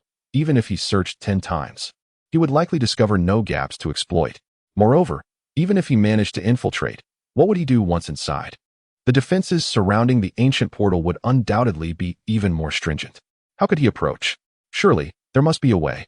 Clenching his fist in determination, Green silently encouraged himself. At that moment, he found himself quite close to the camp, approaching the watchful eyes of the undead crows. He immediately quieted his steps, seeking a hiding spot to attempt another infiltration. Suddenly, the sound of wheels turning broke the silence as a cart, drawn by 4 horned horses, galloped towards him, driven by a coachman urging them forward. If only he could hide beneath the cart. As his gaze swept over the vehicle, an idea struck him. He tensed, preparing to slip underneath the cart undetected as it passed through the camp's entrance.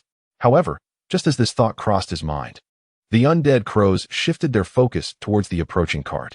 Several of the crows locked their sights on the vehicle, and Green realized that if he attempted to emerge from his hiding spot to sneak under the cart, he would undoubtedly be spotted. Consequently, he abandoned the thought of rushing out to infiltrate the cart as it passed. Before long, the cart rolled past him, steadily approaching the camp. Halt! Who goes there? Stop for inspection. Several dark sorcerers emerged from the camp, halting the cart at the entrance.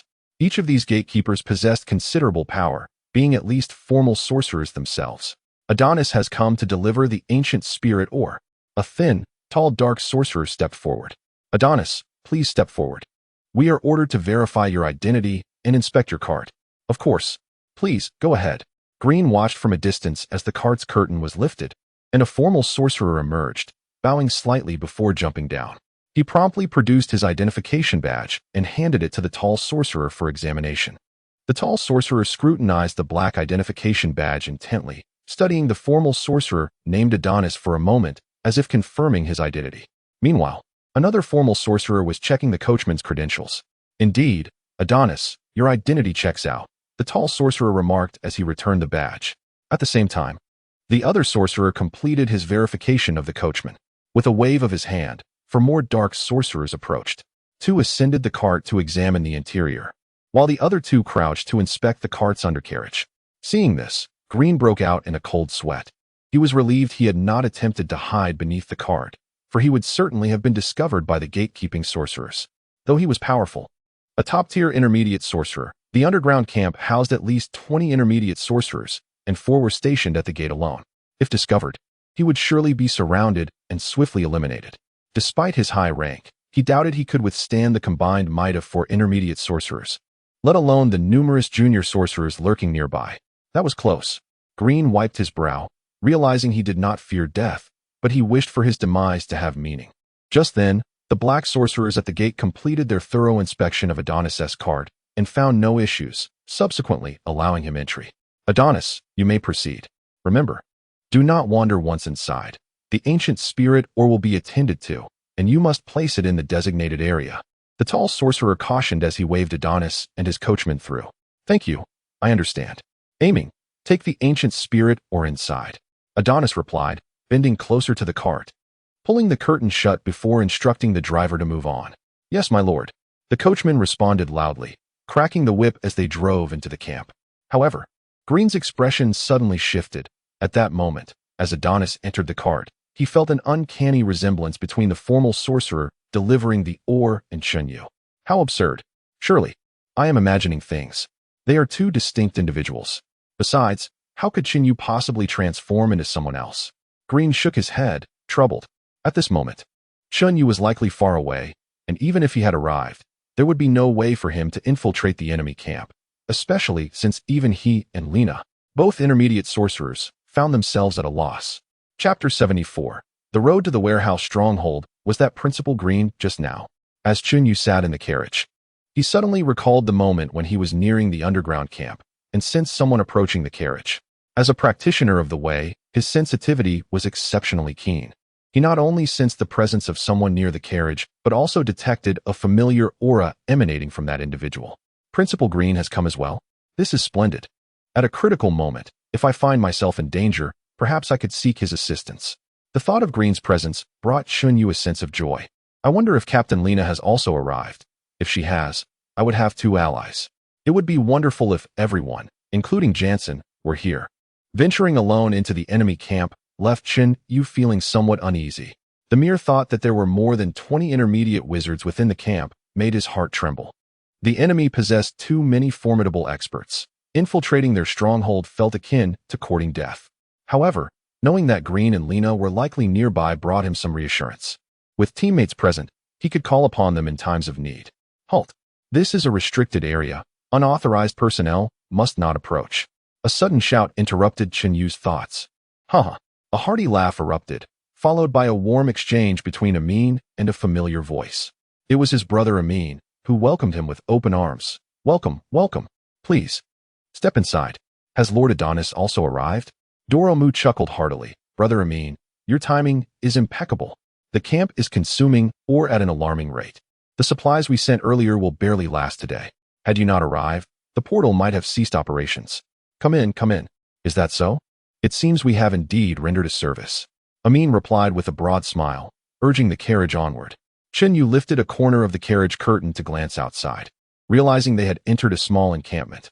A burly man was leading the way for Amin, and upon seeing Chunyu peek out, he promptly greeted him with respect. I have the honor of meeting Lord Adonis. Chunyu surmised that this man must be Doromu. Noting the individual's low status as merely a trainee wizard, he responded with a curt nod, maintaining a cool demeanor. Nevertheless, Doromu showed no signs of offense, his attitude towards Chunyu remaining unchanged. Under Doromu's guidance, Amin drove the carriage into an open square. In this square lay a meager pile of ancient ore, its dwindling quantity apparent. The carriage rolled directly in, prompting Doromu to summon several workers to begin unloading. Seizing the opportunity, Chunyu surveyed the open area, noting that it comprised 2 paths. One was the route they had taken to arrive, while the other wound deeper into the site, twisting and turning into uncertainty. Chunyu's gaze lingered on this convoluted path, sensing an atmosphere of tension and oppression. He could not help but speculate whether this route led to the warehouse from where the ore was transported to the portal, immediately marking it in his mind. Lord Adonis. Brother Amin, you have worked hard transporting the ore. Please take a moment to rest in our warehouse area.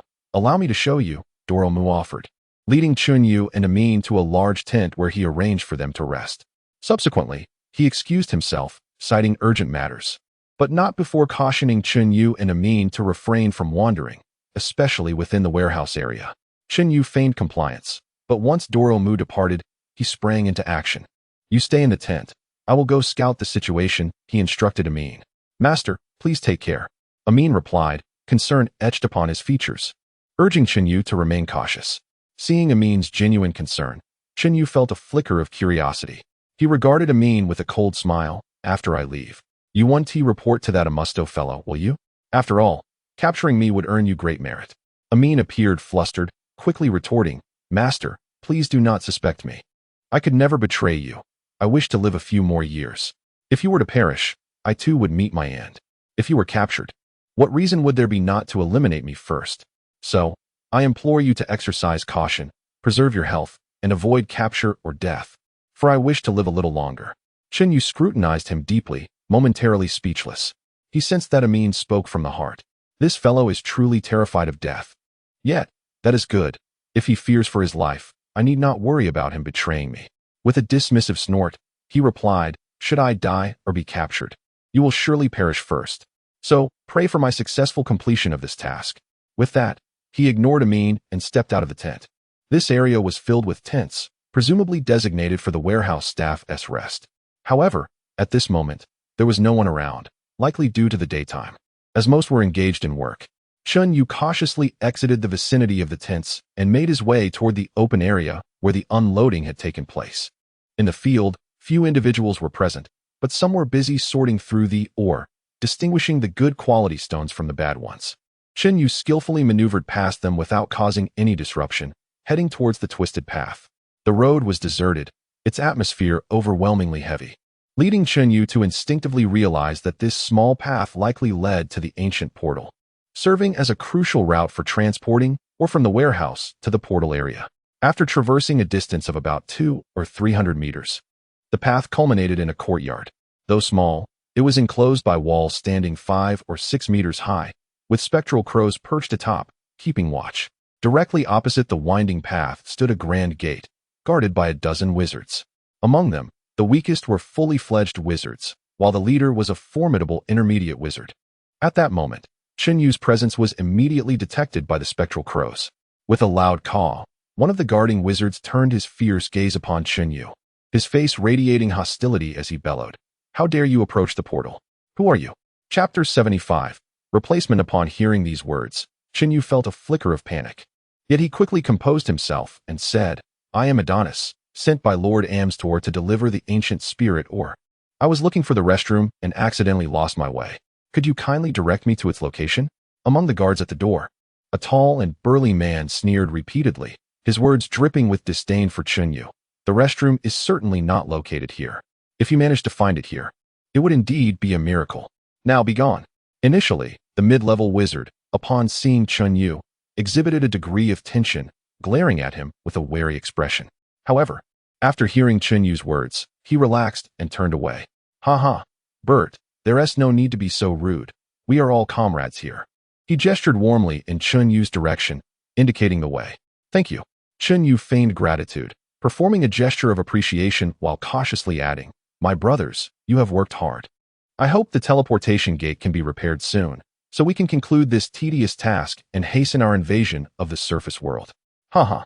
A fair and refined-looking man laughed heartily, appearing completely at ease. "Rest assured, your wish will soon be granted. You are not the only one yearning to reach the surface. We share that desire as well." Suddenly, the mid-level wizard coughed, casting a wary glance at the fair man.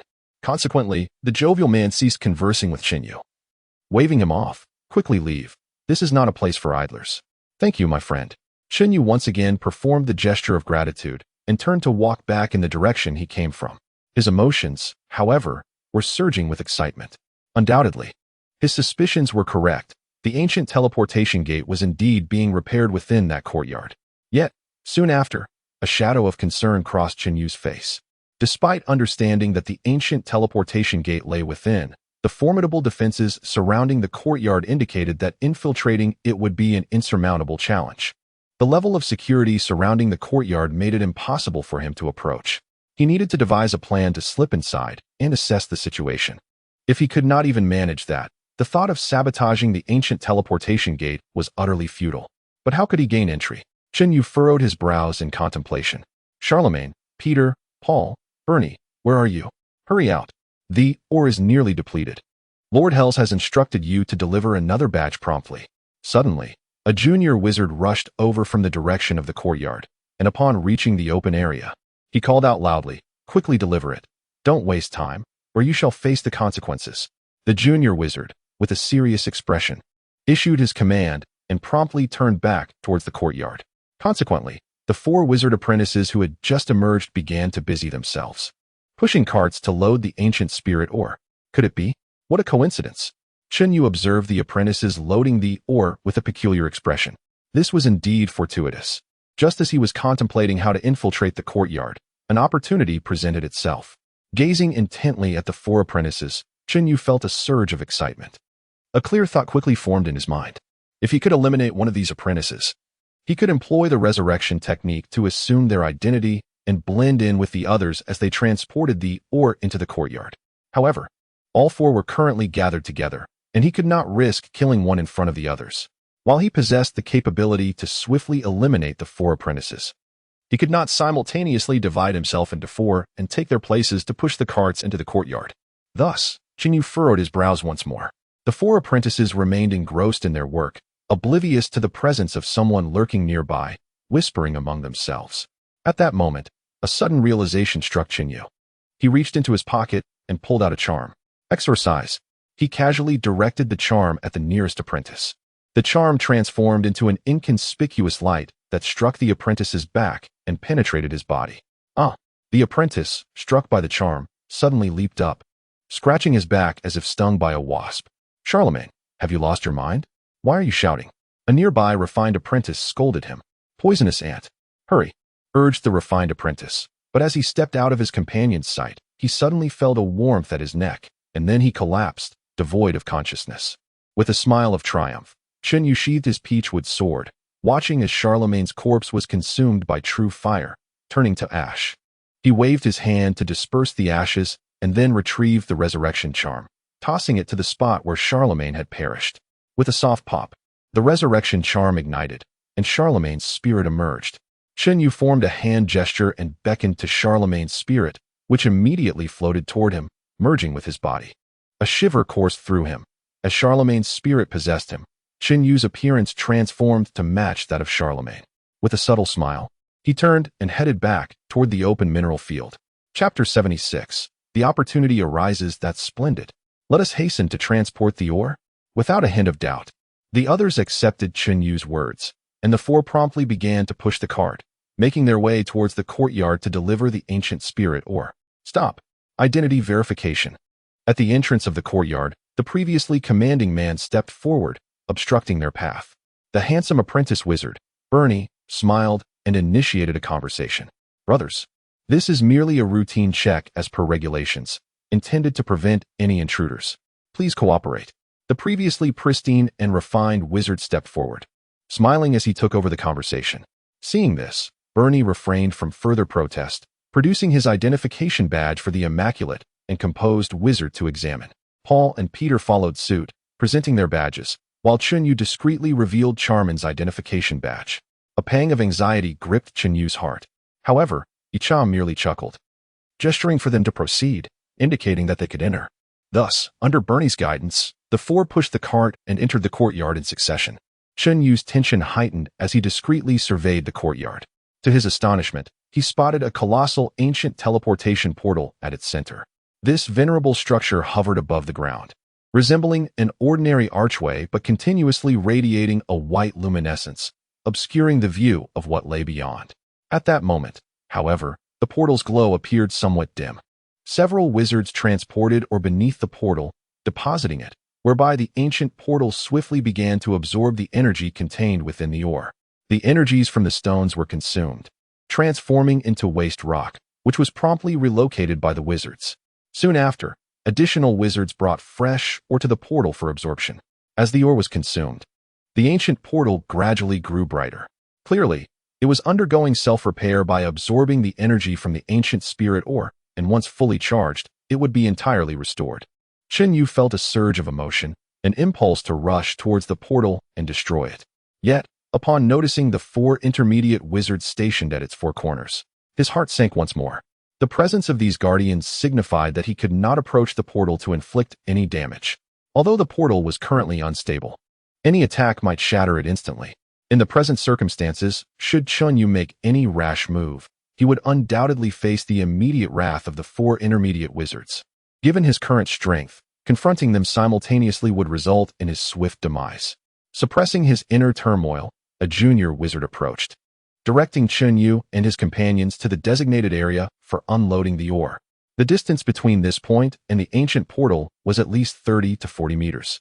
Seizing the opportunity, Chen Yu glanced towards the portal, gauging the distance with his eyes, realizing that while he was closer, he still could not approach the portal to launch an attack. He needed to devise a way to draw nearer. All right, unload the ore, and you may leave. The junior wizard urged them to offload the ore from the cart. Bernie and the others immediately set to work, and Chen Yu quickly gathered his thoughts, assisting in unloading the ore alongside them. Just as they finished unloading, wizards who had been transporting or to repair the ancient portal approached, lifting several stones towards the portal. As previously indicated, the ore stored in the courtyard had been depleted, awaiting their new supply. Witnessing the wizards transporting ore, Chen Yu felt a surge of determination. If he could replace one of the wizards repairing the portal, he would have the chance to reach the ancient portal. At that moment, the opportunity to destroy the ancient portal would present itself. However, this notion was merely a fleeting thought, in the presence of numerous underground wizards. Any attempt to act would surely lead to his demise. Before long, the ore had been entirely unloaded from the cart.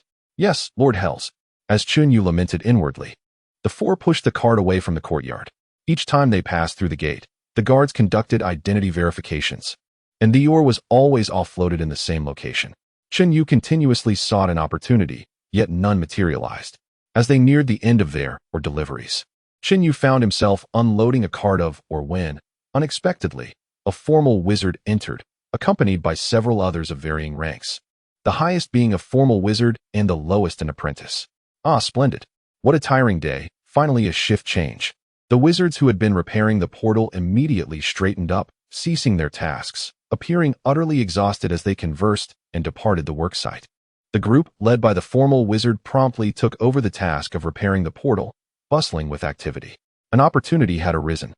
Chen Yu's eyes gleamed as he swiftly glanced at the departing wizards who had just finished their shift. Chapter 77. The fate of the little ones lies in the hands of adults as the newly relieved wizards prepared to exit the courtyard. Chen Yu felt a surge of urgency and hastily began unloading his cart. In no time, he had removed all the ore from his vehicle and then offered his assistance to Bernie and the others. Bernie looked at Chen Yu with surprise and chuckled. Charmin, how rare it is to see you helping out. No wonder you've suddenly become so industrious. I thought you had a change of heart. But it turns out you just needed to relieve yourself. Come on, everyone, let us hurry. Charmin is eager for the loo. Paul and Peter burst into laughter but quickened their pace nonetheless. Soon, the 4 of them finished unloading and began pushing the cart out. Chen Yu, anxious that the recently relieved wizards might vanish, took the lead and urged Bernie and the others to move faster. Bernie and the others, aware of Chen Yu's urgency, found no cause for alarm, continuing to jest at his expense. As they exited without a check, Chen Yu swiftly reached the gate. At that moment, the wizards who had just changed shifts had only just stepped outside and had not yet traversed the winding passage. Pushing the cart with fervor, Chen Yu chased after them. After exiting the convoluted corridor, this group of wizards headed directly towards the tent area. Eventually, each person entered their respective tents. Seeing this scene, Chen Yu felt a wave of relief wash over him, even displaying an expression of bemusement. He had not anticipated that the wizards tasked with repairing the ancient teleportation gates would reside in the same tent area as himself. Had he known beforehand, he might not have needed to impersonate Charmin. He could have simply replaced one of the wizards repairing the gates to accomplish his mission. However, now that he was aware of the wizards' living quarters, he felt no urgency. These individuals would not change shifts for another 12 hours, rendering any premature replacement meaningless. Moreover, it might even expose the secret of Charmin's disappearance, as it was impossible for Chen Yu to impersonate 2 individuals simultaneously. Once the delivery of the ethereal were concluded, Chen Yu followed Bernie and the others into the laborer's tent to rest. After all, he was still masquerading as Charmin and needed to maintain this facade to avoid exposure. Who are you? Why have you entered our tent? Amin stood up immediately upon noticing a stranger and called out suspiciously. Do you not recognize me? Chen Yu responded sternly, restoring his own voice. Ah, yes, my lord. Amin recognized Chen Yu from his voice, yet could not help but glance at him again. Chen Yu had seemingly transformed into another person. Did this imply he had eliminated yet another underground wizard in the camp? Chen Yu, however, was unconcerned with Amin's thoughts. He needed to arrange for Amin to leave to prevent his identity from being revealed due to Adonis's disappearance. Although he had considered killing Amin to resolve the matter, doing so within the camp could also lead to information leakage. After all, Amin and Adonis had delivered the ethereal ore, and if both were missing while the cart remained, it might raise suspicions. Thus, Chen Yu could only orchestrate Amin's departure and even needed his assistance to conceal Adonis's disappearance. You may take the cart and leave. I shall not accompany you, he stated. My lord is not leaving. Amin hesitated, quickly realizing Chen Yu's reasoning. After all, Chen Yu was here to sabotage the teleportation gate. And how could he leave before completing that task? My lord is worried about Adonis's absence and fears that if someone comes to inquire, the information might be exposed due to Adonis's disappearance, correct? Amin surmised astutely, his tone earnest. My lord is also concerned that if I leave without Adonis accompanying me, it might lead to information disclosure. Please rest assured, when I depart, I will place a blanket in the cart, stuffing it to disguise Adonis as if he were sleeping inside, thus shielding my lord's secrets. Amin's words left Chen Yu momentarily speechless. This man was so eager to assist him, actively seeking to obscure information to prevent exposure. This situation perplexed Chen Yu, and he found it difficult to discern Amin's intentions. You dare to offer your help? What is your motive? Chen Yu asked coldly. My lord, please do not misunderstand. Amin appeared extremely anxious under Chen Yu's gaze, hastily explaining. I sincerely do not wish for my lord to perish, for if you die, I too shall meet my end. If you are captured, my fate will be the same. I fear death, hence I do not desire your demise. Moreover, I am most eager for my lord to complete the mission, as only then can you depart. If my lord leaves safely, I can continue my life in peace. Therefore, I am not merely assisting you. I am, in truth, aiding myself. My lord needs to create the illusion of Adonis' departure to avoid exposure, and naturally, I will do my utmost to assist. The sincerity in Amin's words increasingly astonished Chen Yu. It seemed that Amin's fear of death could indeed be beneficial to him.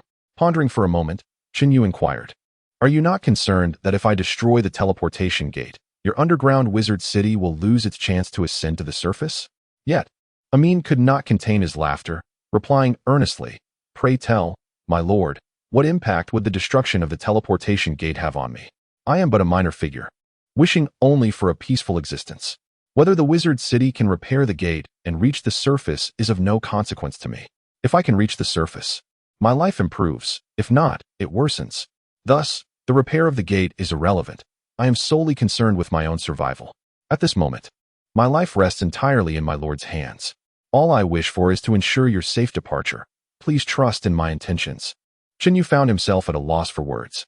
This individual was not only fearful of death, but also remarkably candid. Perhaps he could indeed be trusted. After a moment's reflection, he suddenly said, If that is the case, I have a task to entrust to you. This matter will require your assistance after you leave the camp. Remember, it pertains to whether I can successfully escape from your people after completing my mission. If you fail to execute it properly and I am captured, I believe the consequences need not be elaborated. Chapter 78. Conveying the message, Amin hurriedly and earnestly said, Please, my lord, give your orders. I shall do my utmost to fulfill the task entrusted to me. However, upon hearing this, Chen Yu fell silent again. He remained reluctant to place complete trust in Amin, yet the latter's demeanor suggested a semblance of credibility. After pondering for a moment, Chen Yu realized that assigning a task to Amin, even if he were to fail, would not significantly impact him. And thus he spoke without reservation. Once you leave the camp, seek out a person named Green nearby.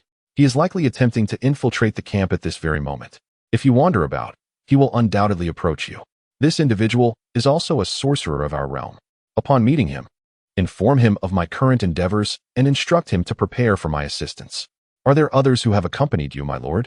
Amin's heart sank at this question. But he quickly recognized that such inquiries were not within his purview. He hastily corrected himself. "My lord, please do not misinterpret my curiosity. I merely seek knowledge, not to pry into your affairs." Nevertheless, Chenyu could not help but glare at him. Had he not known Amin's fear of death and his unwillingness to betray him, he would have considered silencing him for such a question. In a cold tone, he admonished, "Once I depart, you shall commence your actions. When you encounter Green, treat him as an enemy and dispose of him on sight. It is best if you mention my name immediately." Amin, visibly shaken by these words, quickly replied, "I shall diligently adhere to your instructions, my lord." Chenyu nodded and refrained from further conversation, exiting the tent. As soon as he left, Amin sprang into action, preparing to depart, while also concealing Chenyu's identity. Indeed, his fear of death kept him from contemplating betrayal. After all, the sorcery of this world could not resurrect the deceased or allow one to assume their form. Even Amin, with his limited experience, had never witnessed such abilities, which instilled a deep-seated apprehension towards Chenyu within him. Having completed his preparations, Amin summoned a cart and swiftly exited the camp. "How is it, Green? Have you found an opportunity?" "What?" Lena exclaimed, bewildered by Green's sudden decision. Upon grasping his intentions, her expression turned grave as she lamented. "Is there truly no chance to destroy the ancient portal?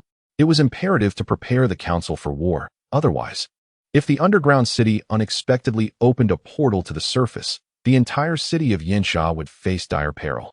This is the pocket watch of Disro. Once you arrive at the Valley of White Mountain, you can use it to contact the council. They will immediately facilitate your ascent." "Lena, the information regarding the underground sorceress city's assault on Yansha is of utmost importance. It concerns the lives of hundreds of thousands.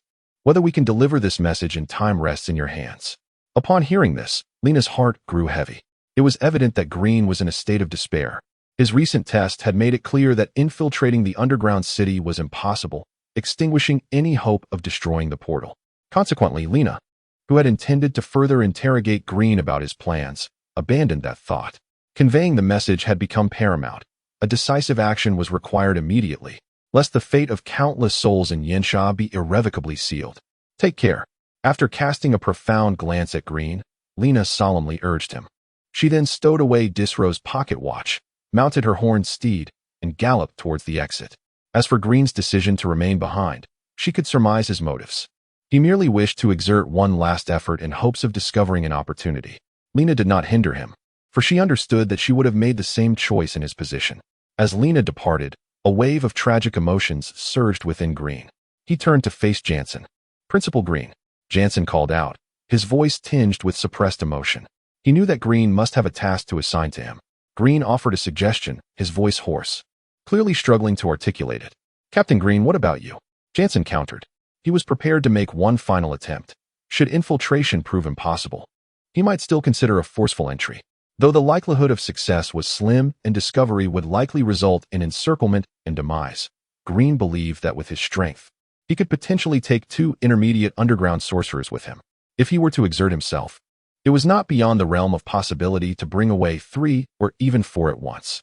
After all, he was among the elite of intermediate sorcerers, significantly stronger than his peers. The thought of possibly extracting 4 intermediate sorcerers from the underground camp brought a smile to Green's face.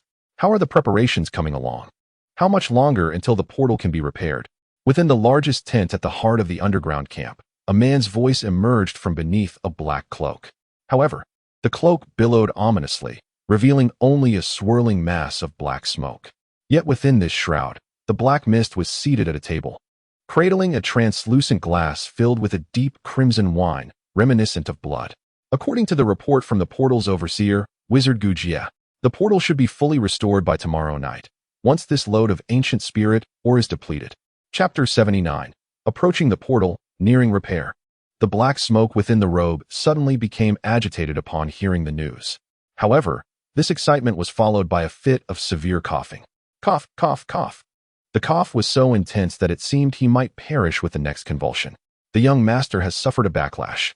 The obedient girl, witnessing this, did not panic but swiftly produced a glass vial. The vial was transparent, yet within it swirled a mass of white mist. She uncapped the vial, and immediately, the white mist erupted forth, accompanied by a chilling aura of the undead. Before their very eyes, the white mist transformed into a specter, Cough, cough. The black smoke continued to cough violently, then suddenly opened his mouth wide and inhaled sharply. The specter was drawn into him, and at once the coughing ceased. The obedient girl gazed at the black smoke, concern etched on her face. The backlash from the forbidden technique is truly terrifying, young master. When will it be resolved? The black smoke chuckled lightly, unfazed. Though the backlash is fearsome, the power it bestows is equally remarkable. Why else would I practice forbidden techniques? In truth, the backlash I endure is relatively mild. It merely transforms me into this black smoke, requiring the consumption of one specter each day. While the transformation is unsettling, the formidable abilities it grants are worth the price. But, young master, the obedient girl's expression darkened. Consuming one specter daily is excessive.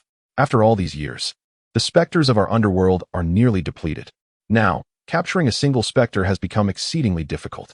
What will you do when we can no longer find any? As she spoke, her anxiety grew palpable. Huh. The black smoke chuckled softly, his head seemingly gazing affectionately at her. Silly girl, isn't the ancient portal nearing repair? Once it is restored, we shall ascend to the surface, where countless specters await, ample enough for my needs. Not to mention, in the city of Yanxia, there are still hundreds of thousands of residents, each one a specter. Once we conquer Yanxia, those residents will belong to us, and I shall have no shortage of specters to draw upon. Ah, the obedient girl laughed upon hearing this, her charming eyes crinkling as her petite nose wrinkled adorably. How foolish of me to forget. There are indeed hundreds of thousands of specters in Yanxia, enough for you to utilize for over a century. The black smoke smiled gently, but chose not to respond further. First, they must conquer Yanxia to gain access to the specters. To achieve that, they needed to repair the ancient portal, allowing the sorcerers from the underground city to ascend. Fortunately, the ancient portal would be repaired by tomorrow night at the latest, enabling preparations to head to the surface shortly thereafter. The black smoke savored a sip of red wine, relishing its exquisite flavor, then turned his attention seriously to the table before him. On it lay a monitoring crystal, through which he could observe the ancient portal and its surroundings. However, the hours of waiting were torturous for him. Concerned that the sorcerers repairing the portal might encounter unforeseen issues and abandon their task, Chenyu had to venture outside multiple times to check on the sorcerers' tents. This behavior inevitably drew the attention of Bernie and others, but Chenyu cleverly feigned a need to relieve himself after drinking too much water, successfully diverting their suspicion. Although it earned him their ridicule. At last, the time for the shift change for the portal repair sorcerers arrived. Chenyu seized the opportunity to excuse himself from Bernie and the others and made his way to the tents of the sorcerers working on the portal. Pretending to search for someone, he called one sorcerer out. As soon as the sorcerer stepped outside, Chenyu launched a surprise attack, using a fire talisman to incinerate him and erase all traces. Next, he produced a resurrection talisman, successfully drawing forth the specter's essence and binding it to himself, allowing him to assume the sorcerer's appearance. With his new guise, he re-entered the tent without arousing any suspicion. John, Jamie, time to clock in. A voice called from outside the tent, summoning Chenyu and his companions for the shift change. Instantly, a small bearded man named John shouted, urging everyone to exit the tent. Chenyu followed the group closely, ensuring he did not attract attention. Stop. Identity verification. The inspection at the courtyard gate remained stringent. The robust Bert the sorcerer halted Chenyu and his companions for identity checks. John obediently produced his identification badge and instructed his subordinates to comply, presenting their badges for Bert's scrutiny. Bert meticulously examined each badge. When it was Chenyu's turn, he presented his new identity badge, Ryman, for Bert's perusal. After inspecting it and scrutinizing Chenyu closely without detecting any anomalies, Bert returned the badge. Throughout the process, Chenyu felt a slight tremor of nerves but maintained his composure, confident in his resurrection technique and certain that Bert could not discern his transformation. This confidence had been proven before. Once all identities were verified, the immaculate Yelcha sorcerer permitted them entry. Under John's guidance, Chenyu followed the group into the courtyard. A formal sorcerer approached, directing them to the vicinity of the portal to announce the shift change. As another work group departed, visibly relieved and cheerful, they handed over the task of continuing the repair of the ancient portal to John's team. All right, let us get to work. With John's command, the team began transporting ancient spirit stones, placing them beneath the ancient portal to allow it to absorb their energy. In no time, it was Chenyu's turn. He felt a wave of anxiety wash over him but took a deep breath, striving to calm himself as he picked up a piece of ancient spirit stone and approached the portal. As he set the stone down beneath the ancient portal, it instantly began to draw in the energy contained within. At that moment, Qinyu's heart raced with mounting tension. He quickly suppressed his emotions and cautiously glanced around. Chapter 80. Destruction. Upon first sighting the four intermediate wizards beside the ancient portal, Qinyu felt a sudden tightening in his chest, and his heart raced several times faster. At that moment, the distance between him and these four wizards was merely a step or two, each one capable of reaching him with a mere extension of their hand. The proximity was such that Qinyu could distinctly hear their breaths. Although the four intermediate wizards appeared relaxed, with their eyes half closed, he was acutely aware that this was merely a facade. Their full attention was focused on the ancient portal. Any movement from him would immediately alert them, prompting a simultaneous attack. Given that Qinyu was merely an apprentice wizard, facing the combined assault of four intermediate wizards would likely result in his demise within seconds. This thought intensified his anxiety. He had the capacity to destroy the portal at that very moment, yet the crucial question loomed: how would he escape afterward? For him, the act of destroying the portal would require little time. He merely needed to produce the true fire talisman and hurl it at the portal. The flames generated by the talisman would instantly obliterate the portal upon contact, a task that would take only a fraction of a second. In contrast, the four intermediate wizards would require time to react. Even if they sensed his actions the moment he struck, they would need time to open their eyes, comprehend the situation, and then launch their counterattacks. Collectively, this process would likely consume at least 1 to 2 seconds. Consequently, after destroying the portal, Qinyu would have just over a second to escape, making the direction of his flight paramount.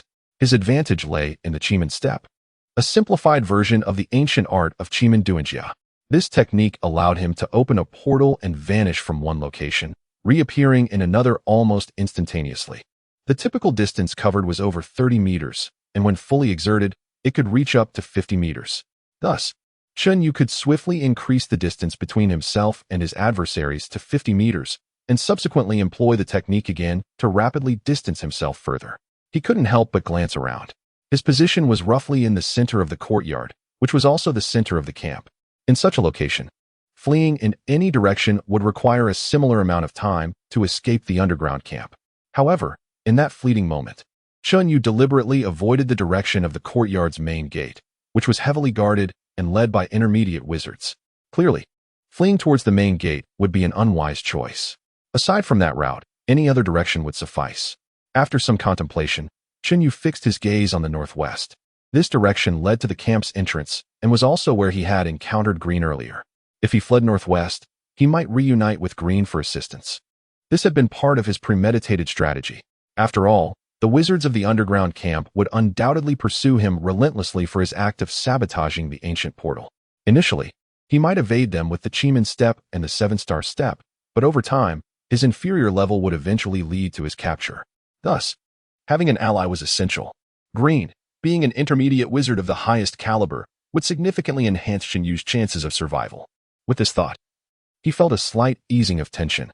Taking a deep breath, Qinyu was poised to act, but at that moment, the spiritual energy from the ancient spirit stones had been fully absorbed by the portal, prompting John to call out. Hearing John's instructions, Qinyu reluctantly stepped away from the portal to retrieve more spirit stones. When it was his turn again, he deliberately carried a sizable spirit stone.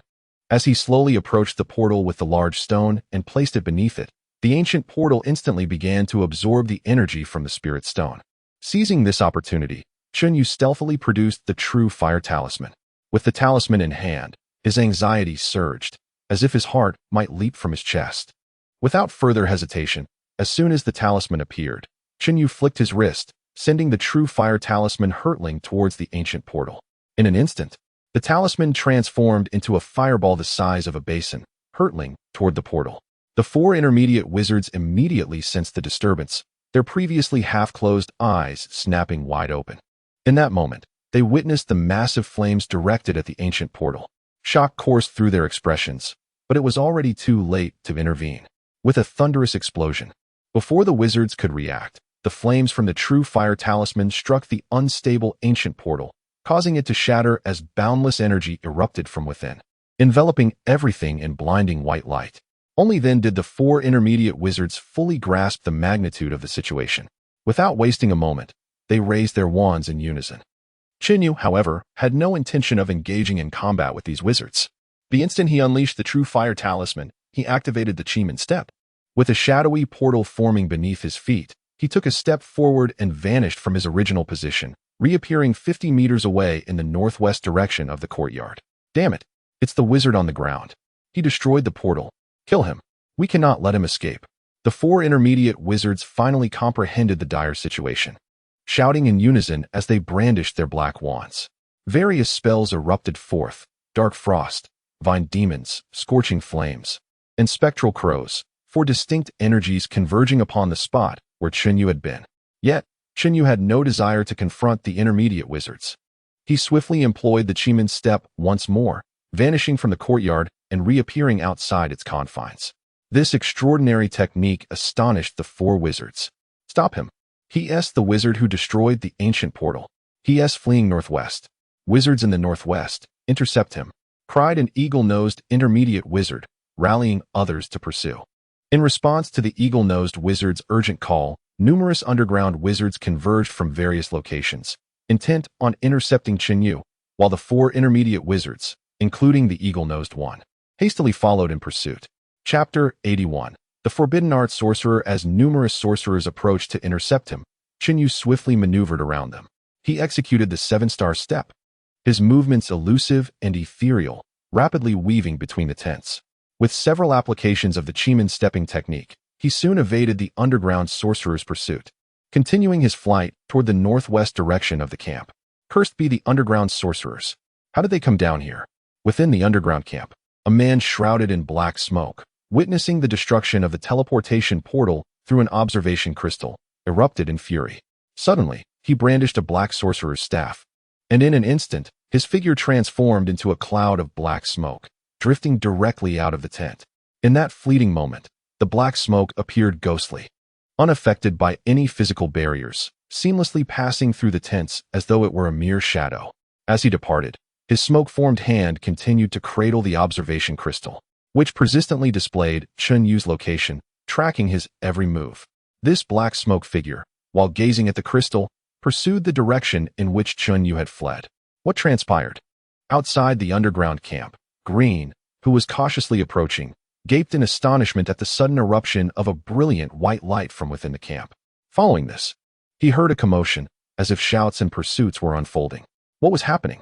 The white light seemed to be the energy released only when a teleportation portal was destroyed. Could it be? Had the ancient teleportation portal that was being repaired in the underground sorcerer city been shattered? How could that be? Who would dare to destroy the ancient portal of the underground sorcerer city? Green stared incredulously in the direction of the white light. During the battle of the underground sorcerer city years ago, he had witnessed a grand sorcerer from the Sorcerers Association shatter the teleportation portal leading to the surface. Thus, he comprehended the significance of the white light he had just seen. Yet, he could not fathom why the ancient teleportation portal would be destroyed. At that moment, he could never have imagined that it was Qinyu who had infiltrated the underground camp and demolished the ancient portal. Green, Mr. Green, are you there? Suddenly, a cautious voice called out from a distance, surprisingly addressing Green by name. He furrowed his brow. The voice was unfamiliar, not belonging to any of his acquaintances. Upon looking toward the source of the voice, he was taken aback to find it was an underground sorcerer calling for him. Instantly, Green's temper flared. Fortunately, he managed to maintain his composure and quickly realized the situation was unusual. He discreetly approached Amin. When he was still a short distance from Amin, Green suddenly struck, capturing Amin effortlessly, given his status as a high-level intermediate sorcerer. Who are you? Why are you calling my name? After securing Amin, Green calmly inquired. Are you Mr. Green? Amin, startled by the sudden capture, felt a bit reassured upon hearing Green's question. Hastily, he replied, Mr. Green, I come bearing a message from Chun. Chun. Green paused, taken aback. Amin immediately nodded. Yes, it's Chin. What proof do you have that you come on Chin's orders? Green, cautious, did not immediately trust Amin. Mr. Green. Amin hurriedly recited the secret code Chin had instructed him to use and briefly narrated how he had been captured and subdued by Qinyu. Seeing that Amin had shared the code and provided a reasonable account of his capture, Green finally believed him and released Amin. Amin sighed in relief and then said, Mr. Green, I come with a message from Chun. He has infiltrated the camp in the real plains. And the recent white light was caused by his destruction of the teleportation portal. He requires your assistance. The white light was caused by Chun. You mean Chun destroyed your teleportation portal? How did he get in? Green was dumbfounded, unable to believe what he had just heard. If he himself could not infiltrate the underground camp, how could Chinyu have done so? Moreover, he had not only infiltrated but also destroyed the ancient teleportation portal within the camp. How on earth had he managed that? Mr. Green, this is not the time for questions. After Chun destroyed the portal, he is being pursued and urgently needs your assistance. Amin grew anxious, deeply concerned for Chinyu's safety. After all, if Chun were to perish, so too would he. Indeed, Green nodded, forcibly suppressing his astonishment, and solemnly stated, I shall go assist Chinyu at once. Did Chin mention which direction he would escape from? Amin hesitated, quickly shaking his head in embarrassment. Chin did not specify. But since he asked for your assistance, he should be fleeing toward your direction. That makes sense. I shall go assist Chun. Upon hearing this, Green's spirits lifted. And disregarding further conversation, he dashed toward the direction of the underground camp. As Green departed, Amin stealthily slipped away into the distance. He had no desire to be seen by anyone in the underground sorcerer city in close proximity to a surface dweller. Otherwise, he would be executed for treachery before either Chinyu or Green could reach him. Suddenly, a highly compressed ball of black smoke appeared from afar, hurtling toward Chinyu like a cannonball. Startled, Chinyu hurriedly utilized the Chimin stepping technique to evade it, narrowly avoiding the black smoke projectile. A mere apprentice sorcerer possesses such a profound stepping technique? What sorcery is this? A figure of humanoid black smoke, cradling the observation crystal, materialized before Chinyu, blocking his path. Then, a man's voice, filled with astonishment, echoed from within the smoke. Upon seeing the figure, Chinyu's eyes widened in shock. This was a person. He could tell. The transformation into black smoke clearly indicated that this individual had mastered a certain forbidden technique. Only forbidden arts could lead to such a transformation. Furthermore, judging by the aura emanating from the figure, Chinyu surmised that this person's level was likely that of a top-tier junior sorcerer. This level matched that of Adonis. However, the individual who had practiced forbidden arts was evidently far beyond Adonis in terms of power. Amusto? Chinyu tentatively called out a name. The black smoke paused, clearly taken aback, and incredulously inquired, You know my name? Cursed be it. Chinyu could not help but curse inwardly. The black smoke's reaction confirmed his identity. This was indeed Amusto, the overseer of the teleportation portal repairs, as Amin had mentioned. Not only had he mastered forbidden arts, but he was also the son of a grand sorcerer. Faced with such an adversary, Chinyu had no inclination to engage in battle. The power of forbidden arts was too formidable, and the opponent's level exceeded his by a significant margin. Contending with such an enemy would render his chances of victory negligible. Without a second thought, he activated the Chimin stepping technique and fled. In an instant, Chinyu's figure flickered and vanished from sight, reappearing 50 meters away, creating a distance between himself and Amusto. Chapter 82. Collision. What a speed! Amusto exclaimed in astonishment, for Chinyu's swiftness was extraordinary, far beyond that of a mere apprentice wizard. However, a cold smile soon crept across his face. What did speed matter? Under the influence of his forbidden magic, escape was impossible. He made no attempt to pursue, standing his ground as he brandished his wand. Instantly, a plume of black smoke erupted from beneath Chinyu's feet, enveloping him in an ominous shroud. Chinyu gasped in horror as he inadvertently inhaled a breath of the black mist. Dizziness overcame him, and he sensed his body undergoing a rapid transformation, teetering on the brink of unconsciousness, as if he were destined to become a wraith. Amusto, reveling in his success, chuckled with delight. No matter how fast you run, you will ultimately be ensnared by my forbidden magic.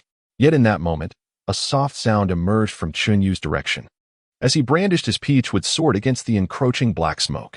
Impossible! Amusto cried out in alarm, his expression one of utter disbelief. In that fleeting instant, he felt the connection between himself and the black smoke weaken significantly. This individual possessed the ability to unravel his forbidden spell? How could this be? Amusto was struck by the absurdity of it all. Could forbidden magic truly be undone? For a moment, he was left in a stupor. Meanwhile, Chinyu, amidst the suffocating smoke, felt it invade his body, attempting to assert control over him. Without hesitation, He drew his peachwood sword and struck fiercely at the black mist. With 3 swift, decisive slashes, the true flames cleaved the smoke apart, diminishing the potency of Amusto's dark magic.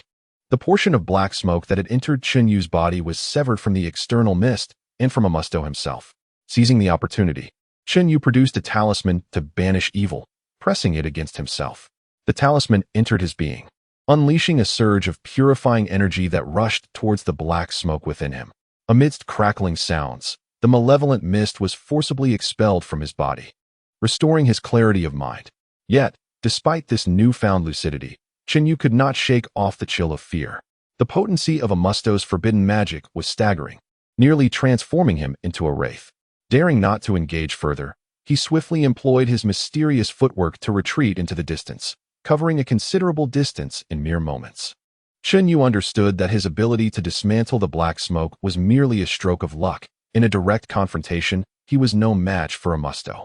The disparity in their levels was too great, and his adversary practiced forbidden arts. After employing his mysterious footwork to widen the gap, Chunyu seamlessly transitioned to the 7-star step, continuing his escape. He swiftly navigated through a series of tents and crossed the sentry at the camp's edge, emerging outside the subterranean encampment. Amusto, momentarily stunned by Chunyu's ability to counter his magic, had missed the optimal moment to pursue him, and now it was too late. Having destroyed the ancient teleportation gate, Chunyu had thwarted the plan to invade the city of Yinxia from the underground wizard city, inciting Amusto's deep-seated animosity towards him. "Chun, I found you. You truly destroyed the ancient teleportation gate." Upon bursting forth from the camp, Chunyu encountered Green, who had come to his aid upon receiving word of his presence. Green gazed at Chunyu in astonishment, unable to comprehend how he had infiltrated the underground camp and dismantled the teleportation gate. "Principal Green, the enemy, is in pursuit. We must flee immediately," Chunyu urged, hastening their departure. At that moment, a group of at least a dozen intermediate wizards was hot on their heels. There was no time to linger. "Very well, follow me," Green replied, only to be taken aback. He had initially intended to ride a single-horned horse with Chunyu, but now he found 2. Just as Green was processing this, Aiming suddenly emerged from the shadows. "You two must escape quickly. Do not let the wizards capture you. I must leave as well. If the wizards see me with you, the powers that be will execute me on the spot. By the way, the extra horse is a gift for you, a fine steed. Swift as the wind, sure to aid your escape. How did you manage to win over this person?" Green asked, casting a puzzled glance at Chunyu. It was perplexing that Aiming, a resident of the underground, would go to such lengths to assist him. Green refrained from inquiring further, and the two mounted a single-horned horse, hastily making their way northward. The pursuing intermediate wizards halted upon witnessing Chunyu and Green galloping away on the horned horse. The creature's speed far surpassed their own, allowing the two to quickly distance themselves. "Damn it, they've escaped," one of the wizards exclaimed. "Indeed. We must intercept them, summon the senior wizards or the archwizards." Amusto had already disseminated news of the destruction of the underground wizards and the teleportation gate, and soon the entire subterranean wizard city was aware. Sentries were bolstered, and wizards along with patrols scoured the area for any trace of Chunyu and Green. Not long after their escape, Chunyu and Green dismounted from their horned horse. Two individuals on two horned horses would certainly draw attention, making them easily identifiable. Relying on their wits, they evaded wave after wave of searches and gradually escaped the underground wizard city, making their way along the road to Baishan. However, the underground wizard city, incensed by their inability to locate Chunyu and Green, dispatched powerful wizards to hunt them down.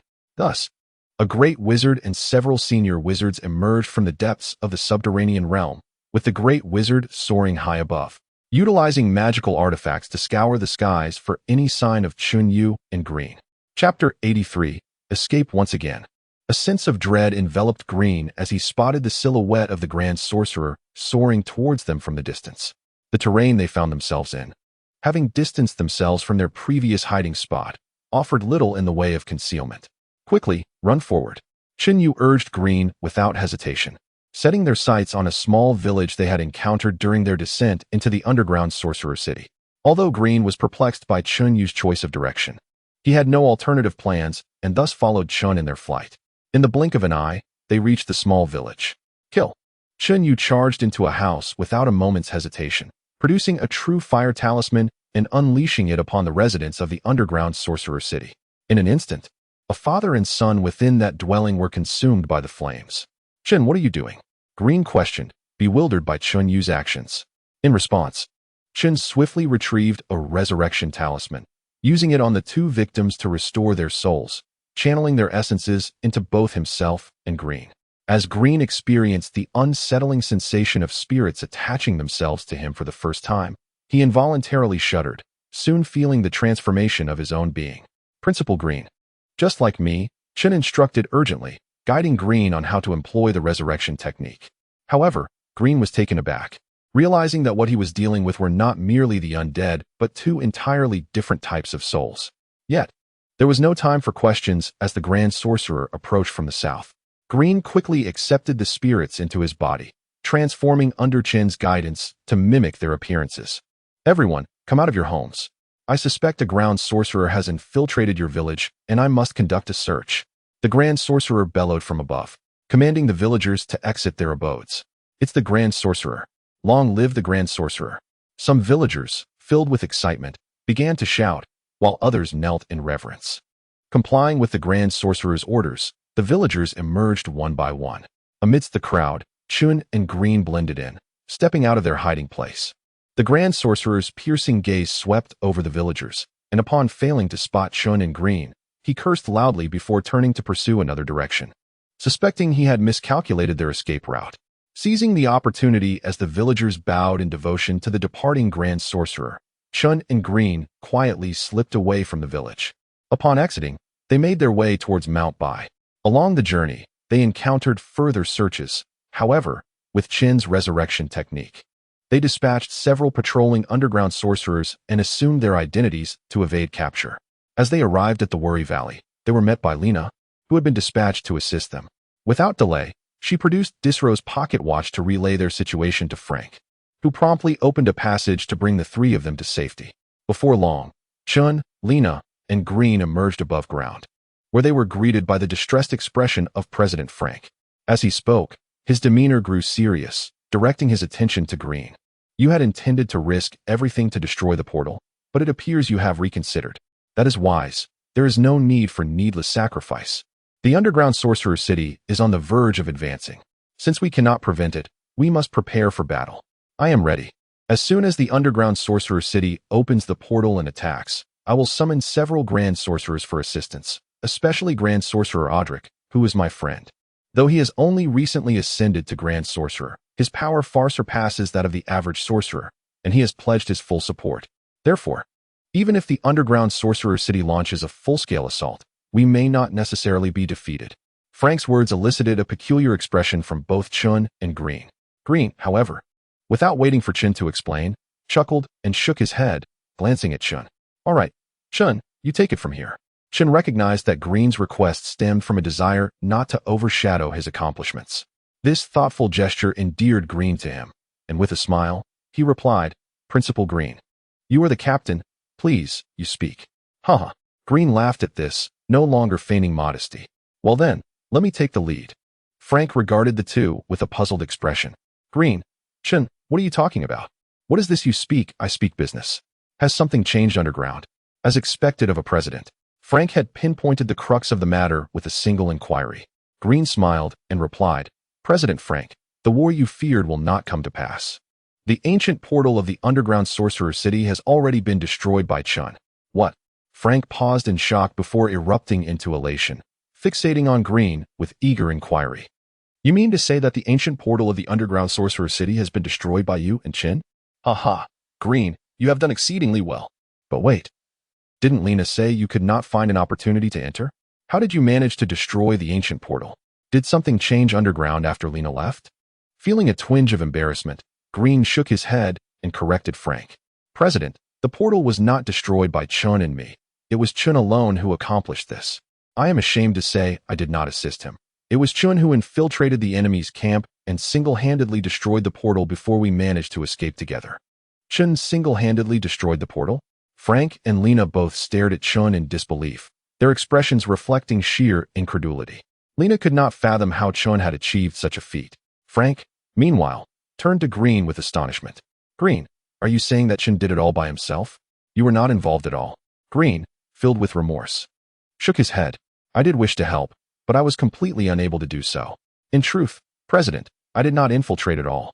Chun alone entered the enemy's territory, destroyed the portal, and fortuitously encountered me afterward, allowing us to escape together. The destruction of the portal was solely Chen's achievement. I had no part in it whatsoever. Chapter 84. Reward. Frank was momentarily rendered speechless, turning to Chen Yu, unsure of how to respond.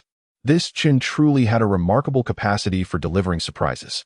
Just when Frank thought he had already elevated his expectations, Chen's performance exceeded them once again. It was an accomplishment that even the foremost figure among intermediate wizards, Green, could not achieve, yet this apprentice wizard had managed it. Such a feat would likely be met with disbelief if recounted. However, Frank felt a sense of elation to have such talent among his subordinates. He gazed at Chen Yu and, with admiration, remarked, "Chun, you never fail to amaze me. Once again, you have made a significant contribution." Upon hearing this, Chen Yu smiled and replied, "President, since I have made a great contribution, shouldn't I receive a substantial reward?" Frank was taken aback by Chen's straightforward request for a reward. Nevertheless, his appreciation for Chun prevented him from finding the request presumptuous.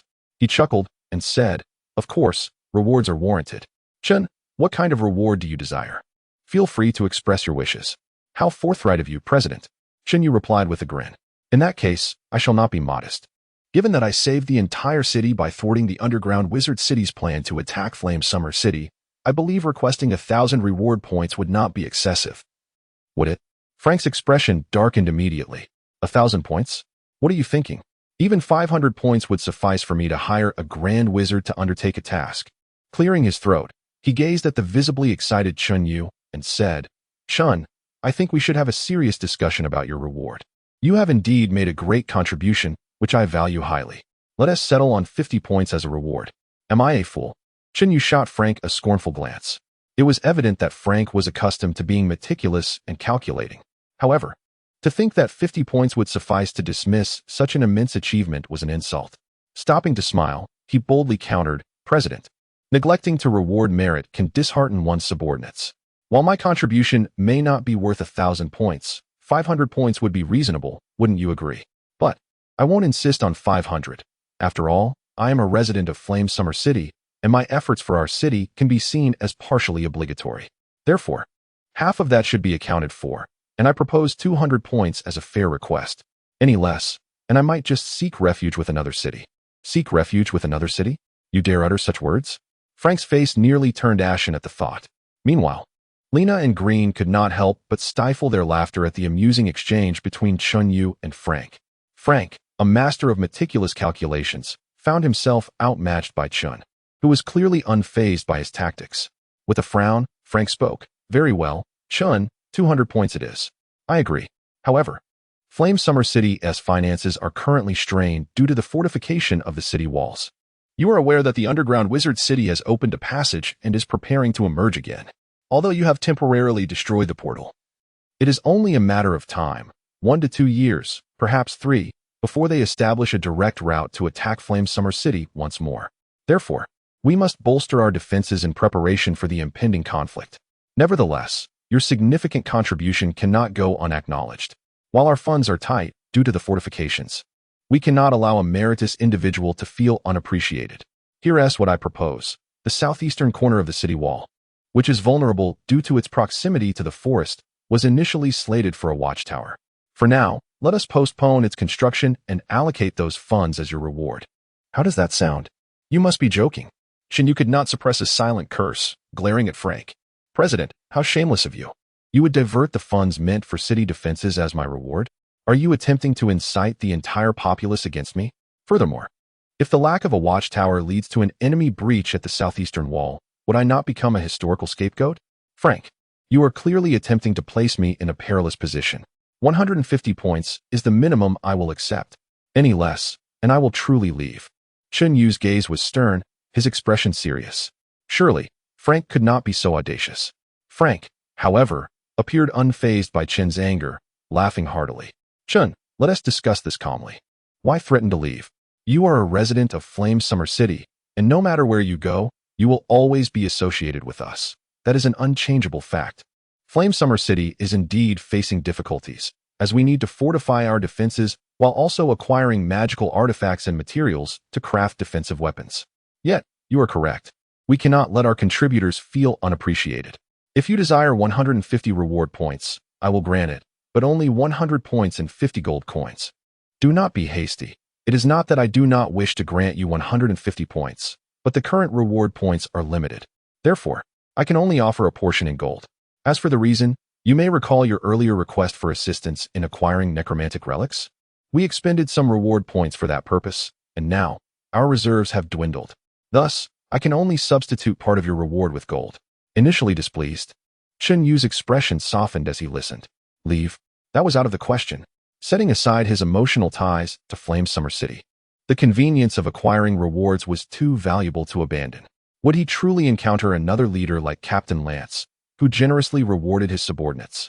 Would he find another president like Frank, who, despite his stinginess and penchant for meticulous calculations, always fulfilled his promises? Chen Yu did not believe so. If he could not find such leaders, his future endeavors in cultivation would be immensely more challenging. A smile returned to his face. President, you should have said so earlier. 100 points and 50 gold coins it is, then. However, I must inquire whether the recent procurement of necromantic relics was substantial enough for my needs. Chapter 85. Body Refinement Young Man. Frank gazed at Chen Yu, a hint of disbelief etched on his face. The speed at which this lad changed his demeanor was astonishing. Nevertheless, he held a deep admiration for Chen Yu and chuckled. Certainly, it's more than enough for your needs. At the very least, the rewards you've accumulated could all be exchanged for relics of the undead, and still, they would not suffice. However, as he spoke, Frank's expression turned serious. He addressed Chen Yu with utmost gravity. Your rate of advancement is alarmingly rapid. In just 2 months, you have ascended by 1.5 levels. Such a pace is unprecedented. I strongly advise you to temper your speed. The bystanders, Green and Lena, were taken aback upon hearing this. Had Frank not mentioned it, they would have remained oblivious to Chen Yu's astonishing progression. This was beyond what could be attributed to mere genius. Even in legends, there were no accounts of anyone ascending at such a speed. To achieve 1.5 levels in less than 2 months was nothing short of miraculous. Is there a problem, President? Chen Yu sensed the seriousness in Frank's words, realizing the gravity of the situation. Was it possible that advancing too swiftly could be detrimental? Frank nodded gravely, elucidating. The human body is akin to a vessel, while magical energy is like water filling that vessel.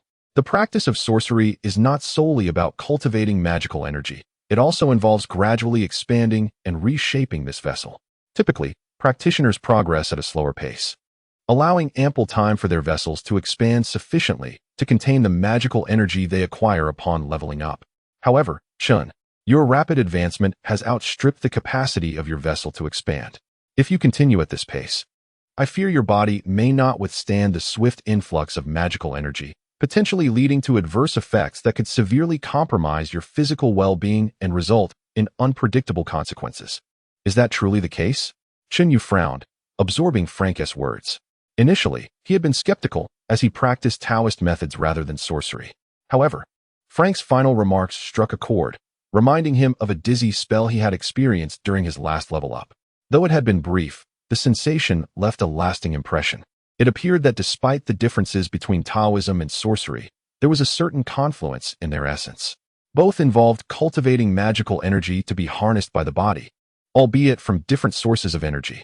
Contemplating this, he could not help but ask Frank, President, is there no method within sorcery specifically aimed at refining the body? Refining the body?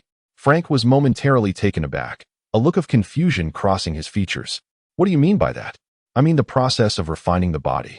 Chen Yu explained urgently, now aware of the distinctions between Taoism and sorcery. You mentioned that the human body is a vessel, correct? The practice of sorcery involves gradually modifying this vessel to expand its capacity. Is there not a method designed specifically to enhance the vessel itself, allowing it to expand rapidly and become robust enough to accommodate greater magical energy, rather than relying solely on the gradual alteration through magical energy? Frank was again taken aback, pondering the question. After a moment, he smiled at Chen Yu, reluctantly admitting, You have a remarkable idea, Chen. However, it remains merely an idea. The realm of sorcery does not encompass such a method of body refinement. In truth, Sorcery practitioners do not require such a technique to expand their vessels, as they do not advance at a pace akin to yours. Their cultivation is gradual, necessitating a significant duration to level up, thus eliminating the concern of insufficient vessel expansion to accommodate their magical energy. I'm afraid I must disappoint you, Chen. Oh, Chen Yu replied nonchalantly, unfazed by the absence of a body refinement technique within sorcery. His inquiry had been born from curiosity. In fact, he was beginning to grow concerned that such a technique might also be absent in Taoism. At the very least, the Taoist methods he practiced did not seem to include body refinement techniques. How peculiar it was that the Taoist practices lacked such techniques. Logically, one would expect the cultivation of Taoism to yield results akin to body refinement, wouldn't one? Could it be that the Taoist methods he practiced were not authentic? A sudden shift crossed Chun Yu's countenance, and his body involuntarily trembled, as if he had stumbled upon a revelation. The Taoist practices he engaged in bore some distinctions from the true methods of Taoism. Authentic Taoist techniques undoubtedly required diligent cultivation for enhancement. However, due to the constraints imposed by the world's rules, he lacked the foundational ability to cultivate Taoism in this realm of sorcery. Consequently, he could only convert certain energies from this world into magical energy via a system, bypassing the essential process of cultivation. This, perhaps, accounted for the absence of body refinement techniques following his ascension. After all, his magical energy was not cultivated in the traditional sense and bore no relation to his physical body. Certainly, acquiring magical energy would lead to alterations in the body. But as Frank pointed out, it was a gradual process, akin to the sorcery of this world. Yet, Chen Yu's rapid advancement had resulted in his bodily transformation lagging behind the influx of magical energy, leading to complications arising from an insufficient vessel to contain the energy. If there were such techniques, a simple practice might suffice. At that moment, Frank beckoned everyone to depart, and Chen Yu promptly followed. Upon receiving his rewards from the Wizarding Association, he made his way to the warehouse, eager to elevate his level. Chen, you've arrived. I've been eagerly anticipating your visit. Please come in. Tea, coffee, or perhaps wine. Upon seeing Chen Yu, Henry greeted him with fervent enthusiasm, his demeanor replete with obsequiousness. What a duplicitous character. Chen Yu cast a sidelong glance at Henry, harboring a deep-seated aversion towards him. This fellow had suddenly become so ingratiating. Surely, this was due to his awareness of Chen Yu's recent elevation in rank and the captain and president's favor towards him. Realizing this, Chen Yu had no intention of indulging Henry with pleasantries. He coolly replied, "No need for that. I wish to exchange for relics of the undead. Please take me to see them directly." Chapter 86. The Art of Body Refinement in the Mystical Realm. I had anticipated your arrival for the exchange, Chun, so I have prepared everything for you. Please, follow me, Henry said, his enthusiasm undiminished by Chun's aloofness. This man seemed resolutely determined to ingratiate himself with Chun, a behavior that only elicited further disdain from him. However, Chun was disinclined to engage excessively with Henry, as his sole objective was to acquire the relics of the deceased, necessitating minimal interaction with Henry. He followed the man into the warehouse. A few minutes later, Chen emerged from the warehouse with a collection of relics of the deceased. In total, he exchanged for 50 reward points worth of these relics, which contained a cumulative 51 points of necromantic energy, sufficient to elevate his cultivation to the pinnacle of the spirit-body realm.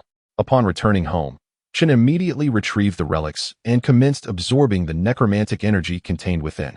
Holding the relics in his hands, he connected with the system, and a torrent of necromantic energy surged into his body, swiftly advancing his cultivation in the mystical arts.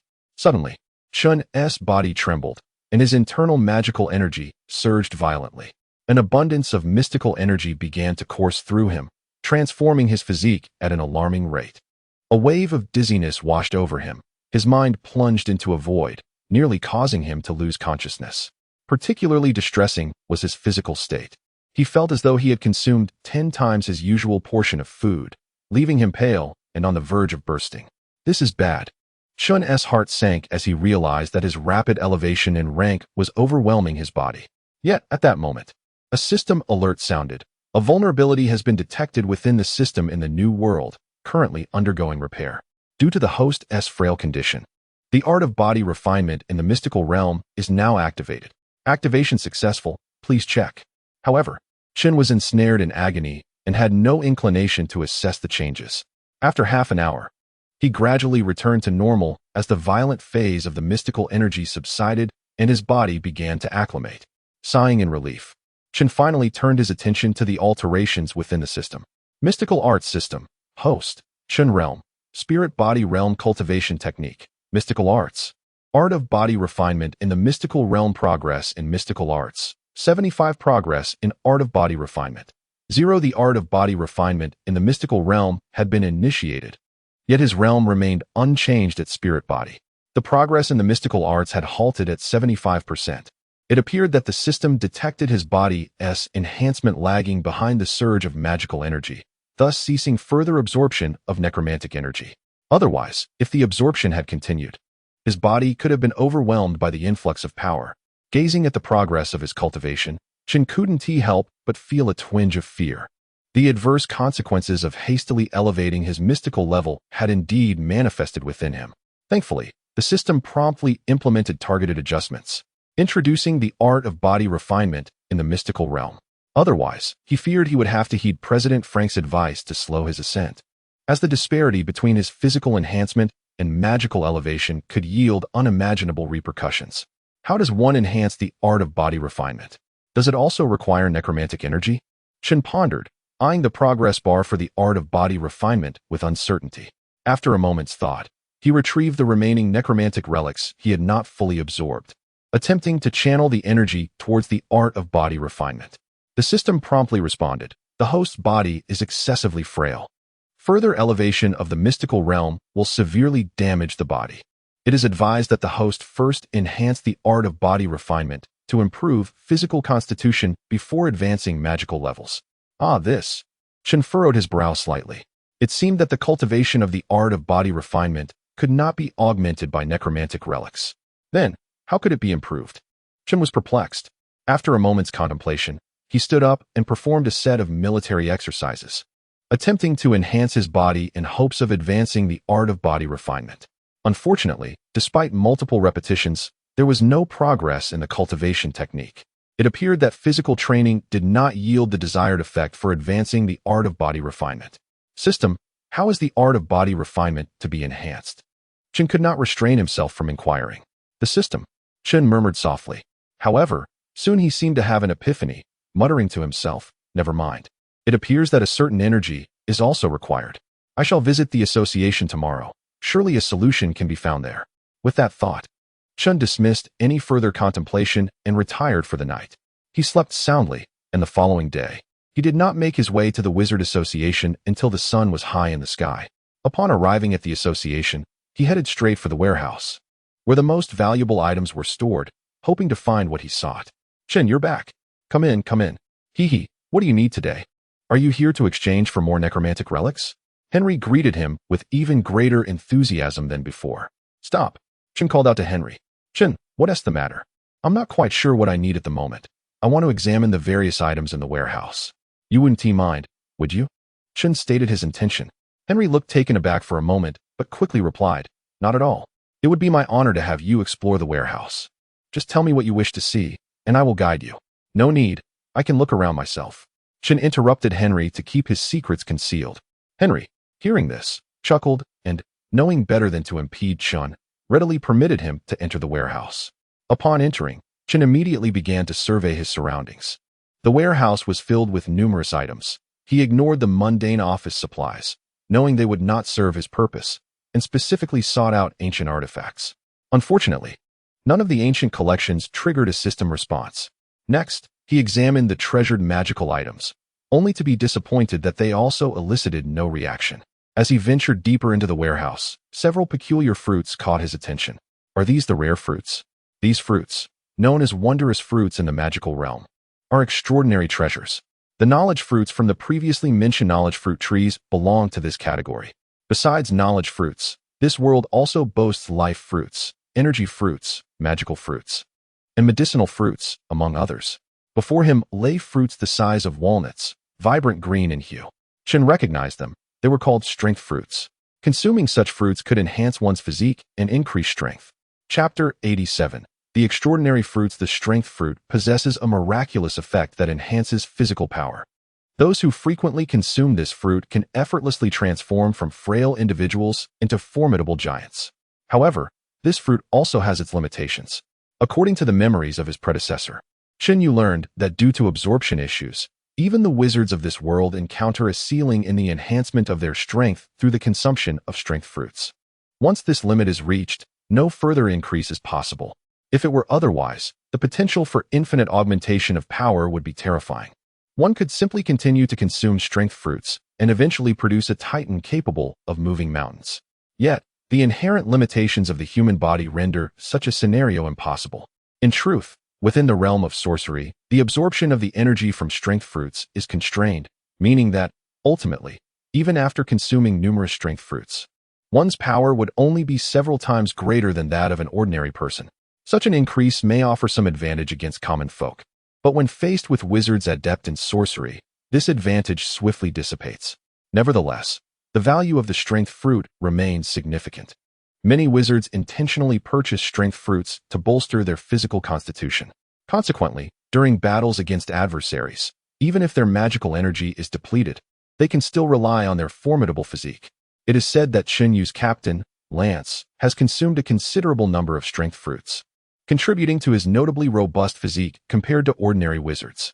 However, the limitations of the human body also apply to Lance.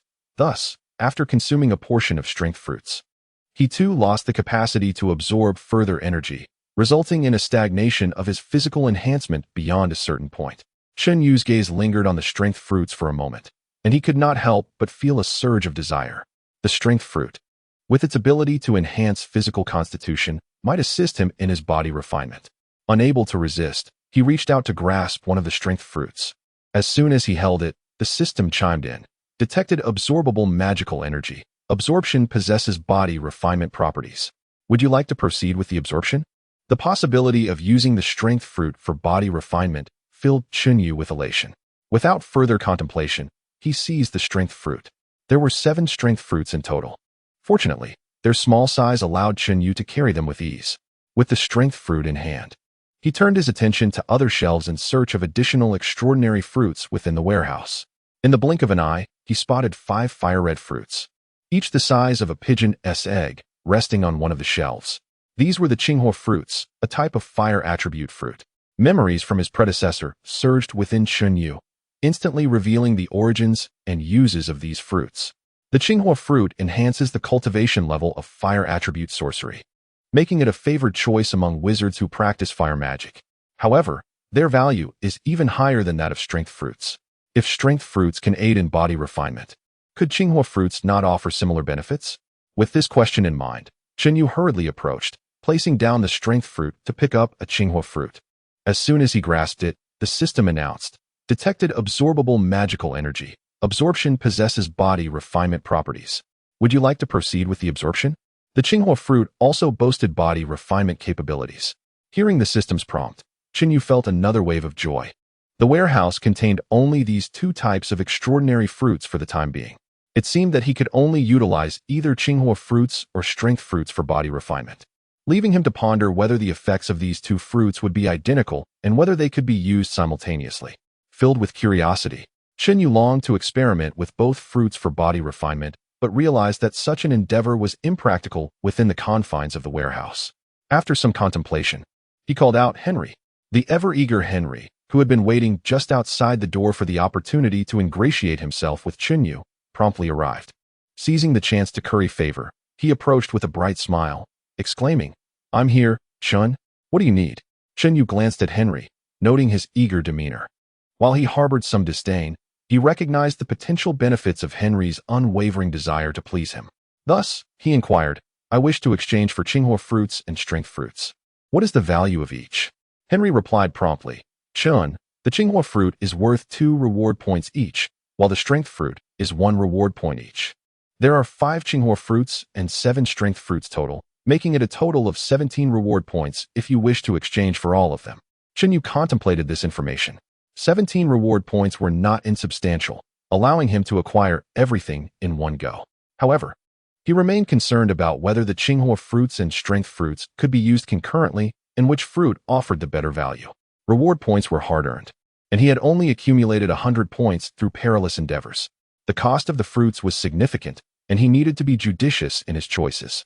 After a moment of reflection, he voiced a concern that had been troubling him. Henry's suggestion had sparked Chen Yu's interest, yet he glanced at Henry and could not help but ask, "If I take the extraordinary fruits without using reward points, would that have any repercussions for you?" Henry, eager to seize this opportunity to ingratiate himself further with Chen Yu, was determined to ensure that Chen Yu accepted his offer. Chapter 88. The Attributes of Divine Power. Very well. After some contemplation, Chen Yu decided to accept the goodwill of his counterpart. With Henry's astonished farewell, he departed the warehouse, holding 2 peculiar fruits. Reflecting on his options, he first extracted the fruit of strength and connected with the system. Detecting the ability to absorb extraordinary energy. Absorption possesses body-tempering effects. Would you like to proceed? Affirmative. Chen Yu did not hesitate. In that instant, he felt a surge of strange energy emanating from the fruit of strength, flooding into his body. Almost immediately, a chill coursed through him, and he distinctly sensed a transformation occurring within. Merely absorbing a single fruit of strength had augmented his physical constitution and, to his astonishment, even increased his power. The system chimed in once more, detecting special effects within the energy. Activating the Divine Power attribute. Divine Power. Chen Yu was taken aback upon hearing the system's notification. He quickly re-examined the system, which had undergone another transformation. Dao Law System. Host. Chen Yu Realm. Spirit Body Realm Cultivation Technique. Xianmin Dao Law. Xianmin Body Tempering Art. Xianmin Dao Law Progress. 75. Xianmin Body Tempering Art Progress. 0. 49. Attribute. Divine Power. The absorption of a single fruit of strength had elevated the progress of his Xianmin Body Tempering Art by 0. 49 and directly activated the Divine Power attribute. This implied that upon successful body tempering, he would possess the ability of Divine Power. Chen Yu's expression shifted, his heart brimming with a barely contained excitement. It was utterly unexpected. He had not anticipated such effects from consuming the peculiar fruit. In this world of witchcraft, while the fruit of strength could enhance one's power, such increments were limited. After reaching a certain threshold, further enhancement was impossible. However, the fact that Chen Yu's Xianmin Body Tempering Art could directly extract the extraordinary abilities contained within the fruit and activate its attributes was remarkable. Undoubtedly, this capability was beyond the reach of sorcerers in this world who solely relied on consuming peculiar fruits without the aid of body tempering techniques. The efficacy of utilizing body tempering to refine the extraordinary abilities of the fruit would certainly far surpass the effects experienced by the world as sorcerers. Chen Yu could scarcely fathom the heights of strength he could achieve if he continued to consume these fruits. It was unquestionable that the results would exceed those obtained by the sorcerers from consuming the fruit of strength. If a single fruit of strength yielded an approximate 0.5 increase in progress, it would take roughly 200 fruits to fully complete the Xianmin Body Tempering Art. Given that each fruit was worth 1 reward point, 200 fruits would equate to 200 reward points. This requirement mirrored the progression of the Xianmin Dao Law.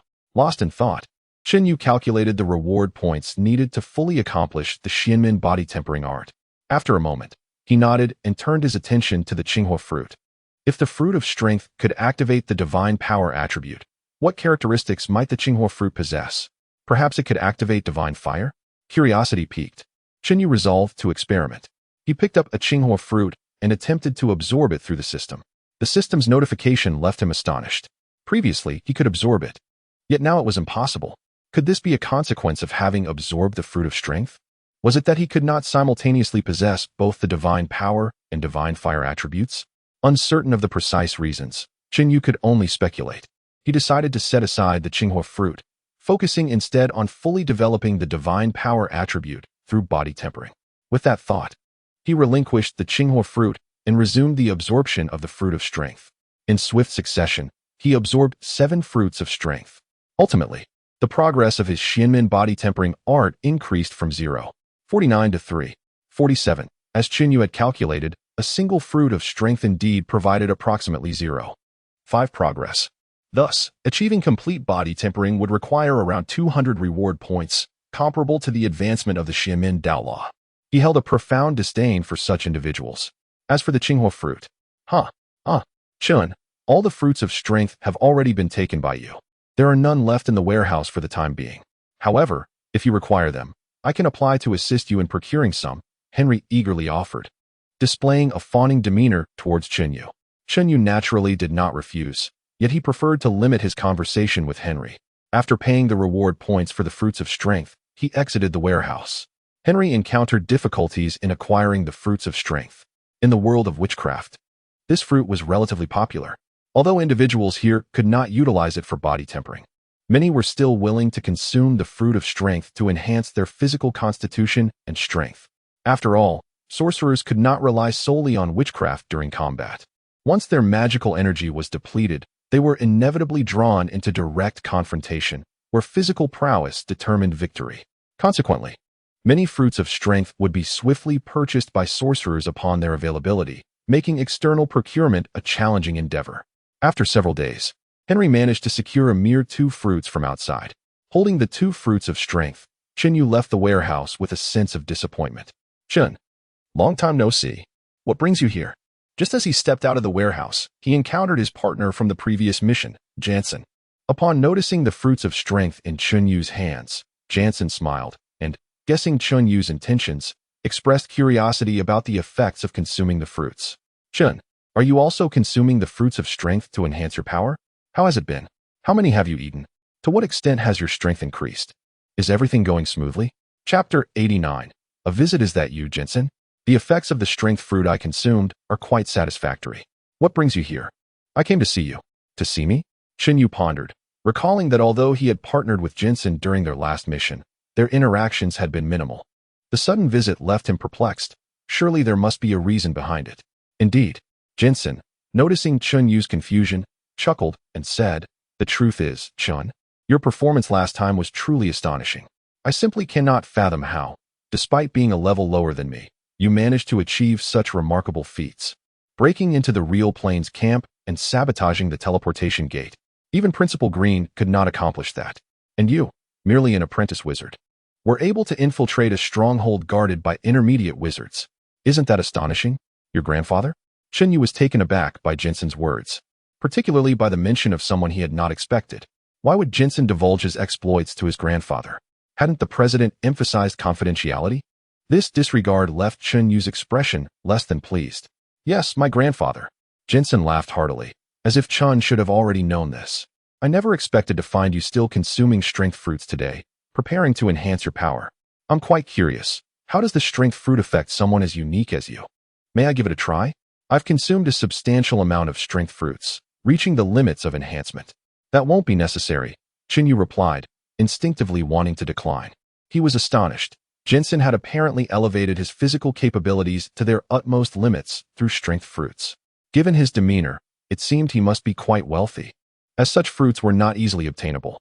After all, each strength fruit required a reward point, and although theoretically valued at a single gold coin, the reality of converting gold coins into reward points was far more challenging. Jensen, being merely a top-tier junior wizard, had not yet reached the level of an intermediate wizard. How could someone like him have consumed enough strength fruits to reach such extremes?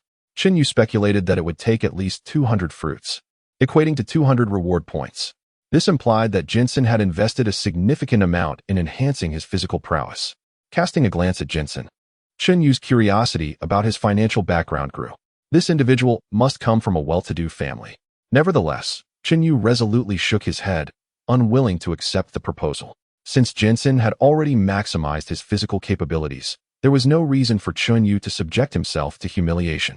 His reluctance wasn't born from false modesty. Although the Mystic Gate body refinement technique had proven effective and activated his divine potential, he had consumed merely 7 strength fruits. In contrast, Jensen had consumed at least 200. Despite the efficacy of the Mystic Gate technique, the disparity between 7 and 200 was undeniably vast. "Come now. It's merely a test of curiosity. Rest assured, Chun, I mean no harm," Jensen assured him sincerely. "Very well," Chenyu conceded, seeing that Jensen was insistent. He nodded in agreement. Jensen's face brightened at this acceptance, and instead of launching an attack, he instructed, "Chun, strike me with all your might. I wish to gauge your strength. Remember to hold nothing back." "All right." Chenyu agreed and immediately launched a punch at Jensen. To his surprise, Jensen did not evade, but met the punch head-on. Bang! Their fists collided. Jensen stood firm, while Chenyu was forced several steps back. The reality was that, despite his efforts, Chen Yu's consumption of strength fruits had been insufficient, leaving him at a disadvantage in raw power.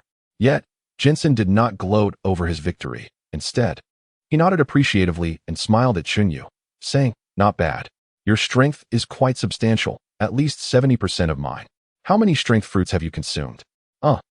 Well, Chen Yu hesitated, caught off guard by Jensen's directness, revealing that he had only consumed 7 fruits, which surely astonished Jensen. Jensen, guessing aloud, speculated, 100? Given your current strength and state, you must have consumed around 100 strength fruits, right? Is it typical in this world for one to require 100 strength fruits to reach my current state? Chen Yu was taken aback by Jensen's statement, realizing that the mystic gate body refinement technique might be even more potent than he had imagined. It appeared that, in Jensen's eyes, the effects of his 7 strength fruits were akin to those of 100. Not 100? Jensen continued, based on your present strength. 100 fruits would be the norm. 80 would suggest good talent. 60 would indicate a natural affinity for strength fruits, while 120 would be considered high. And 150, exceedingly so. You haven't actually consumed 120 or 150, have you? Seeing Chen Yu's conflicted expression, Jensen couldn't help but speculate further. Suddenly, Henry's voice interrupted the conversation. Chapter 90. The Old Sorcerer Studying Witchcraft, Only 7? Jensen found himself utterly dumbfounded. After a moment, he turned to Chen Yu with a disbelieving expression, asking for confirmation. "Chen, is what this person said true?" At that moment, Chen Yu was already engulfed in a state of melancholy. However, upon seeing Chen Yu's expression, Jensen immediately grasped something, and his astonishment grew. He looked at Chen Yu incredulously, exclaiming, "Chen, you truly have only consumed 7 power fruits to reach this level? How did you accomplish that?" Fortunately, knowing that Jensen had some understanding of his situation, Chen Yu could only offer a vague reply. "My practice of sorcery is rather unique, allowing for greater absorption." Unique sorcery? I see. Chen, the president also mentioned that your sorcery differs from others. Now it makes sense. Jensen nodded in realization, yet he looked at Chen Yu with increasing awe. But Chen, to achieve what others could only attain by consuming 100 power fruits with just 7 is truly extraordinary. The effectiveness of your sorcery is astonishing. The comparison left Jensen even more astounded. The sorcery Chen practiced seemed to yield effects tenfold or more compared to what others could achieve. How could this be possible? Chen Yu chuckled softly. While Jensen's reaction was anticipated, he still felt somewhat helpless about the situation. The cultivation of Daoist principles marked a fundamental difference between him and the sorcerers of this world, yet he found himself unable to explain this to anyone. He had often tried to clarify that he practiced Taoism rather than sorcery, yet each encounter resulted in others merely viewing his Taoist practices as a variant of sorcery. Jensen, who initially intended to say more to Chen Yu, found himself at a loss for words, simply watching as Chen Yu departed. However, as soon as Chen Yu left, Jensen retrieved a communication orb. Clearly, he wished to keep his conversation private. "Jensen, is there something you need?" came the voice of an elderly man from the orb, strong and resonant. "Grandfather," Jensen exclaimed, his tone suddenly tinged with excitement. "I just saw Chen again." Chen. The elder seemed taken aback, pondering who Chen was. Soon, realization dawned. And he chuckled, "Is that the young man you mentioned before? Did you go to the Sorcerer Association specifically to find him?" "Indeed," Jensen replied. "Haha, I knew you would say that." The elder laughed heartily, as if he had anticipated Jensen's response. Continuing, Jensen added, "The last time I mentioned Chen to you, I told you his sorcery is extraordinary. I hoped you would pay attention, for perhaps his practices could lead to breakthroughs in your research. That was merely your personal opinion." The elder interrupted dismissively.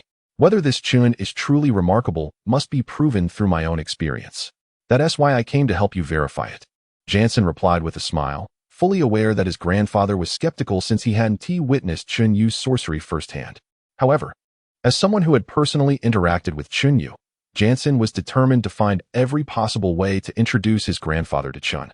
After all, Chen Yu's sorcery was exceedingly unique. Despite their limited interactions, Jensen was profoundly impressed by it.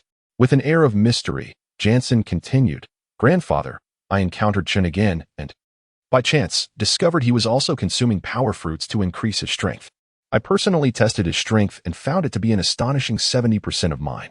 Curious, he asked, "How many power fruits do you think he has consumed?" The elder, initially unimpressed, scoffed, "How many? You want to tell me this Chun is a genius, right? Does he think I've never seen a genius? Let me tell you. A genius who can reach 70% of your strength by consuming 60 power fruits is not extraordinary. Your grandfather has seen geniuses who reached that level with only 50 power fruits. How much stronger could this Chun be? Is he more exceptional than the most gifted individuals I have encountered? Well, even if he is somewhat stronger, it cannot exceed 48 or 45 fruits. Even those legendary, epic geniuses are unlikely to surpass this threshold. After all, the human body has limits, and that limit is 50. Even if someone possesses exceptional talent, they cannot exceed it by much. That defies objective laws. Jansen suddenly laughed, sensing his grandfather's predictable reaction. Are you mocking me, boy? The elder responded, his tone tinged with annoyance. Do you want me to give you a lesson? Please, grandfather, I beg you. Jansen quickly pleaded, knowing his grandfather was merely joking and feeling no real fear. However, he then turned mysteriously to his grandfather, saying, what if I told you that Chun has only consumed 7 power fruits to reach 70% of my strength? What would you think? 70 fruits? That is nothing. The elder replied, instinctively dismissing the notion. But as soon as he finished speaking, he realized something was amiss and gasped. What did you say? Jansen, 7? Not 70. Chapter 91. The Grand Sorcerer arrives. Grandfather. Is it truly only 7? Jansen stifled a chuckle, his expression revealing that he had anticipated his grandfather's reaction. Hiss. The elder across from him suddenly inhaled sharply, his tone instantly filled with astonishment.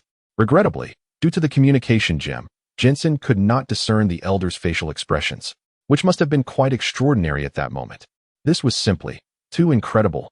7 power fruits achieving the effect of 50 or even 100 for others. How had this individual managed such a feat? How had he transcended the limits of the human body? Sensing his grandfather's shock, Jansen quickly explained, Grandfather, I inquired about Chen, and he mentioned that his sorcery is rather unique, with a significantly stronger absorption capability. Unique sorcery? The elder suddenly appeared to recall something, his breath quickening with urgency as he asked Jansen, do you remember telling me that this Chun demonstrated a type of teleportation sorcery in front of you? It seemed to break the fabric of space, allowing him to vanish several dozen meters away in the blink of an eye, correct? Indeed, grandfather. But that is not the only instance. Jansen replied with a serious demeanor. Chen also infiltrated the sorcerer encampment in the underground sorcerer city, shattering an ancient teleportation portal before several intermediate sorcerers, and ultimately escaped unscathed. This Chun is merely an apprentice sorcerer. How could he accomplish such feats? Don't you find it peculiar? Even if he practiced forbidden techniques, it would be impossible for him. The elder, however, was struck by certain aspects of Jansen's words. His astonishment renewed. Wait, Jansen, did you say this Chun is merely an apprentice sorcerer? Yes, grandfather. Jansen nodded, though puzzled by his grandfather's sudden surprise. Hiss. The elder inhaled sharply once more. Sorcery possesses certain body-tempering effects, although these effects are uncontrollable and cannot be guided. Individuals who practice sorcery experience physical enhancements as their sorcery level rises. Thus, the stronger the sorcerer, the greater their physical prowess. Earlier, the elder had speculated on how many power fruits Chun would need to consume to reach 70% of Jensen's strength, operating under the assumption that Chen's sorcery level was equivalent to Jensen's, a top-tier apprentice sorcerer. Yet now, learning from Jansen that Chun was merely an apprentice sorcerer, it implied that Chun's body-tempering effects from sorcery were even more potent than he had estimated. How could he not be astounded? Jansen, you haven't deceived your grandfather, have you? The elder's tone was laden with gravity. How could I? Grandfather, I wouldn't dare deceive you. Jansen quickly protested, adopting a feigned air of grievance. Very well. The elder, realizing his words had inadvertently hurt his grandson, smiled and shifted the focus. Tomorrow, I shall personally investigate.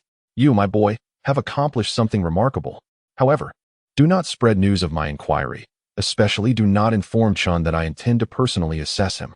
Grandfather wishes to personally assess Chin? Jansen was initially taken aback, but soon filled with joy. He understood that his grandfather's decision indicated acceptance of his proposal, preparing to engage with Chun and explore the potential of his sorcery. For Jansen, who had long hoped for his grandfather to achieve breakthroughs through sorcery research, this was an exceedingly joyous development. Upon returning home, Chin promptly retrieved the power fruits and began to absorb them through the system. After completing the absorption, His progress in the mysterious door body refinement technique increased from 3:47 to 4:48. The advancement in this technique brought Chunyu a newfound understanding. He felt his strength had consolidated significantly. Moreover, the effects of divine power caused this strength to gradually converge, manifesting as a faint silhouette of power in the air whenever he exerted force. For instance, when he unleashed a punch, it was initially just an ordinary strike. However, now, thanks to the effects of divine power, the force coalesced to create a subtle yet tangible fist silhouette behind his punch. Such an effect filled Chunyu with delight. If this trend continued, with sustained practice, once the mysterious door body refinement technique was perfected and the divine power fully realized, perhaps every strike he executed would be accompanied by a fist silhouette composed purely of power. This manifestation of intangible force into something substantial was indeed a profound phenomenon within the realm of sorcery. Having reached this stage, it was highly likely that Chunyu could contend with certain sorcerers solely through his physical abilities, without relying on spells. Naturally, discovering such results filled him with immense joy. In high spirits, he prepared a modest meal and enjoyed a day of rest. The following day, Chunyu set out from home, heading once more to the Sorcerer Association. He intended to visit the warehouse to check if any new power fruits had arrived. Having tasted the sweetness of absorbing power fruits, he was eager to succeed in body refinement, impatient to witness the effects of the divine power once fully harnessed within the mysterious door body refinement technique.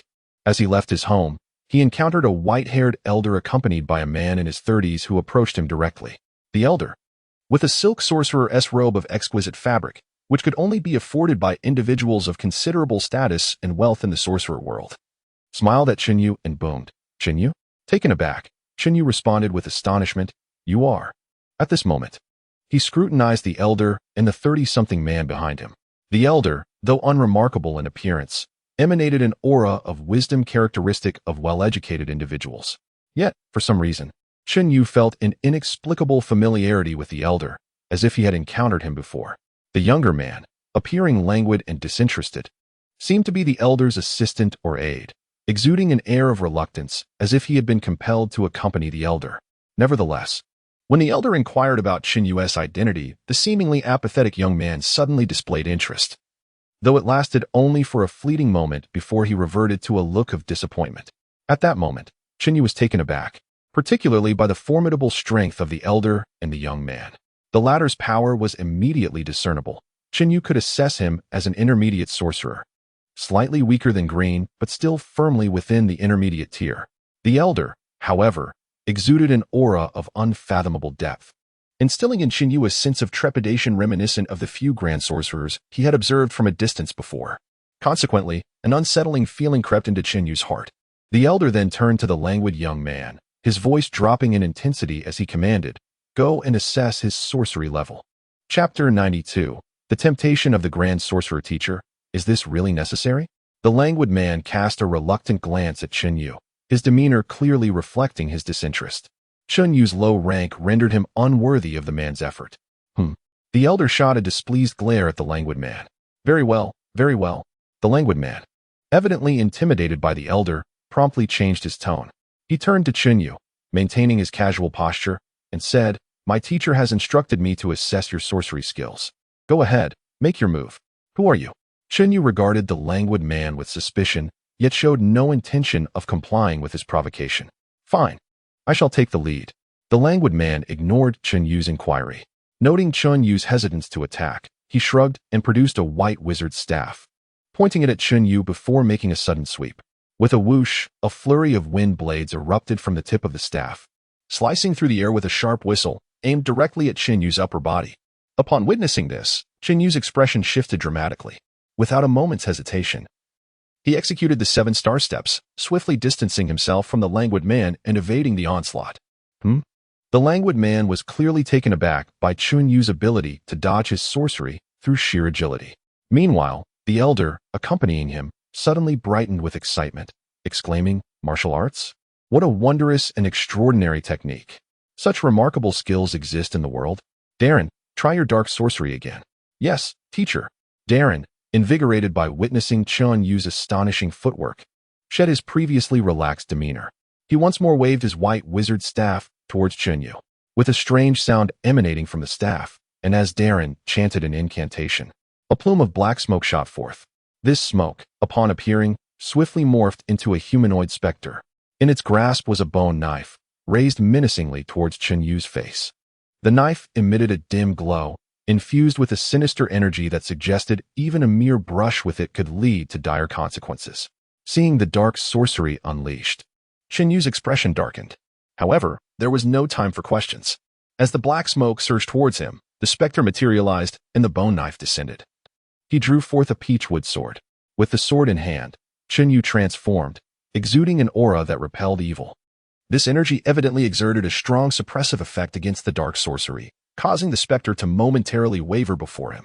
Seizing the moment, Chen Yu swung the peachwood sword at the advancing black smoke. Swish, swish, swish. In quick succession, he executed 3 strikes. As he did so, radiant golden light erupted from the sword, illuminating the area like a brilliant lamp. This brilliant light enveloped the specter, which seemed to sense the imminent threat and recoiled in fear. Yet, Chen Yu was relentless, and the 3 strikes fell upon the specter in unison, severing it from existence. With a muffled thud, both the specter and the black smoke vanished under Chen Yu's onslaught, utterly obliterated without a trace. Ah, this! Darren stood in astonishment, utterly flabbergasted that his dark sorcery had been so decisively countered. The elder accompanying him, however, wore a look of delight, exclaiming, "Indeed, it truly has a restraining effect against dark sorcery. What a marvelous and profound art. Who are you?" Chen Yu coldly regarded Darren and the elder, sensing their unusual demeanor. He instinctively felt they were not foes. Otherwise, their earlier conduct was too peculiar. Nevertheless, he remained unsettled by the unwarranted attack and the confrontation with the languid man, Darren. Haha. The elder laughed, looking at Chen Yu with admiration. "So you are Chen Yu? I came specifically for you. Your sorcery is even more extraordinary than I anticipated. Might you share the name of this art you practice?" The elder's demeanor made Chen Yu realize they were not adversaries. Haha. The elder chuckled again, gazing at Chen Yu with evident interest.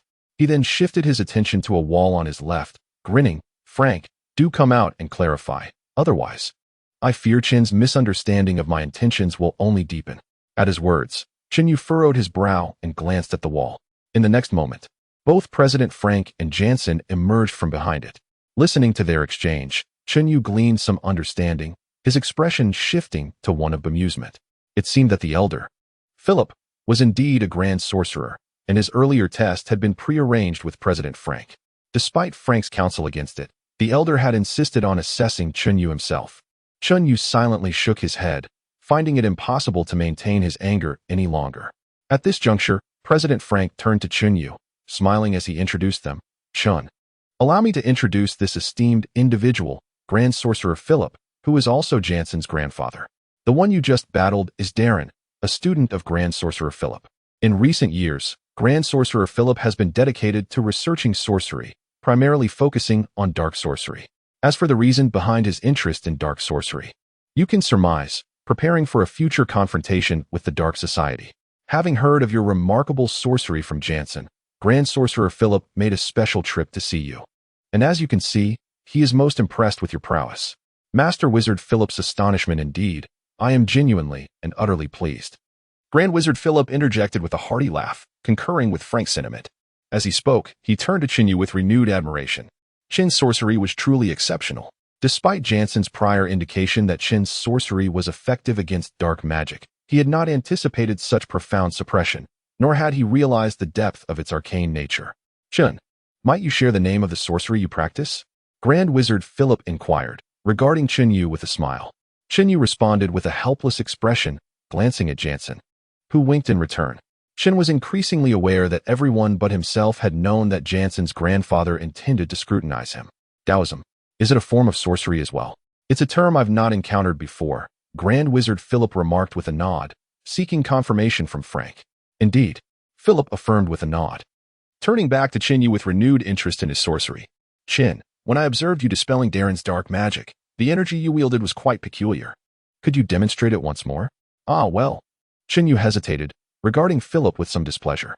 It seemed inappropriate to be asked to demonstrate his sorcery upon their first encounter. He looked to Frank for guidance. Frank smiled. "Chen, Grand Wizard Philip specializes in the study of dark magic. His research is invaluable in our fight against the Dark Sorcerers Guild, and indeed, to all humanity in the wizarding world. Philip chuckled at this. Frank, you flatter me. I merely conduct some simple research. To say it benefits all humanity is an exaggeration. Frank maintained his smile, stating without hesitation, any research into dark magic is a contribution to humankind. Wizard Philip, there is no need for modesty. Should war erupt between the Wizards Association and the Dark Sorcerers Guild, your research will undoubtedly aid us. He then nodded to Chun, signaling his approval. Chun Yu now understood Frank's position. Philip was not merely a grand wizard, but also a researcher whose work could benefit all of humanity in the wizarding world. With this realization, Chun no longer hesitated to demonstrate his sorcery to Philip. He extended a finger, focusing his Daoist energy upon it. A golden light emanated from his fingertip, carrying a potent aura of evil suppression. That energy, Grand Wizard Philip's eyes lit up upon seeing the golden light. Even with a mere glance, he recognized its potential. While Chun Yu's current level was low, the quality of the energy he wielded was astonishingly high. Its specific attribute of suppressing evil, in particular, made his heart race. For Grand Wizard Philip, who had long sought ways to counteract dark magic, this energy was the culmination of his dreams. He reached out, attempting to seize the golden light with a peculiar magical force.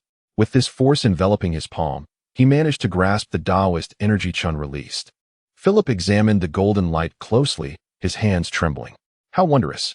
Philip exclaimed, extending his left hand and conjuring a magical force, which he then rapidly manipulated. He was attempting to replicate the state of Daoist energy to simulate Chun Yu's power. The magical force shifted rapidly, and a faint golden light emerged, only to shatter moments later. Chun Yu shook his head inwardly. He could see that Philip was trying to simulate his Daoist energy with magic. But how could magical force truly replicate it? The two energies were fundamentally different. Chun himself could not cultivate Daoism in the world of magic due to the inherent differences, relying instead on system conversion. How could one simulate an energy that could not even be cultivated? Philip's failure was entirely expected. How fascinating! Philip exclaimed, undeterred by his unsuccessful attempt.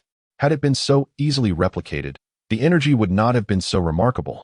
Powerful energies were inherently difficult to simulate, with greater power equating to greater difficulty. Philip now felt a sense of anticipation. If he could replicate Chun Yu's Daoist energy, or even a portion of it, he could, with his own strength, triumph over most dark wizards of his level. The thought made him even more determined to replicate Chun Yu's Daoist energy. He glanced at Chun Yu, his gaze eventually settling on the peachwood sword in Chen's hand. The sword's remarkable performance in the fight against Darren had left a deep impression, piquing his interest. It's a wooden sword, yet it seems devoid of any magic. Strange, how could such a sword display such formidable power? He marveled. Chun, may I examine your sword? Oh. Well, Chun Yu hesitated again. The peachwood sword was his weapon, and he should not casually allow others to examine it. However, given the nature of Philip's work, Chun felt it might be acceptable to show it to him. Resolving his doubts, Chun handed the peachwood sword to Philip. Grand Wizard Philip, please. Thank you. Grand Wizard Philip accepted the sword with a smile. As soon as he held it, he felt a peculiar energy within, an energy that inherently suppressed dark magic. He was astonished. This sword can also suppress dark magic. He turned to Darren. Darren, release a wraith. Yes. Darren promptly retrieved a small glass vial from his person and uncorked it. A wisp of white smoke emerged from the vial and transformed into a wraith, which immediately attempted to flee. Humph. Grand Wizard Philip swung the peachwood sword at the wraith. The wraith dissipated upon contact, utterly annihilated without a trace of dark smoke. Ah, this.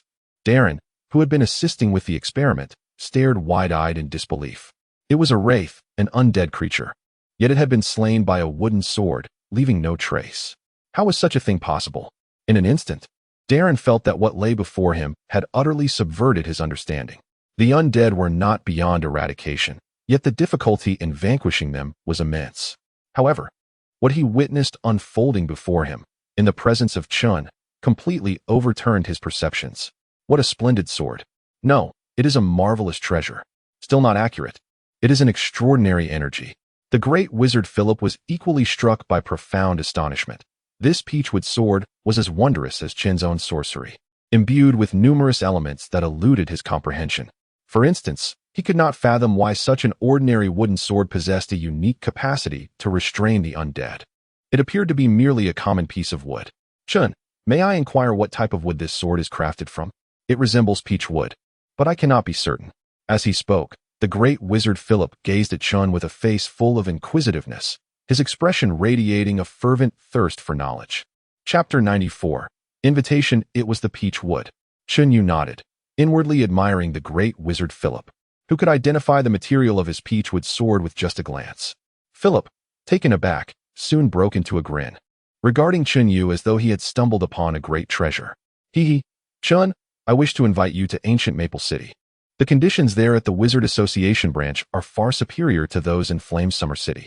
Come to ancient Maple City, won't you? However, upon hearing Philip's words, Chun Yu could not suppress a frown.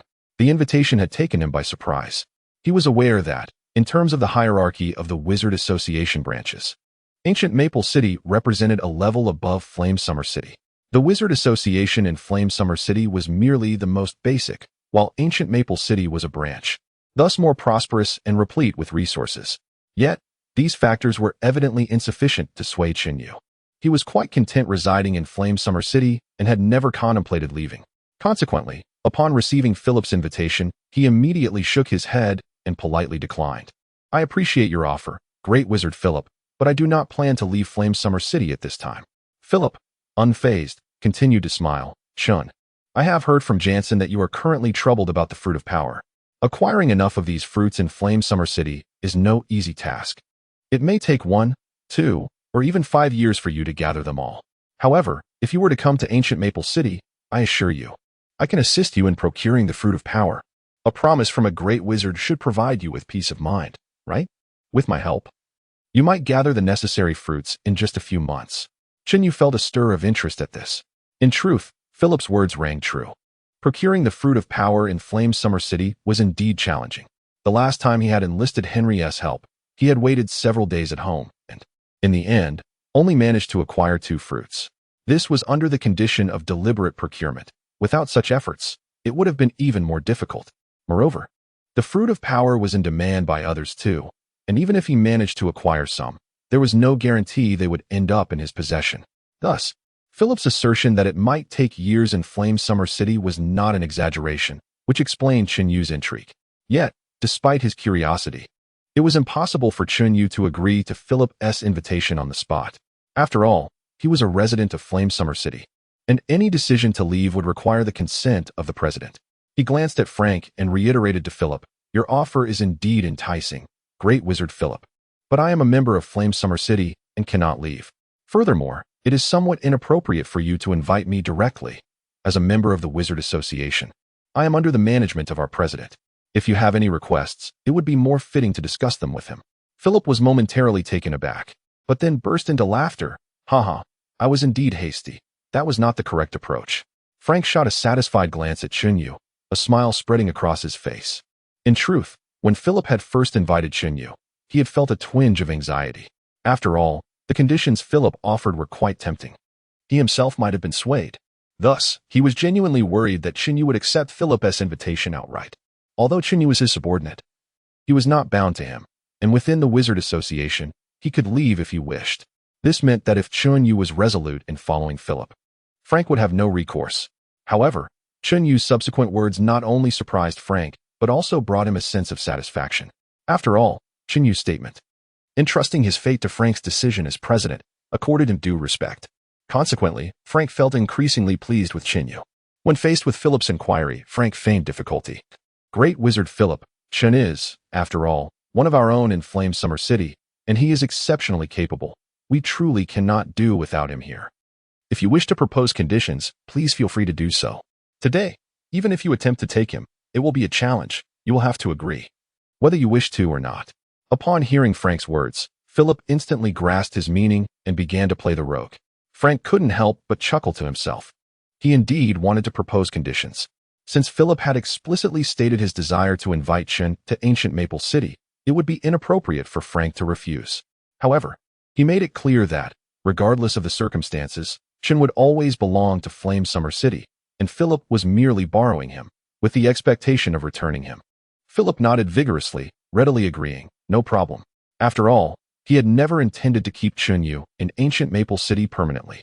His invitation stemmed from the multitude of intriguing aspects Chen presented for study. Frank continued, moreover, Great Wizard Philip is surely aware that sooner or later, we will face war with the underground wizard city. I hope that, when the time comes, you will lend us your assistance. The underground wizard city? Philip pondered for a moment. After deliberation, he seemed to reach a resolution. Very well, I agree. Do you have any further conditions? If so, please state them now. As for Chun, he is a free agent. Although I am his superior, I cannot control his actions outside of work. Therefore, if Great Wizard Philip genuinely wishes to invite Chun, it would be best to discuss it with him directly. I must declare that, regardless of any decision Chen makes, I will not obstruct him and will offer my blessings. You people certainly know how to scheme. Philip cast a resigned glance at Frank, silently lamenting the lack of sincerity among them. Nevertheless, he refrained from elaborating further and turned back to Chunyu, once more attempting to persuade him. Chun, your president has agreed to let you go. Surely you can now consider accompanying me to ancient Maple City? Chapter 95. The Instrument of the Sovereign. Upon hearing this, Chunyu hesitated, for Philip's invitation was indeed quite alluring to him. He could not help but glance at Frank, who subtly nodded in approval, indicating his support for Chunyu's journey to Goofing City. Thus, Chunyu soon formed a resolution and replied to Philip.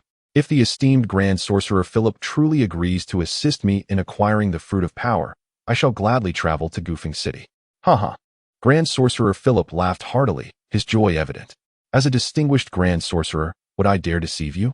Rest assured, Chun, I shall assist you in acquiring the Fruit of Power. Should I fail, you may come directly to me. Feeling reassured by Philip's words, Chunyu consented to accompany him to Goofing City. The distance between Goofing City and Yinsha City was not considerable, merely a few hundred miles. Their journey led them through an ancient forest and across mountainous terrain. By the time Chunyu and Jansen arrived in Goofing City, 3 days had already passed. As they disembarked from the train, they were greeted by the impatient Grand Sorcerer Philip, who, without a moment's delay for pleasantries, pulled Chunyu aside. Chun, earlier you mentioned that Peachwood possesses the ability to ward off evil spirits, and that it can be used to vanquish the undead, correct? However, upon noticing the common Peachwood in Philip's possession, Chunyu could not help but shake his head in disapproval. Grand Sorcerer Philip, your approach is misguided. This ordinary Peachwood lacks the requisite efficacy to repel evil. It must be fashioned into the form of a sword, specifically resembling this type of sword. As he spoke, Chunyu produced his own Peachwood sword and displayed it for Philip to see. To resemble a sword? Philip asked, his expression earnest as he examined Chunyu's weapon closely. It was then that he realized the striking difference in design between Chunyu's sword and the slender swords of this world. Curiosity piqued, he inquired, Chun, the shape of your sword is quite peculiar. Is there a particular significance to this design? Indeed, Chunyu replied without hesitation. The Peachwood sword embodies the essence of a traditional Chinese sword, which is characterized by its stability, rectitude, and tranquility, truly the instrument of a sovereign, imbued with the spirit of a gentleman. While Peachwood inherently possesses some ability to ward off evil, to unlock its full potential, it must be crafted into the form of a traditional Chinese sword. This is because its true power derives from the spirit encapsulated within the blade itself. However, rather than delving deeper into explanations, he smiled and suggested, Grand Sorcerer Philip, you might consider crafting the Peachwood into the likeness of my sword, and then testing its efficacy against evil spirits to see if it can indeed vanquish the undead. Then I shall certainly give it a try. Philip exclaimed with delight, momentarily disregarding any further conversation. He promptly took flight, instructing Jansen, take Chun to the courtyard south of our home. I have arranged for it to be prepared for our stay. Chun, you and Jansen may take your time. I shall depart first. As Philip soared away with great speed, Chunyu called out, Grand Sorcerer Philip, the older the Peachwood, the more potent the sword you create from it. Is that so? Philip's voice faded as he vanished from sight. Oh, my grandfather, Jansen remarked with a hint of frustration, concerned that Chunyu might harbor grievances. He then turned to Chunyu apologetically. My grandfather is truly irresponsible for not departing with us. I find Grand Sorcerer Philip to be quite amiable, a man of genuine character. Chunyu laughed heartily, displaying no signs of offense as he followed Jansen to their lodgings. After departing the train station, they boarded a spacious carriage, making their way to the southern courtyard Philip had mentioned. After a little over an hour, they arrived at a grand estate. where Jansen invited Chunyu to disembark and explore the premises. Upon entering the courtyard, they were greeted by a butler who promptly approached Jansen. After instructing the staff to take care of Chunyu's luggage, Jansen offered to show Chunyu around. The courtyard was expansive, with numerous rooms, and it took them several minutes to tour the area and converse with the staff. Concerned that Chunyu might find the accommodations lacking, Jansen repeatedly apologized. However, Chunyu expressed his satisfaction, assuring Jansen that he found the courtyard delightful. Jansen then encouraged Chunyu to voice any requests to the butler, who would relay them to him. This warm hospitality prompted Chunyu to express his gratitude. Shortly thereafter, as the host, he invited Jansen to enjoy some tea in the sitting room. Yet, only a brief while later, the sound of rushing air heralded the return of Grand Sorcerer Philip. In his hand, he bore the freshly crafted Chinese peachwood sword. Upon landing, he exuberantly called out, "Chun, are you here? Where are you? Come quickly and see my peachwood sword. It is truly a treasure." "Chun, you were right. I tested it and successfully vanquished an undead creature with a single strike." Chapter 96. Rivals' congratulations are in order, Master Philip, Chunyu said as he stepped forward to receive the peachwood sword from Philip. Upon grasping the sword, he immediately sensed a distinct difference from his own. In terms of power, it was evident that Philip's creation paled in comparison to the one crafted by Chunyu himself. Upon closer inspection, the reason for this disparity became clear, prompting Chunyu to shake his head in silent disapproval. Although Philip had endeavored to replicate the appearance of Chunyu's peachwood sword, he had evidently failed to capture its true essence. The Xia calendar, established by the ancients to guide agricultural practices, embodies a significant portion of Chinese civilization's history. It is not only steeped in historical depth, but also carries the indomitable spirit of the entire Chinese nation. This is where the true power of the peachwood sword lies. However, the imitation crafted by Philip could only mimic the form, lacking the spirit, and consequently, its effectiveness was significantly diminished. "Chun, what do you think of the power of my peachwood sword? How does it compare to yours?" Master Philip inquired with eager anticipation. Chunyu shook his head, candidly responding, "Master Philip, your peachwood sword falls short. Allow me to show you mine." With that, he presented his own sword for Philip to examine. Upon holding Chunyu's peachwood sword, Philip was momentarily taken aback. Although both swords were crafted from peachwood, using a similar amount of material and weighing nearly the same, Philip could distinctly feel a profound weight within Chunyu's sword, something his own lacked. "How could this be?" Philip asked, filled with confusion. "Well, Master Philip," before Chunyu could elaborate, Philip abruptly took flight once more. "My grandfather becomes quite fervent when encountering new forms of sorcery. Please do not take offense, Chun," Jansen interjected, stepping forward to apologize on behalf of Master Philip. He continued, "I must take my leave as well, Chun. Do take care of yourself. I will return in a few days once I have news about the acquisition of the power fruits." Chunyu, in response, did not insist on retaining him and personally escorted Jansen out. Once Jansen departed, he summoned his maid, Linya, to inquire about the situation in ancient Maple City. Linya hesitantly informed Chunyu that the atmosphere in ancient Maple City differed from other locales. The academic environment was notably more profound, especially among the high-ranking sorcerers, the majority of whom were keen on researching sorcery. Occasionally, competitions regarding sorcery research would even arise among certain sorcerers. After dismissing Linya, Chunyu found himself deep in thought. Over the next few days, he ventured out daily, quickly familiarizing himself with the circumstances in ancient Maple City. Due to its status as a branch, the city boasted a considerable number of skilled practitioners. There were no fewer than a dozen high-ranking sorcerers, making it a hub of talent compared to Flamesummer City. Chunyu himself remained low-profile, wary of drawing attention. Aside from occasional reconnaissance, he refrained from engaging with the local sorcerers. On the fourth day, Jansen returned, cheerfully informing Chunyu that there were promising developments regarding the acquisition of the power fruits, and suggested they visit the local Sorcerer Association branch together.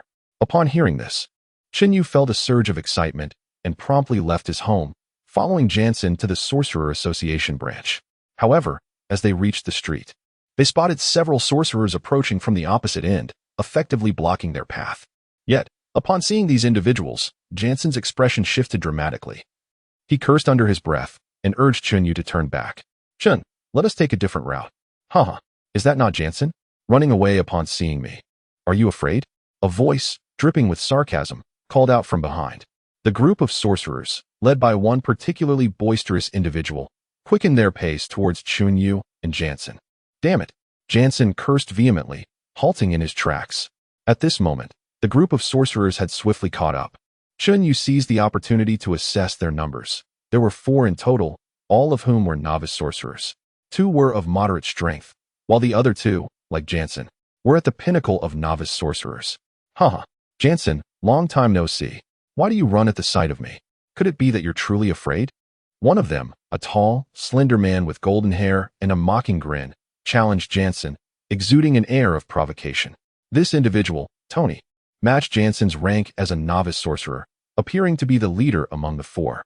The remaining 3 wore amused expressions upon hearing Tony's taunt. Am I afraid of you? Jansen shot a defiant glare at Tony, his irritation palpable. Who do you think you are? Such bravado. Tony sneered, casting a disdainful glance at Jansen. I heard about your new research. Are you scared, and that is why you fled? You think I am unaware? Huh. Before Jansen could retort, Tony produced his staff and waved it. In an instant, a black smoke billowed, and a skeletal figure materialized before him. However, this skeleton appeared to be flesh-covered, seemingly on the verge of transforming into a human. Upon witnessing the summoned skeleton, Jansen's countenance shifted once more. Observing this change in Jansen's expression, Tony's pride swelled as he provocatively addressed him. Do you see this, Jansen? This is my new research, restoring flesh to a skeleton. A flesh-covered skeleton possesses greater strength than its predecessor, and it is not impossible for it to regain sentience one day. What do you say, Jansen? Since you are so unafraid, why not showcase your own research? Oh, wait, there is none, is there? Haha, I knew it. Otherwise, you would not have run away. Chapter 97, Zombies? Skeletons? Jansen's expression turned awkward. The reason he fled earlier was indeed as Tony had pointed out. He was intimidated by Tony's new research and did not wish to be ridiculed, prompting him to escape upon their first encounter. However, he was unwilling to admit this now and stubbornly retorted, Am I afraid of you? I merely have urgent matters to attend to today. Chun, let us go. With that, he beckoned Chunyu and attempted to pass by Tony and the others. Wait. Tony immediately stepped forward, blocking Jansen's path with a cold demeanor. Jansen, you previously mocked me, claiming my skeleton research would yield no results. Now that I have made progress, you think you can just leave without a word? Not so easily. Apologize to me. Jansen's anger flared at the demand for an apology. How could he possibly concede? An apology would equate to admitting defeat. Yet, in the face of Tony, he found himself lacking any means to compete and thus had no grounds for past ridicule. He could only maintain a cold demeanor and replied, Tony, don't cause trouble. I have pressing matters and need to take my friend to the branch. If you wish to compete, let us discuss it another day. I see. So you're in such a hurry to leave. What friend? Just an excuse, really. In the end, you're still afraid of me. Tony laughed, his disdain for Jansen growing more pronounced. As he spoke, he cast a glance at Chunyu and, fueled by Jansen's anger, directed his insolence at Chun, rudely inquiring, Are you the friend Jansen mentioned? It's no surprise. If Jansen is mediocre, his friends must be even worse. If you want to leave, do so with Jansen and admit your incompetence. Then I'll let you go. Ha ha.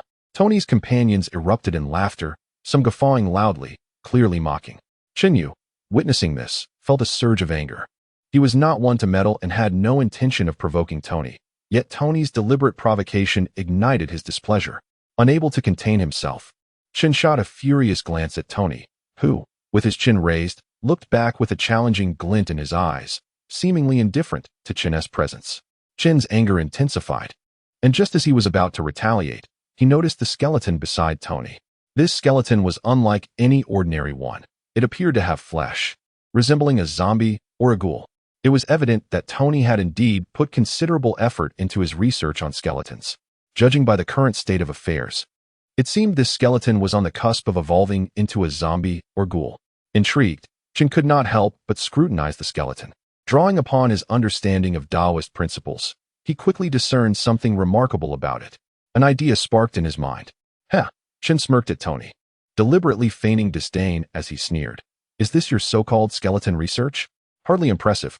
While you may have used some kind of witchcraft to give it a bit of flesh, it remains merely an ordinary skeleton. To call it a brilliant study is an exaggeration of your own capabilities. Tony's gaze fell upon Chun in surprise, clearly taken aback by Chin's audacity to retort and mock him. The next moment, He coldly smirked at Chun, filled with derision. "Oh, so you dare to challenge me?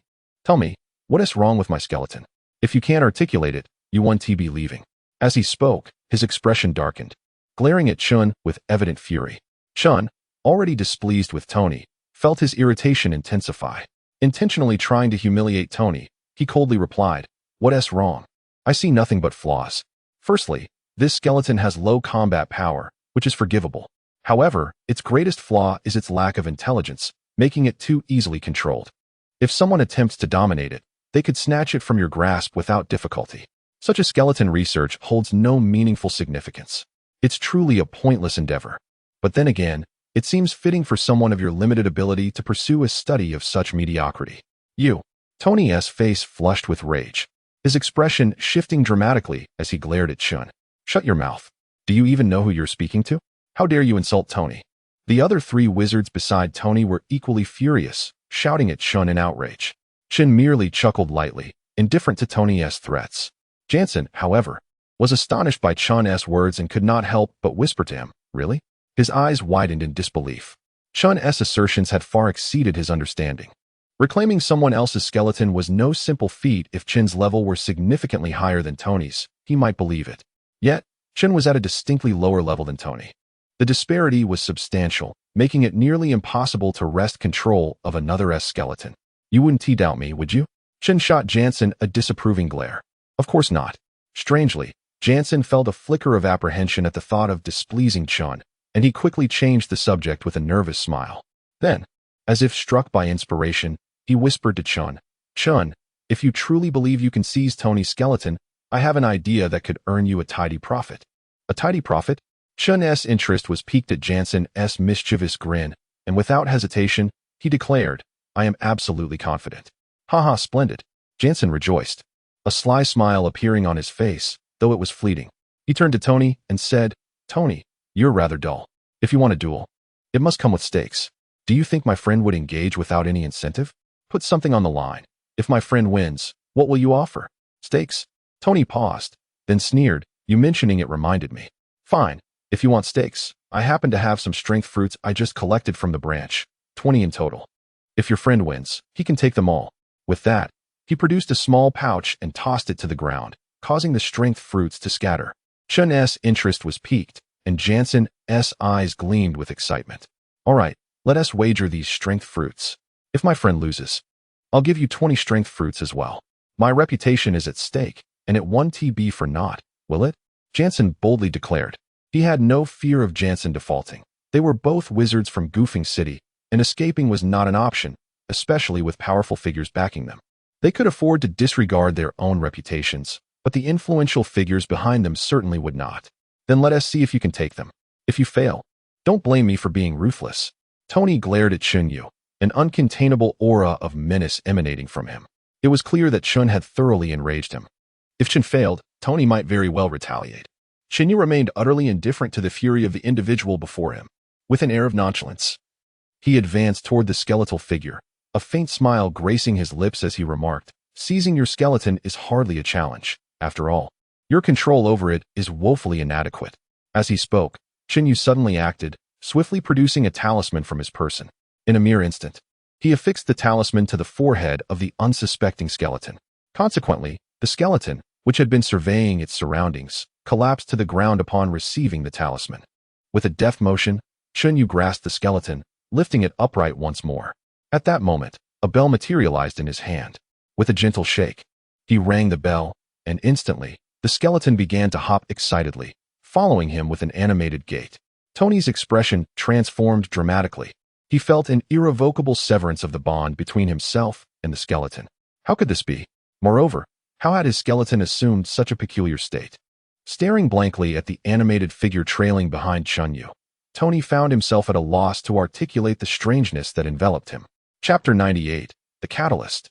The white-haired zombie nevertheless. Tony attempted to communicate with his skeleton, only to find himself utterly disheartened the next moment. The connection between him and the skeleton had been completely severed. How did you manage that?" Tony gazed at Chunyu, his face a canvas of confusion. As he spoke, Chunyu produced another talisman, affixing it directly onto the skeleton that followed him. With a poof, The talisman transformed into a radiant light, penetrating the skeleton's form. Almost immediately, the skeletal figure visibly morphed, flesh rapidly enveloping its bones, even hair sprouting forth, ultimately transforming it into a genuine zombie, adorned with white fur. Ah, how is this possible? The skeleton, it has come back to life? Tony and his companions exclaimed, their voices filled with astonishment as they stared at the newly formed being, their hearts brimming with incredulity. Although Jansen remained silent, he too was astonished. What had Chinyu done to the skeleton? Regrettably, Chinyu mused to himself, the outcome was somewhat disappointing. His realm was still too low, and his mastery of spells insufficient, limiting him to elevating the skeleton merely to the level of a white-haired zombie. Otherwise, it could have been further enhanced. Why don't you all give it a try? Chinyu turned to Tony and the others. This was a demonstration of power. He understood that only by exhibiting formidable strength could he instill awe and ensure genuine safety, thereby sidestepping numerous troubles. Tony and his companions were momentarily taken aback. They grasped Chun Yu's intention to attack this peculiar creature born of the skeleton, but for a fleeting moment. The strangeness of the situation rendered them reluctant to act. Since that is the case, I shall let it attack you instead. Chun Yu discerned their hesitance and, unfazed, jingled a bell. The white-haired zombie sprang to life, bounding toward Tony and his companions. It raised its arms, its sharp claws gleaming like black, luminous metal, aimed directly at Jansen's neck. Simultaneously, it opened its mouth, revealing long, white, and equally sharp fangs. Tony was struck with terror, while the other three fell into a state of panic. The white-haired zombie advanced with alarming ferocity, and its very first strike was vicious. Both its claws and teeth emitted a faint glow, suggesting a deadly poison. In a state of shock, the four immediately shouted in alarm, retreating while brandishing their wands to assault the white-haired zombie. Quick, don't let it touch you. Stop it. Tony sensed the imminent danger and, disregarding everything, attempted to intercept the white-haired zombie, urging his companions. He summoned vines through witchcraft, striving to bind the creature. The other three, already aware of the white-haired zombie's terrifying strength, heeded Tony's warning and acted without delay, each employing their own spells against the creature. However, the white-haired zombie exhibited immense strength, showing no fear of pain. Even when hit by spells that inflicted wounds, it felt no discomfort.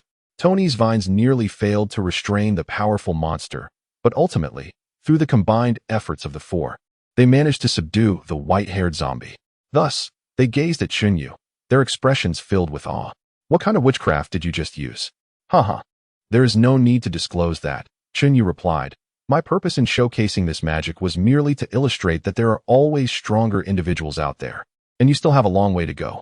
With that, he dismissed Tony and called to Jansen, leading the way toward the branch's direction. As they passed by the fruit of power, Chun Yu took a moment to bend and collect it.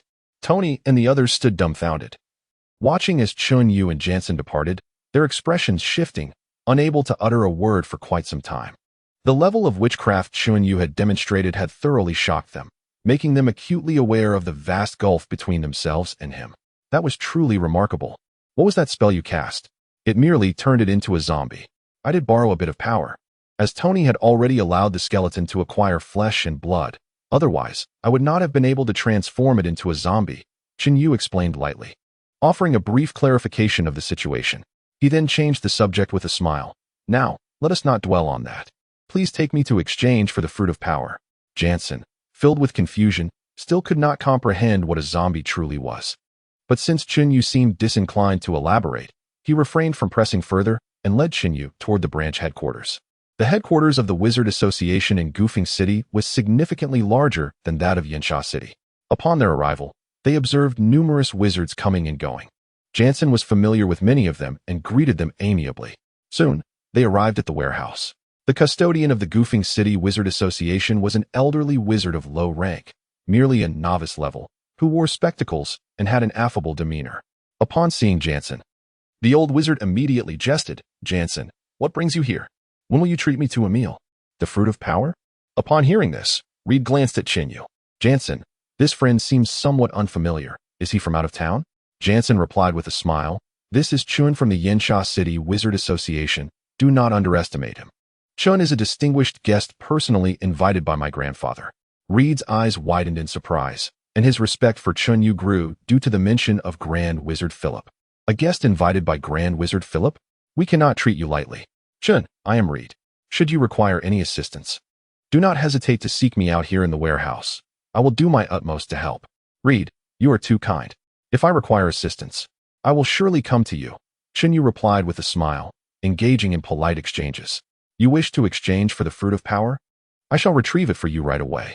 After the pleasantries, Reed wasted no time in fetching the fruit of power for Chunyu.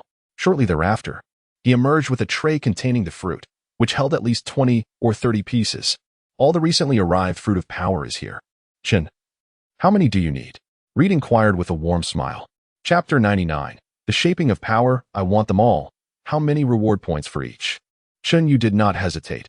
He needed a considerable number of power fruits, and the current amount was merely insufficient. Reed replied with a smile, 1 reward point each, totaling 26, which means 26 reward points. Upon hearing this, Chunyu immediately reached for his identity card.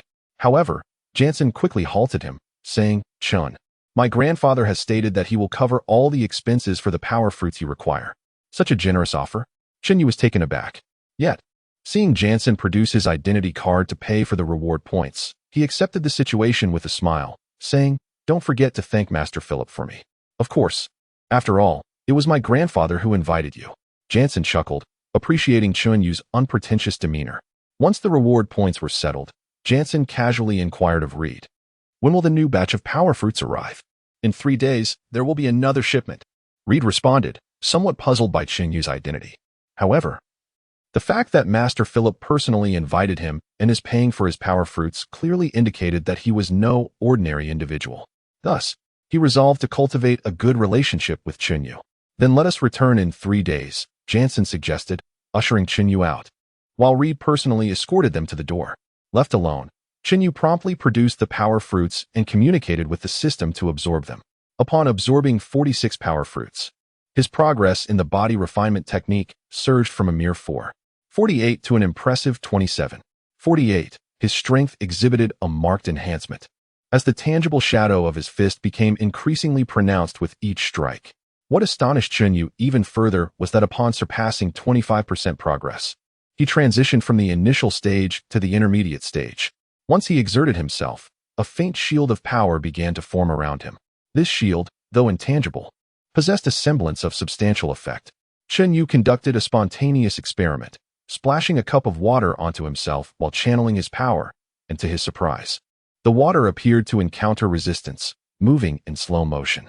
Although the water eventually splashed onto him, it made him acutely aware of the potential effects once the power shield was fully formed. Undoubtedly, once fully realized, this power shield would offer a degree of protection, shielding him from various magical harms. Such an ability was remarkably extraordinary in the world of sorcery, where no such peculiar body refinement capabilities existed. Consequently, Chunyu found himself eagerly anticipating the effects of achieving mastery in the body refinement technique. Suddenly, the communication orb chimed. Chunyu quickly grasped it. Chun, how have you been feeling lately? Is your body improving? The concerned voice of President Frank resonated from the orb. His evident care for Chunyu was palpable, as he seemed genuinely worried that Master Philip might completely entice him away, prompting Frank to urgently express his concern the moment Chunyu arrived in Maplewood City. Feeling Frank's concern, Chunyu was quite pleased, realizing that among the entire Sorcerers Association in Flamesummer City, he was the only one who could garner such attention from the president, who inquired about his well-being shortly after his departure. Understanding that Frank was referring to the issue of his rapid cultivation leading to his physical condition lagging behind his magical progress, Chunyu took the opportunity to ask, President, I feel much better now. May I continue to elevate my realm? Much better? And this is only a few days later. Frank exclaimed in surprise, impressed by Chunyu's ability to consistently astonish him. However, this time he refrained from being rash and responded seriously. Chun, do you truly feel improved? Here is what I suggest. You should have your body examined. The Sorcerers Association possesses a remarkable device called the Spa Mirror, which can reveal the specifics of your physical condition. Borrow one and let me know what you find. Is it possible to do that? Chunyu was astonished by Frank's suggestion, unaware that such a wondrous item existed in the world of sorcery. He promptly made his way to the Sorcerers Association to request the Spa Mirror. Reed, eager to cultivate a relationship with Chunyu, offered him the mirror without hesitation. It was an octagonal mirror, appearing somewhat cloudy. Holding the mirror, Chinyu gazed into it. Immediately, his body became hazy, as if it were rippling like water. However, the undulations soon ceased, stabilizing his state. Under the glow of the spa mirror, his body appeared almost transparent. How does it look? Chun, tell me your condition after gazing into the mirror, Frank instructed through the communication orb. President, why does my body seem transparent? Chinyu was perplexed by the reflection. Frank sighed deeply, filled with regret. This is the consequence of your magical power increasing too rapidly, causing your physical form to lag behind. The more transparent you appear, the further your body is from recovery. Only when the mirror no longer displays any changes will it indicate that you are fully restored. By the way, how transparent are you? Can you see clearly through your body, see faintly, or is it merely a shadow? Chinyu was left speechless. I can see quite clearly. Oh dear, Frank lamented. That is the most severe case, indicating that it may take at least 2 to 3 years for recovery. Chun, take a good rest. Advancing too hastily may not be beneficial. Since you are progressing so swiftly, a period of rest will not hinder your advancement. Chinyu was at a loss for words. How could he bear to wait 2 to 3 years before continuing his cultivation? The world of sorcery was perilous, and he longed to level up daily. Yet, he wondered why the body refinement technique seemed to have no effect on his physical improvement. After ending the call with Frank, Chinyu pondered his confusion. Logically, the body refinement technique should enhance his physical state. Why did it appear that there was no improvement at all? Filled with curiosity, he once more held the spa mirror up to himself. This time, under the mirror's illumination, he discovered that although his body remained completely transparent, a shadow of power flickered within, gradually seeming to envelop his entire form. The divine effects of the body refinement technique? Recognizing the shadow of power, Chinyu's eyes sparkled with anticipation. He wondered if, once the divine effects were fully charged, it could compensate for the disparity between his physical advancement and magical growth, allowing him to continue his cultivation. Patience, he thought.